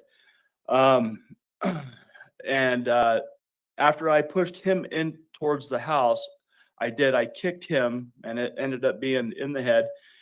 That was the victim or the co-defendant? The victim. The victim. Yeah, the victim. The co-defendant, I never had any, we never were together on anything. I shoved him out of the way because he had no part in whatever I had going on with the other guy. There was no coercion between the two of us. I had, I feel unfortunate the whole situation happened. I felt like I had to kind of protect my sister's honor, but the thing that kind of got me was that he threatened to stab me. Now I want to also note that I have actually talked with some of the officers that that some of them are actually friends of mine. I'm not going to point out any names or anything, but they told me that when they came in, they found a knife on the victim and on the other guy. So, that heightens the reality when going up against, a couple of guys, and here's one thing I also want to note, I only struck one time. It was okay? the kick? The kick. That was it. There was never a punch. There was never nothing. I don't know why I'll go on record that that's my understanding. So that's my understanding of the case, the official version. So just wanted to say, I really appreciate that because, so when I went to court, I was getting, my public defender was, not hearing anything I had to say. Prosecuting attorney, because of my record, wasn't interested in anything I had to say. And, and I get that, I mean, I understand that, after a while, people are not probably wanting to hear what somebody's got to say. The reality is the truth is what it is. And I accept the truth for what it is. I feel, very ashamed that situation even took place. If I could take it back, I would. The whole defending my sister's honor, all that stuff. This guy doesn't know my sister. My sister's never been in trouble. She's never done a day in jail. He's just making comments off the cuff because he was intoxicated on jailhouse wine. And when I confronted him before the doors opened, that was when the whole threatening to stab, all that kind of thing. And I was like, I've seen some pretty bad things back there. I'm no longer back in Max. I've been out of Max for quite some time. I've been trying to get a job. It's really, really hard I get along really well with the staff back there. They're always trying to help me to find something to do. I just volunteer, stuff like that. do you mind, and sorry to cut you off. I want to give you all the opportunity to speak. Do you mind if I go through some procedural things? Sure. And then I've got a couple questions for you. You've really touched on a lot of that. And then at the end of the hearing, I'll turn it back to you. Is that okay if we do that? Absolutely. Quickly, I just wanted to note, so today we sent a separate guideline calculation and hearing worksheet. You had a chance to review that? I did. What happened there? So the board did a smart scheduling, it looks like back in 2023, based solely on the 4 2022 cases. Yeah. They set this hearing with that guideline in mind. I think it was at April 22nd, 2025. After smart scheduling and that initial hearing worksheet was done, this aggravated assault case that you've talked about occurred, and you received a sentence, 0 to 5 years. I think it was entered consecutively to the other cases. As of this week, a new guideline hadn't been calculated, including that. Yeah. So this new guideline includes that separate conviction. It adds about 2.5 years to the guideline based on that case. Board rules, our managing case analyst did the calculations. I'm going to just make sure everything's correct after today's hearing, but that's what that's explaining. If you'd like to, we can postpone today's hearing for you to have further time to review and prepare to respond to that document. If you're willing to waive disclosure, we can continue today.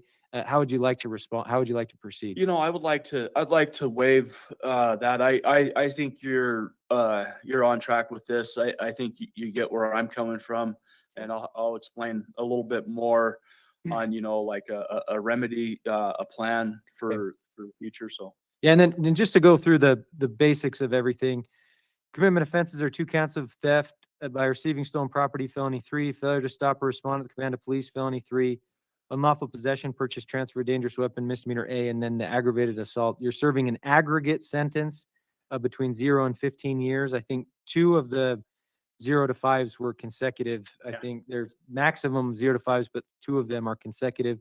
As of now, that will expire on May 19th, 2037. Your guideline is 67 months, which would lead to you being released on December 22nd, 2027. Obviously, the board's not bound by that. They can release you before that date, after that date, and they'll consider your case as a whole in making that decision. I do note in January 23 at Smart Scheduling, the board said they wanted you to complete substance use treatment as evaluated to be appropriate and cognitive behavioral therapy. And we'll talk about that in just a minute. Yeah. So as far as the cases, so there's 4, we've already talked about the aggravated assault case 231907477. The 2022 cases, have you read the summaries and the pre-sentence reports for those cases? Are those summaries accurate as to what happened? On the other cases? Yeah. Yeah, I mean, for the most part, other than the one case, I think it's the Class A misdemeanor, I'm not sure what they charged it as. So a tow truck driver, the dangerous unlawful possession, Yeah, purchase, transfer of a dangerous weapon. That, I believe that's it. The 2022, an individual attempted to repossess your vehicle. Yeah. Says you brandished a knife. Is that what happened in this? case? No, I never brandished a knife. You know, I've never pulled a knife on anybody in my whole life, and that's the honest to God truth. I think my history would support that. I don't know why this guy said what he said. So the gentleman was a black gentleman. I think what he was taken back by, you know, just the physical look that I have with the tattoos and stuff. He became kind of confrontational with me. I told him, I says, look, you know, just let me get my things out of my vehicle and you can go ahead and take the car. And he started making some weird comments. And I guess he was trying to say that I insinuated that I was a cop. Well, I'm obviously not a cop, so I don't know what he's talking about. But nonetheless, I grabbed my things out of the vehicle, set them down, and I went inside the house. I noticed the cops showed up, and I went back out after they had left, and all my stuff that I had set out on the side was gone. Now, according to the report, they found a knife in the stuff that was there. Now, here's the thing. Let me just say this. I'm just so if I brandished a knife on him, so what did I do? Did I brandish a knife and then set my stuff down, or did I take? If I brandished a knife, the knife would be in my possession. It would be on me, right? You know. So why would I leave the knife there with the other stuff? It just doesn't make any sense to me. In my understanding, you deny that you had a knife at all at that time. Yeah, I mean, there was a box of stuff from one of the guys that was the house manager. So I went and grabbed some of the stuff that was in the sober living house. This was a sober living. You were at a what sober living were you? I was in More Roads to Recovery. Okay. And I grabbed some stuff out of there, and I ended up getting one of his boxes. And he's a friend of mine, and it was just a regular typical knife. I didn't even know I had it in there until like later after the fact. But so it was your statement is it somebody else's box of property that you had mistakenly taken? That's actually the truth, because I went in and I grabbed a couple of bags out of the garage where my stuff was at, and I had actually ended up grabbing one of my buddy Chris's boxes. That's where that was in. So I'm just thinking that maybe the cops showed up and they asked him, well, what's up with this knife thing? And he's like, well, you know, whatever he decided to say, you know. And I know these tow truck drivers, they probably, you know, I mean, I watch the shows on TV like Lizard Lick and South Beach Tow and stuff. And I mean, they're dramatized and stuff, but I mean, you get a lot of confrontational type of stuff. Yeah. And so he's probably used to dealing with that. And I guess he's from a big city, from San Francisco. I don't know why he chose to make those comments, but my hand to God, they are untrue. So I'll note your comments regarding that case. I think I have a pretty good understanding of your statement today. I'll put those into my report so the board will be aware of them. Okay. I do want to, so it looks like you terminated your fourth commitment September 21. The first case, I think it was you were driving a car, fled from a traffic stop during that car, was about a month later. And then, you know, these other cases occurred over the next number of months. I wanted to check in first, though. What was your plan? I mean, I think in your most recent hearing, you said you were wanting to go to Colorado to live with family. Did you not make that, or what went wrong with the plan last time? So the plan was a good plan. And you know, this was by far my biggest mistake that I feel I've made in my life. Is my poor dad had plans for me to go out there to go stay with him. You know, I got cold feet at the last second. I actually sat in my truck up there at Little Cottonwood, and I was debating. I even went up, you know, into the canyon a little bit, which is not the right way. You're supposed to go south, out through Price, out through Dinosaur, to get out to Colorado into Grand Junction. You know, I ended up, my cousin John came and picked me up, and I thought I had a pretty good, strong disposition.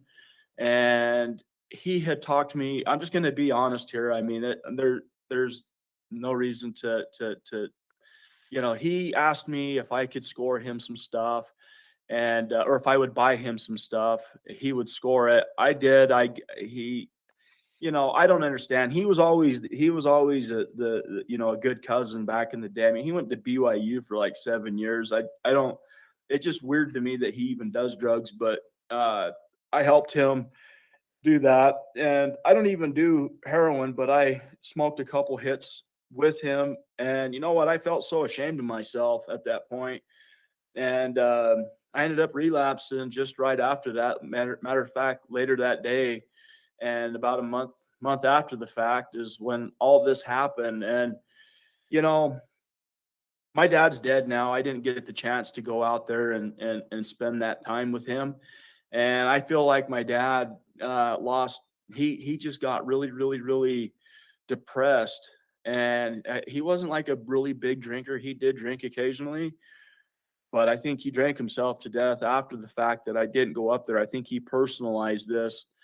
And it's going to be a hard one to forgive, but the fact of the matter is I'm trying to get actually possibly back out to Colorado. My dad left us a house. So maybe while we're on that, so want to go to Colorado? Yeah, Is maybe your plan? So interstate compact if you're granted parole? possibly. Yeah. Okay. Any other thoughts you have about your release plan? I didn't get a board packet, so address, release plan, anything you'd like the board to know about Well, that? here's my plan. So I'm asking the board to allow me to go to Odyssey House as a treatment plan. I can't go to the program here. I was actually in the program. They kicked three Okay, so guys. that was my next question. Sorry, let me just, if you don't mind you're just fine. organizing here. Yeah, you're So fine. you were in the RSAT program just a couple months ago, Yeah. and then MRT, so what happened? So they kicked three guys out. I'm actually housed with the one guy.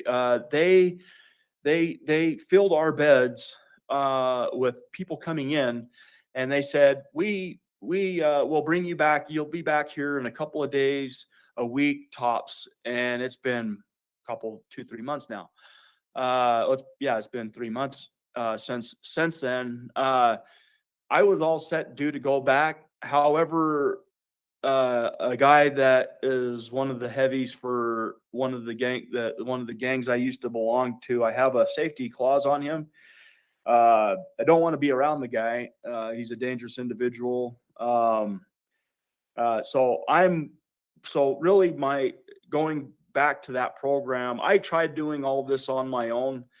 It took 2 years. Well, 2 years. I've tried to get into that program for 2 years, writing all the time, trying to get in there. I was able to do the MRT. I did the cognitive thinking and thinking for a change. Yeah. Thinking for a change is so you completed that one. What did you learn in that one? But I learned, you know what? I actually, I mean, aside from the class, I mean, the gentlemen that teach that class, I learned a lot. I didn't realize how much that these officers actually genuinely care for some of us. And it was the one guy, he ended up almost having a near-death experience, was hospitalized, and he would send us video, letting us know everything was going to be good. And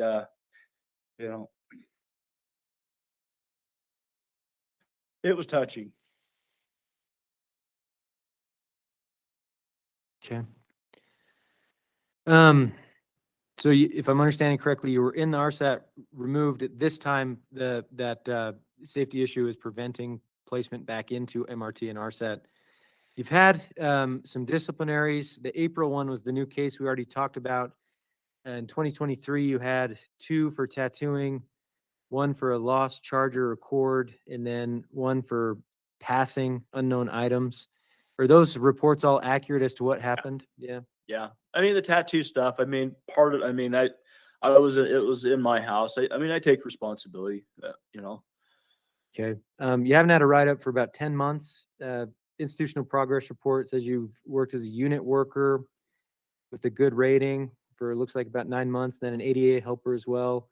Housing staff currently provides a positive report. What's helped you for the last 10 months avoiding the write-ups? Because you had right out the gate. What's helped over the last 10 months? You know, I've changed. It's it comes down to, my dad dying.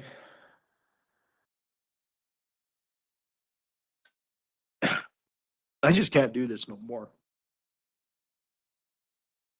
I hate to be a blubbering idiot here, but I'm just done. I just want to be a regular guy doing regular things. Okay. And just quickly, we're out of time, but do want to, no rush to get through things, want your input. As far as mental health, do you have any past diagnoses? Like childhood ADHD, I think is what I've read about. Any other diagnoses you're aware of? I've been diagnosed a couple things back in the day. I mean, it was kind of a popular thing. I would say that I'm pretty sound. You're not taking any medications or doing treatment. How'd you say your mental health is right now? I'd say very good. I'd say good. I mean, I'm sad, with my dad and everything, but I've got a lot of responsibilities and I just can't. I'm having a hard time wrapping my mind around being here another 3 years, possibly. Here's the thing I'm thinking, I don't know what you guys are going to do. I mean, I don't have that control, but I do have the control to make good choices and make better choices from here on out. So they got a new halfway house in Orem, Utah.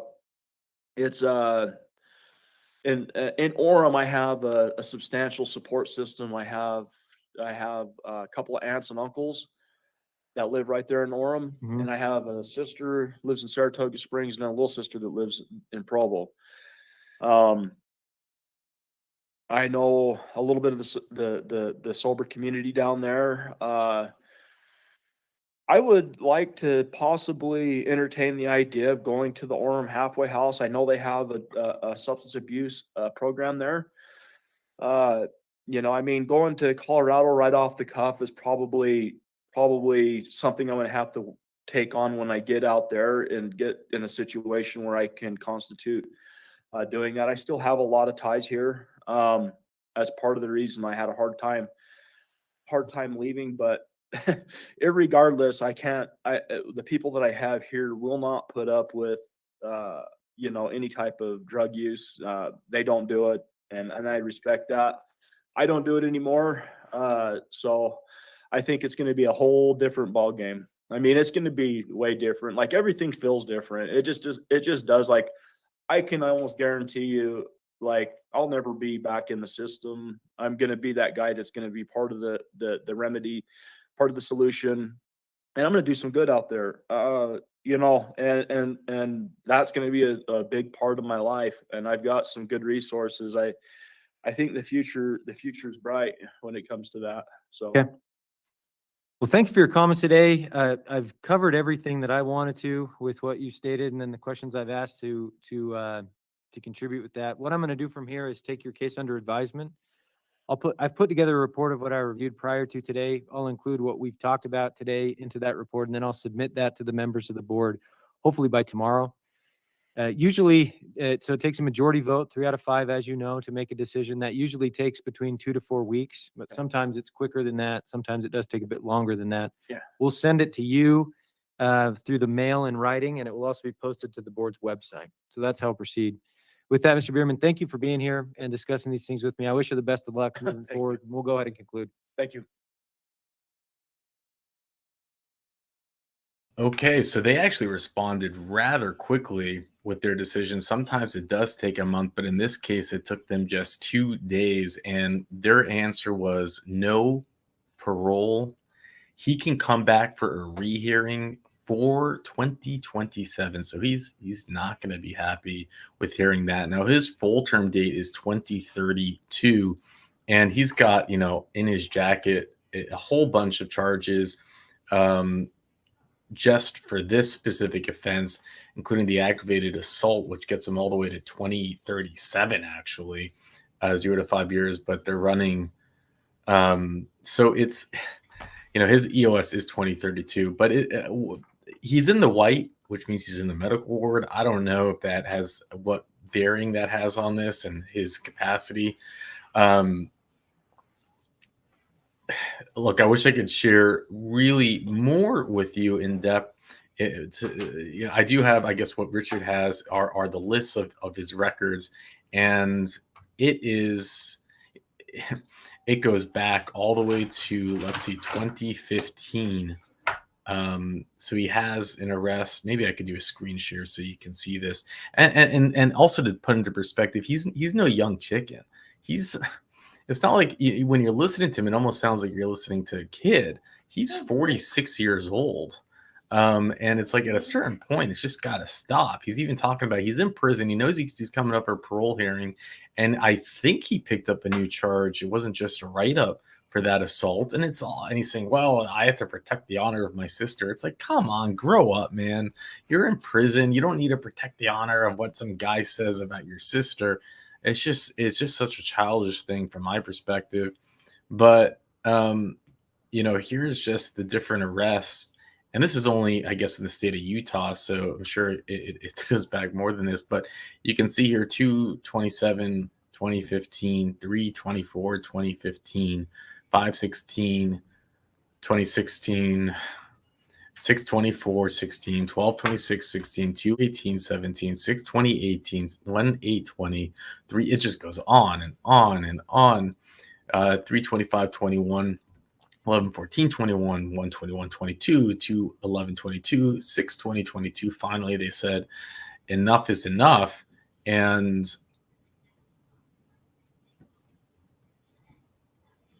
he has. What are you supposed to do? I mean, frankly, I don't. What are you supposed to do in these situations? So they're going to let him get a rehearing. Maybe he can take some programs. I don't know. As you can see from those, from that ink, he probably was a part of some type of supremacist gang, if he's claiming he's not involved in it anymore, but certainly seems that he once was, and that's pretty big in Utah. But man, he looks like a big man. He looks like he can cause some hurt. And what can you do? I mean, just look at that arrest record. It's crazy. And he was just locked up for this in 6/20/2022. So there you have it. And we'll keep tabs on these hearings as they come up. Make sure to subscribe, help the channel reach 100,000 subscribers. If you want to see more of these type of hearings in Utah, make sure you click that playlist for the Utah playlist button below. And with that, I'll let you go. I'm not typically a violent person. I kicked him and it ended up being in the head. I only struck one time. I've never pulled a knife on anybody in my whole life, and that's the honest to God truth. I think what he was taken back by, just the physical look that I have with the tattoos and stuff. Felt like I had to kind of protect my sister's honor. If I could take it back, I would. I don't gangbang. I don't do none of that stuff. Was intoxicated on jailhouse wine. I just can't do this no more. I hate to be a blubbering idiot here, but I'm just done. I just want to be a regular guy doing regular things. Now we're looking at a lot of tattoo removal, and we're looking at, It's clear and obvious the law enforcement community doesn't want me on the street due to my past. I feel like calling the board hypocrites right now, because the board asks that people have empathy. Is a mistake I will never make again in life. I will never call for help. Got out of a gang, got a law degree. Regardless of the situation, I can see that I'm going to be the bad guy. If I was anybody else in the entire world, I would be free. Daniel Walter Collins the first, right? We are about to watch the parole hearing of a Utah man who has a jacket full of crimes that we will go over. But what he's known for is what he did to his chomo, Selly. He stabbed him, this man, over 25 times, and he was ultimately convicted of essaying his 16-year-old babysitter. I'll unpack with all those details at the end. Is that on record? Yep. Okay, this is a rescission hearing for Simon Scown, number 154632. Is that you, sir? It is. My name's Scott Manning. I'm a hearing officer with the Board of Pardons and Parole. I'll be conducting today. I'm going to be taking testimony from you. If you'd raise your right hand the best you can, I'll swear you in. Do you swear that the testimony you provide today will be truthful and accurate? I do. Thank you. Did you receive at least 7 days written notice of today's hearing along with your blue disclosure packet? I did. So that's the new information, obviously, that the board will be considering. I'm just going to kind of give a procedural review, and then I'll ask you if there's anything in that disclosure you want to talk about. So the purpose of today's hearing is to discuss why your parole date was rescinded. It was rescinded, I believe, due to new disciplinaries. Is a criminal charge pending related to one of those incidents. I think an initial appearance, at least as of yesterday, was scheduled for a week from today, is what's happened. After today's hearing, the board will decide appropriate action. I imagine almost certainly that will be a paper review due to the criminal charges that are the criminal charge that is pending. We'll go over that in just a minute. But I would like to talk about the other new information outside that, so that when the board is presented with an opportunity to make a decision, they have the information available. So to the extent you're willing to do that, I'd like to. But did you receive, you said you received your blue disclosure packet as well? I did. Are there any errors or inaccuracies you'd like to discuss in that packet before we proceed? I mean, no. Okay. Yeah, I mean, I feel like there probably is, but none that I want to discuss. Okay, if something comes to mind, that's really the main purpose of why we're here. I've reviewed your file. I have a detailed report prepared, but part of today's hearing is to allow you to speak and to voice things from your perspective. So since returning from your most recent parole, I think the board has granted and then rescinded 3 paroles. You're familiar with, what happened in each of those cases. Since the most recent hearing, it was in May of 2024. I think there's 4 incidents leading to disciplinary convictions. And then last time I checked, I believe yesterday afternoon, 3 were pending. So the criminal charge, assault by peace officer related to the July 5th, 2024 incident, that's pending in case 2419-10862. What's that? Which, the write-up was actually dismissed. Yeah, so it shows as a conviction on my end. I can double check and look and see if something wasn't. There was a triggered over. conviction It of shows as a conviction. a disorderly conduct. So I show an A21 assault against correctional officer, B13 disorderly conduct, reckless endangerment. I'll check. I'll go look at the IDHO information. If that has indeed been dismissed, I'll change it so the board has accurate information. Is that okay with you? Yes, the A21 was dismissed. The B13 I pled guilty to. Okay. Well, I'm also going to recommend the board take judicial notice of that pending case 2419-10862, the misdemeanor A assault on a peace officer. Due to the pending case, I'm not going to ask you any questions. To me. What's that? And this is why I don't. It's absolutely flabbergasting to me, the whole situation. And conveniently, this officer was not wearing a body camera during the time of a verbal exchange, which he claims at which time I threatened his life and his family. And yet this gentleman was provocative, even to the point of providing his full name, Daniel Walter Collins the First. Right? So it is very convenient this gentleman was not wearing a body camera. And again, this write-up was dismissed. Honestly, I find this to be absolutely ridiculous. But I've been down 21 months on technical violations, disciplinaries, and misdemeanor infractions. So if I was anybody else in the entire world, I would be free. Let's just go ahead and say that outright.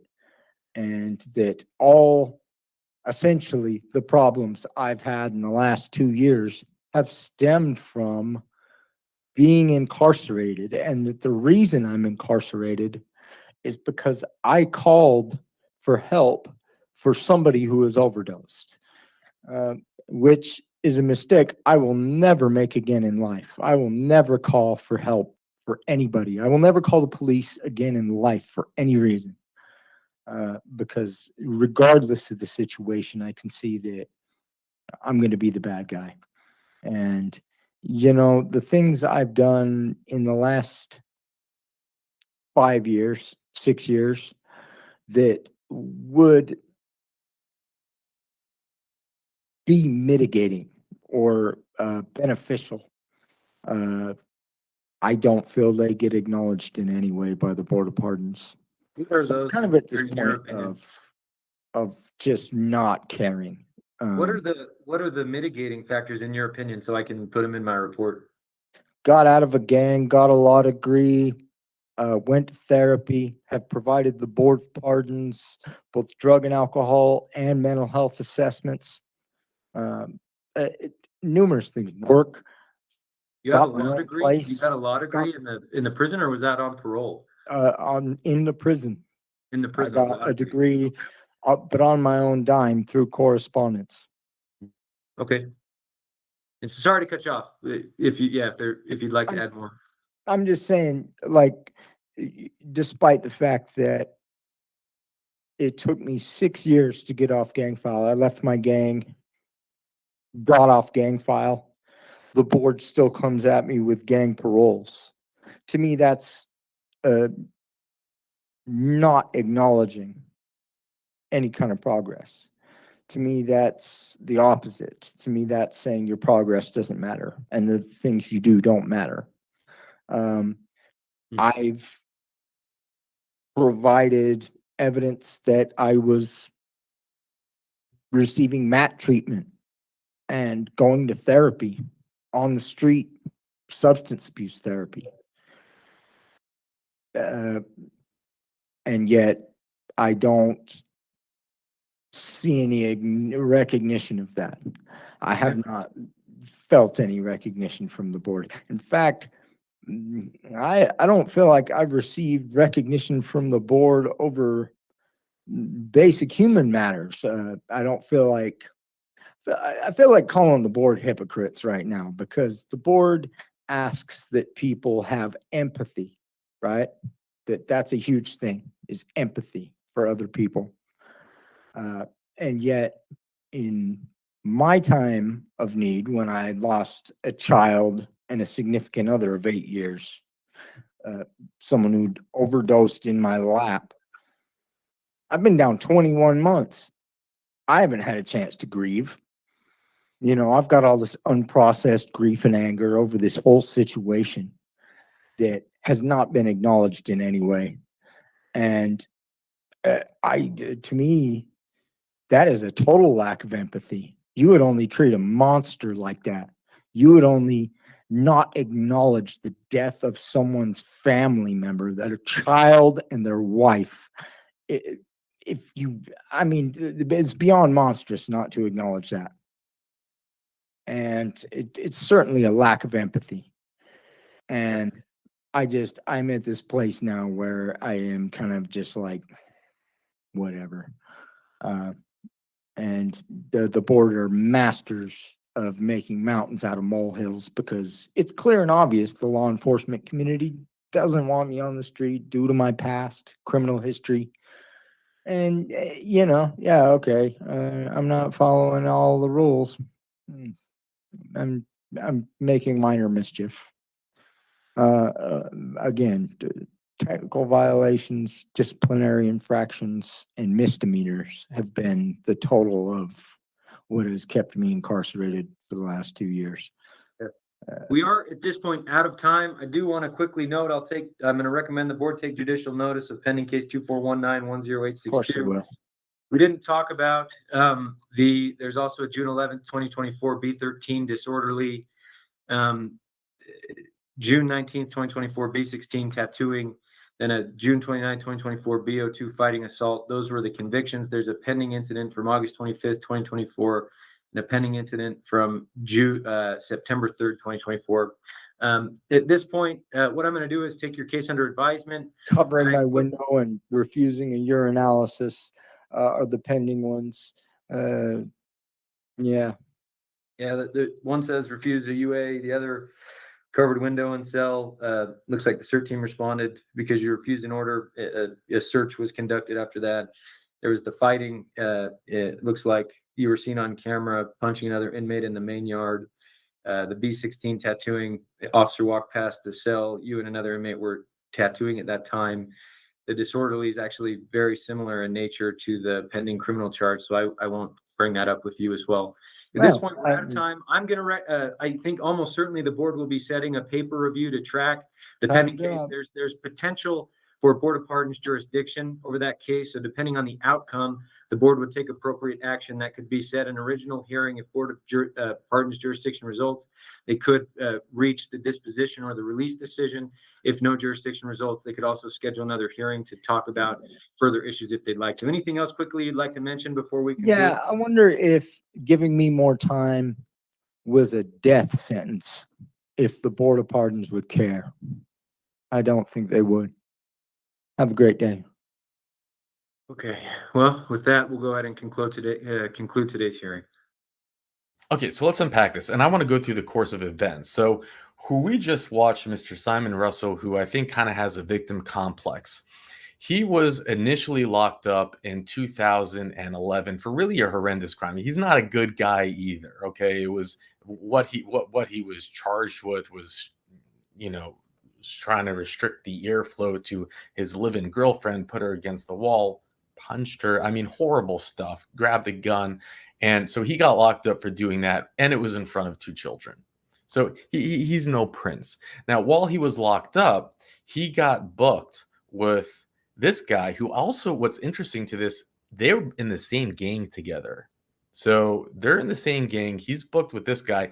This guy is being held for SA of a 16-year-old babysitter who had died and who they killed, and he hid her body. Now, this story of what he did to her babysitter, this man here, who our Prince Simon Russell stabbed 25 times, he was ultimately found guilty and sentenced to life. But what he had done is he had hired the babysitter because he had his wife. They went out to party. They came back, injected the babysitter with meth and heroin, and claimed that his story was that the babysitter wanted to have a threesome, and that's why it was done intentionally. But he injected her 3 times. The amount that they found in her system was enough to kill an elephant or something. And they claimed that they were just partying and she OD'd and they panicked and they hid the body. The body was so decomposed that the coroner couldn't tell the cause of death. But his wife turned on him. The guy who helped him bury the body turned on him. They all pointed fingers, and he was found guilty. And I know all this because Sir Richard shared the podcast. This was a true crime thing. I listened to the podcast. It was. I'll put the link to that podcast in the description. But while he's serving in time for this, his Sally in the same game, who we just saw, stabs him 25 times. He was charged with first-degree attempted homicide. Now, Utah felt maybe they didn't care that much because just a few years later, maybe 5-6 years later, on top of the charges already in his jacket, he got paroled. And he now came back.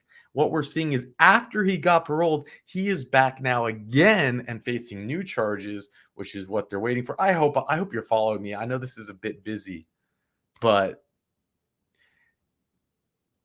he is now back. And that means that after he stabbed his roommate 25 times, his roommate is Sally, I'm sorry, I'm not using, shanked him 25 times, was able to still get parole even with everything in his jacket.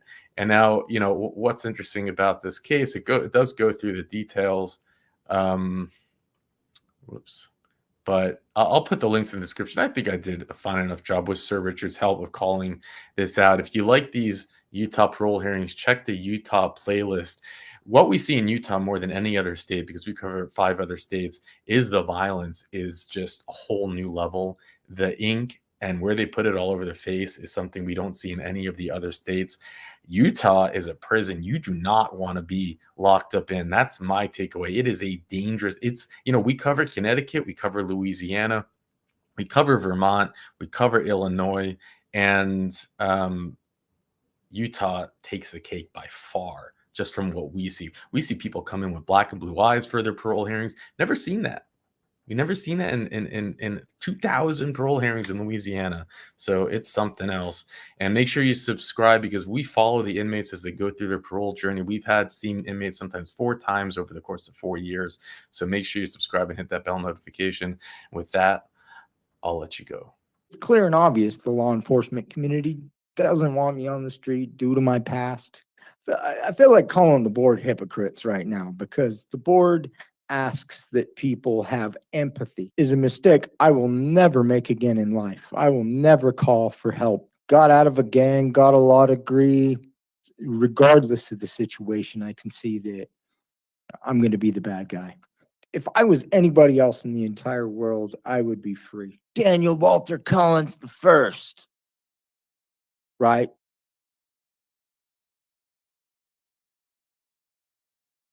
I train every day. I train for war, because here is what war happens, sir. This is not a joke. Antelope is the highest and most dangerous facility in this state. Like, this is not a game, sir. These violent things are happening, and I have no choice but to prepare myself, because these doors are popping on accident. I guess I was naive to believe that I had what it took, because I am institutionalized, sir. I can tell you the truth. I feel comfortable here. I don't worry about time. Time is easy. The thing is trying to learn how to trust people. I can't speak too much on it due to pending litigation, but sir, this is not what do you call it? A fabricated statement. I have over 84 puncture holes in my body, sir. I've been assaulted over 16 different situations, and 15 of them have been with weapons. I have like 16 stitches and 4 staples in my face for situations that have happened recently. I don't have a problem going to population. If you can manage to deal with the team here and give them the clearance, I have already signed a non-disclosure form saying that I won't hold nobody accountable if something happens to me. But unfortunately, sir, due to my past gang ties and my loyalties amongst those gangs and the sacrifices I've made, I've also created powerful enemies. We are about to watch a parole hearing out of the state of Utah. I know you might not have guessed it by at first glance, but actually here in Utah, we see many cases like this. Now, he was just revoked for the 5th time. I'll unpack with all the details at the end. Time and place set for a parole violation hearing for Nicholas Martinez. Mr. Martinez, your offender number is 199277. Is that correct? Yes, sir. All right. My name is Micah Bruner. I'm a hearing officer with the Board of Pardons and Parole. I'll be conducting your hearing this morning. On the monitor, you'll see your attorney, Ms. Conyers, as well as Agent Cabanilla from APNP. Agent Cabanilla has already been sworn in, remains under oath for this hearing. But Mr. Martinez, I do need to swear you in. So if I could have you please raise your right hand. Do you swear or affirm the testimony you're about to give will be truthful and accurate? I do. Great, thank you. Mr. Martinez, did you receive at least 7 days notice of this hearing? Yes, I did, sir. All right, and then did you get your disclosure packet? Yes, I did. And did you have a chance to meet with Ms. Conyers in preparation for today's hearing? Yes, sir. Very good. All right, looks like we have 2 allegations against Mr. Martinez. Ms. Conyers, how are we handling those today? Yes, thank you. He'll admit to both of those allegations. Okay. Mr. Martinez, before I accept your admissions, I need to make sure you understand that you do have the right to require APNP to prove these allegations at an evidentiary hearing.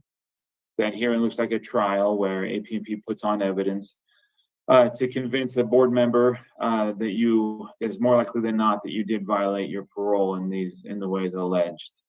You would be given an attorney at no cost to you, through which you could defend yourself by cross-examining APNP's witnesses and by providing evidence of your own, be it through witness testimony or through exhibits.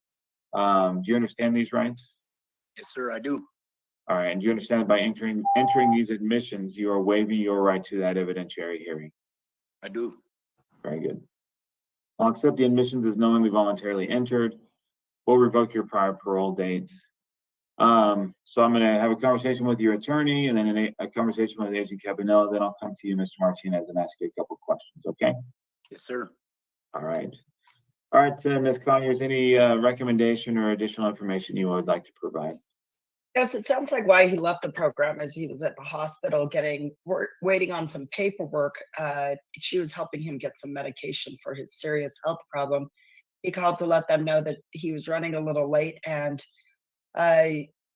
when they asked if anyone was with him, he admitted that his girlfriend was with him, and he said that they may request a warrant because he not only was he running late, but he wasn't supposed to be around anyone, including his girlfriend.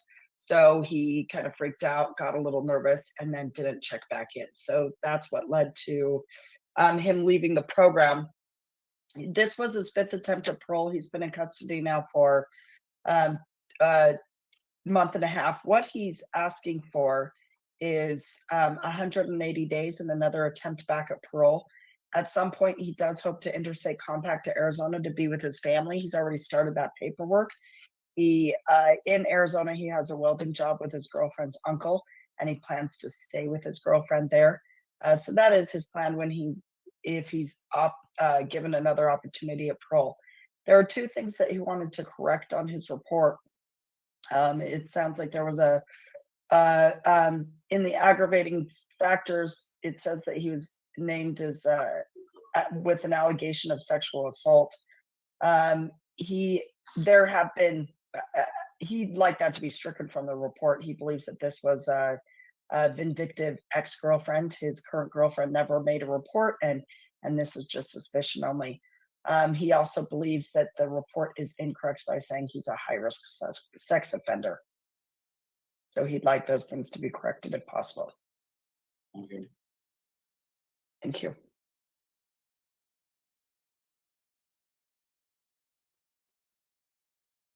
Just 1 second.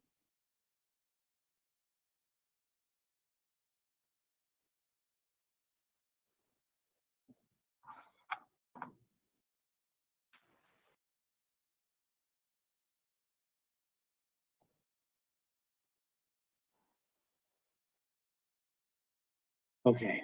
All right, Agent Cabanella, any recommendation from APMP? My recommendation is there needs to be some sort of, I want to see Nick live in Gen Pop for a little bit, if possible. I think that'd be healthy for him instead of just the high stress environment of maximum security and then that lifestyle. Maybe there's a way that he could be moved to like a programming unit, complete some therapy and programming, whether it's SOTP, something like that. That idea to go to Arizona is a good idea. I definitely don't think coming back to a halfway house is good. That his rap sheet shows that. There's just too many things going on in a center. I think it's just too difficult for Nick to do that there at a center. He'll just run away and not like it. But I think if he could get some good therapy, maybe some trauma therapy in prison to deal with symptoms of being institutionalized could really be beneficial for him. And feel a safer environment versus maximum security is dangerous. You know, there's a lot of fights going on there. I think that'd be helpful for Nick. And after that's done, maybe a review to Arizona could be a good idea. You know, get out of the state. He's new kind of like a fresh start. But definitely, if there's a possibility of getting out of max, maybe he can go do some programming would be beneficial. But I wouldn't recommend CCCs. This is too difficult, and the subconscious history shows that. Okay. And then just to clarify, based off of what was said by Ms. Conyers, when Mr. Martinez was at the hospital, there wasn't a specific prohibition for him being around the girlfriend. It was just that he was with somebody else. Is that correct? He has no protective order with the girlfriend. He just is unapproved visits. Gotcha. Okay. There was no, like official protective order barring him from seeing her. It's just that at a center, there's a lot of rules on who you can be around and who's to be with called approved sponsors, all that. It's not a place where you can just kind of be with friends and family how you want to do it. It's very kind of controlled environment. So that would be like a technical violation to have family contact outside of what we allow. So that's what I mean with a lot of offenders, they do struggle with those rules at a CCC. And so in and of itself, seeing the girlfriend in the hospital is harmless. But is it a rule that was broken? Yes, it was a rule that was broken. All right. Thank you for that clarification.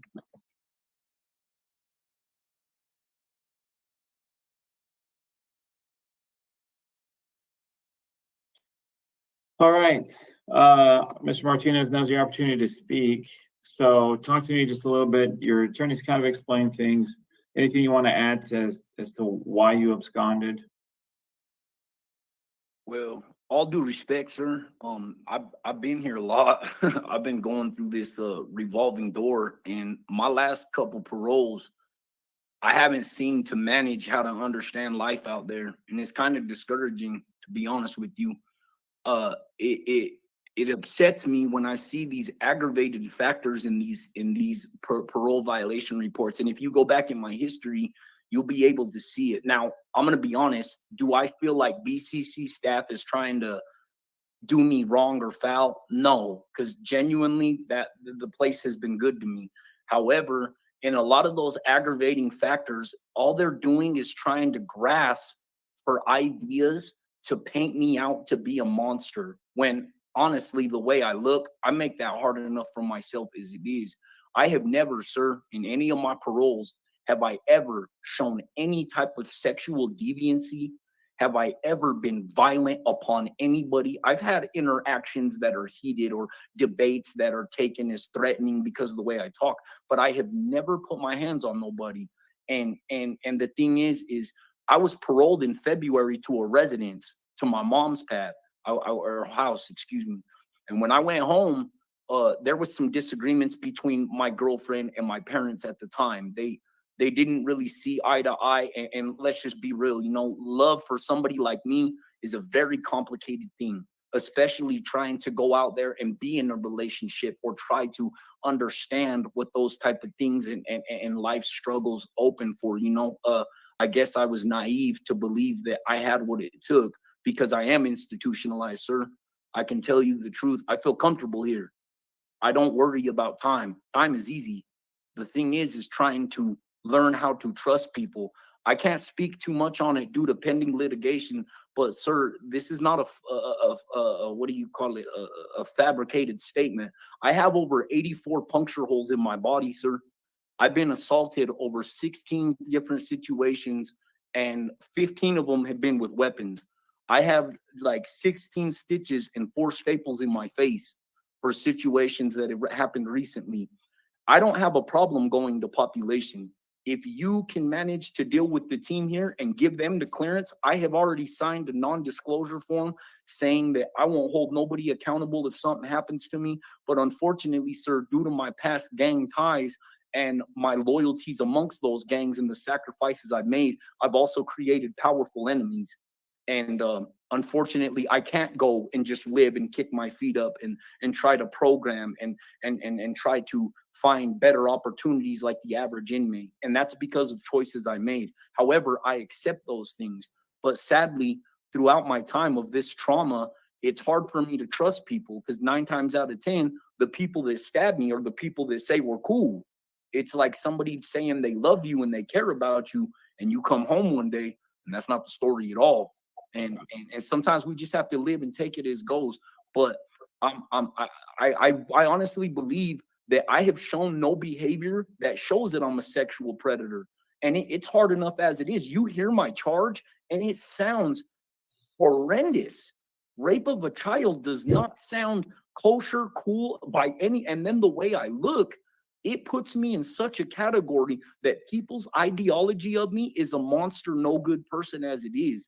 And me not being able to trust people or accommodate to social environments it's a scary thing. And you can make a disagreement in a day-to-day life that you live, and that would be fine.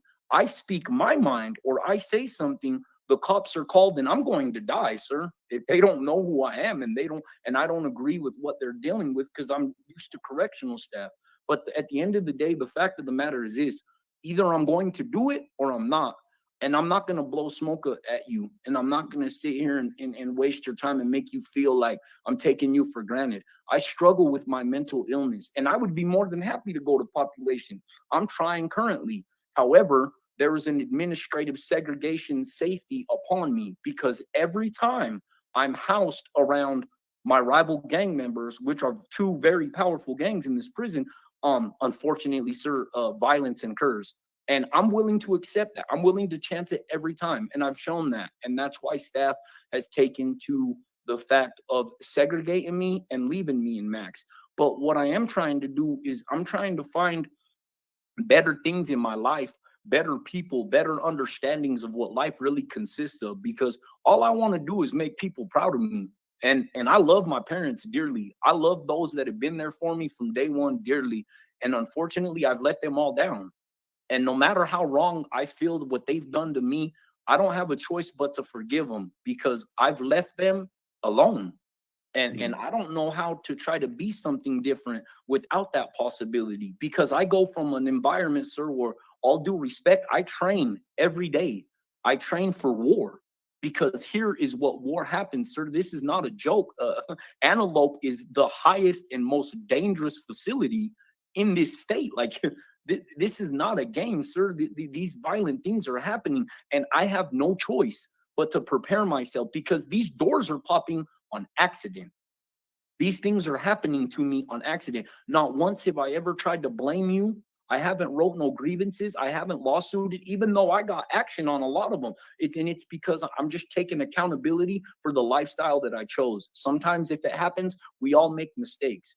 But what I am trying to do is, hopefully I can do something, like try to get the help I can do. But maybe going out of state or paroling to a residency would be the best thing, you know. And I try to self-medicate with drugs, and that's really it. But I feel like there's a lot of aggravated factors that ain't true that make me. Let me jump in here, Mr. Martinez. Just, we're short on time, and you've given me a lot of information, but I have a couple of specific questions I need to ask. Do your physical issues would they keep you from being able to perform well on parole? Not necessarily. I do have a heart surgery coming up again, because I do have a very life-threatening heart disease that I was just born with, and I'm scheduled for surgery in the next, I think, 8 months, roughly, to go get open heart surgery again. But I usually have to get that every like 6 to 10 years. Okay.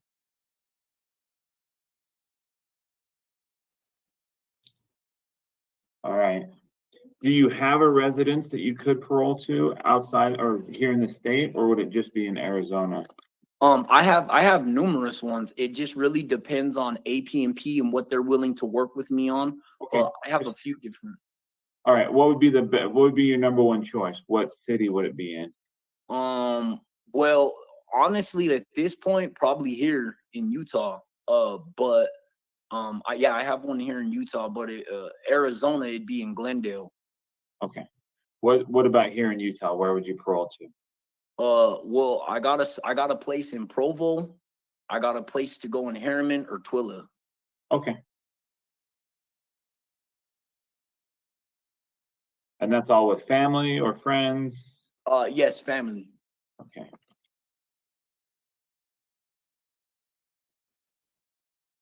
You were written up for using the phones when you weren't, or using somebody else's PIN? Oh yeah, I was in RNO, and so I ran out of minutes on my phone, and I had somebody do a 3-way for me. So we're only allowed a certain amount of minutes a month, and there was a certain cop that was upset with me that day prior, and he had just watched me and monitored it, and somebody that did have minutes allowed their family to make a 3-way call for me, and he caught me doing that. Okay. On 2 different occasions. All right, I think we've addressed everything I need to. So After today, I'm going to take my report to the board.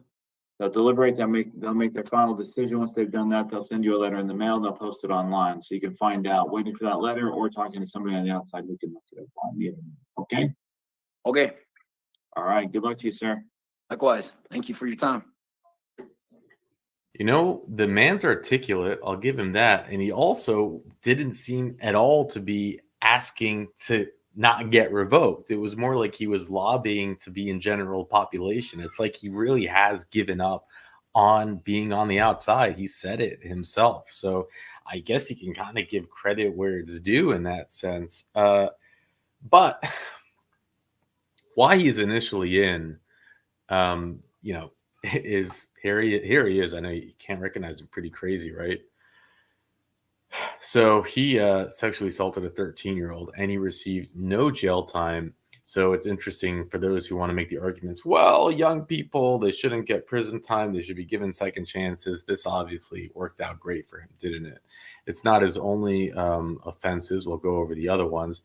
And so a Tool man who pled guilty to first-degree felony attempted sexual assault of a child avoided incarceration and was instead sentenced to sex offender treatment, a program, of course, and 10 years on parole, which he immediately revoked, and we'll get into that. Nicholas, who was 19 at the time that he committed this offense, and now he is, I'll give like the range, I guess. Man, he's young. He's 32, about, give or take a few years. So that's some transformation, isn't it? Shit. Okay.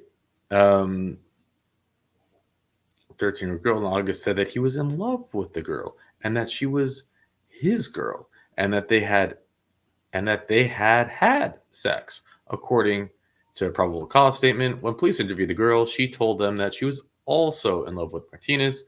The original charge was for first-degree felony sexual assault of a child and second-degree felonies. Okay.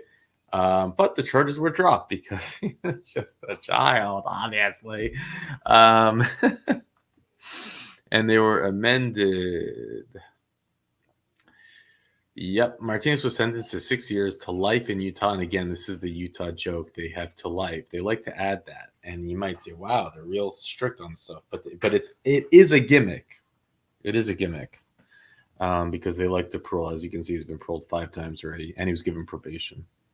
So, and both those sentences were suspended based on the recommendation by adult probation and parole that dictates Martinez must complete the sex offender program. And Judge Stephen Henroyd said that while Martinez is no stranger to the law, citing a significant juvenile record, the recommendation was generous and could give the young man a chance for correction.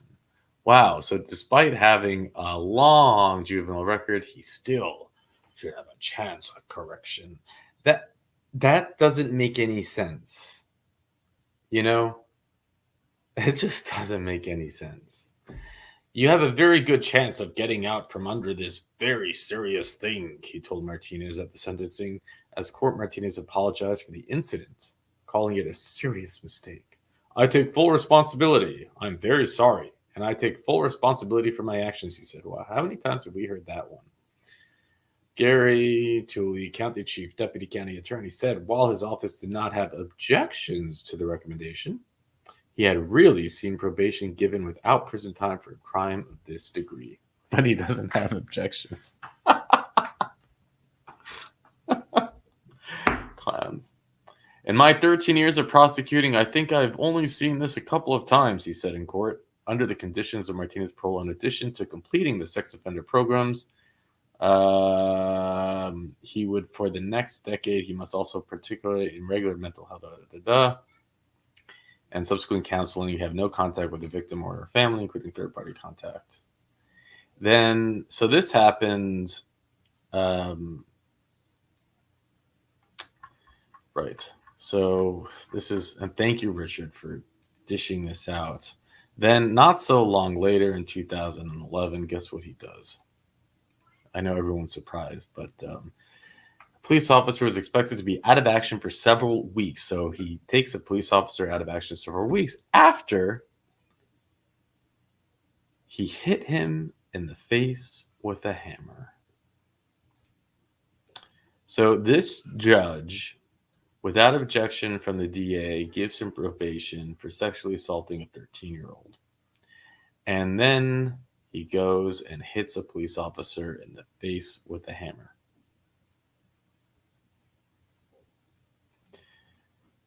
Surprise, surprise. So at about 4 a.m. Saturday, officers were called to the corner of Jefferson Patterson and a report of two men tagging mailboxes, like spray painting mailboxes. When officers arrived, the two men ran and police gave chase. An officer chased one man into a backyard. Imagine doing that knowing you're backing 10 years. But, you know, judges and DAs, they don't understand that these kids, maybe they need time to help them, right? The man then turned and began fighting with the officer. The man punched the officer several times in the face. It was only after the fight was over that the officer realized at least one of the blows was with a tool, a hammer, used to break into the windows. That cop is so lucky he got away with his life. Backup officers helped take Pablo, 19, to custody. He was arrested for investigating numerous charges, including aggravated assault, assault on prisoner, criminal mischief, and intoxication. Police were also able to catch the second man, Nicholas, who was 19. This happened literally within months of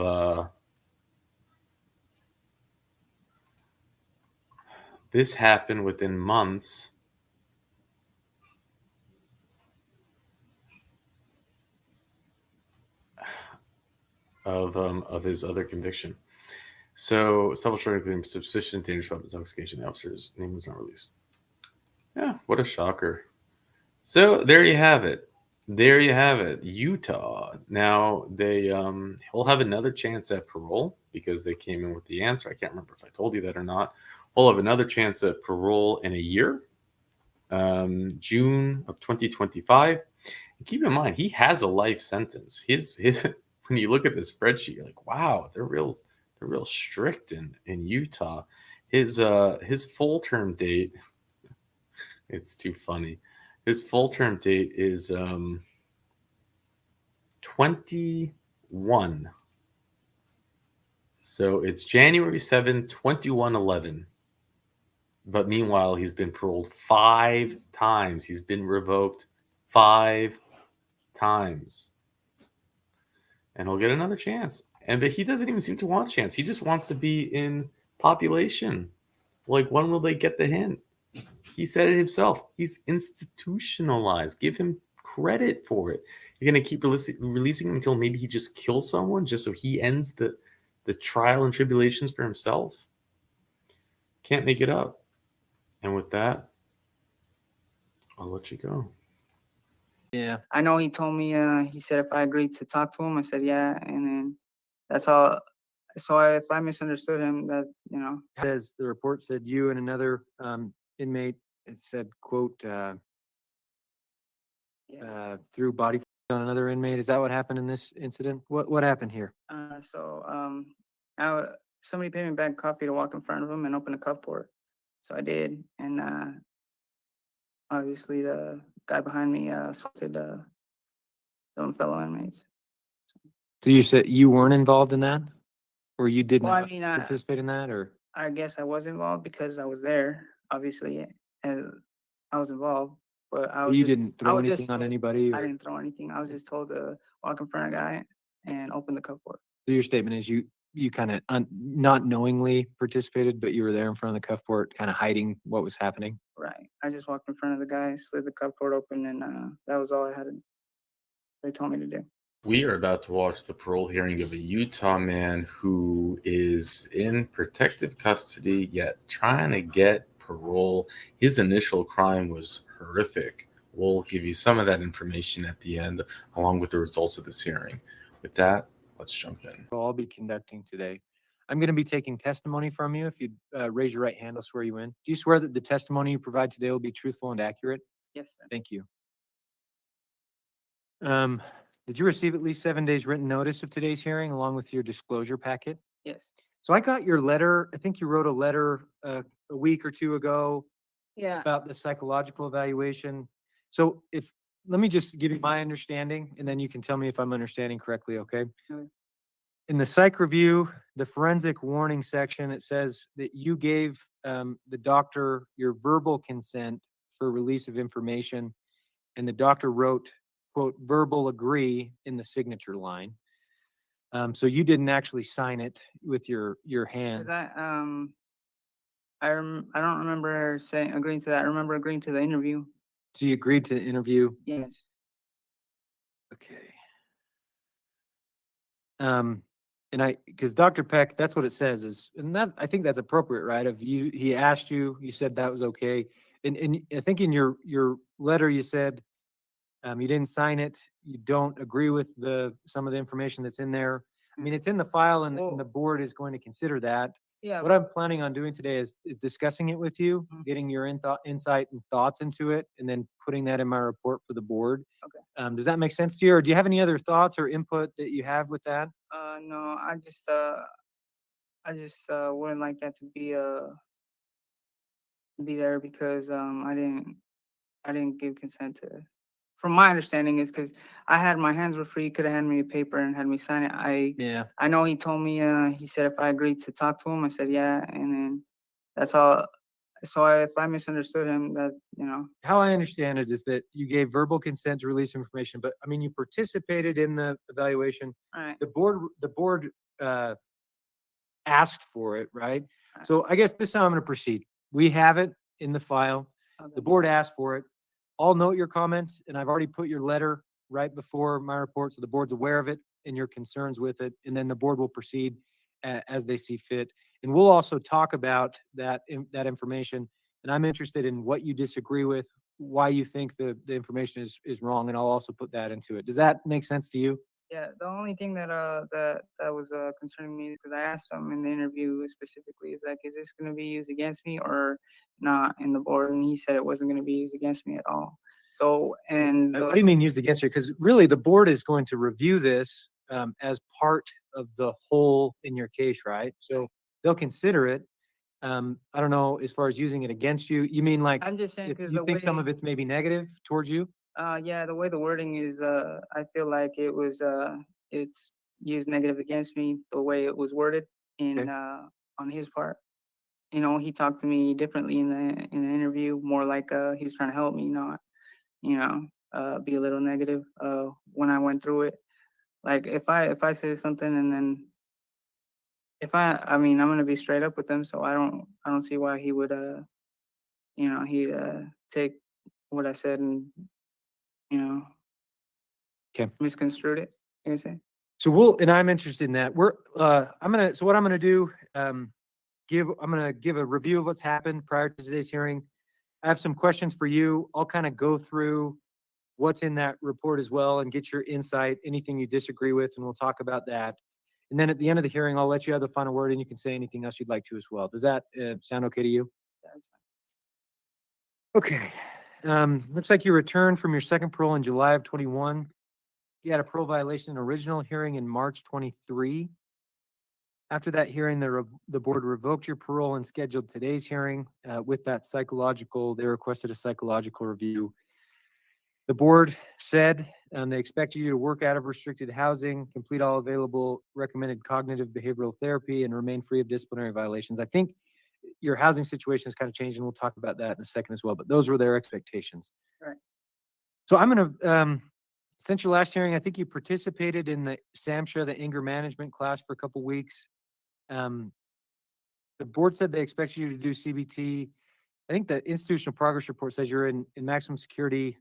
Is there a safety situation going on where programming is not available? Is that accurate? Yeah, I can do programming on the tablet, but I can't go into population. Okay, so it says you've got, quote, mental health groups, therapy, as well as in-cell packets, and then you can do tablet stuff. And the CBT, cognitive behavior therapy, isn't that from my understanding was that's what I did back in 2019, I mean. Let's see, I think you may have. Obviously, the board, that was just 23. They said they expect you to do it before now. But, they will consider, let's see. Because I haven't forgot any of my coping skills or, you know. I don't show that there's any, let's see. In the past, you did SOTP, you completed that Yeah. thoroughly. There's probably some cognitive From- behavioral aspects of that. Is that what you're talking about? That was CBT. CBT. It was when I asked them, they said it was basically it's the same thing as a drug program because we don't just do sexual therapy. It's basically it's about choices and Okay. So if I'm understanding correctly, you've got incel packets, tablet stuff, cognitive behavioral therapy, CBT, MRT is not available right now. Is that okay? Are you doing tablets or packets or mental health therapy? Are you doing any treatment or programming? yeah, I am. Right now. I just barely got a tablet because I didn't have a tablet where I was. I just barely moved 2 days ago. Okay. So I finally got a tablet again. What are you doing on the tablet? Anger management, obviously. I'm doing some of the life skill classes on there. I signed up for one of the, I think it's like an electoral for electricity. Kinda learning- Vocational type? Yeah, I'm just doing that. Okay. That and just watching some TED Talks. That's about it. Okay. Nothing too major. You mentioned you did SOTP. I think that had some CBT, different aspects of it. On your two paroles, from my reviews of it, you fell back and I think struggled with alcohol use, and then 2 incidents, and on Right. both paroles it brought you back. When you're released in the future, what do you think you need to do differently so you can apply the things you learned in treatment and not fall back into those negative behaviors? Well, I know that like yeah, I did drink every recreationally or whatever. I made some bad decisions. Obviously, I drove to go get a pack of cigarettes, which I shouldn't have. I should have just bought the stuff and bought everything that I needed before I started drinking. So I understand that that was a major issue is not following with my thought process because I obviously I made the wrong decision. Okay. I didn't sit there and think it through. So I guess just thinking it through, taking time to kind of focus on those coping skills moving forward. And the other incident, I wasn't planning on driving. I was actually just sitting in my room. The police came over and they checked up on me. They was wondering. They said that somebody called and said I was trying to drive, but I told them I didn't have no keys. I was like, I don't even have a car. They said okay, and they left. But I guess my parole officer wanted they wanted to arrest me, so I didn't want to comply because I didn't want to come back to prison. And after that, had some issues but I've completed I've expedited all those charges. So Okay. I think since your last hearing, so you've had 2 disciplinaries, and then I think 2 are pending. One was June 5th, 23, AO2. I think it says, the report said you and another inmate, it said, quote, threw body fluids on another inmate. Is that what happened in this incident? What happened here? Somebody paid me back coffee to walk in front of him and open the cup port. So I did, and obviously the guy behind me assaulted some fellow inmates. So you said you weren't involved in that? Or you did Well, I not mean, participate in that, or? I guess I was involved because I was there, obviously, and I was involved. But I was You just, didn't I throw was anything just on told- anybody? I Or didn't throw anything. I was just told to walk in front of a guy and open the cup port. so your statement is you kind of not knowingly participated, but you were there in front of the cuff port, kind of hiding what was happening? Right. I just walked in front of the guy, slid the cup port open, and that was all they told me to do. And yeah, I pleaded guilty to it and got a fine, did some PI time also. Okay. Then May 11, 23, 813 homemade alcohol. Were you using homemade alcohol? Yes. Like I said last time is so I haven't been doing that. I quit doing that. It's When's been the a last year. time you used alcohol? Oh, I haven't used it. I was last time I was at the board, I told them that You had the write-up for May I- 11th. I Is understand that the that. last time or no? Or yes. So what I explained to him last time was because I need to make money somehow. You go to work every day, so I gotta make money. I gotta eat, I gotta dress myself. So what I always do is making alcohol and selling it. And you've stopped doing that now? Yeah, I haven't done it for a whole year. Well, I think that's a year, right? June? Was it June or So May? it's been over a year since that one. That was May 11th, 2023. Yeah, that's the last time I was doing that. And then pending disciplinary, so you don't have to talk about these. There haven't been convictions, but I think the board will be interested in your comments if you're willing. October 27, 2023, B07, stand-up count, didn't stand up for stand-up count. It looks like some sort of confrontation or something with officers. What happened here? It says, quote, you and others, quote, were not willing to stand or give your names during stand-up count. I wasn't even aware I have that right up. Then May 25th, 2024, these could be dismissed. They're shown as pending. I'll check on them. And if Yeah. they've been dismissed, I'll note that. What was that right up?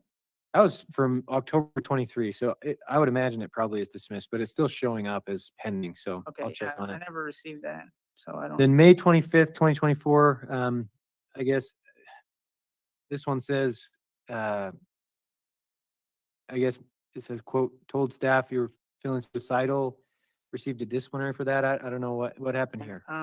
So I was feeling paranoid. I was out of my head. I was having anxiety and paranoia. So I told them that I wasn't feeling safe, and then I told them I was feeling suicidal.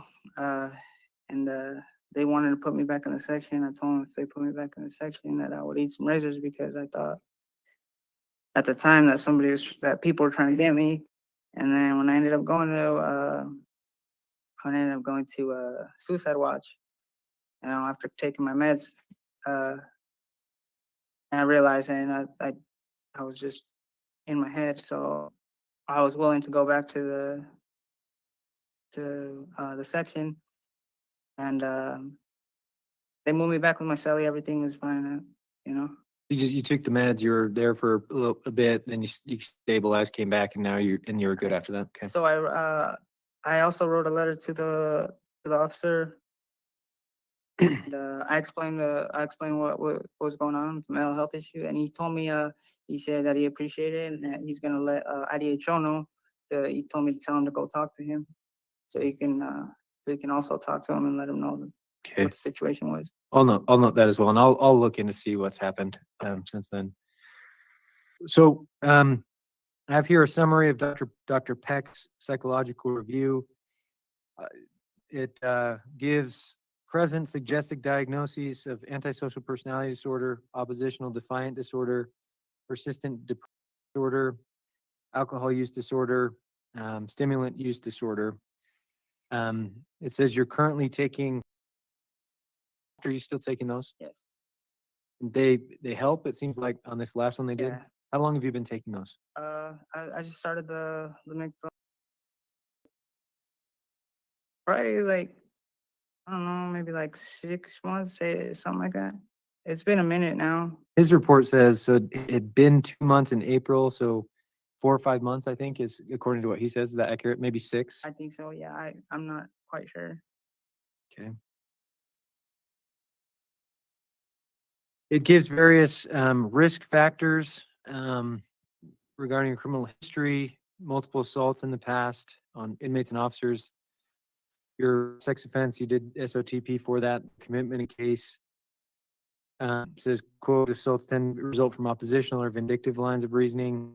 Talks about denial, minimalization, past 2 paroles, past community supervisions that you've struggled on. That you're in maximum security placement we talked about. Talks about Adderall, substance use difficulties, quote, seeks out Adderall. It notes that I'll note a comment on that we've talked about. Because I haven't felt any UAs or nothing. Like I've been on all the UAs they've even done while being incarcerated. I've never felt any UAs. Okay. So I guess, what are your thoughts on the evaluation? If you have disagreements with that, if there's things you agree with, what are your thoughts? I would say, yeah, I'm vindictive sometimes.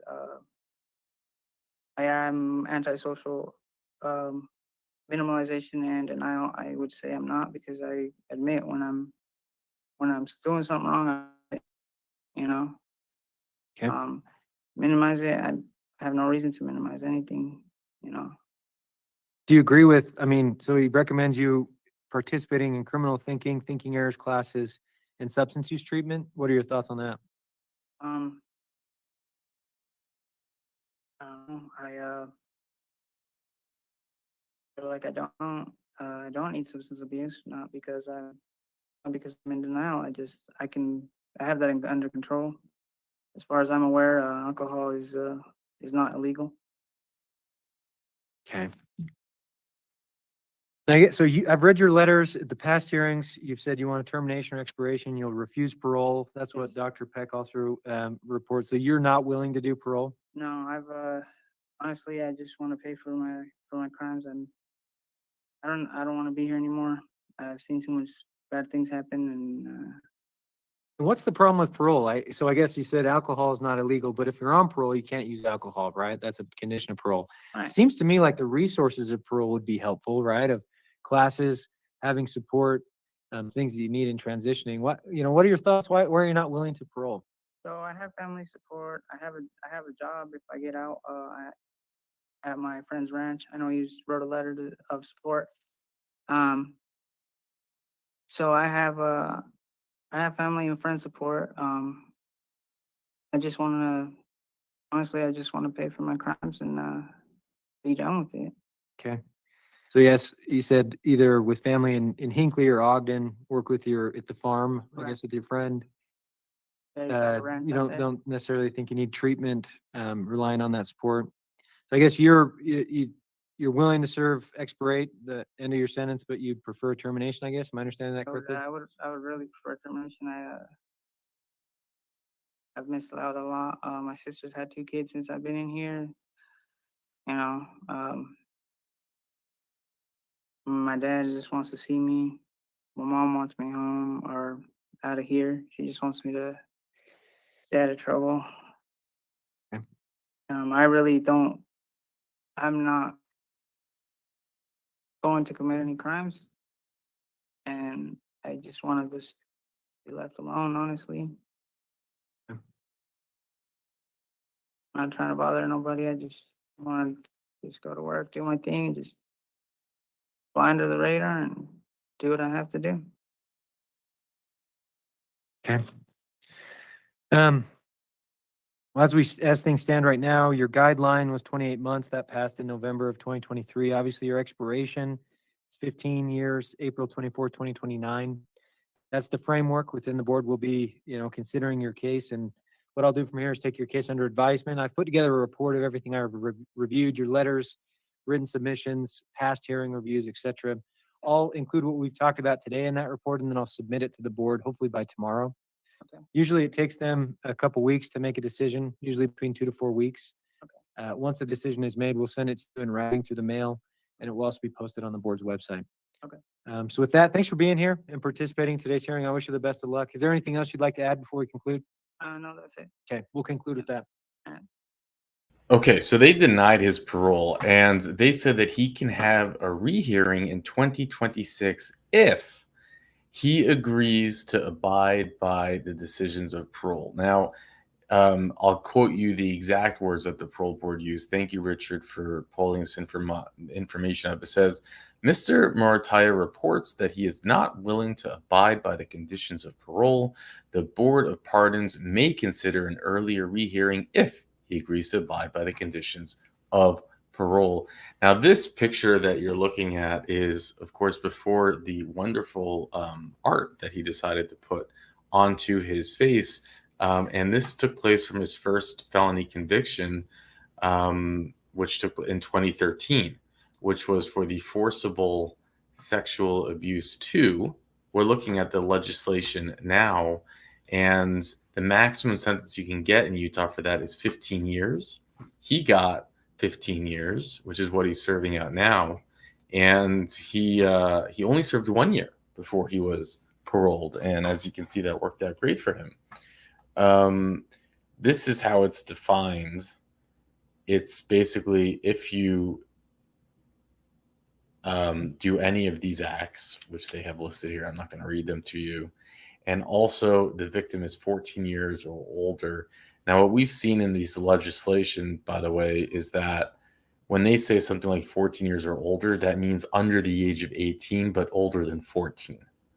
And usually it's older than 3 years. Now, we could figure out exactly how old he was and how old she probably was by just looking at some information. Let me pause this and I'll tell you in a second.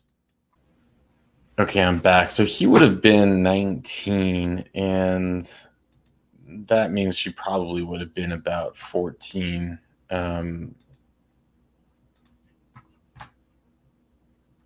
14 years old, maybe 15. So it's he got it in a year, but then of course he has that felony he picked up while in prison for doing, really smart things. Opening the ports so someone else, prisoner, can throw. It's just disgusting. And then, he admits to being antisocial. They have those reports. Hey, good for him, at least, for taking that credit. It's what's scary, I think, about all of this is that, no matter what, he's getting out in his full term date, which is what he said. He came in there and said, I just don't want to do parole. I just want to get out on my full term date, which is 2029.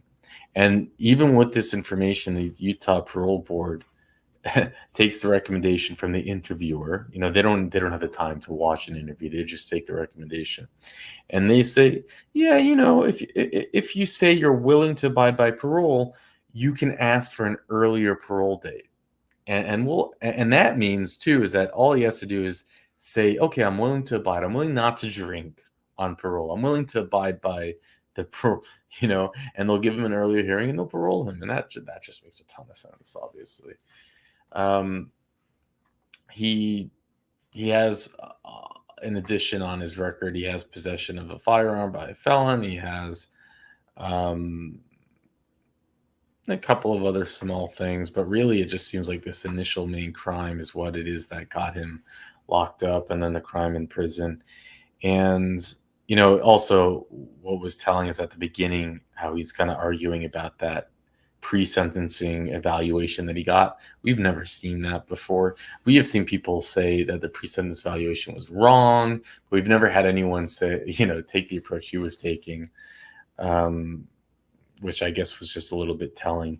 Anyways, if you're new here, welcome. We cover parole hearings in Iowa, in Illinois, in Utah. On channel 1, there's a link to description that over 2,000 Louisiana parole hearings. Love to have you come back. And we keep following up on each inmate. So if he has another hearing, we'll play it here. So hit the subscribe button and notification bell if it's something that you want to see on the follow-up. And with that, I'll let you go. I just wanna go back home. Let me out of jail, prone not to make a wrong. Freedom is priceless without its own. Baby, you my candy rain, I'm so for real. I just wanna sit in myself, feeling hella stressed out. Wonder when I'm gonna roll up the day I dress out. Experience opened my mind, taught me different values. I got a diploma, my pop told me, son, I'm proud of you. Achieve no grievance, considering my own life. Gain one to lose one, that's part of the sacrifice. Kid on the swing like I got pushed to better heights. Goals ahead, I see him good like farsighted. All I gotta do is stay committed and be patient. Whitney Houston, exhale, that's what I've been waiting. All right, we'll go ahead and conclude. All right, we'll go ahead and conclude. All right, we'll go ahead and conclude. All right, we'll go ahead and conclude. Yeah, you get it, like it don't take no rocket scientist. I could tell you bugging and wigging psychiatrist. Without my ladies, I ain't whole, she my better half. Our story ain't completed yet, like this the rough draft. I know I lost a lot of good years, it's hurt me. But like the good year tire, I'm like warranty. All right, we'll go ahead and conclude. All right, we'll go ahead and conclude. All right, we'll go ahead and conclude. All right, we'll go ahead and conclude.